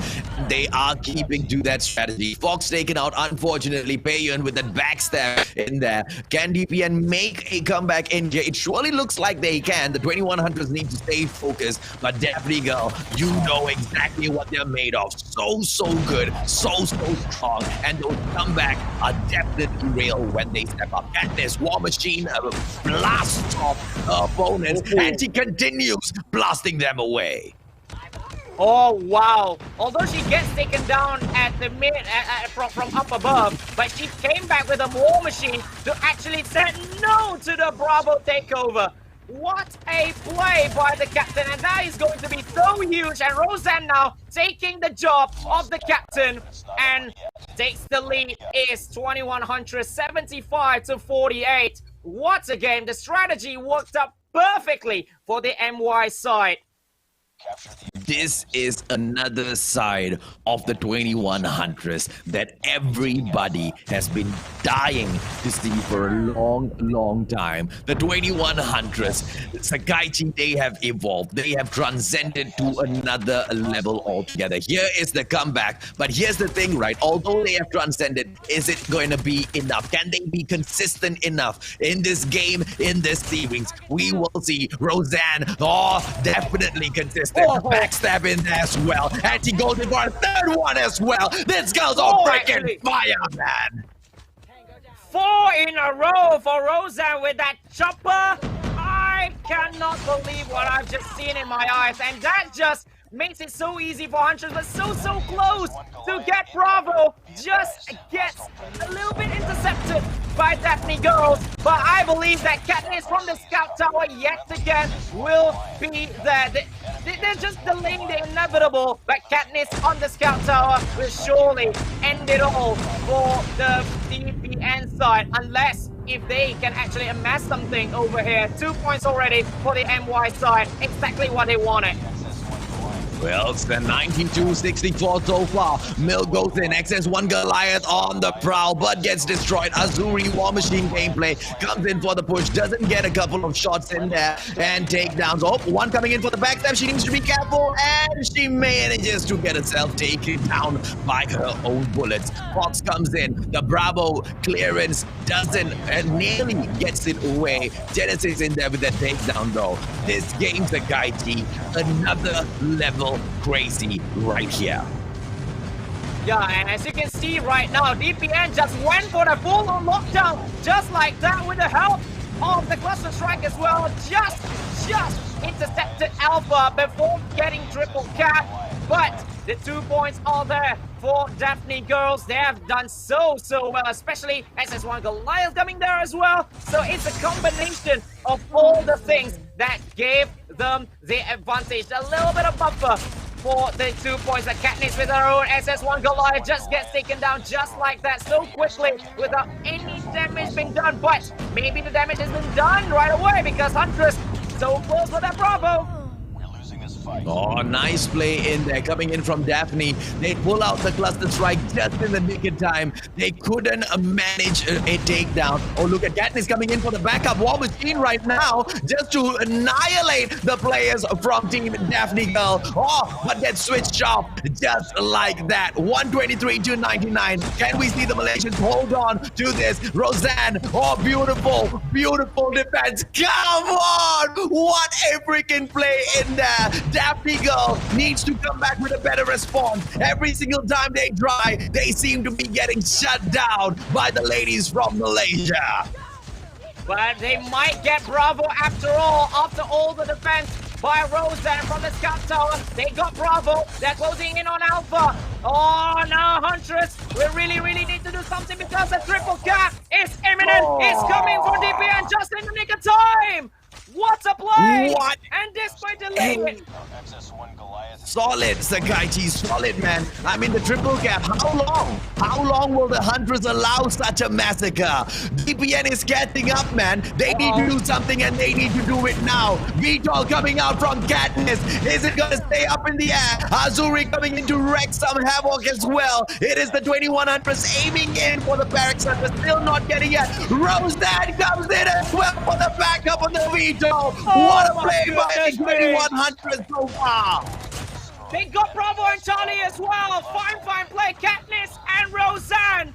They are battling for their own MVPs, but the two Beatles have done it for them. And 2100 might have just done enough to take the lead for the first time in this series and put DPN in such a hard state. 2-1 in favor for 2100. What a game!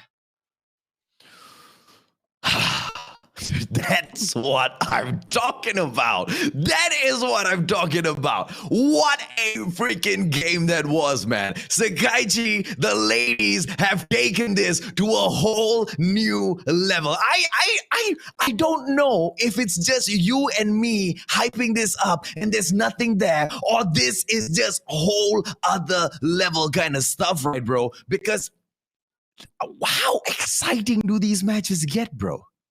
I don't know, man, because at one point we thought it might be a comeback from DAPHNE because that triple cap, but we forgot one huge thing.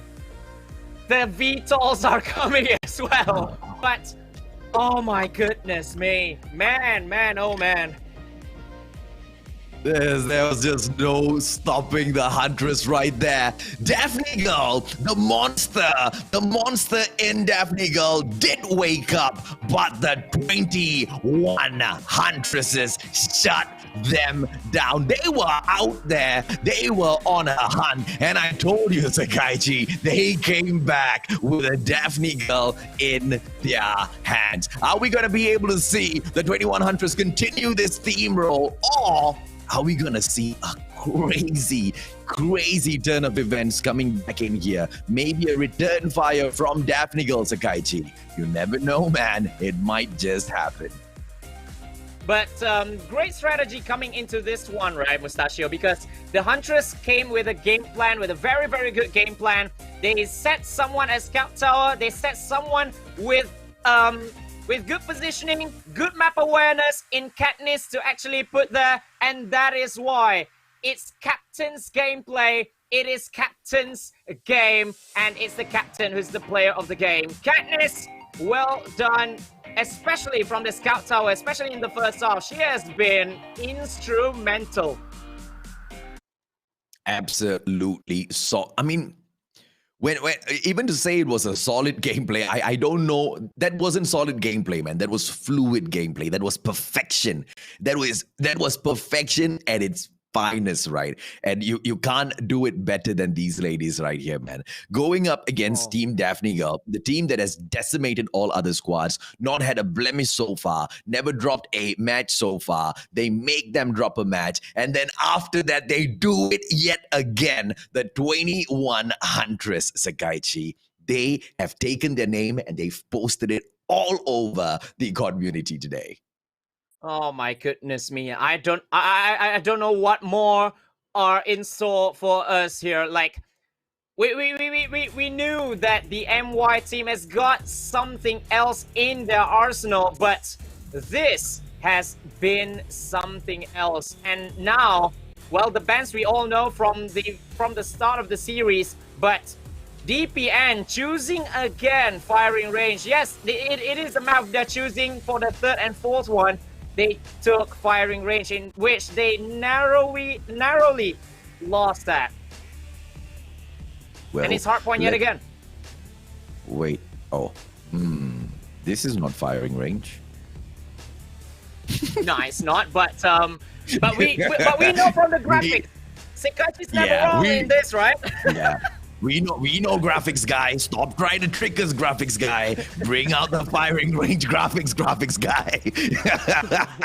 Well, ladies and gentlemen, boys and girls, it should be the firing range gameplay. It has been picked by those players already. Now, I wonder how is DAPHNE Girl going to come back in here with a response, right? A Search and Destroy, they have gotten annihilated by the 2100s. And we thought domination, maybe it might be a game where, DAPHNE Girl might make a comeback in, but no, they got shut down in the most amazing fashion by the Malaysians, and now we are here. It's going to be game number 4, Sakaichi, the first game number 4 of the day, and I'm happy that we're going to a game number 4 and we didn't just see a 3-0, man.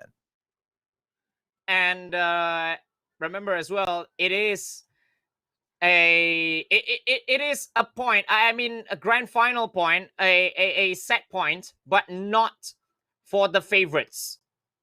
Of course. Not for DAPHNE Girls, but for 21 Huntress.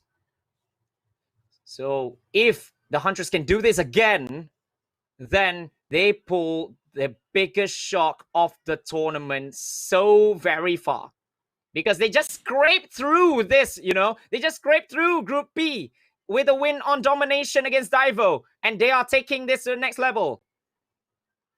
But if DAPHNE Girl wins this match, that will push us into an epic battle of the century, ladies and gentlemen, boys and girls, because these two ladies will go into match number 5, the final tiebreaker. And if the matches thus far have been exciting, the match that comes up after this, if DAPHNE Girl wins this round, will be epic of another level altogether. Yeah. Well, you cannot discount DAPHNE just like that, right? Because these are 5 very, very young very, very great female competitors, and the accolades say it much, like CGI, the Winter Cups, the Summer Championships for them. And they are putting everything on the line here up against the MY side, which is going to be, this is a life and death match for the TPE side, because if they don't win this, they are out of the competition. That 6-0 wouldn't have mattered anyway, isn't it, Mustachio? He wouldn't have met it anyway, bro. I mean, we seem to be waiting for the match to come through, ladies and gentlemen, boys and girls. And there you go. We are finally loaded through, and it is going to be standoff. Is this standoff? Is it standoff? Yeah, this is standoff. Oh, Gee, I guess. All right, I guess then, the graphics guy is having a really good day tricking us then. Well, they ladies and gentlemen, boys and girls, let's in go. the map picks. They tricked us in the map picks. In the map pick, indeed. All right. Shakaichi and I have one joke. It's okay, ladies and Oh gentlemen, my boys and girls. Hot Dog goes back in here. It is the 43 seconds more to go. 21 Huntress, 10 to 5 so far. DPN on the points collection mission. Are we going to be able to see the 21 Huntress come back in here? Yes, we do. But they make a individual solo push, 2 of them, and they pay for it. Hotpot as well as Genesis popping off left, right, center. Fox goes back in for Milk, but thus far, DPN seems to be picking up all of these points. Yes, and DPN, they are so good at these hard points, right? And never lost here. And again, in the first game against the Huntress as well, they stamped their authority. They never let the Huntress to actually get back into the game. And this one is even better because remember in the first one, it was 17 and 10. This time, DPN with a 39 and 11 lead. Well, 39 and 11 is a lot in here. 21 Huntress, they need to make a comeback. If not, it will out of hand. But then again, that being said, though, Sakaichi, is it really true, though? Because we know if they go on and get a full-on capture on one of those hard points, they should be able to sneak their way back into the game here.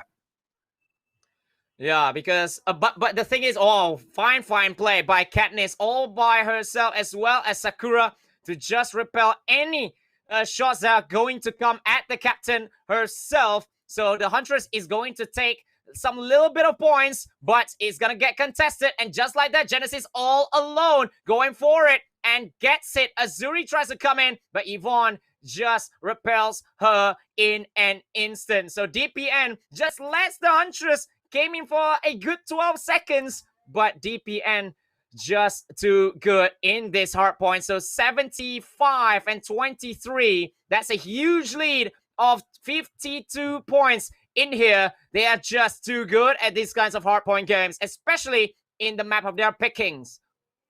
Well, let's see if or not they can come back in here somehow, right, Sakaichi? Because 21 Huntress, they have dropped back quite far. 47 seconds in here. Sakura, great defense with the with the transform shield, but couldn't really keep it in there. Hotpot Yvonne taking out a couple of 21s for themselves as well to bring in more points for DAPHNE Girl. Ladies and gentlemen, boys and girls, it looks like what we feared or some of us might have been wanting secretly in our hearts is about to happen. The showdown, the tiebreaker might just come into fruition. DAPHNE Girl approaching the victory. War Machine killed by Hotpot, and they continue for the push. The 21 Huntress nowhere to be seen. Yeah, especially in this one, right? They full on lock the house. Although Sakura tries to come in, it just delays some points. It just didn't let the DPN girls to actually go for a full-on points, a full-on 60 points over there. But well played. 106 to just 34 going into the fourth hard point, in which DAPHNE girls get it again. But the Huntress, they are trying their best because this is so out in the open. Although it's not really out in the open, but if you can somehow make the flank, it will happen for you. But that didn't happen, didn't it? It didn't, man. It just didn't go their way that side. It's 125-34 right now. The 21 Huntress just don't know what to do. And I think they might have just even given this up because they said, hey, DPN, we'll just take you out in the next match because this one is just pure decimation right now. There you go. 21 Huntress making a small little comeback in here, maybe. DPN 136-41. There you are. They swap them out immediately, but the fight is on, Sakaichi. The Malaysians don't want to give up that easily. Yeah, and the fight will be continuing on back to the first hard point, which is at the hotel yard. So it is huge for the Huntress to actually get some points, but that didn't happen. That didn't matter. All the cluster strikes are coming as well. They just get 4 kills, and DAPHNE girls will surely take this to a game number 5, ladies and gentlemen. Oh, It is inevitable. solid play, man. Absolutely, man. 150 to 53, Sakaichi. Well played. Amazing strategy pulled out by Team DAPHNE Girl. And that strategy was run in, gun, slay, take those points, finish it off, go into match number 5 and win this. Can the 21 Huntress stop them? Because what looked like, oh wow, this is an amazing comeback. The 21 Huntress are going to do it. They're so close. And right now, they might just seem a little bit further, don't you think? Yeah, especially when it's a huge win. Like this win is kind of huge because they have been decimated. The Huntress has been decimated, and DAPHNE girls, they've shown what they are truly made of. They are the masters of hardpoint in the female Call of Duty mobile esports scene, and it just shown by how much of gunpowder do they have. They just left Yvonne all alone most of the time in the hard points, and it's just made for a very, very easy run for them because just one being in there and then the other 4 being in the fence. I mean, Sakaichi, whenever I see DAPHNE Girl come in here and perform right, it's like watching a squad that is fighting at a championship grand finals level, right? That's how good DAPHNE Girl is. And that's what impresses me about the 21 Hunters, or at least that was what was impressing me in the previous matches. Genesis, the deserving player of the game, as she went through the whole map, shutting down the players from the 2100. 13 kills, 4 assists in there. The points that she has amassed brought her squad to victory, right? I mean, the 21 Hunters, although they seemed like they were doing so well, like you mentioned, man, they got decimated in that previous match. What does that do for their mental state? How did they allow themselves to reach to that point? Because it's not like we have not seen the previous matches. You saw how tight the previous matches were. This match looked so different. It's like they weren't even playing for a win. Well, first off, this might be the how should I say? DAPHNE girls, they picked this map and they knew full well about the map controls, about where to actually attack them, where to position themselves, where it hurt the most. And where it hurt the most is usually that's what being done by the side of the DAPHNE girls, because as you can see, right, although there was like transform shields to actually isolate herself in the corner, but again, you know, it is just so hard for the Huntress to actually go at it and try to even make a contest over there. So now we are at game number 5, Mustachio. Summit is the call for DAPHNE girls. And Crossfire here is the call for the 21 Huntress. That was in game 2. That was in the previous match. Okay, ladies and gentlemen, boys and girls, the Mustachio must be tired. And we go into Summit. It's not a map that the 21 Hunters are, you know, going to shy away from. The number of scrims that these girls have gone in and practiced with, you know, the other squads on the Summit map, countless, right? We know they can blaze it up there as well, but we have also seen the weaknesses of the 21 Hunters exploited at the Summit map. So I don't know how I feel, you know, about their chances going into this next game. But this is the decider, though. The 21 Hunters, they've shown us that they have got the fire and they have got the fight. Will they be able to bring both of those out in this game, Sakaichi? I really don't know. Well, these kinds of games, right? When we go to these kinds of maps, we really want to know how will these two teams actually approach each other. But we all know that the Huntress loves to play long-range games. So we will see if and only if DAPHNE girls actually let them to go and play it as they would please. Because all these choppers, all these snipers, well, it is going to play a huge part in this map as well, right? Yeah, man, of course. There's no way that they will not land a hand in the decimation of the other squad, right, Sakaichi? When we see the girls come in here,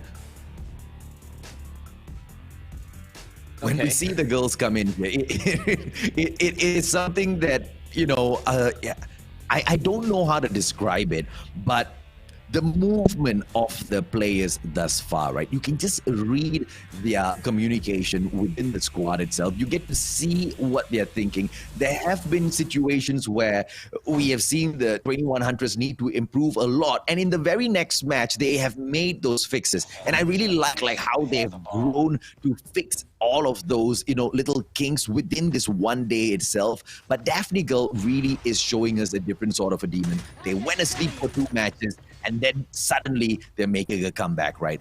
This is the decider, though. Who deserves it more on this map? It's one last fight, bro. It is search and destroy. Yeah, search and destroy, the last game. Oh, but Azuri is left all alone right here. 1v4 situation. DAPHNE girls would truly love this because they are on the attack. They can plant the bomb now and just have it up. Just take the first point of the game. They're playing it mid-range, and it doesn't bode well for the side of the Huntresses. And Azuri maybe is fighting for a lost cause a little bit. Oh, just a little bit more before she takes one down. Oh, so close. And then behind. Oh, gets away. Just. Oh, just one more. She gets one, but gets traded. She gets flanked. Just one in front of her, 3 behind. That's overkill right there, right? And that's how badly DAPHNE girl wants to win this. And they want to shut down Malaysia today, right? Because they go in there for the flag, for that insurance of the 3-player push. And there's no way they were not going to get the win. And here it is, round number 2. Genesis in here with the push. Thermite right there in front of her. She's not going to make that silly mistake of running through it. And we see the 21 Huntress right now with the defense. Bomber on the whole, DAPHNE girl has been held back.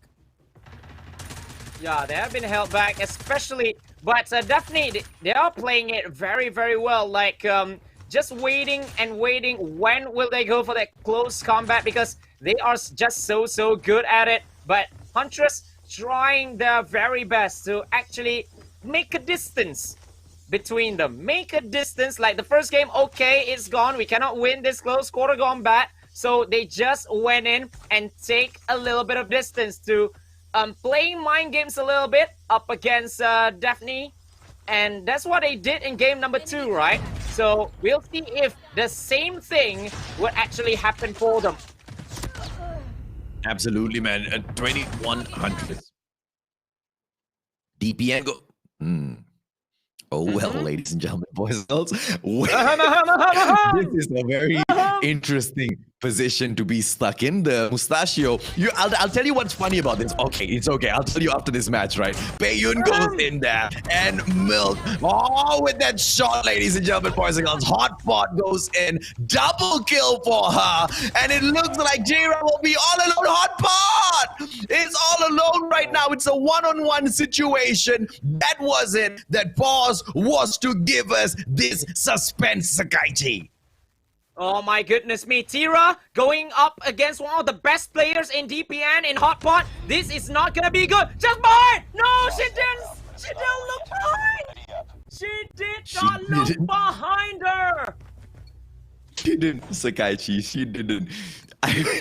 Why didn't she? I will have no idea, ladies and gentlemen, boys and girls, but can they make a comeback in here? I think they might be able to. The 21 Huntress have shown us that they have the fight in them. But all of a sudden, they seem switched off. How can we switch the ladies back on, ladies and gentlemen, boys and girls. Someone needs to find a fix for this. Katniss, hot pot taken down. Sakura goes in with that headshot. Genesis eliminated already, making it a 4-on-3 situation. Can they steal 1 point back? I think this is the best time to do it, Sakaichi.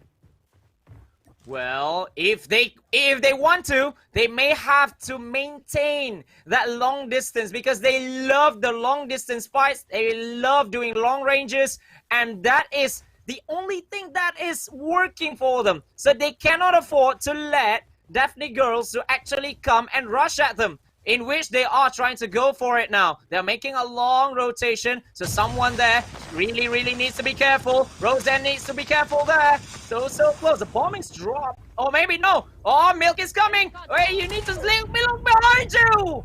Again. You see what I say? I mean, Sakaichi, we talked about this, right? Can you see how effective the long flanks are when your opponents are expecting you from somewhere? It's so effective, and that is exactly where the 21 Huntress has tried to continuously improve throughout the day, but has failed, and done to perfection by DAPHNE girl right there. Yeah, and just 25 seconds left, so they are going to make the plans. They are going to say to the Huntress, hey you, come back here, come here. Don't just play your long-range games. I want you guys to actually come here and play the close combat. Play our game, not us playing yours. And that is what they did. Milk on... Make and Payun on Tira and Sakura. So Katniss all alone, making the long rotation, but it's 1v3. Mustachio, this is going to be absolutely big. The captain will really need to do something else now. Oh no, she gave away her position, and right now they're gonna come in for the push. One person goes in for the river. I don't think she's gonna go in for the flank because the time is just running out, and there you go. Snuffs her out. Katniss thought she had the rotation. She did have the flank. She went in a little bit too early there. Unfortunately for the 21 Huntress, that was just not a good round at all. DAPHNE girl, they want it bad. The 21 Huntress, how badly do they want to recover here? Well, they need to recover because they are now 0-3 down. 3 attacks, 3 points for the side of DAPHNE girls. And the Huntress really need to come up with something right here. Like, they are playing long ranges, fine. But this is Summit, this is not Crossfire, in which you have a lot of sniper points, or maybe even some hiding points right here. This Summit, right, although he got a lot of large buildings, but it's so out in the open as well in most times. Yeah, man. I mean, if 21 Huntress want to do anything, now is the time to do it, Sakaichi, right? Because they've been stellar throughout the whole day. The mistakes that are being made in this match are unforgivable mistakes, which they are paying for dearly with their lives. Roseanne right now, the final player left in here. If at all the 21 Huntress are looking for a reason to fire up, I think this is the reason right now. They have proven that they can beat DAPHNE girl in multiple matches, multiple rounds, and right now, I don't know if this is what they deserve, right? I don't see the 21 Huntress that we saw in those previous rounds. Well, maybe as well, as you can see, the registering of bullets as well is not helping the Huntresses, because as you can see, Roseanne, if that's a normal Roseanne, that last one in which she died, she would have hit it so easily, but I don't know what actually happened to her, or should I say the whole of the Huntress, because they seem to not being able to actually kill the players from the TPE region. So this is not going well. This is going so bad. Although it's a 3v3 situation, but they are going to find out to be found out just like that, you know. Azuri really needs to be careful over here. Yeah, man. I mean, it's just so unbelievable what we are seeing in here right now. The team is just getting wiped. Daphne Girl is using 21 Huntress's hair as the mop right now and wiping the whole of Summit with them, right? And there's no other way to put it. And this is not the 21 Huntress that we were seeing earlier. They're going in with those shots. For some reason, those shots don't seem to be registering, and they end up dead all of those rounds in there. Like Daphne Girl, right now, they have got one more round, and if this win goes through, then I will understand if the 21 Huntresses are upset. Yes, but they are playing their game. They are playing the Huntress game, which is to plant it early and to get the DPN girls to actually come at them. This is what they love to do, but this came at a risk. If it didn't happen, if let's say that didn't work, then Daphne girls will just have a quick defensive victory and just end it all. And Sakura, oh my goodness me, Sakura gets taken down. Katniss is all alone. 1v3 situation for her. She gets one. The defusal is there. Oh, but hesitation comes a long way. The thermite as well. She gets taken down. And just no time. No time. No time. Well played. And solid. But at the end of the day, Sakaichi, did you see the gameplay from who was that? Sakura, was it? Where she was jumping off of that platform on the way down, quickly tossed that thermite because she knew she was being chased after.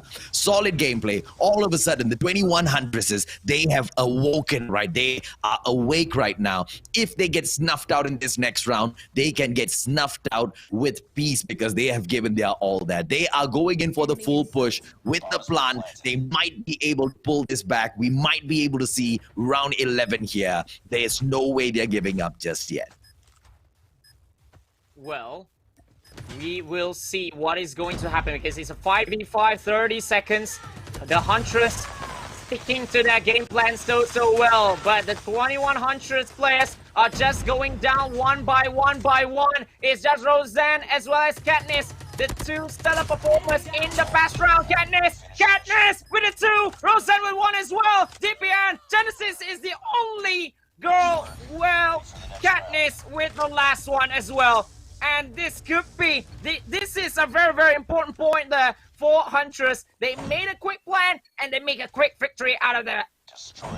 I really thought all was lost, Sakaichi, in that round, but all out of nowhere, that comeback was made. Very well played. Captain Katniss right now leading the squad with everything she's got. Roseanne, Sakura, Hotpot down as well. Azuri taken down. Yvonne goes in with those shots, but it's a 4-on-3 situation. It looks like a perfect opener has come in here together with the plant as well. And we see the 21 Huntress in perfect position for a defense. Sakaichi, they can't lose this, can they? Oh, but they lost their captain already. It's a 3v3. Roseanne, Sakura, as well as Tira will have to do this all by themselves without any shot calling from the in-game leader. So now, 20 seconds, less than 20 seconds. This time, Genesis trying to attack from the window. The defenders who are trying to defend, they attack in front. Oh, Genesis gets 1, but Tira is down. Sakura gets 1 as well. It's 2v2, and the timing is just perfect for Huntress as they will take game. They will take point number 3 over here. And suddenly, Sakaichi, the comeback might just be real, but just the air in here is so heavy that I find it difficult to breathe, Sakaichi. That's how crazy this match is right now, right? Because every single step of the way, as the 21 Huntress try to catch up, DPN, Daphne Girls just one round away from kicking them out and moving to the grand finals. Katniss with the bomb right now. Genesis, beautiful hole and a takedown. Oh! Genesis with that wipe. Sakura solo gets hot pot. She goes in for the push. The bomb is not in her hands at the moment. How is she going to pull a 1 versus 3 here? Or 1v3 with the bomb being on the ground. And remember as well, it's so hard to actually register a bullet for them. So this is, all odds are against 21 Huntress. But Sakura in particular, she'll have to do this. But looking at that, a 3 ladies push by DAPHNE girls, and they are going to make a 2-1 split as well. Sakura had to make a call. It's just 1 minute left. Oh, they are just above Sakura. Where is Sakura going? She tries to retrieve the bomb back. She's duck walking because of a dead silence. Oh my goodness me. This is going to be absolutely big. Sakura saw one! She saw one! But she gets taken down finally! And DAPHNE girls are going into the grand finale of the Fairies Invitational. From the opener all the way until that playoff match, ladies and gentlemen, boys and girls, DAPHNE girl has been so strong in each and every single match. And that is just how good the 21 Huntress were. Even for a team that has been unbeatable, they managed to draw blood in 2 different matches for themselves. But at the end of the day, DAPHNE girl just sealed the deal and kicked them out of the tournament and move on to the grand finals, Sakaichi. Yes, and this is what it has become, right? That wonderful attacking play, especially 5-0 in attack for the side of DAPHNE girls. So they're having a time of their lives in attack, but in defense, they just needed 1, and it looks so tough for them. Just that they went in for the 4th defensive round. They went in for a close quarter combat in which that has given them a lot to go. Like, it has given them a lot of wins, a lot of kills, and that is what gave them the victory. They took the risk, they took the chance, and they just takes it. They just edged it. Well, you know what, Sakaichi? I really feel like the squad, the DAPHNE girl squad, they are filled with just a group of stand-up women, right? So skilled at the game. They have absolutely decimated each and every single one of those squads that they have come across today in Group A, and then coming in here, just to shine and show what they have against the one of the teams that kind of did really well in Group B as well. Because in Group B, we kind of saw like everyone was almost equal, right? And if DAPHNE girl has managed to beat one of the equals from the other end, does it mean that they have a strong chance in this tournament? I really think that's exactly what that means, ladies and gentlemen, boys and girls. You probably might be looking at the player from the team that might just win this, Sakaichi. Yeah, and the MVP goes to Milk, especially for the attacking gameplay in which they always force Huntress to play close combat. And Milk is just the one to actually slay everybody down. She's one of the attackers as well. And, well, haven't they done it in full perfection when they do? Yeah, I mean, whenever, DAPHNE girl decides to go in for the kill, they don't miss their mark. I mean, a couple of times in there, those 2 games, of course, when they drop those points, we don't know what happened there. All of a sudden, the 21 Huntresses seem to have, awoken from their slumber. But it just wasn't enough in there at the end of the day. 3-2 victory. Well played, well fought. Not enough for Malaysia. DPN, they make it through. And right now, the DAIVO Lady Swag will take on TP Minerva, Sakaichi. Yes, and yet another best of 5 that we are absolutely excited to see. Just that we don't know, is it going to be another Game 5? Will it be even better than what we have seen so far in this playoffs? Or will it be a very straightforward game? We never know, because these are the teams that have played all of their hearts. Both teams actually having the same records, 3-3. Yeah, absolutely, man. I mean, there is no way to take a pick in here, right, ladies and gentlemen, boys and girls. For the next match, I think we just need to let it run its course. You guys, do you guys have a pick between the 2 squads? Do you think you have a call as to who might win this? Sakaichi, I'm very sure you don't have a call who's going to win that, right? Well, the favorites are in the finals. So Yeah. could be the favorites, but DAIVO as well as the Pillars have really something for them to shout at in the community in this Fairies Invitational. Well, ladies and gentlemen, boys and girls, we'll find out exactly who rises up all the way to the top. Sakaichi and I will be back after a short break.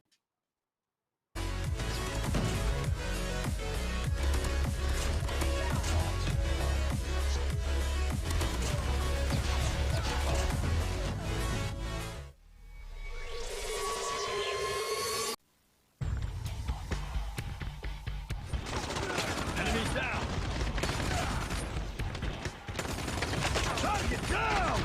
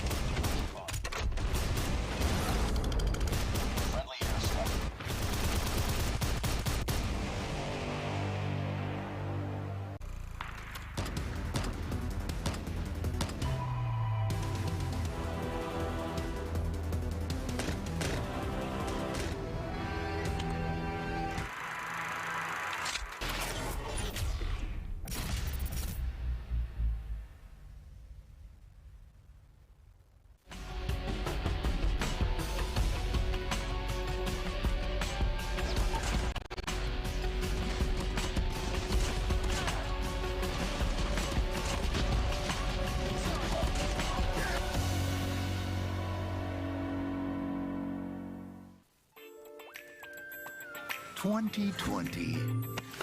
Year of yuck. Globally, it's been tough. On Call of Duty Mobile, it's been a blast. As we close out 2020, we want to big up our community. Even in this miserable year, you've been incredible. Let's sit back and share in the greatest gift of all, the fact it's nearly over.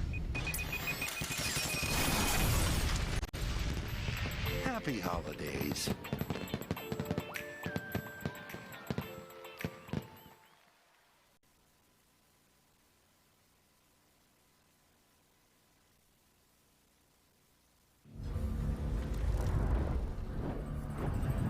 I took this job because it makes the world a safer place. And that safety is never guaranteed.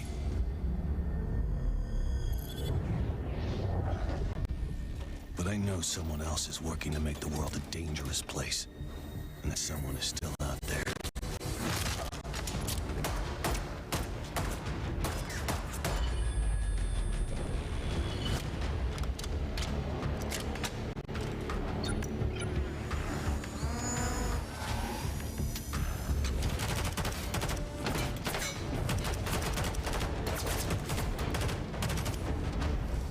No one can know which side of the line they'll end up standing on, not until they're called to action.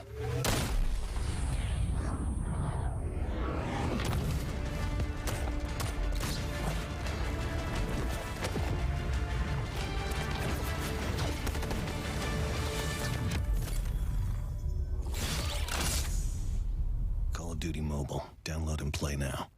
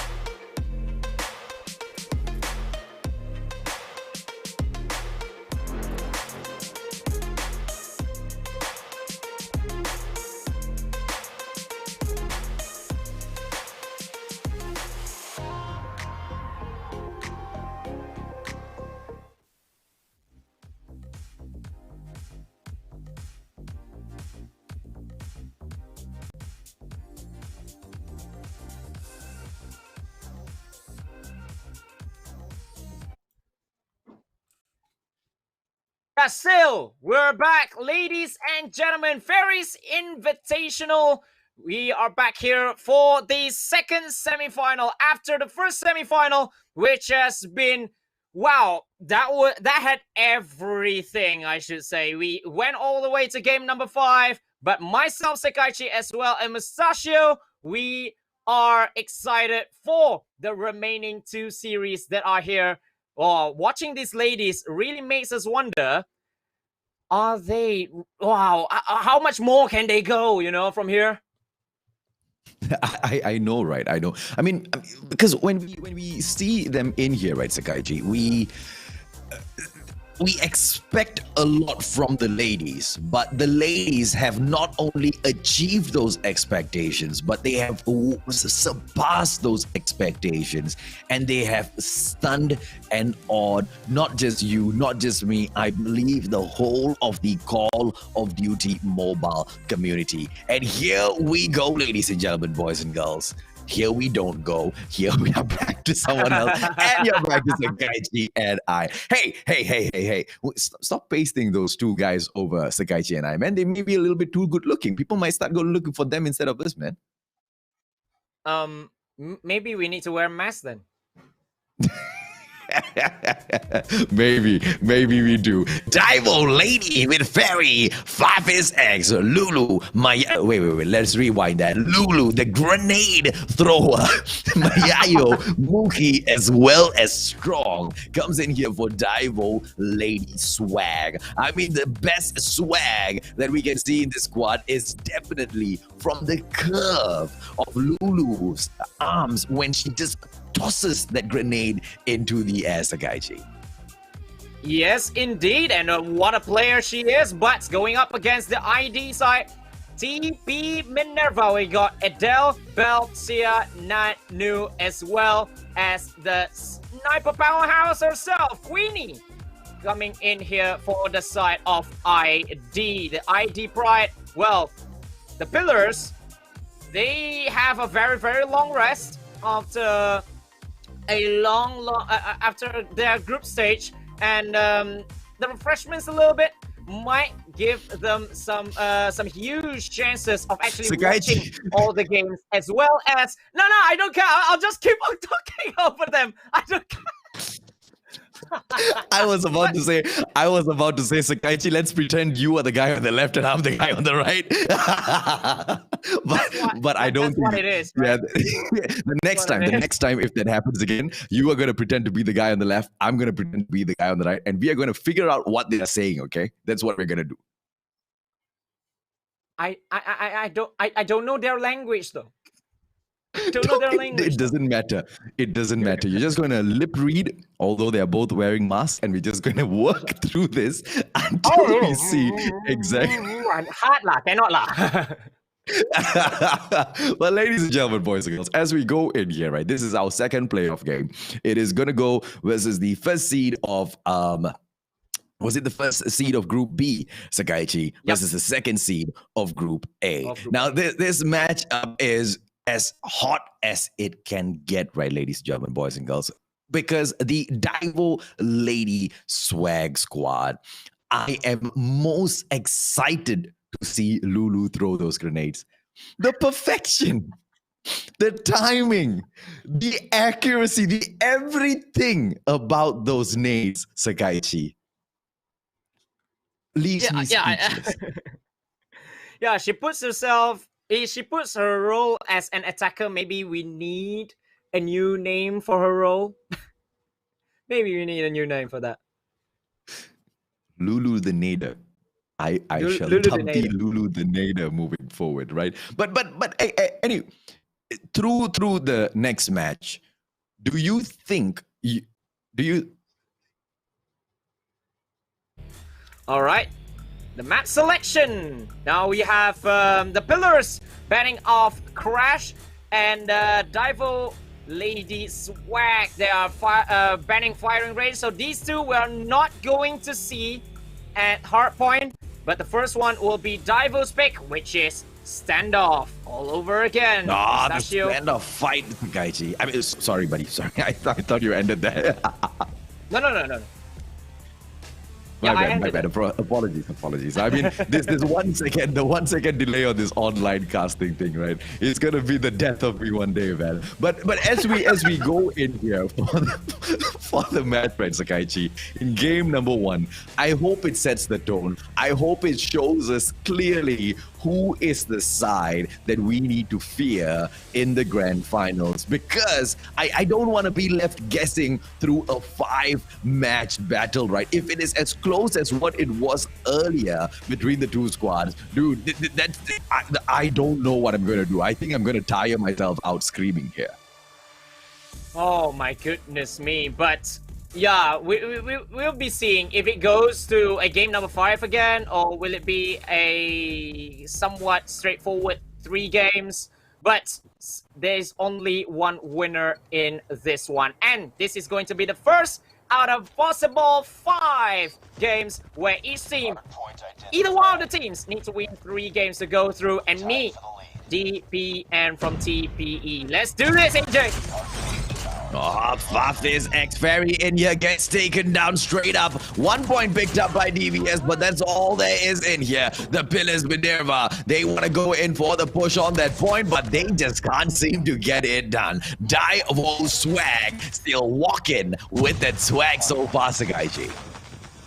Yeah, they are on with the swagger, and they're not giving any chance for the Pillars at all here.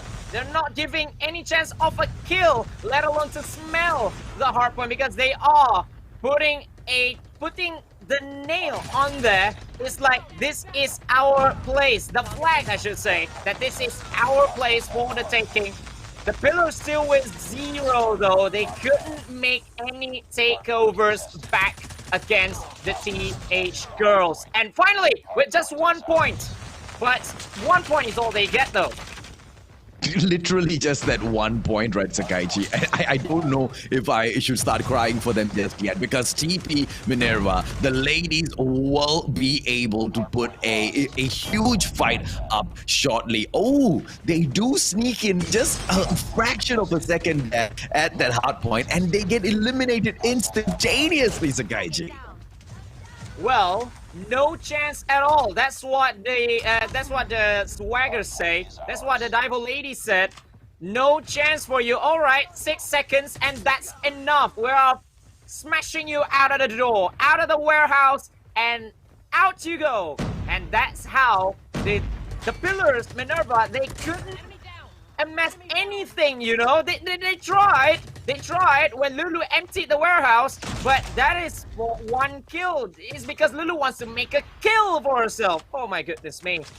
Talk about dominance. I mean, yeah, man, she has been hunting for those all the time, right? And 76-7 right now. The pillars are getting smashed. I mean, it is DAIVO, Lady, Swag, just swinging in like a wrecking ball, crushing these pillars as they stand, Sakaiji. Oh my goodness me. No chance at all. They're not giving the pillars any face whatsoever. Now finally, if they can lock down this house, then maybe they could stand a chance to actually narrow down the scoreline a little bit, Mustachio.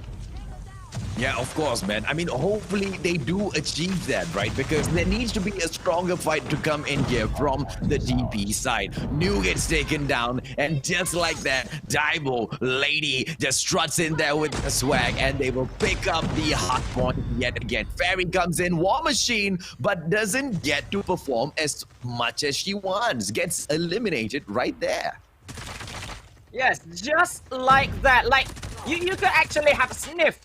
But after a sniff, like 2-3 meters away, just gets taken out just like that, you know. So, DAIVO, Lady, Swag, they have the rest, and they certainly have taken it out of their skins. TP, Minerva, nowhere near the points collection right now. And this is just the 4th hard point though. This could be the end of the first game already. Yeah, man. Lulu in there with a takedown, and she doesn't really need to do much in there. Goes in for the wall bangs. Oh, Nu right in front. Oh, Lulu making that mistake. Gets snuffed out by Nu. Very, very good double kill. But DAIVO still has the points thanks to Fairy, who comes back through with the Fennec in her hand. I don't know what will TP Minerva need to do to overcome this challenge right now, Sakaiki, because the players from DAIVO, Lady Swag, they just look unstoppable right now. Oh my goodness me, look at Lulu single-handedly, as well as Puppies. They are defending from far away from the actual point, from the actual hard point. And now finally, the pillars have come in with just 3 points left for DAIVO. Oh my goodness me, just like that. And just in time as well. They just have finished it at the 0.0 second, 150-40. Stellar performance in there. Hands down, TP stood no chance at all, which was very, very surprising because TP Minerva, such a strong squad, to be treated in that way at that hardpoint match. Absolute craziness, Sakaichi. Absolutely crazy. I should say that, yes, we've seen TP being dominated, but not this bad, you know, not like this, you know. But DAIVO, they are just too strong, like the name of the captain, strong, who strongly puts herself as MVP. Yeah, man. I mean, the strategies pulled out by the DAIVO squad, you could barely see any strategy in it. It looked like such a straightforward game. And that's what surprised me about the way the pillars were approaching the match as a whole, right? We didn't really see a fight in there at all. There were no trades back and forth. It was mainly just one squad dominating throughout that whole encounter. Hopefully in game number 2, the pillars make a huge change to their strategy as they step back in here. Yeah, because they will really need it, right? Because the pillars, they are nowhere near. After 30 points, only then they got 1. And it was 37-1. And then 79-9. And it shows the difference in quality. Like a huge quality difference coming from the TH side. DAIVO, Lady Swag in a class of their own. I mean, hands down, a different sort of class altogether. Lulu as well on the defense, a couple of mistakes in there, but you saw when she came back in there, the single-handed defense, Sakaichi, just holding everyone at the door. And there you go, like you said, strong with that strong performance in there today. 14 kills, 2 assists, a total of 2,200 points amassed for her squad to take the win in here today. absolute amazing performance by the DAIVO Lady Swag side. Now, we go into the match type that is my favorite all of a sudden when it involves the DAIVO side. Why? Because I want to see Lulu throw those nades again. Well, search and destroy. This is where Lulu can shine the brightest out of all. No matter if the team wins or loses, or if she's the MVP or in number 5, she's always there to shine because of the nades. Yeah. Yeah, but then again, that being said, of course, the other teams, they would have been keeping an eye on these players as well, on their games throughout the whole tournament. So it can also be that, you know, they might have been outed already, and you know their opponents are looking forward to those nades with those trophy systems. So let's take a quick look at the bans and picks in here, right? Crash has been banned off by TP Minerva. DBS goes in here in bans of Crossfire, and Firing a Raid Sakaichi is the pick of TP. Yeah, the pillars, Minerva, after such a slow start. Yes, we always said that the pillars have slow starts in games, but now they'll have to pick themselves back up, because if a slow start warrants you to lose one game in a best of 5, well, you can take that, but not 2. If one is bad, don't take 2 losses, all right? Because that will give you a huge problems. Well, let's see if or not they take your advice, Sakaichi. Fafis X right now comes in here, throws a nade up top. Let's see where that baby lands. Lulu with a double kill with a nade, bro! Not again. This Lulu, right? She doesn't need any weapon. Lulu with the double nade again? What? Can someone come back in here and make the... you know what? I'll go in here and I'll do it myself, man. This Lulu nade monster needs to be nerfed. Someone needs to take those nades out of her hand, man. But of course you can't, isn't it? Of course you can't. This one girl, Lulu, or should I say, Lulu herself needs to be nerfed. What a play. We've seen all the nades coming from her, and that gave DAIVO the entry kills, 2 in fact, and then, well, the pillars are just out of the game just like that. Huge start. Lulu again. Okay, this time she missed. Lulu in there. Lulu will sing that Bruno Mars song, right? You know, but she won't say, I'll catch a grenade for ya. She'll say, I'll throw a grenade at ya. And you bet you're gonna die when that nade falls beside you, man. What a play by Lulu so far. TP Minerva, and they are gonna get pushed right now. Lulu with that perfect positioning with that flash right now. She's gonna go in for a nade as well before she goes in for the peak, but unfortunately flushed out by Queenie's snipe. Yeah, that didn't work. So the pillars maybe, surely is going to take this first point for them for the equalizing point, because the wait is just too long, and then the time is not on their side as well. 2 seconds, even if there is a huge clutch, there's no time. 1-1 it is. The ID side played well, but this is one thing, right, Mustachio? Does DAIVO really need the entry kill to actually go for a push? Quite honestly, I don't think they do, man. The way they have been playing thus far, they can just go in for a push if they wanted to, because they... that being said, though, they have now lost 2 players. It's a 4-on-3 situation. Let's see if we can... Lulu with another nade! What? Well... I just pointing at that. I was just pointing at that yet again, but they are losing players left, right, and center. But look at Lulu with yet another throw, maybe. But remember, it's at Bravo. Bomb is down already, but Lulu's down as well. Mayayo, goodbye. TP 2-1 up. Solid performance in here by the squads. And you know, TP, they are coming in here with a mission to prove that they are not out of this just yet. DVS, ladies and gentlemen, boys and girls, your DAIVO lady swag is doing all they can to take down the Pillars Minerva. But Minervas, they don't really want to bow. Lulu, one more nade, and this time so many players there. Oh, didn't get that nade takedown this time. I wonder if she'll go in there to attempt one more. DAIVO, Mayayo, Chopper gameplay right now stands up top, but doesn't want to get down. Sakaichi, interesting push by both of the squads thus far.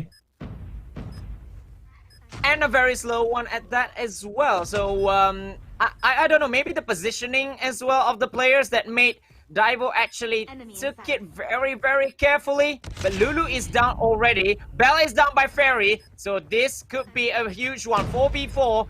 The rush needs to be done. Strong is down. Oh, see how it too. Ooh, nice one. And Mayayo just trades her out just like that. New with a takedown. One more. She goes in for the face. Oh, doesn't get it. But the bomb goes off, ladies and gentlemen, boys and girls. It's 3-1. TP Minerva still climbing up ever so slowly. Yeah, climbing up slowly is one thing. But DAIVO's hesitant to actually making the push, right? Like what you said, if they want to push, they could go for it. But sometimes they just waited for one kill and then only will they go. So it took a little bit of risk as well. Or should I say huge risk? And the Pillars might have actually went for it. But now, finally, they have made the push and gets 2 out of it.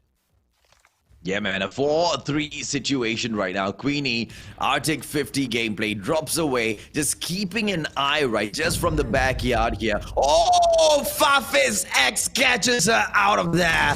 Arctic's her out of this game. New comes in for Mayayo, leaving Nat all alone. Fairy goes in for that kill on Nat as well. Game over? Not yet, Sakaichi, if he just swaps sides.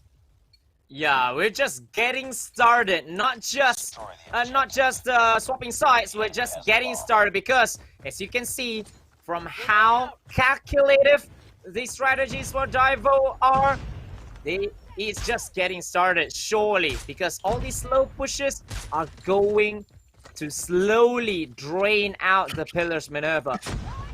Lulu with another nade kill. This girl is unstoppable, I tell you. She's my new nade god, man. Lulu, oh, beautiful Fennec push in there. New gets taken out. 2 kills so far by Lulu and Lulu alone. The nade is not in her hands anymore. Refreshed finally. Oh, Queenie on Mayayo. Beautiful shot taken there. Well, it's Queenie all alone. She needs to do it. Oh, she gets 2. She gets 2. She needs to get 2 more. Lulu as well as Fafis. But right in front of her, right? Queenie, what a play by the sniper for the team. Yeah, man, Queenie's response time there was absolutely crazy, right? Instantaneous reaction. And right now, she needs to go in for the push. 2 players.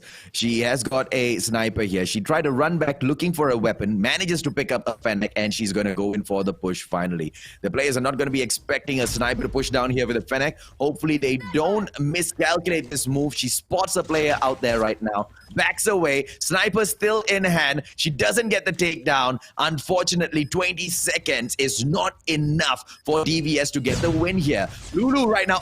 She fakes a quick defusal. Backs away. Well played. But no takedown, Sakaichi. Yeah, good play with that fake defusal to actually draw the 2 to come at her. But with that spray as well, she was hoping for a wallbang. But that did not happen, so that's how she could not make that huge clutch in which the team might thank him greatly for. But it's 3-3 now. Oh, with the 3-3, they go in here for a hole. How will DAIVO Lady Swag come in here for the attack? I mean, this is their round, ladies and gentlemen, boys and girls. TP Minerva, they had their chance. They didn't make full use of every single opportunity. When DAIVO is given that opportunity, they don't look forward to squandering it away. New on the standby. Chopper still in here, but it looks like both of the squads. Oh, here comes that one opportunity strong.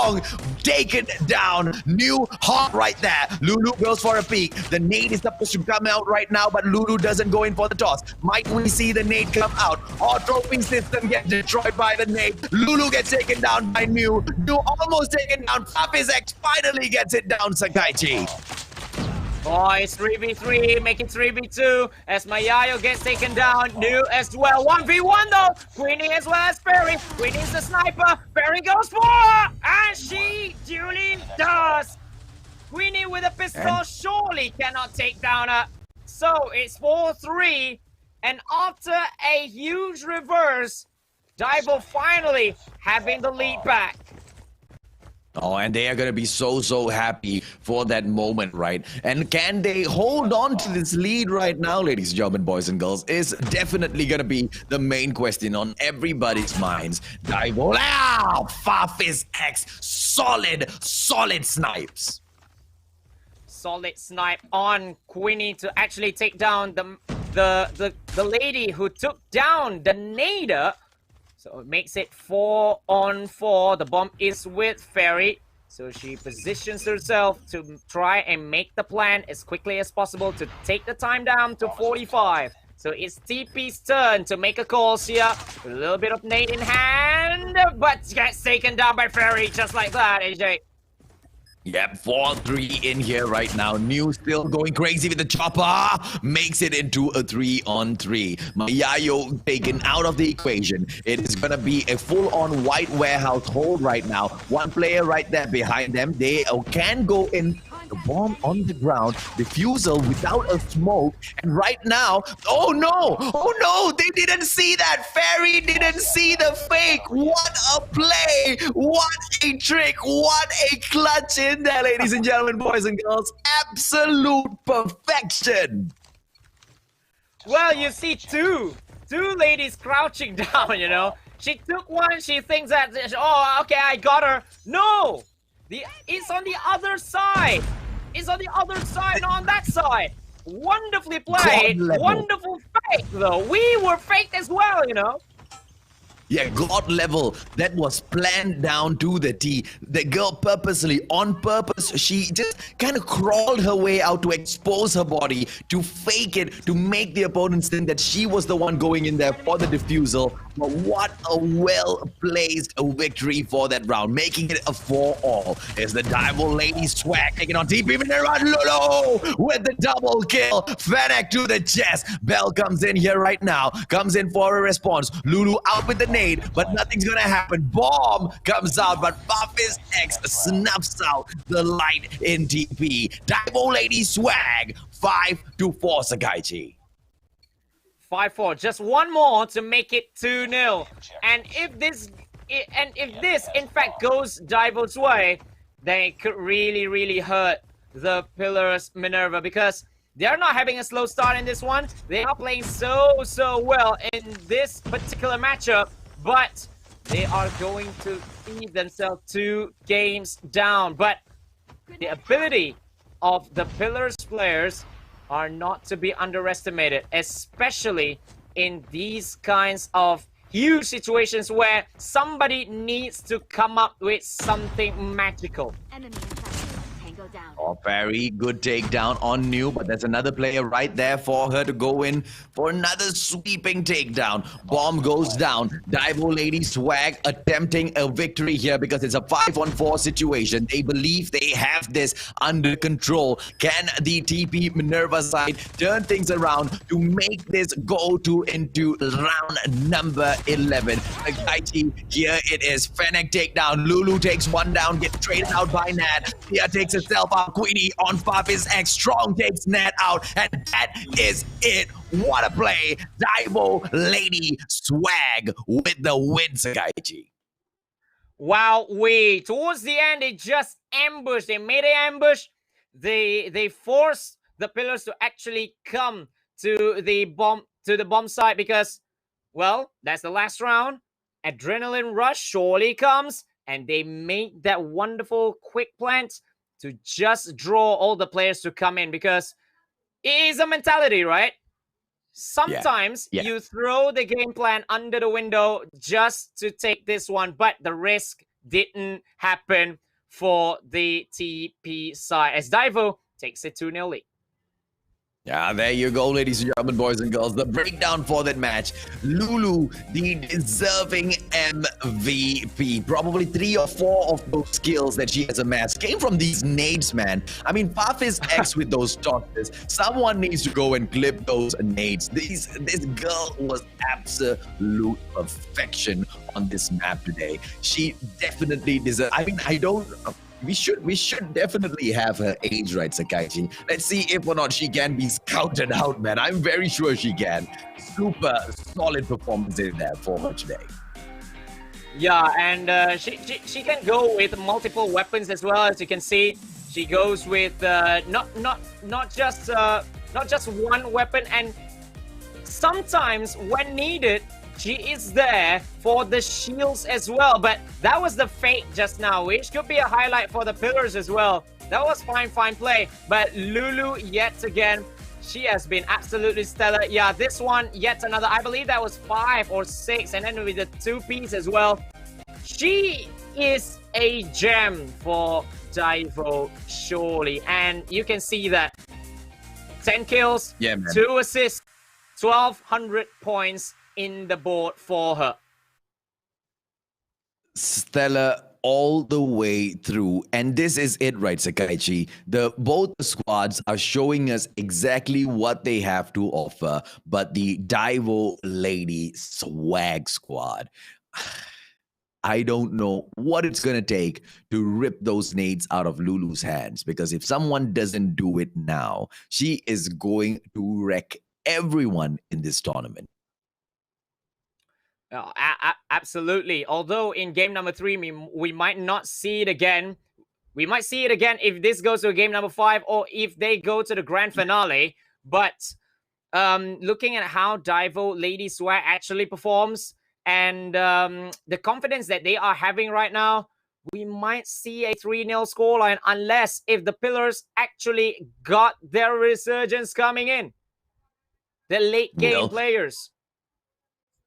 Hopefully, right? Because let's take a quick look at the ban and pick. Maybe that will be able to give us a little bit of an insight here. Summit banned off by DVS. Firing range, TP takes it off the list, and DVS picks standoff. Now, we know DAIVO is crazy on this map. They've already performed on this map, and right now, they want to finish it off on this map, Sakaichi.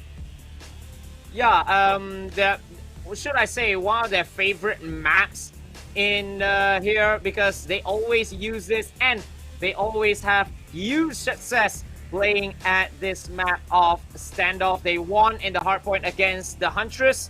They actually, they won, but they did lose one though at standoff. So that's one that actually the pillars, if they can take any positives from that, is to actually exploit that small weakness that DVS has actually at this very same map.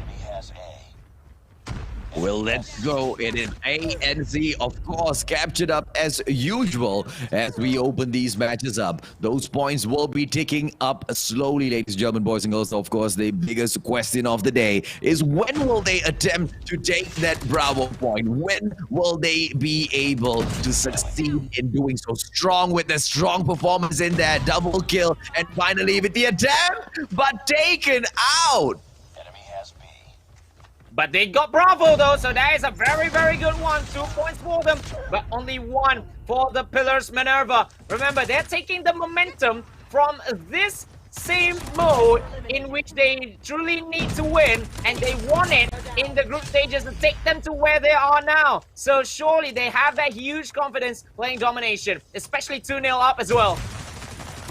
A solid play in here by Mayayo, who finally gets taken down herself by Queenie Snipes. And it's just so back and forth between the two squads. But DAIVO, Lady Swag, Sakaichi, they just have a way with the game, and they know exactly how to position themselves for victory. Queenie gets taken out by Fairy right there. Lulu with the takedown, Fairy with the double kill, and things keep looking better and better for DVS in here. Enemy UAV spotted. Yes, and although they didn't actually go for Charlie, but they defended Alpha and Bravo very, very well. The Pillars have no right to actually go there at all. Although there's a little bit of gauge at Bravo, there's a little bit of takedown, but looking at how they position themselves in the hotel yard just outside of the Bravo point and across the map as well, as you can see, brilliant map awareness to actually just make TP to just stay at where they are, just stay at Charlie, because they cannot even move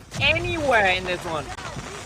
Yeah, man. I mean, with the Charlie takeover, maybe we might see DVS go in here for a triple cap, but I don't think they're just that greedy just yet. TP Minerva, they're waiting to see if or not they will be making any mistakes in here. They try to go in for the push, and they seem to be paying for it with their lives, which means we might see them fall back in here. If you notice, Sakaichi, the number of kills rated by both of the squads aren't too many. The engagements are not that many in here because they are avoiding those fights, right? Which is a good thing, but it can also be a bad thing for this team that is losing, which is TP Minerva. They are not going in there for those engagements enough. It could also mean they're not going and fighting for those points enough.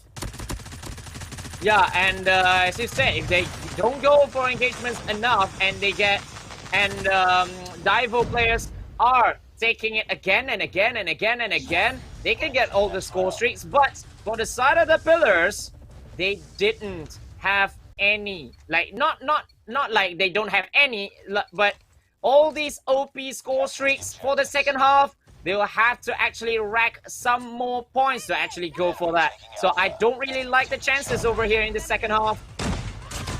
Well, it is 35-39 right now. Fairy brings out a war machine, goes crazy, and the Bravo attempt comes in early from DAIVO. And look at this, man. Spawn traps them and trying to hold them over at Alpha whilst the Bravo capture is sorted out by the rest of the teammates. Absolute perfection on that positioning. Absolute perfection on the planning and execution as well, Sakaichi.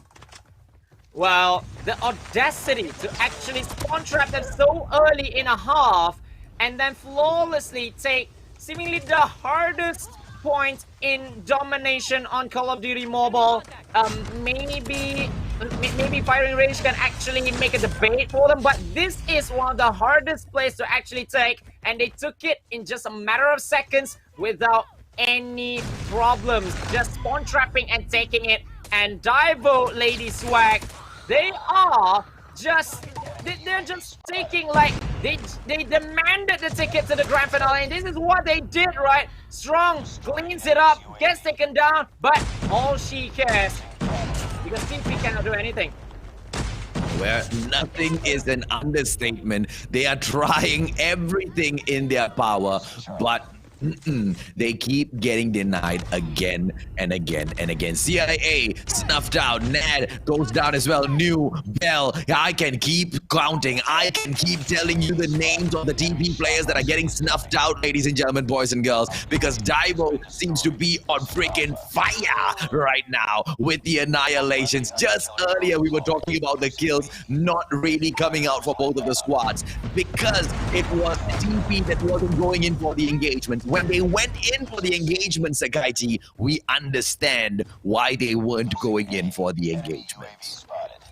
Because when these kinds of things happens, right, you went for the engagement, you get killed, that makes it easier for DAIVO, Lady Swag to actually make a triple cap like what they did right now. And they are closing in for a grand final spot with a flawless 3-to-donut victory, surely. And they will be meeting up against DAPHNE girls from TPE.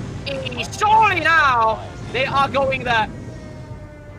Well, the 150 to 64 assures them that ticket into the grand final, Sakaichi. There is no third and fourth place playoff today. We are going straight down to the grand final, straight down to the match that everybody has been waiting for the whole day, since 1 p.m. To be honest, we've been sitting down here from 1 p.m. Can you believe that, Sakaichi?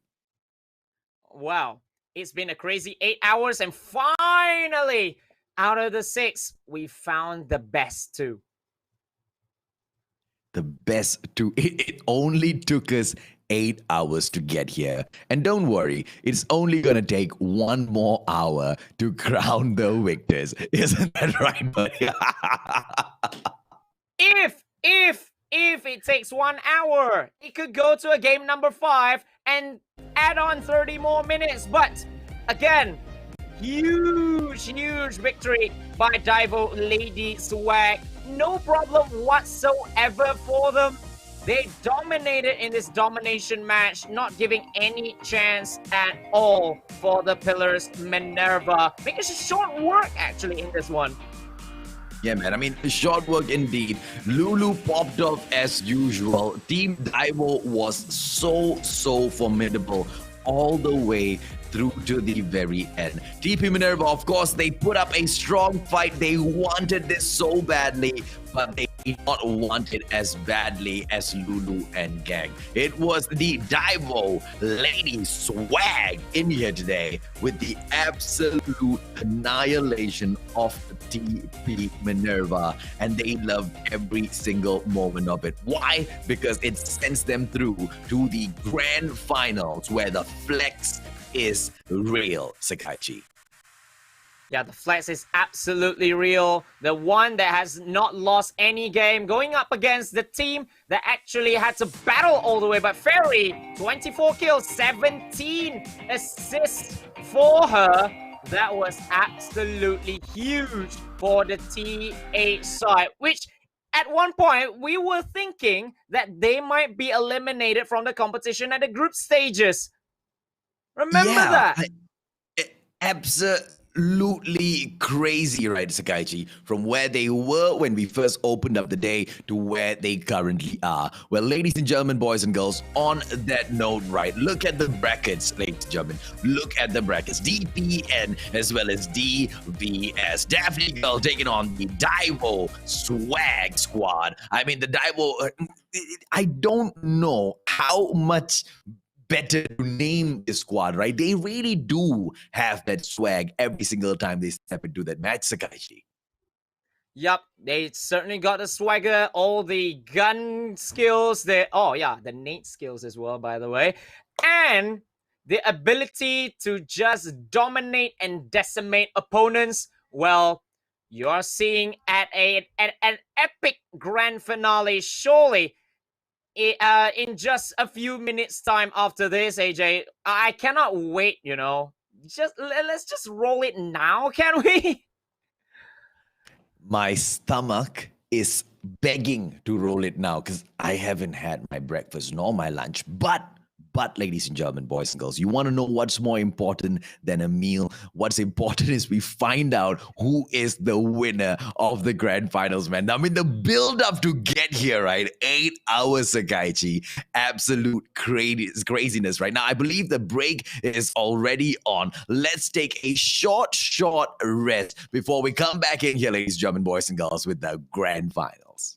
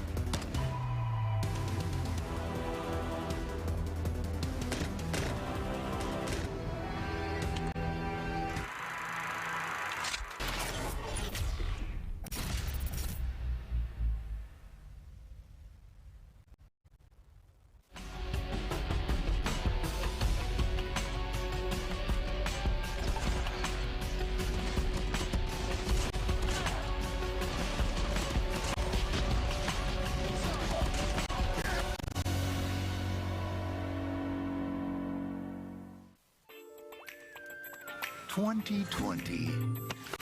Year of yuck. Globally, it's been tough. On Call of Duty Mobile, it's been a blast. As we close out 2020, we want to big up our community.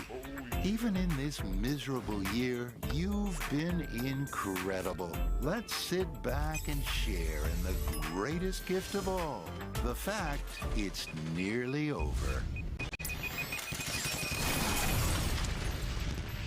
Happy holidays.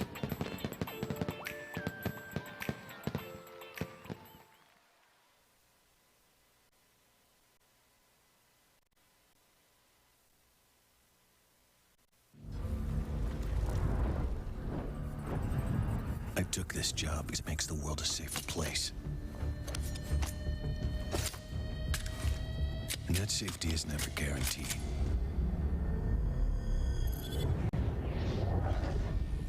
But I know someone else is working to make the world a dangerous place. And that someone is still out there.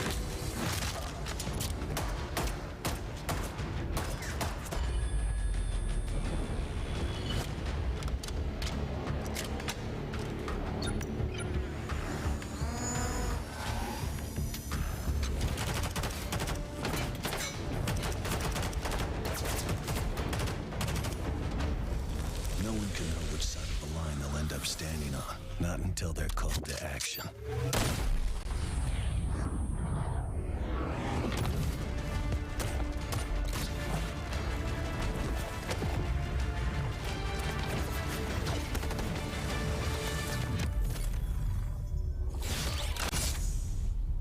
Call of Duty Mobile. Download and play now.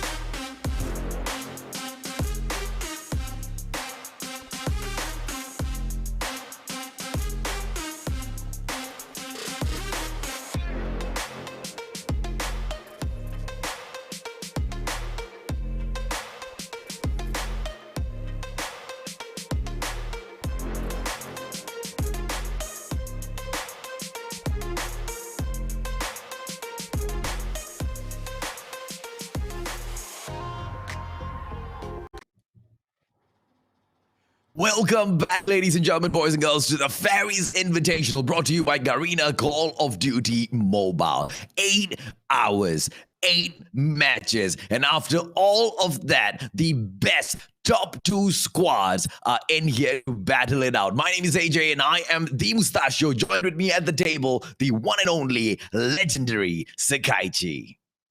Well, someone asked if the casters are still alive. We are alive and cooking. Let's go. The finals are here, ladies and gentlemen. Why are we still not alive yet, right?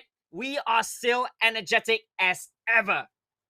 How? How dare they? How dareth thee, O community, question whether or not the almighty Sakaichi and Mustachio can still carry on after a mere 8 hours? Come on, they can throw 8 more hours at us and we will keep on going if the matches are as good as what we are currently watching. I mean, the past 8 hours, Sakaichi, has been absolute craziness back to back to back. Has there even been one match that disappointed you, buddy? None for me at all. Nope. All of them are so good. And now off to the top 2. DAPHNE girl. They have not lost. They have just lost 2 rounds, 2 maps, or should I say, Genesis, Hotpot, Milk, Payun, as well as Yvonne. They are absolutely crazy. Going up against DAIVO, Lady Swag, which is Fairy, Puffy's X, Lulu, Mayayo, Muki, as well as Strong. These 2 are perfect contenders for the title. Look at those faces, man. They have the swag, if anything, all right. DAIVO Lady Swag, yo. I love the squad. I love the ladies in there. They look absolutely... I mean, like, if that was the squad right in front of me and if I was entering a tournament, bro, I will not even enter, okay? I'll say, no, there's no way I'm going to be able to beat these ladies because I know, and I have heard of them. I have heard of them, and I have heard of a prospect of a grenade flying all the way across the table and hitting us on the head, man. Lulu, the grenadier. It's a part of this squad, and there's no way anyone can touch them, right, Sakaichi? The 2 teams in here, they have shown us so much to talk about today. I'm so excited to see them go up against each other. Yeah, and this is pretty much the road to the final for them. For DAPHNE girls, all 6 victories in the group stages, and then a crazy semi-finals to follow up against 21 Huntress, 3-2. That went to a game number 5. At one point, we thought they are going down and get upset by the MY girls, but no, they did went to the grand finale. As for DAIVO Lady Swag, they have a little bit of a twist up in the group stages. They were nearly out of the window, but they somehow clutched the win in the last game in which they got 3-3 with the other 2 teams in that group and somehow get number 1 and then won flawlessly 3-0 against the Pillars Minerva. And now is the main showdown. From not even going to be able to achieve it to suddenly just coming in there and reaching this stage, right? These ladies are really sending the viewers, the followers, their emotions into a wild roller coaster, man. Let's take a look at how they will, be, matching up their strengths against each other to see exactly how they will take each other on, right, Sakaichi? I mean, I obviously have got a player to watch out for. There's definitely Lulu for her grenades. Do you have a pick of anyone that you might be watching out for any reasons, buddy? Well, okay, maybe for DAPHNE, right? Maybe we are talking about Hotpot, about Milk, but I'm looking at Genesis now. Especially after the semifinals, right? Genesis has been instrumental. All the kills. Yes, sometimes she doesn't get much. If she gets much, it means that those were majority of it were kills that matter. And she as well, she always get the kills that matter. All the important kills. And she has always been the difference between DAPHNE winning as well as the other teams. Absolutely right. The clutch queen, we can call her at certain points because the way she goes in and maneuvers those obstacles to get to the end point, ladies and gentlemen, boys and girls. And those obstacles are no just, inanimate objects, all right? Those are actual players on the other end who are just waiting to slay her. But no matter what they do at times, right, she does persevere and she makes it through each and every single one of those hurdles. Now, those girls are still preparing, getting themselves into the lobby. We are excited. I cannot wait to see the action that comes in through this, right? Now, we are waiting for them to go through their map bans and picks as well, Sakaichi. So a lot of mind games going to be going through there as well, based on what they have discovered about each other thus far in the tournament, do you think? Yes, and absolutely. So while they are still waiting or whatnot, right? The esports, the female esports ecosystem as well is growing this massively that some of the guys might have been trashed by these girls. Like, oh my goodness me, these girls, right? I've been thinking, right? What if they actually went to a tournament, like a proper tournament? Not to say this is not proper, but a proper like pro tournament. They might actually have a very, very good placing and stuff. Oh, absolutely, man. Based on how they have been performing thus far, but let's see if or not they do come back in here and show us more of what they actually have in their tanks, right? And to see how far they approach these tournaments or how far they put themselves out there. I don't know what would hold them back. I'm very sure nothing at all. Let's see them as they, obviously there is the hurdle of the skill gap, because when you come in there, you have to go through those qualifier stages as well, right? And it's not going to be easy, man. You go up against those crazy squads out there. So the ladies need to come in here and they need to prove themselves. And based on what we have seen thus far, Sakaichi, and I'm 100% sure you will agree with me when I say this, they have shown us so much where it's like, no doubt at all, just come, just get over here, I think they will shine, man. They will be absolute superstars soon enough. Yeah, and for all the players, like there are some players that are not really like because there are age restrictions, right, in the official tournaments. Future stars that might be coming in as well. So future is very, very bright, not only for the esports for that country, but for female as well, as the representation in esports gets more and more and more. And well, this is a long shot, but maybe we could one day see a full-on girls team at a World Championships. We never know, because the level of gameplay, right? We love it so much. Yeah, man. I mean, no doubt about it. I would love to see that as well. It's definitely going to happen. Let's see that go. Stand off. It's like the because they already know their leader power. So let's have the crossfire of that of power. And the key of the multi-level. Now you go to the next step. Once you can go to that,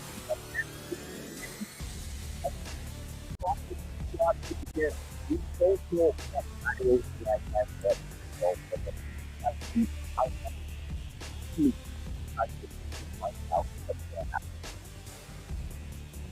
All right, so that'll be the first game standoff. It is for the grand finale. So tell us the prediction. Who is going to win it all the way? Will it go to game 3? Will it go to game 5? Will it end at game 3? So we are going to see. How will it go? Ladies and gentlemen, we are going to start in just a matter of moments together with Sakaichi as well as AJ Mustachio here. CODM Fairies Invitational 2021 is brought to you by Garena, and this is the grand finale. The best of the best will be battling it out to become champions. And they don't know how to tease us, so they're dragging this out as long as possible. If or not, they can increase the excitement in here. Come on, ladies and gentlemen, this is your opportunity for the final kickoff. That is the thing as many times as you can. We live in, right? We remind everyone that you are most people no way they're going at it.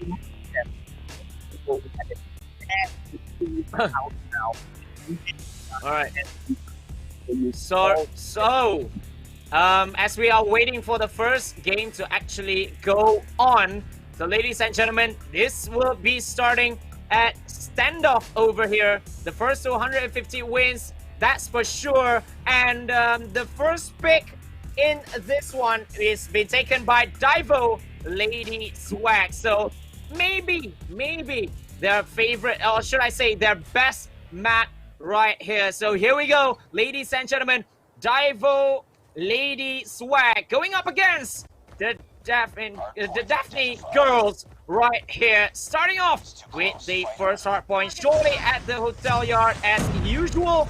And battles are going in, hammer and tongs. The first blood will be going to Fafis X as Yvonne will be taking down Fairy. Oh, this is going to be absolutely huge, but DAPHNE gets the first few points for the TPE side. Remember, they are undefeated in the tournament so far, although they have dropped 2 maps in the semi-finals against the 21 Huntress, but they are looking so good right from the off. DAIVO will have to bring in the answers to all of this pandemonium of attacks coming from DAPHNE girls. So the first 30 points already, 30-0 currently for the DAPHNE side. So crazy as it is, but DAIVO finally gets some points. But as you can see, the DAPHNE side is already rotating to the next hardpoint over here. So it's going to be the second hardpoint already. We apologize though, AJ is currently having some difficulties with his mic. Yeah, technical issues over there, so I will be soloing for a while, so apologies for that if I started a few words over there. So DPN opening up with some few points over there. They are still in the lead. They are still in huge advantage over here, having the second hardpoint locked down. As you can see, it's so hard to actually take it back from DAPHNE girls when they have locked it down, and they've locked it down good. 2-piece over from Strong as well. Genesis with a 2 of her own, which made it so easy for DPN over here, as they are not letting DAIVO to actually have any points at all over here in the second hardpoint up until the very end. So after 2 hardpoints, it's 75-21 over in the first game, which is the hardpoint. Hardpoint locked down. So it has been locked. The third hardpoint going in the house surely, and it has been taken by DAIVO Lady Swag over here. But it has been contested very clearly. Lulu going for the attack still, but DPN is still with the lead, still with the hardpoint. Peiyun all locking down. She takes down one from the window and takes one at the stairs as well. Strong is down, and 2 players are there already. Peiyun playing so well to actually defend at the house. And they are approaching the 100-point mark, so it's 129. What a start for the TPE champions, for the invited TPE team, as DAPHNE girls, they are just edging ever closer for the first victory over here. Maybe the next hardpoint, which is just the third hardpoint. Okay, Ken, finally! Yes, he is out of breath, ladies and gentlemen, boys and girls. The Mustachio is back, yo. Lulu comes back in here, and we're gonna be blazing this up, right? 120-29. The DAIVO Lady Swag need the Mustachio to step back in here, to give them the spirit, to take it all the way. 33, 34 points. They continue to rake it up, but here comes DAPHNE girl, ladies and gentlemen, boys and girls. Are they gonna be able to take this onslaught coming from the DAIVO Sakaichi? Yeah, so it is, but DAIVO is trying their best to actually fight back, but it's just 30 points left. Yes, they have the hardpoint as of now, but look at how DAPHNE, the audacity to actually just stay back in the first hardpoint. They just let DAIVO to actually, okay, you take the points for like, what, 15 more seconds? Actually, it's just 30 seconds to actually have a full on lockdown back at the first hardpoint. So they are edging ever closer for the first victory over here. 120, so 30 left it is. Huge work needs to be done by DAIVO.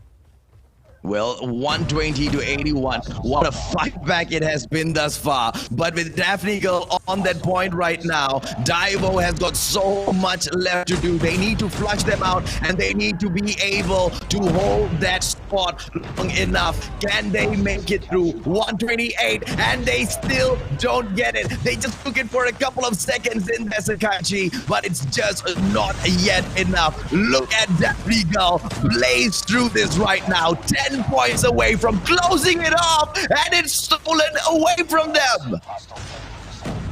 Oh, just in time there for DAIVO Lady Swag, but will it be enough though? Maybe. Okay, there's no DAPHNE Girl players over there. It's just going to the second hardpoint already. The audacity yet again.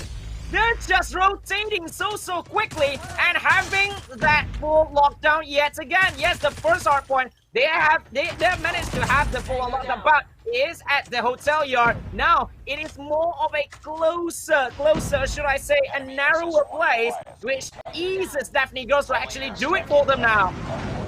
Yeah, when I came back in here, it was 33, and we were way past that 100-point mark. Look at the DAIVO Lady Swag. Come in here and strut their stuff. I told you, ladies and gentlemen, boys and girls, that's what exactly what the ladies needed. They needed their Mr. Suave in here. 139, 140. They equalize this, and they will take it all the way. It's Lulu on the XS1 being compelled right now to leave her spot. 144 to 140. Can they continue raking up those points, Sakaichi? So close in here. Oh, it's so close. Lulu is down though. Oh, that was so close, but DAIVO is still there. Whoa, what a play. What a comeback over there. 115 to 32. When you came back, AJ, that was 120 to 39. And what a comeback we made. Oh, crazy. Goodness gracious. Both the Mustachio and DAIVO made a comeback at the exact same time, ladies and gentlemen, boys and girls. And we blasted it all the way through. What a freaking comeback it was. DAIVO, breathtaking display, breathtaking victory. MVP, DAIVO strong, leading her team to victory in there, Sakaichi. I don't know if this is a crazy comeback or a huge choke though, because let's face it, 120 to 39, and then you let them take one hardpoint for 30 seconds without actually challenging them and just go back to the first hardpoint. The audacity though. Should I say that was a big choke? That was the biggest mistake that DAPHNE Girls have done all tournament. Mistake? It was the unrelenting fire within the DAIVO Lady Swag squad, Sakaichi, that led them to that victory. Nothing could stop them from that comeback. I mean, they were suffering, and they were suffering bad. When I refreshed my whole system, I had to restart my PC to get back into this live feed, right? And I saw that game, and I was like, what is going on here? And that was that point, Sakaichi. They went berserk, right? 145 to 140, and then even till the very end there, the fight was still on because DAPHNE Girl didn't want to let it go. But this is the player that led them to that victory. Strong, with a strong style gameplay. 12 kills, 7 assists in there, picking up the player of the game title.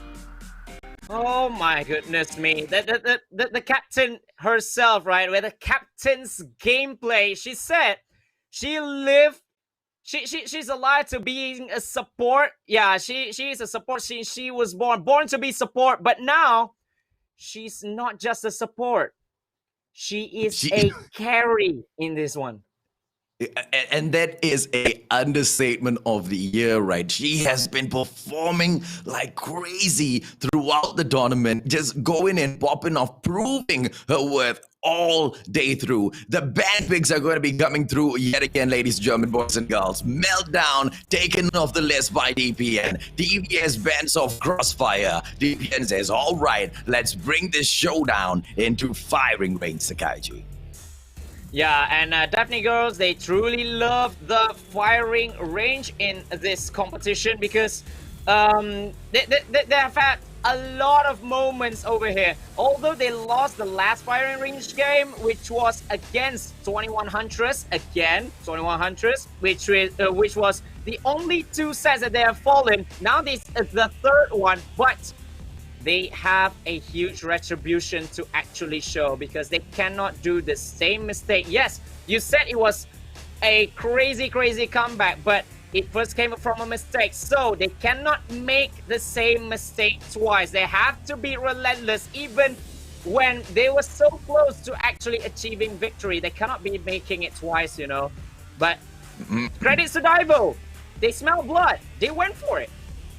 Yeah, they went for it and they went for it good. I mean, once you smell that blood and you go in for that kill, don't hold back, right? And that's exactly what they did there, Sakaiji. Well played indeed. Let's see exactly what they have in store for everyone this time round. Yeah, so for the first 5 rounds, it's going to be DAPHNE girls on the attack. And we all know how relentless they are on the attack. First 5 rounds. In the 5th game, they got 5 all correct. And as usual, they're making the quick plantings in this map.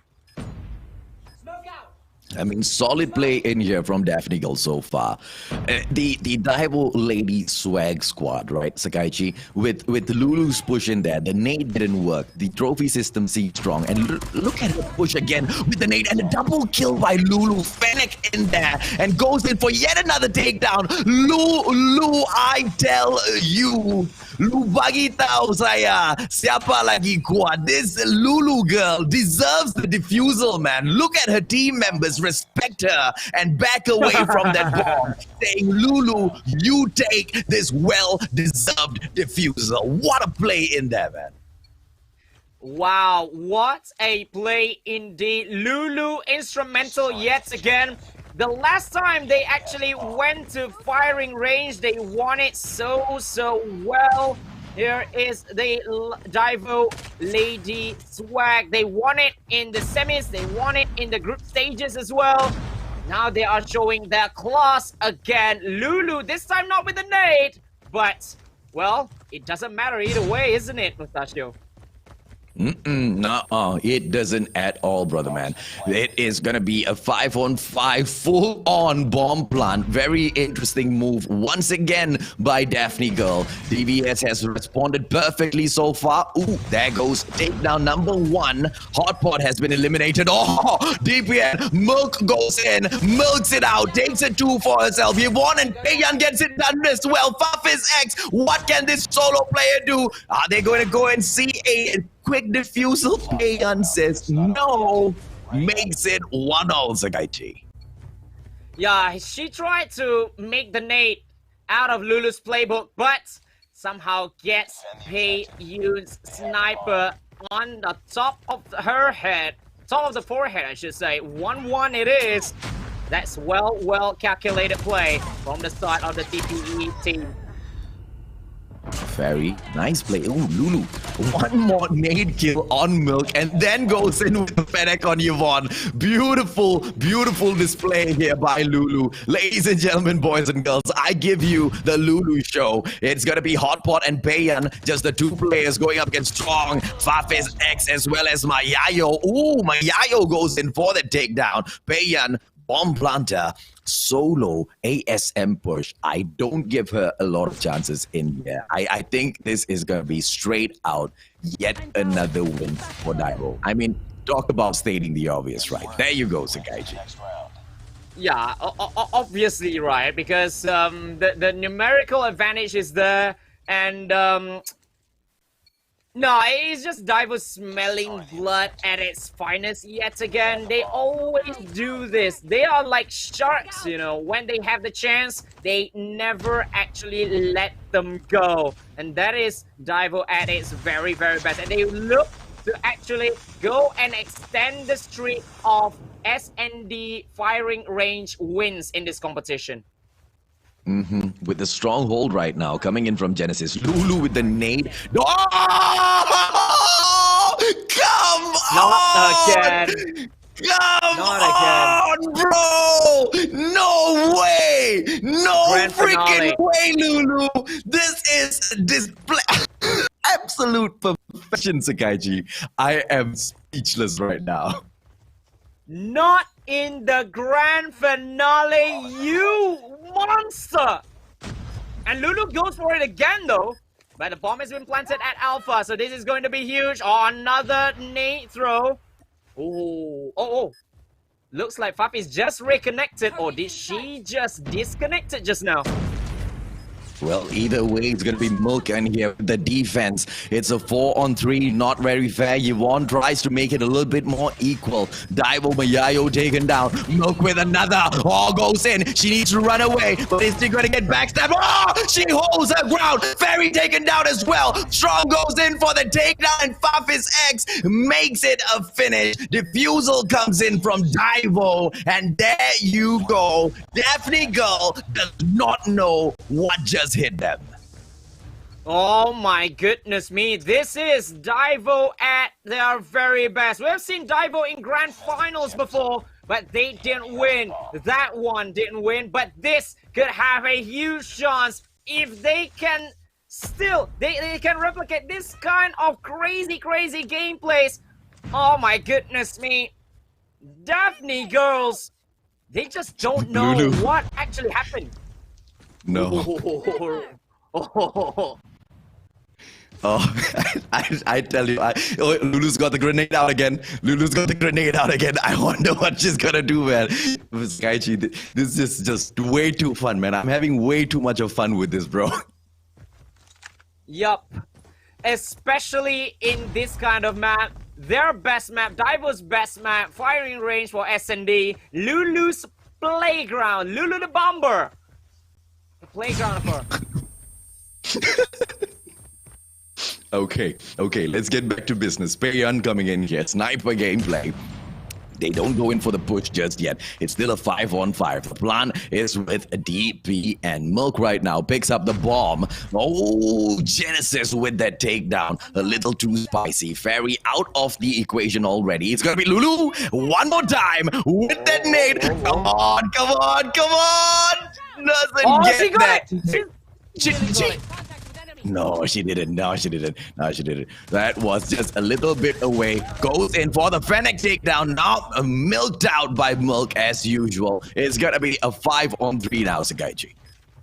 Yeah, 5-on-3. Strong Fafis X as well as Mayayo. Now they have to make the rush because the Lou the Bomber is not there already. Milk nearly gets taken down. Somehow she survived every single shot. Oh, and there you go from Fafis X. 2v2 now. This could go in their favor. They need to go for it. They're smelling blood right now. Fafis going for it. Oh, Fayun is down. Fafis is down as well. There's no time. And Daphne Girls just narrowed down to just one more in the next 5 rounds, in which we are going to switch sides in this Search and Destroy. Stellar performance, beautifully played by both the squads in here. So equal all the way through, Sakaichi. Nothing between them at all.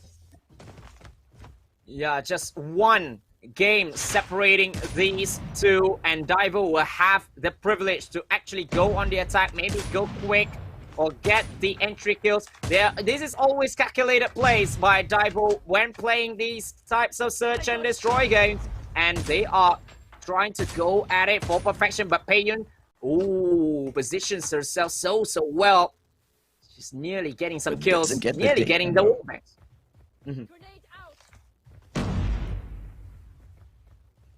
Yvonne in there. Yvonne. Just goes in for the peek. Lulu right outside Sakaichi. But oh, Yvonne, she does get Lulu out of the equation. Genesis peeks out. Now she has given her position away already. Is she going to be able to swing right out? Payan deletes Fairy from the equation as well. Sakaichi, DAIVO is getting pinned out here. Yeah, they are being pinned out. Oh, the bomb is dropped already. Payun, well played. She got another one. And it's just one left. Fafi's X will have to make the play. The bomb is dropped right at Alpha. So she needs to do something. She comes in. Hello! Just behind. Wow. Ready up. I mean, she, throughout this whole match, Sakaichi, on point with those snipes. I mean, super solid all the way through, man. The enemy has the bomb. Wow, Pei Yun, ladies and gentlemen, another sniper on point. Real power coming in from the DP and sniper over here. 3-all. And DAIVO, their strategy is not working as of now. Maybe a little bit more patience for them can do the trick. Well, a 4-on-4 situation is what we have left here. Hot Pot in there with those shots. Nate comes out right now. The next Lulu in the making, maybe. Hot Pot goes in for the toss. Ooh, backs away from that situation. Doesn't get a kill with that Nate. Oh, but on those shots, strong with that stronghold, still doesn't get to back away. What a play so far. And the second one in there on Fafis X as well. Hot Pot, as usual, is hot as... Can't say it on stream. No, it's Hot Pot FC by Mustachio. As usual, man. It's going to be a 2-on-3 this time, ladies and gentlemen, boys and girls. Genesis, Hot Pot, Payan in here. Mayayo, Fairy on the other side. Oh, Fairy with the delete. Genesis down already. Ooh, but Hot Pot leaving herself alone. Takes down Mayayo. Fairy, 1-on-1. Is Hot Pot going to be able to get this clutch of the century? Oh, UAV up on the air as well. Bomb on the ground. What is DAIVO gonna do? DP and trophy system out of it already, Sakaichi. Oh, trophy system saved her life there for Hot Pot. But she needs to get all those. Oh, nearly gets taken down. 34 HP left. She needs to back out. Back out she does. 15 seconds left. Remember, DAIVO is on the attack. Fairy needs to plant the bomb. And Hot Pot just gets taken out just like that. She got spotted and gets a one-shot, one-kill situation. 4-3 it is for DAIVO.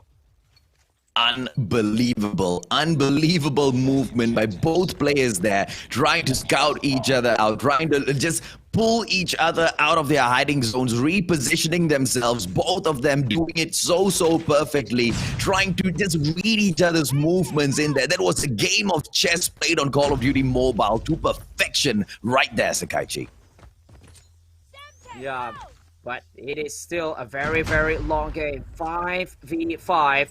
Lulu with the bomb as well as the nade. Remember, as they will always want to get the entry kills from long range before they go for the push or perhaps for a plant. And looking at it right now, it is a split one for DPN as they are approaching Bravo. They want to get 1 or 2 before making that push. But Hot Pot is the first casualty. And this could serve an opening for DAIVO. Lady Swag over here. Definitely an opening in there with Hot Pot, one of their hot shots out of the equation. Fairy in there with beautiful backstab. Payan, oh, but Milk makes her pay for it. Fafis X right now goes in quick scope. Nobody's home. Lulu still on the hunt, gets taken down by Genesis. A beautiful 3-3 situation is what the ladies end up with right now, Sakaichi. Yeah, it's 3-on-3. The bomb is down. Oh, well played. A little bit of thermite. As they will intercept anyone who tries to get there and intercept the bomb. But Fafis X is down as well. Genesis 2-on-2. This is gonna be big, but the bomb needs to be picked up by DAIVO or else if it goes down. It goes down to just one. Strong needs to do something. The smoke comes in, but gets taken down by Yvonne. 4-all. And no, there's no calling the difference between these two fantastic teams. None at all, man. None at all. 4-all is where we stand. DAIVO, Lady Swag, taking it up against DAPHNE Girl. And both of them, I swear, have got their own sets of swag in here. Mid has been smoked off. The snipers have been blocked out. And right now, we drop back into Alpha just to see if anybody wants to match it out right now. Yvonne meets out Lulu, snuffs her out in the white warehouse. Well played in there. DAIVO, they have lost one. Genesis goes out to Strong as well. Equals it back for all. Bayan thinning the herd, takes Strong out of the equation. Hotbot makes it down to 2 with the Fairy takedown. It's going to be Fafisek and Mayayo right now on the defense. Can they push through with the bomb on the ground? Well, the bomb on the ground is always very, very healthy for the side of the defending team, which is the DAPHNE girls over here. If they want to take the lead and just 1 point away from equalizing in this grand finale series. But Fafis as well as Mayayo, two very good players in their own right. It's still 1 minute, so they take it a little bit slowly, calculatively, going to scope with the snipers as well, but gets taken down just like that by Milk. So Mayayo is all alone, 1v4. She needs to do something, or she gets one, but gets traded right in the end by who else but Milk. Well played, and Milk just knows when to show up when she's needed, and what a play she has been putting up thus far in this match. 9 takedowns so far, Sakaichi. Super strong out there on the field. You've got the DAIVO, Lady Swag trying to make their way back in here, and I don't think it's going to be very difficult for them. Lulu with legendary toss once again doesn't get a takedown, but let's see exactly will approach this situation. Can they push this into round number 11? I believe they have the ability to do so. But they really, really need to start having a little bit of change in there, because you can see DAPHNE girls, they are more than happy to actually wait for the call of DAIVO Lady Swag as 5v4. The player down is Bayan. Hotpot is there as well, down as well, 5v3, Fairy takes her down. The bomb is with Strong, or she goes for the planting at Bravo. This could be game number 11 if it goes all well for the side of DAIVO, Lady Swag. DPN, Milk tries her best but couldn't do so. Oh, well played in there by DAIVO, isn't it? What a way to make a comeback in here. They're definitely pushing us into round number 11. The attack is on, the bomb on the ground. DPN needs to respond. What will DAPHNE Girl with just Genesis and Yvonne come back in here to pull off? Oh, comes out the slide. Well played by Fairies. So well struck. And she gets a double to pull that off to a close, Sakaichi. Round number 11. DAPHNE girls on the attack. DAIVO Lady Swag on the defense. And looking at this, right, it is DAIVO who gets the better of DAPHNE in this matter, in this attack and defense style. But now it's Yvonne trying to get the first one. She gets Fairy, but gets traded just like that. 5v3, make it 3 on 3. Just like that, Fafis. Oh, gets traded as well. Ooh, Strong and Mayayo against Milk and Payan. Who's your pick, Mustachio? Oh, I mean, so back and forth, Sakaichi. I don't know how are you still breathing after that action, man. That was just back to back to back. And right now, the plant getting put there. Ladies and gentlemen, boys and girls, it's gonna be the alpha gameplay coming in from DPN. Look at them crawling their way through, duck walking. Strong and Mayayo, they know how to pull this off, man. It's the dead silent fuck in action right now, and they don't want to give away their location. This is a god level gameplay. Look at this. They come in for the flank. Oh, they pull the attention first, and she's allowing Mayayo for the backstab. Mayayo comes in, takes her down. Can Strong get it done, ladies and gentlemen, boys and girls? What a play! Got eliminated, caught out, and it is DAPHNE Girl with the amazing victory, Sakaichi. Mind-blowing mind games today. Oh my goodness me, I thought the strategy from DAIVO was spot on, like just baiting one. She didn't get killed. She gets the other one. She gets my Yayo to come. She gets one, but gets traded. We thought this one, which survived making that bait gameplay, will make the trade. But no! What's a play at the end of it from DPN?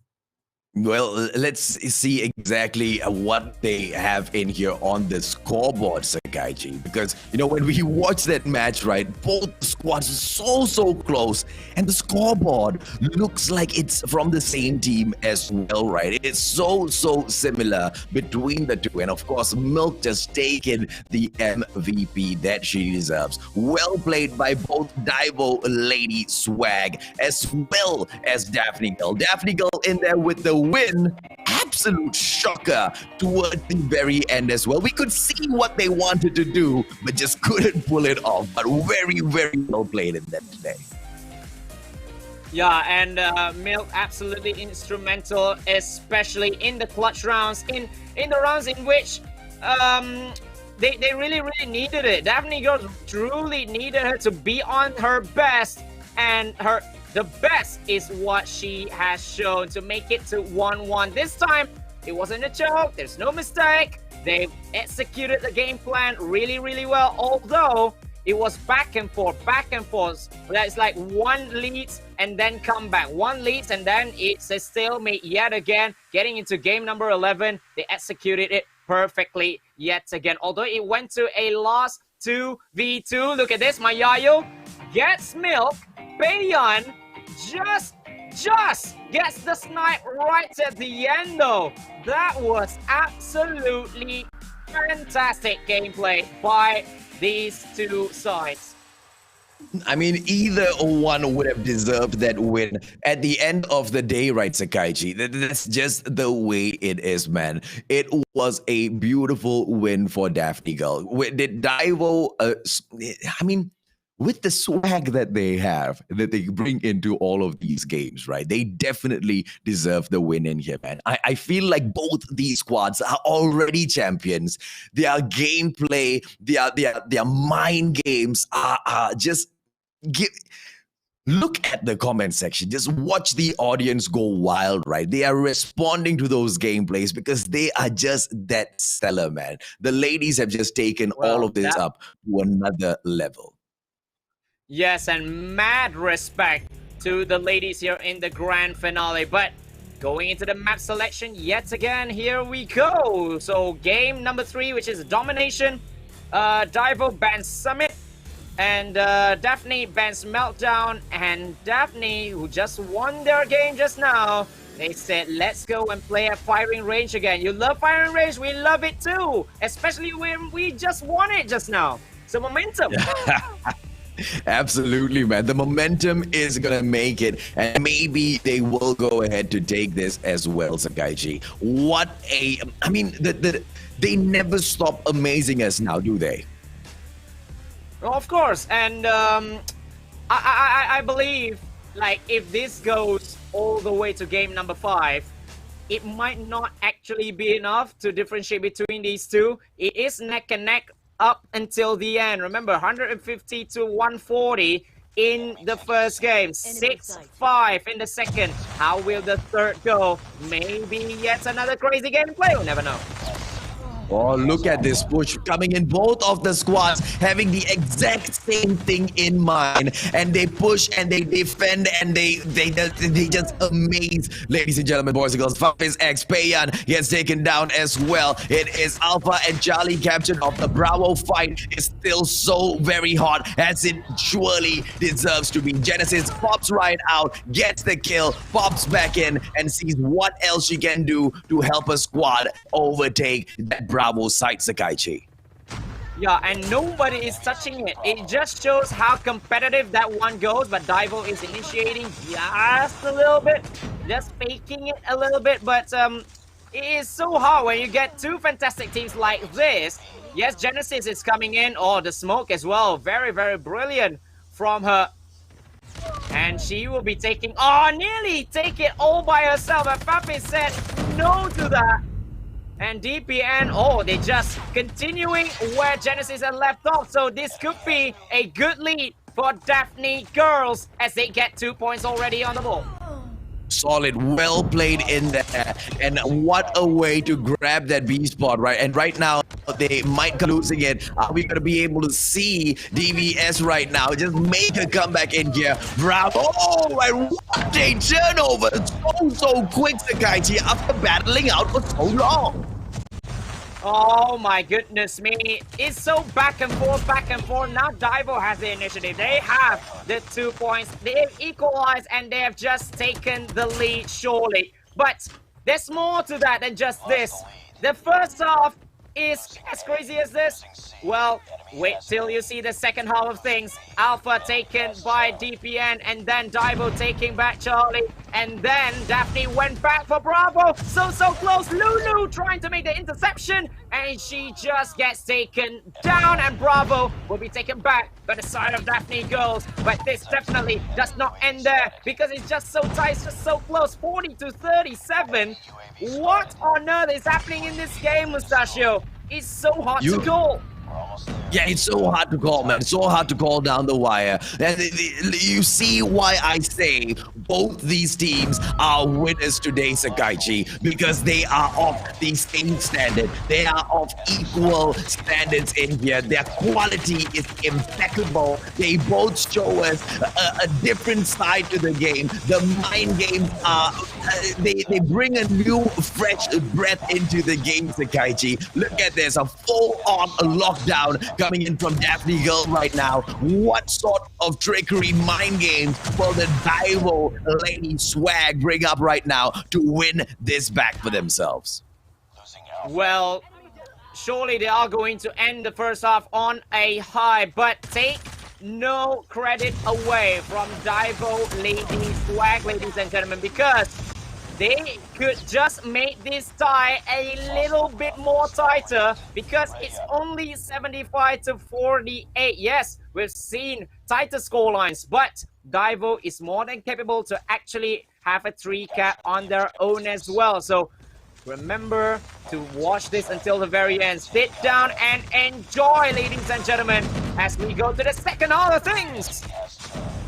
Well, Charlie captured off, and Barracks Hut gonna get conquered as well by DPN. Bravo fight as usual. DAIVO, very cheeky. They attempt the early capture, and they might be able to get it with that backup coming in from the War Machine as well. Stronghold gameplay, but the Stronghold goes down. What is gonna happen? Now, the Stronghold could only take itself down with the War Machine right there. Lulu in, blazing it up for DAIVO. Bravo, they're going in for the Barracks Hut, cheeky, full-on lockdown. Like you said, they're capable of doing Skyg, but denied at the very last minute. At the very, very last, Strong has been snuffed out, and DAPHNE went out of danger, but still it's 2 points for the side of DAIVO. Bravo is in danger. Hotpot trying to repel every single one of the interceptors. They are trying to get in their way, so maybe Bravo is going to be taken, but it's just 3 or 4 players over there on the other side of the building, which makes it so hard for DAPHNE Girl to actually go and attempt it. So now it is still, the XS1 Goliath is coming from Milk. Milk is in danger, but she gets it. XS1 Goliath in full flow for the side of DAPHNE. Milk over here, as she is going to surely defend from this white warehouse. Well, with the defense on there, look at the catch-up gameplay played by the DAIVO lady swag, yo. That full-on lockdown just looks so good on that screen, ladies and gentlemen. The ladies are fighting back, and they take the lead as well. They lose the lockdown, but the lead is right now in their hands. Can they hold on to it? Genesis wants to say hell to the no, as the XS1 comes in to say hello. The other SS1 Goliath is coming as well, and Genesis just gets intercepted right at the end by none other than Milk. What? Just in time though for the DAPHNE Girl, but yep, DAPHNE Girl, they take it back. They take Bravo back thanks to the cluster strikes. Double cluster strikes actually for them. Wow, Chaos Pandemonium.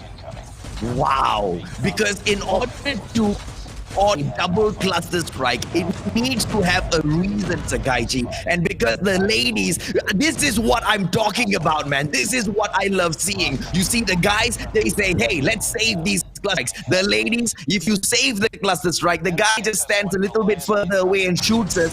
So you open up 2 cluster strikes to secure your position. And the ladies get it right, man. They should have started playing this a long time ago and dominating the scene. Absolute perfection coming out here. 131 to 120. Daphne Girl right now in the lead, and maybe even with the win, Sakaichi. Oh my goodness me, how long was it since Milk actually started her XS1 Goliath? She is on fire in that piece of heavy metal, and Daphne Girl is going to wrap up the series, is going to wrap up this game with a full-on lockdown as well. Just 7 seconds more, and it's going to be the inevitable that Daphne Girls gets 2-1 in this grand finale. Well played.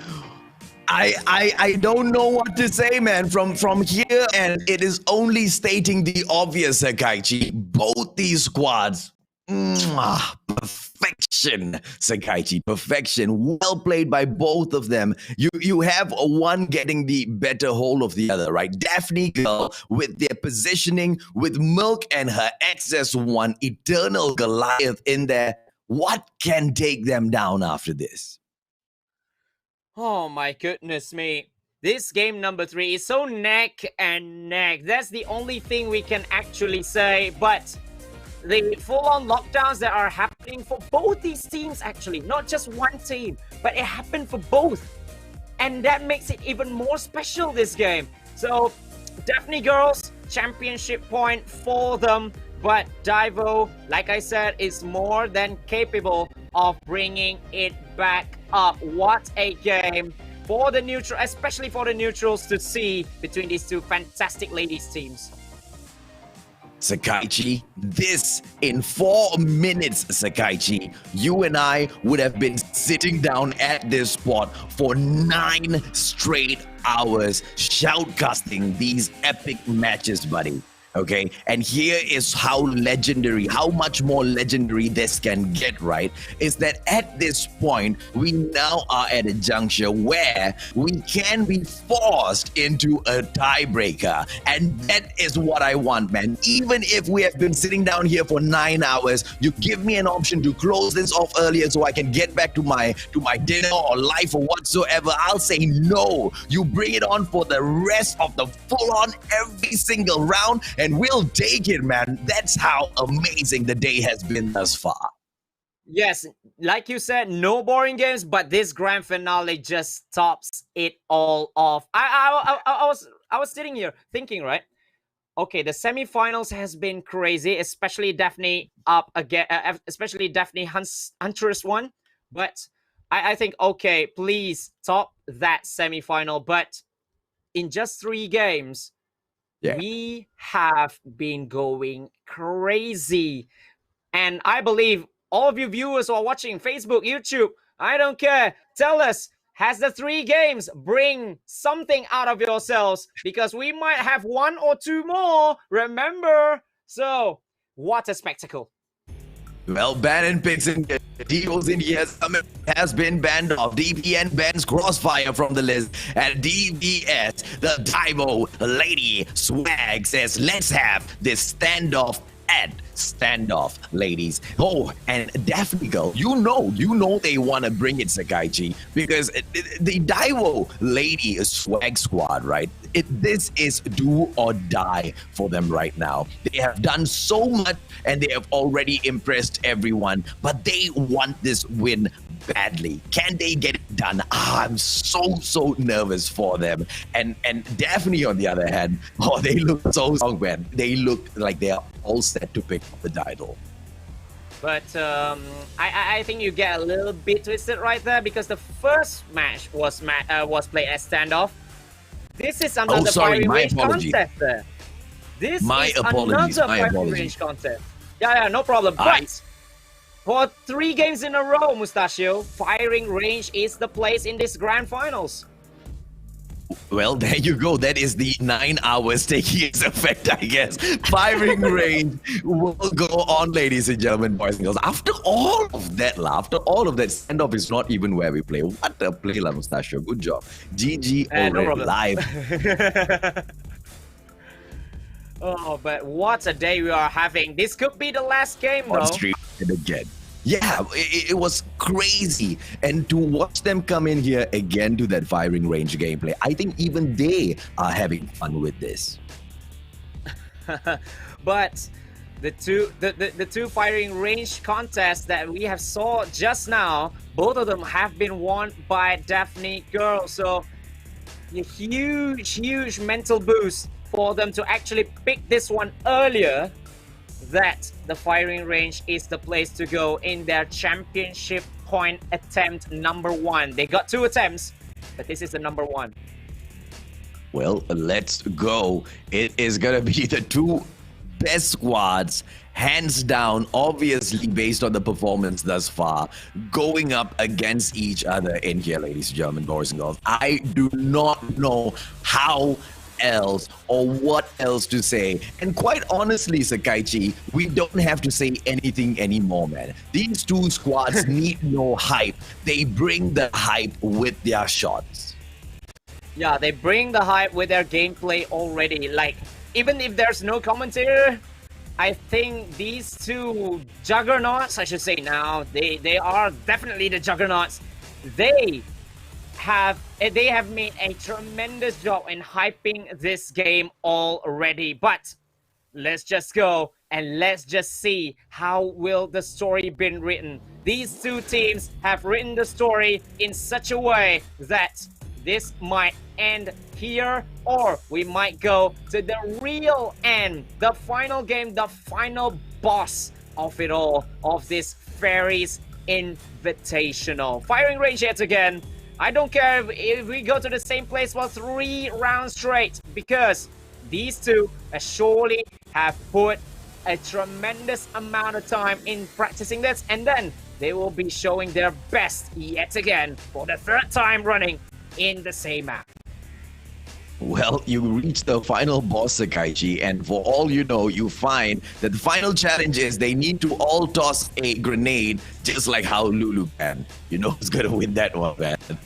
I want to see this match. They are making us wait for it, right? Because of all of the hype that is surrounded this thus far. The ladies are all in the lobby already. They are all set to go, just waiting in here for the kickoff, ladies and gentlemen, boys and girls. Now, they themselves are questioning whether or not this is firing range overload. But I guess it gives them a sense of security, doesn't it, Sakaichi? It gives them that sense of security that, you know, they've already gone in there and they're so used to seeing each other on the exact same map, so they know where to look out for each player, because everyone has that certain stance or that positioning that they keep coming back in here on the repeat, if you get what I mean.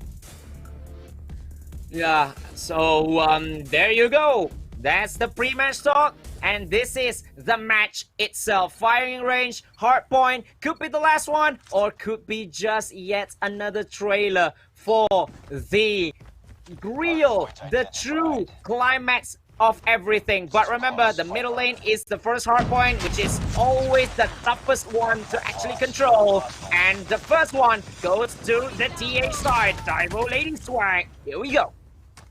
Oh, solid push in there so far by DAIVO. Here comes DAPHNE girl, Peiyan on the takedown for Lulu. And they will still, of course, attempt in here, even though the smoke is just blurring their vision out. Here comes DAPHNE. Oh, even on that hide spot there, gets eliminated from the spot. But DVS still has got a stronghold on the hard points, Sakaichi. Oh, just as I said.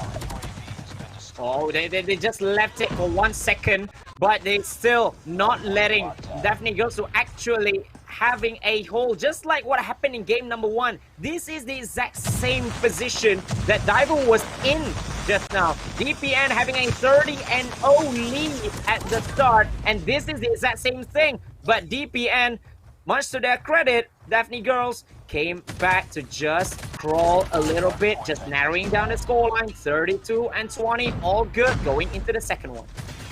Oh, as they go into the Look at Pei and just blast it off right now, right? We're going into command center, ladies and gentlemen, boys and girls. It has already been prepped up and, invaded by the DAPHNE Girl squad. 28-32. 32 is very easy to catch up to unless DAPHNE Girl drops it at the final point. But no, it doesn't look like that's going to be the case, Sakaichi. They go on all the way and DAIVO doesn't seem to be able to respond. Can they come back in here with a more solid push? We will see in a bit. Well, Genesis defending so well, taking out 2 ladies from TH just now. And like I said, the unsung hero of the team has made it possible for a possible full 60 points for DAPHNE Girls. That was absolutely huge right here. Maybe not a full on 60, but that takes them a huge points buffer in which DAIVO didn't stand a chance at all, and they already have made that rotation only to be taken down by Strong as well as Lulu. But Genesis is down as well. Puffy's X coming in, and DAIVO, yes, like I said, they have the third hard point over here. Well, they have the third hard point. How long can they hold it out for?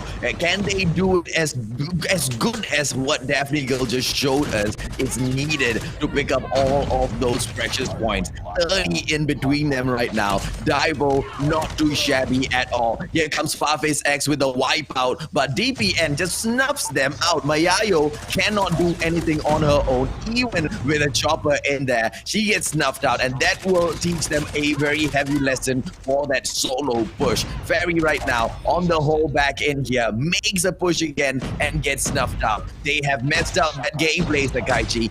DAIVO needs to re-strategize this. Yeah, DAIVO really needs to re-strategize. Like they made the rotation so early, but they just couldn't hold on to that. They get kicked out left, right, and center. Yeah, finally, they get at least 1 point back. But remember, it's 3 figures already for the side of DAPHNE Girls. And remember as well, DAPHNE Girls is the one with the lead. 1 more game and they are the champions. But well played by DAIVO to actually take point number 4. And they need to stay there for as long as possible to actually just catch up to DAPHNE Girls and make it even more interesting, and possibly make a comeback like what they did in the first game. Now remember, that time they were 115 to 32 at one point. This could may well top it better. Lulu with the pre-fire, and she is a goddess of Call of Duty Mobile, ladies and gentlemen, boys and girls. Look at this, the catch-up gameplay coming in from DAIVO, but right now flushed out by DPN. Yvonne right now on that side, not allowing them those points, but DAIVO so persistent, so persistent with the push. But DPN, although they are flushed out, they keep coming back in like the best. They just will not get out of DAIVO's closet. Are we gonna be able to see DAIVO Lady Swag make their way back in here with Lulu's XS1, Sakaichi?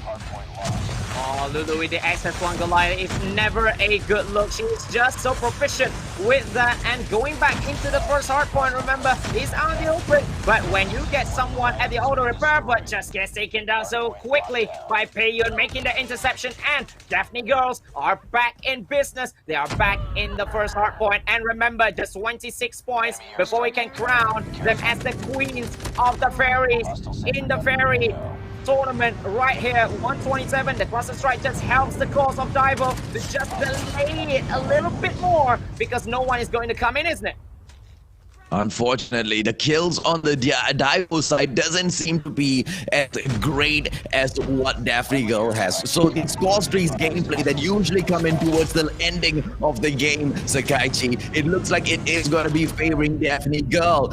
Are we looking at the victors of the Invitational, the Fairies Invitational? Could it be picked up by DAPHNE Girl? They will, of course, be pushing all the way in here for it. Peiyan, FHJ gets taken out. Anyway, here comes Farface X with the War Machine, and she just annihilates. But DBS with the comeback now. 1-1-0.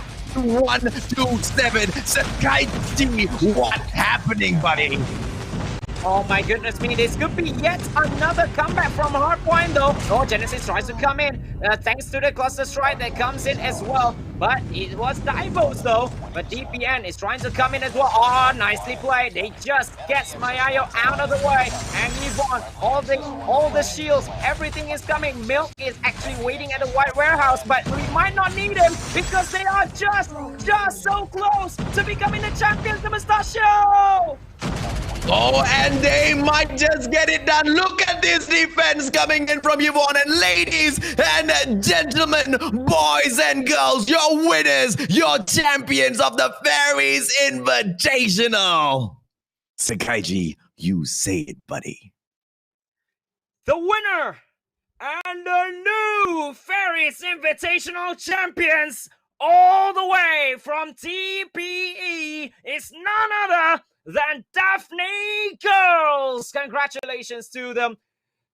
Fantastic throughout. They have been dominant throughout and truly deserve this title. 3-1 in the grand finals. Commiserations to DAIVO Lady Swag. They have shown us why they are a title contenders, but DAPHNE is just too good in the end.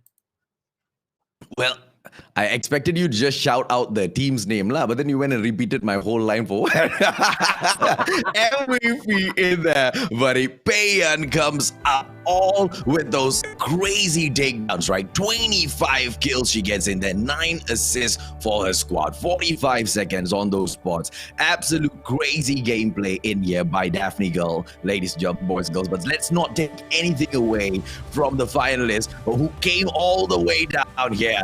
DAIVO Lady Swag, who have shown us so many crazy gameplays, especially that one very special Lulu. She definitely has gotten hundreds of thousands of fans today, man. Epic gameplay, Sekaichi. Epic. Well, epic or not, well, not just Lulu, but every single players that are here as well, they all played a part. They have all written a fantastic story for the history of the female esports scene, especially for Call of Duty Mobile. And the last MVP, Pei Yun, congratulations, well done to this girl. Wow, Pei Yun, she's just too good. Too good, man. Too good. I mean, she, like you mentioned so many times through the 9 hours or so that we've been here, Sekaichi, that when she is needed, she just shows up and she takes things under control, right? She just gets it done for her squad. And she has been there for her team every single step of the way in those important situations, for those clutch moments, right? Payan definitely deserves that title, buddy. And well done as well. Okay, talking about Pei Yun, right? Her average score in every ranked game. Wow, what? Again, congratulations to the winners, DAPHNE girl, ladies and gentlemen. DAPHNE girl, all the way. And they were the ones who came in here proving to be like one of the strongest squads, and they have managed to climb all their way to the top. And it wasn't easy. It wasn't against other squads that were not that great. Oh, goodness me, what an understatement of the century that would be. The level of gameplays that we have witnessed today, Sekaichi, mind-blowing. I surely had an amazing time today with you, buddy, today here.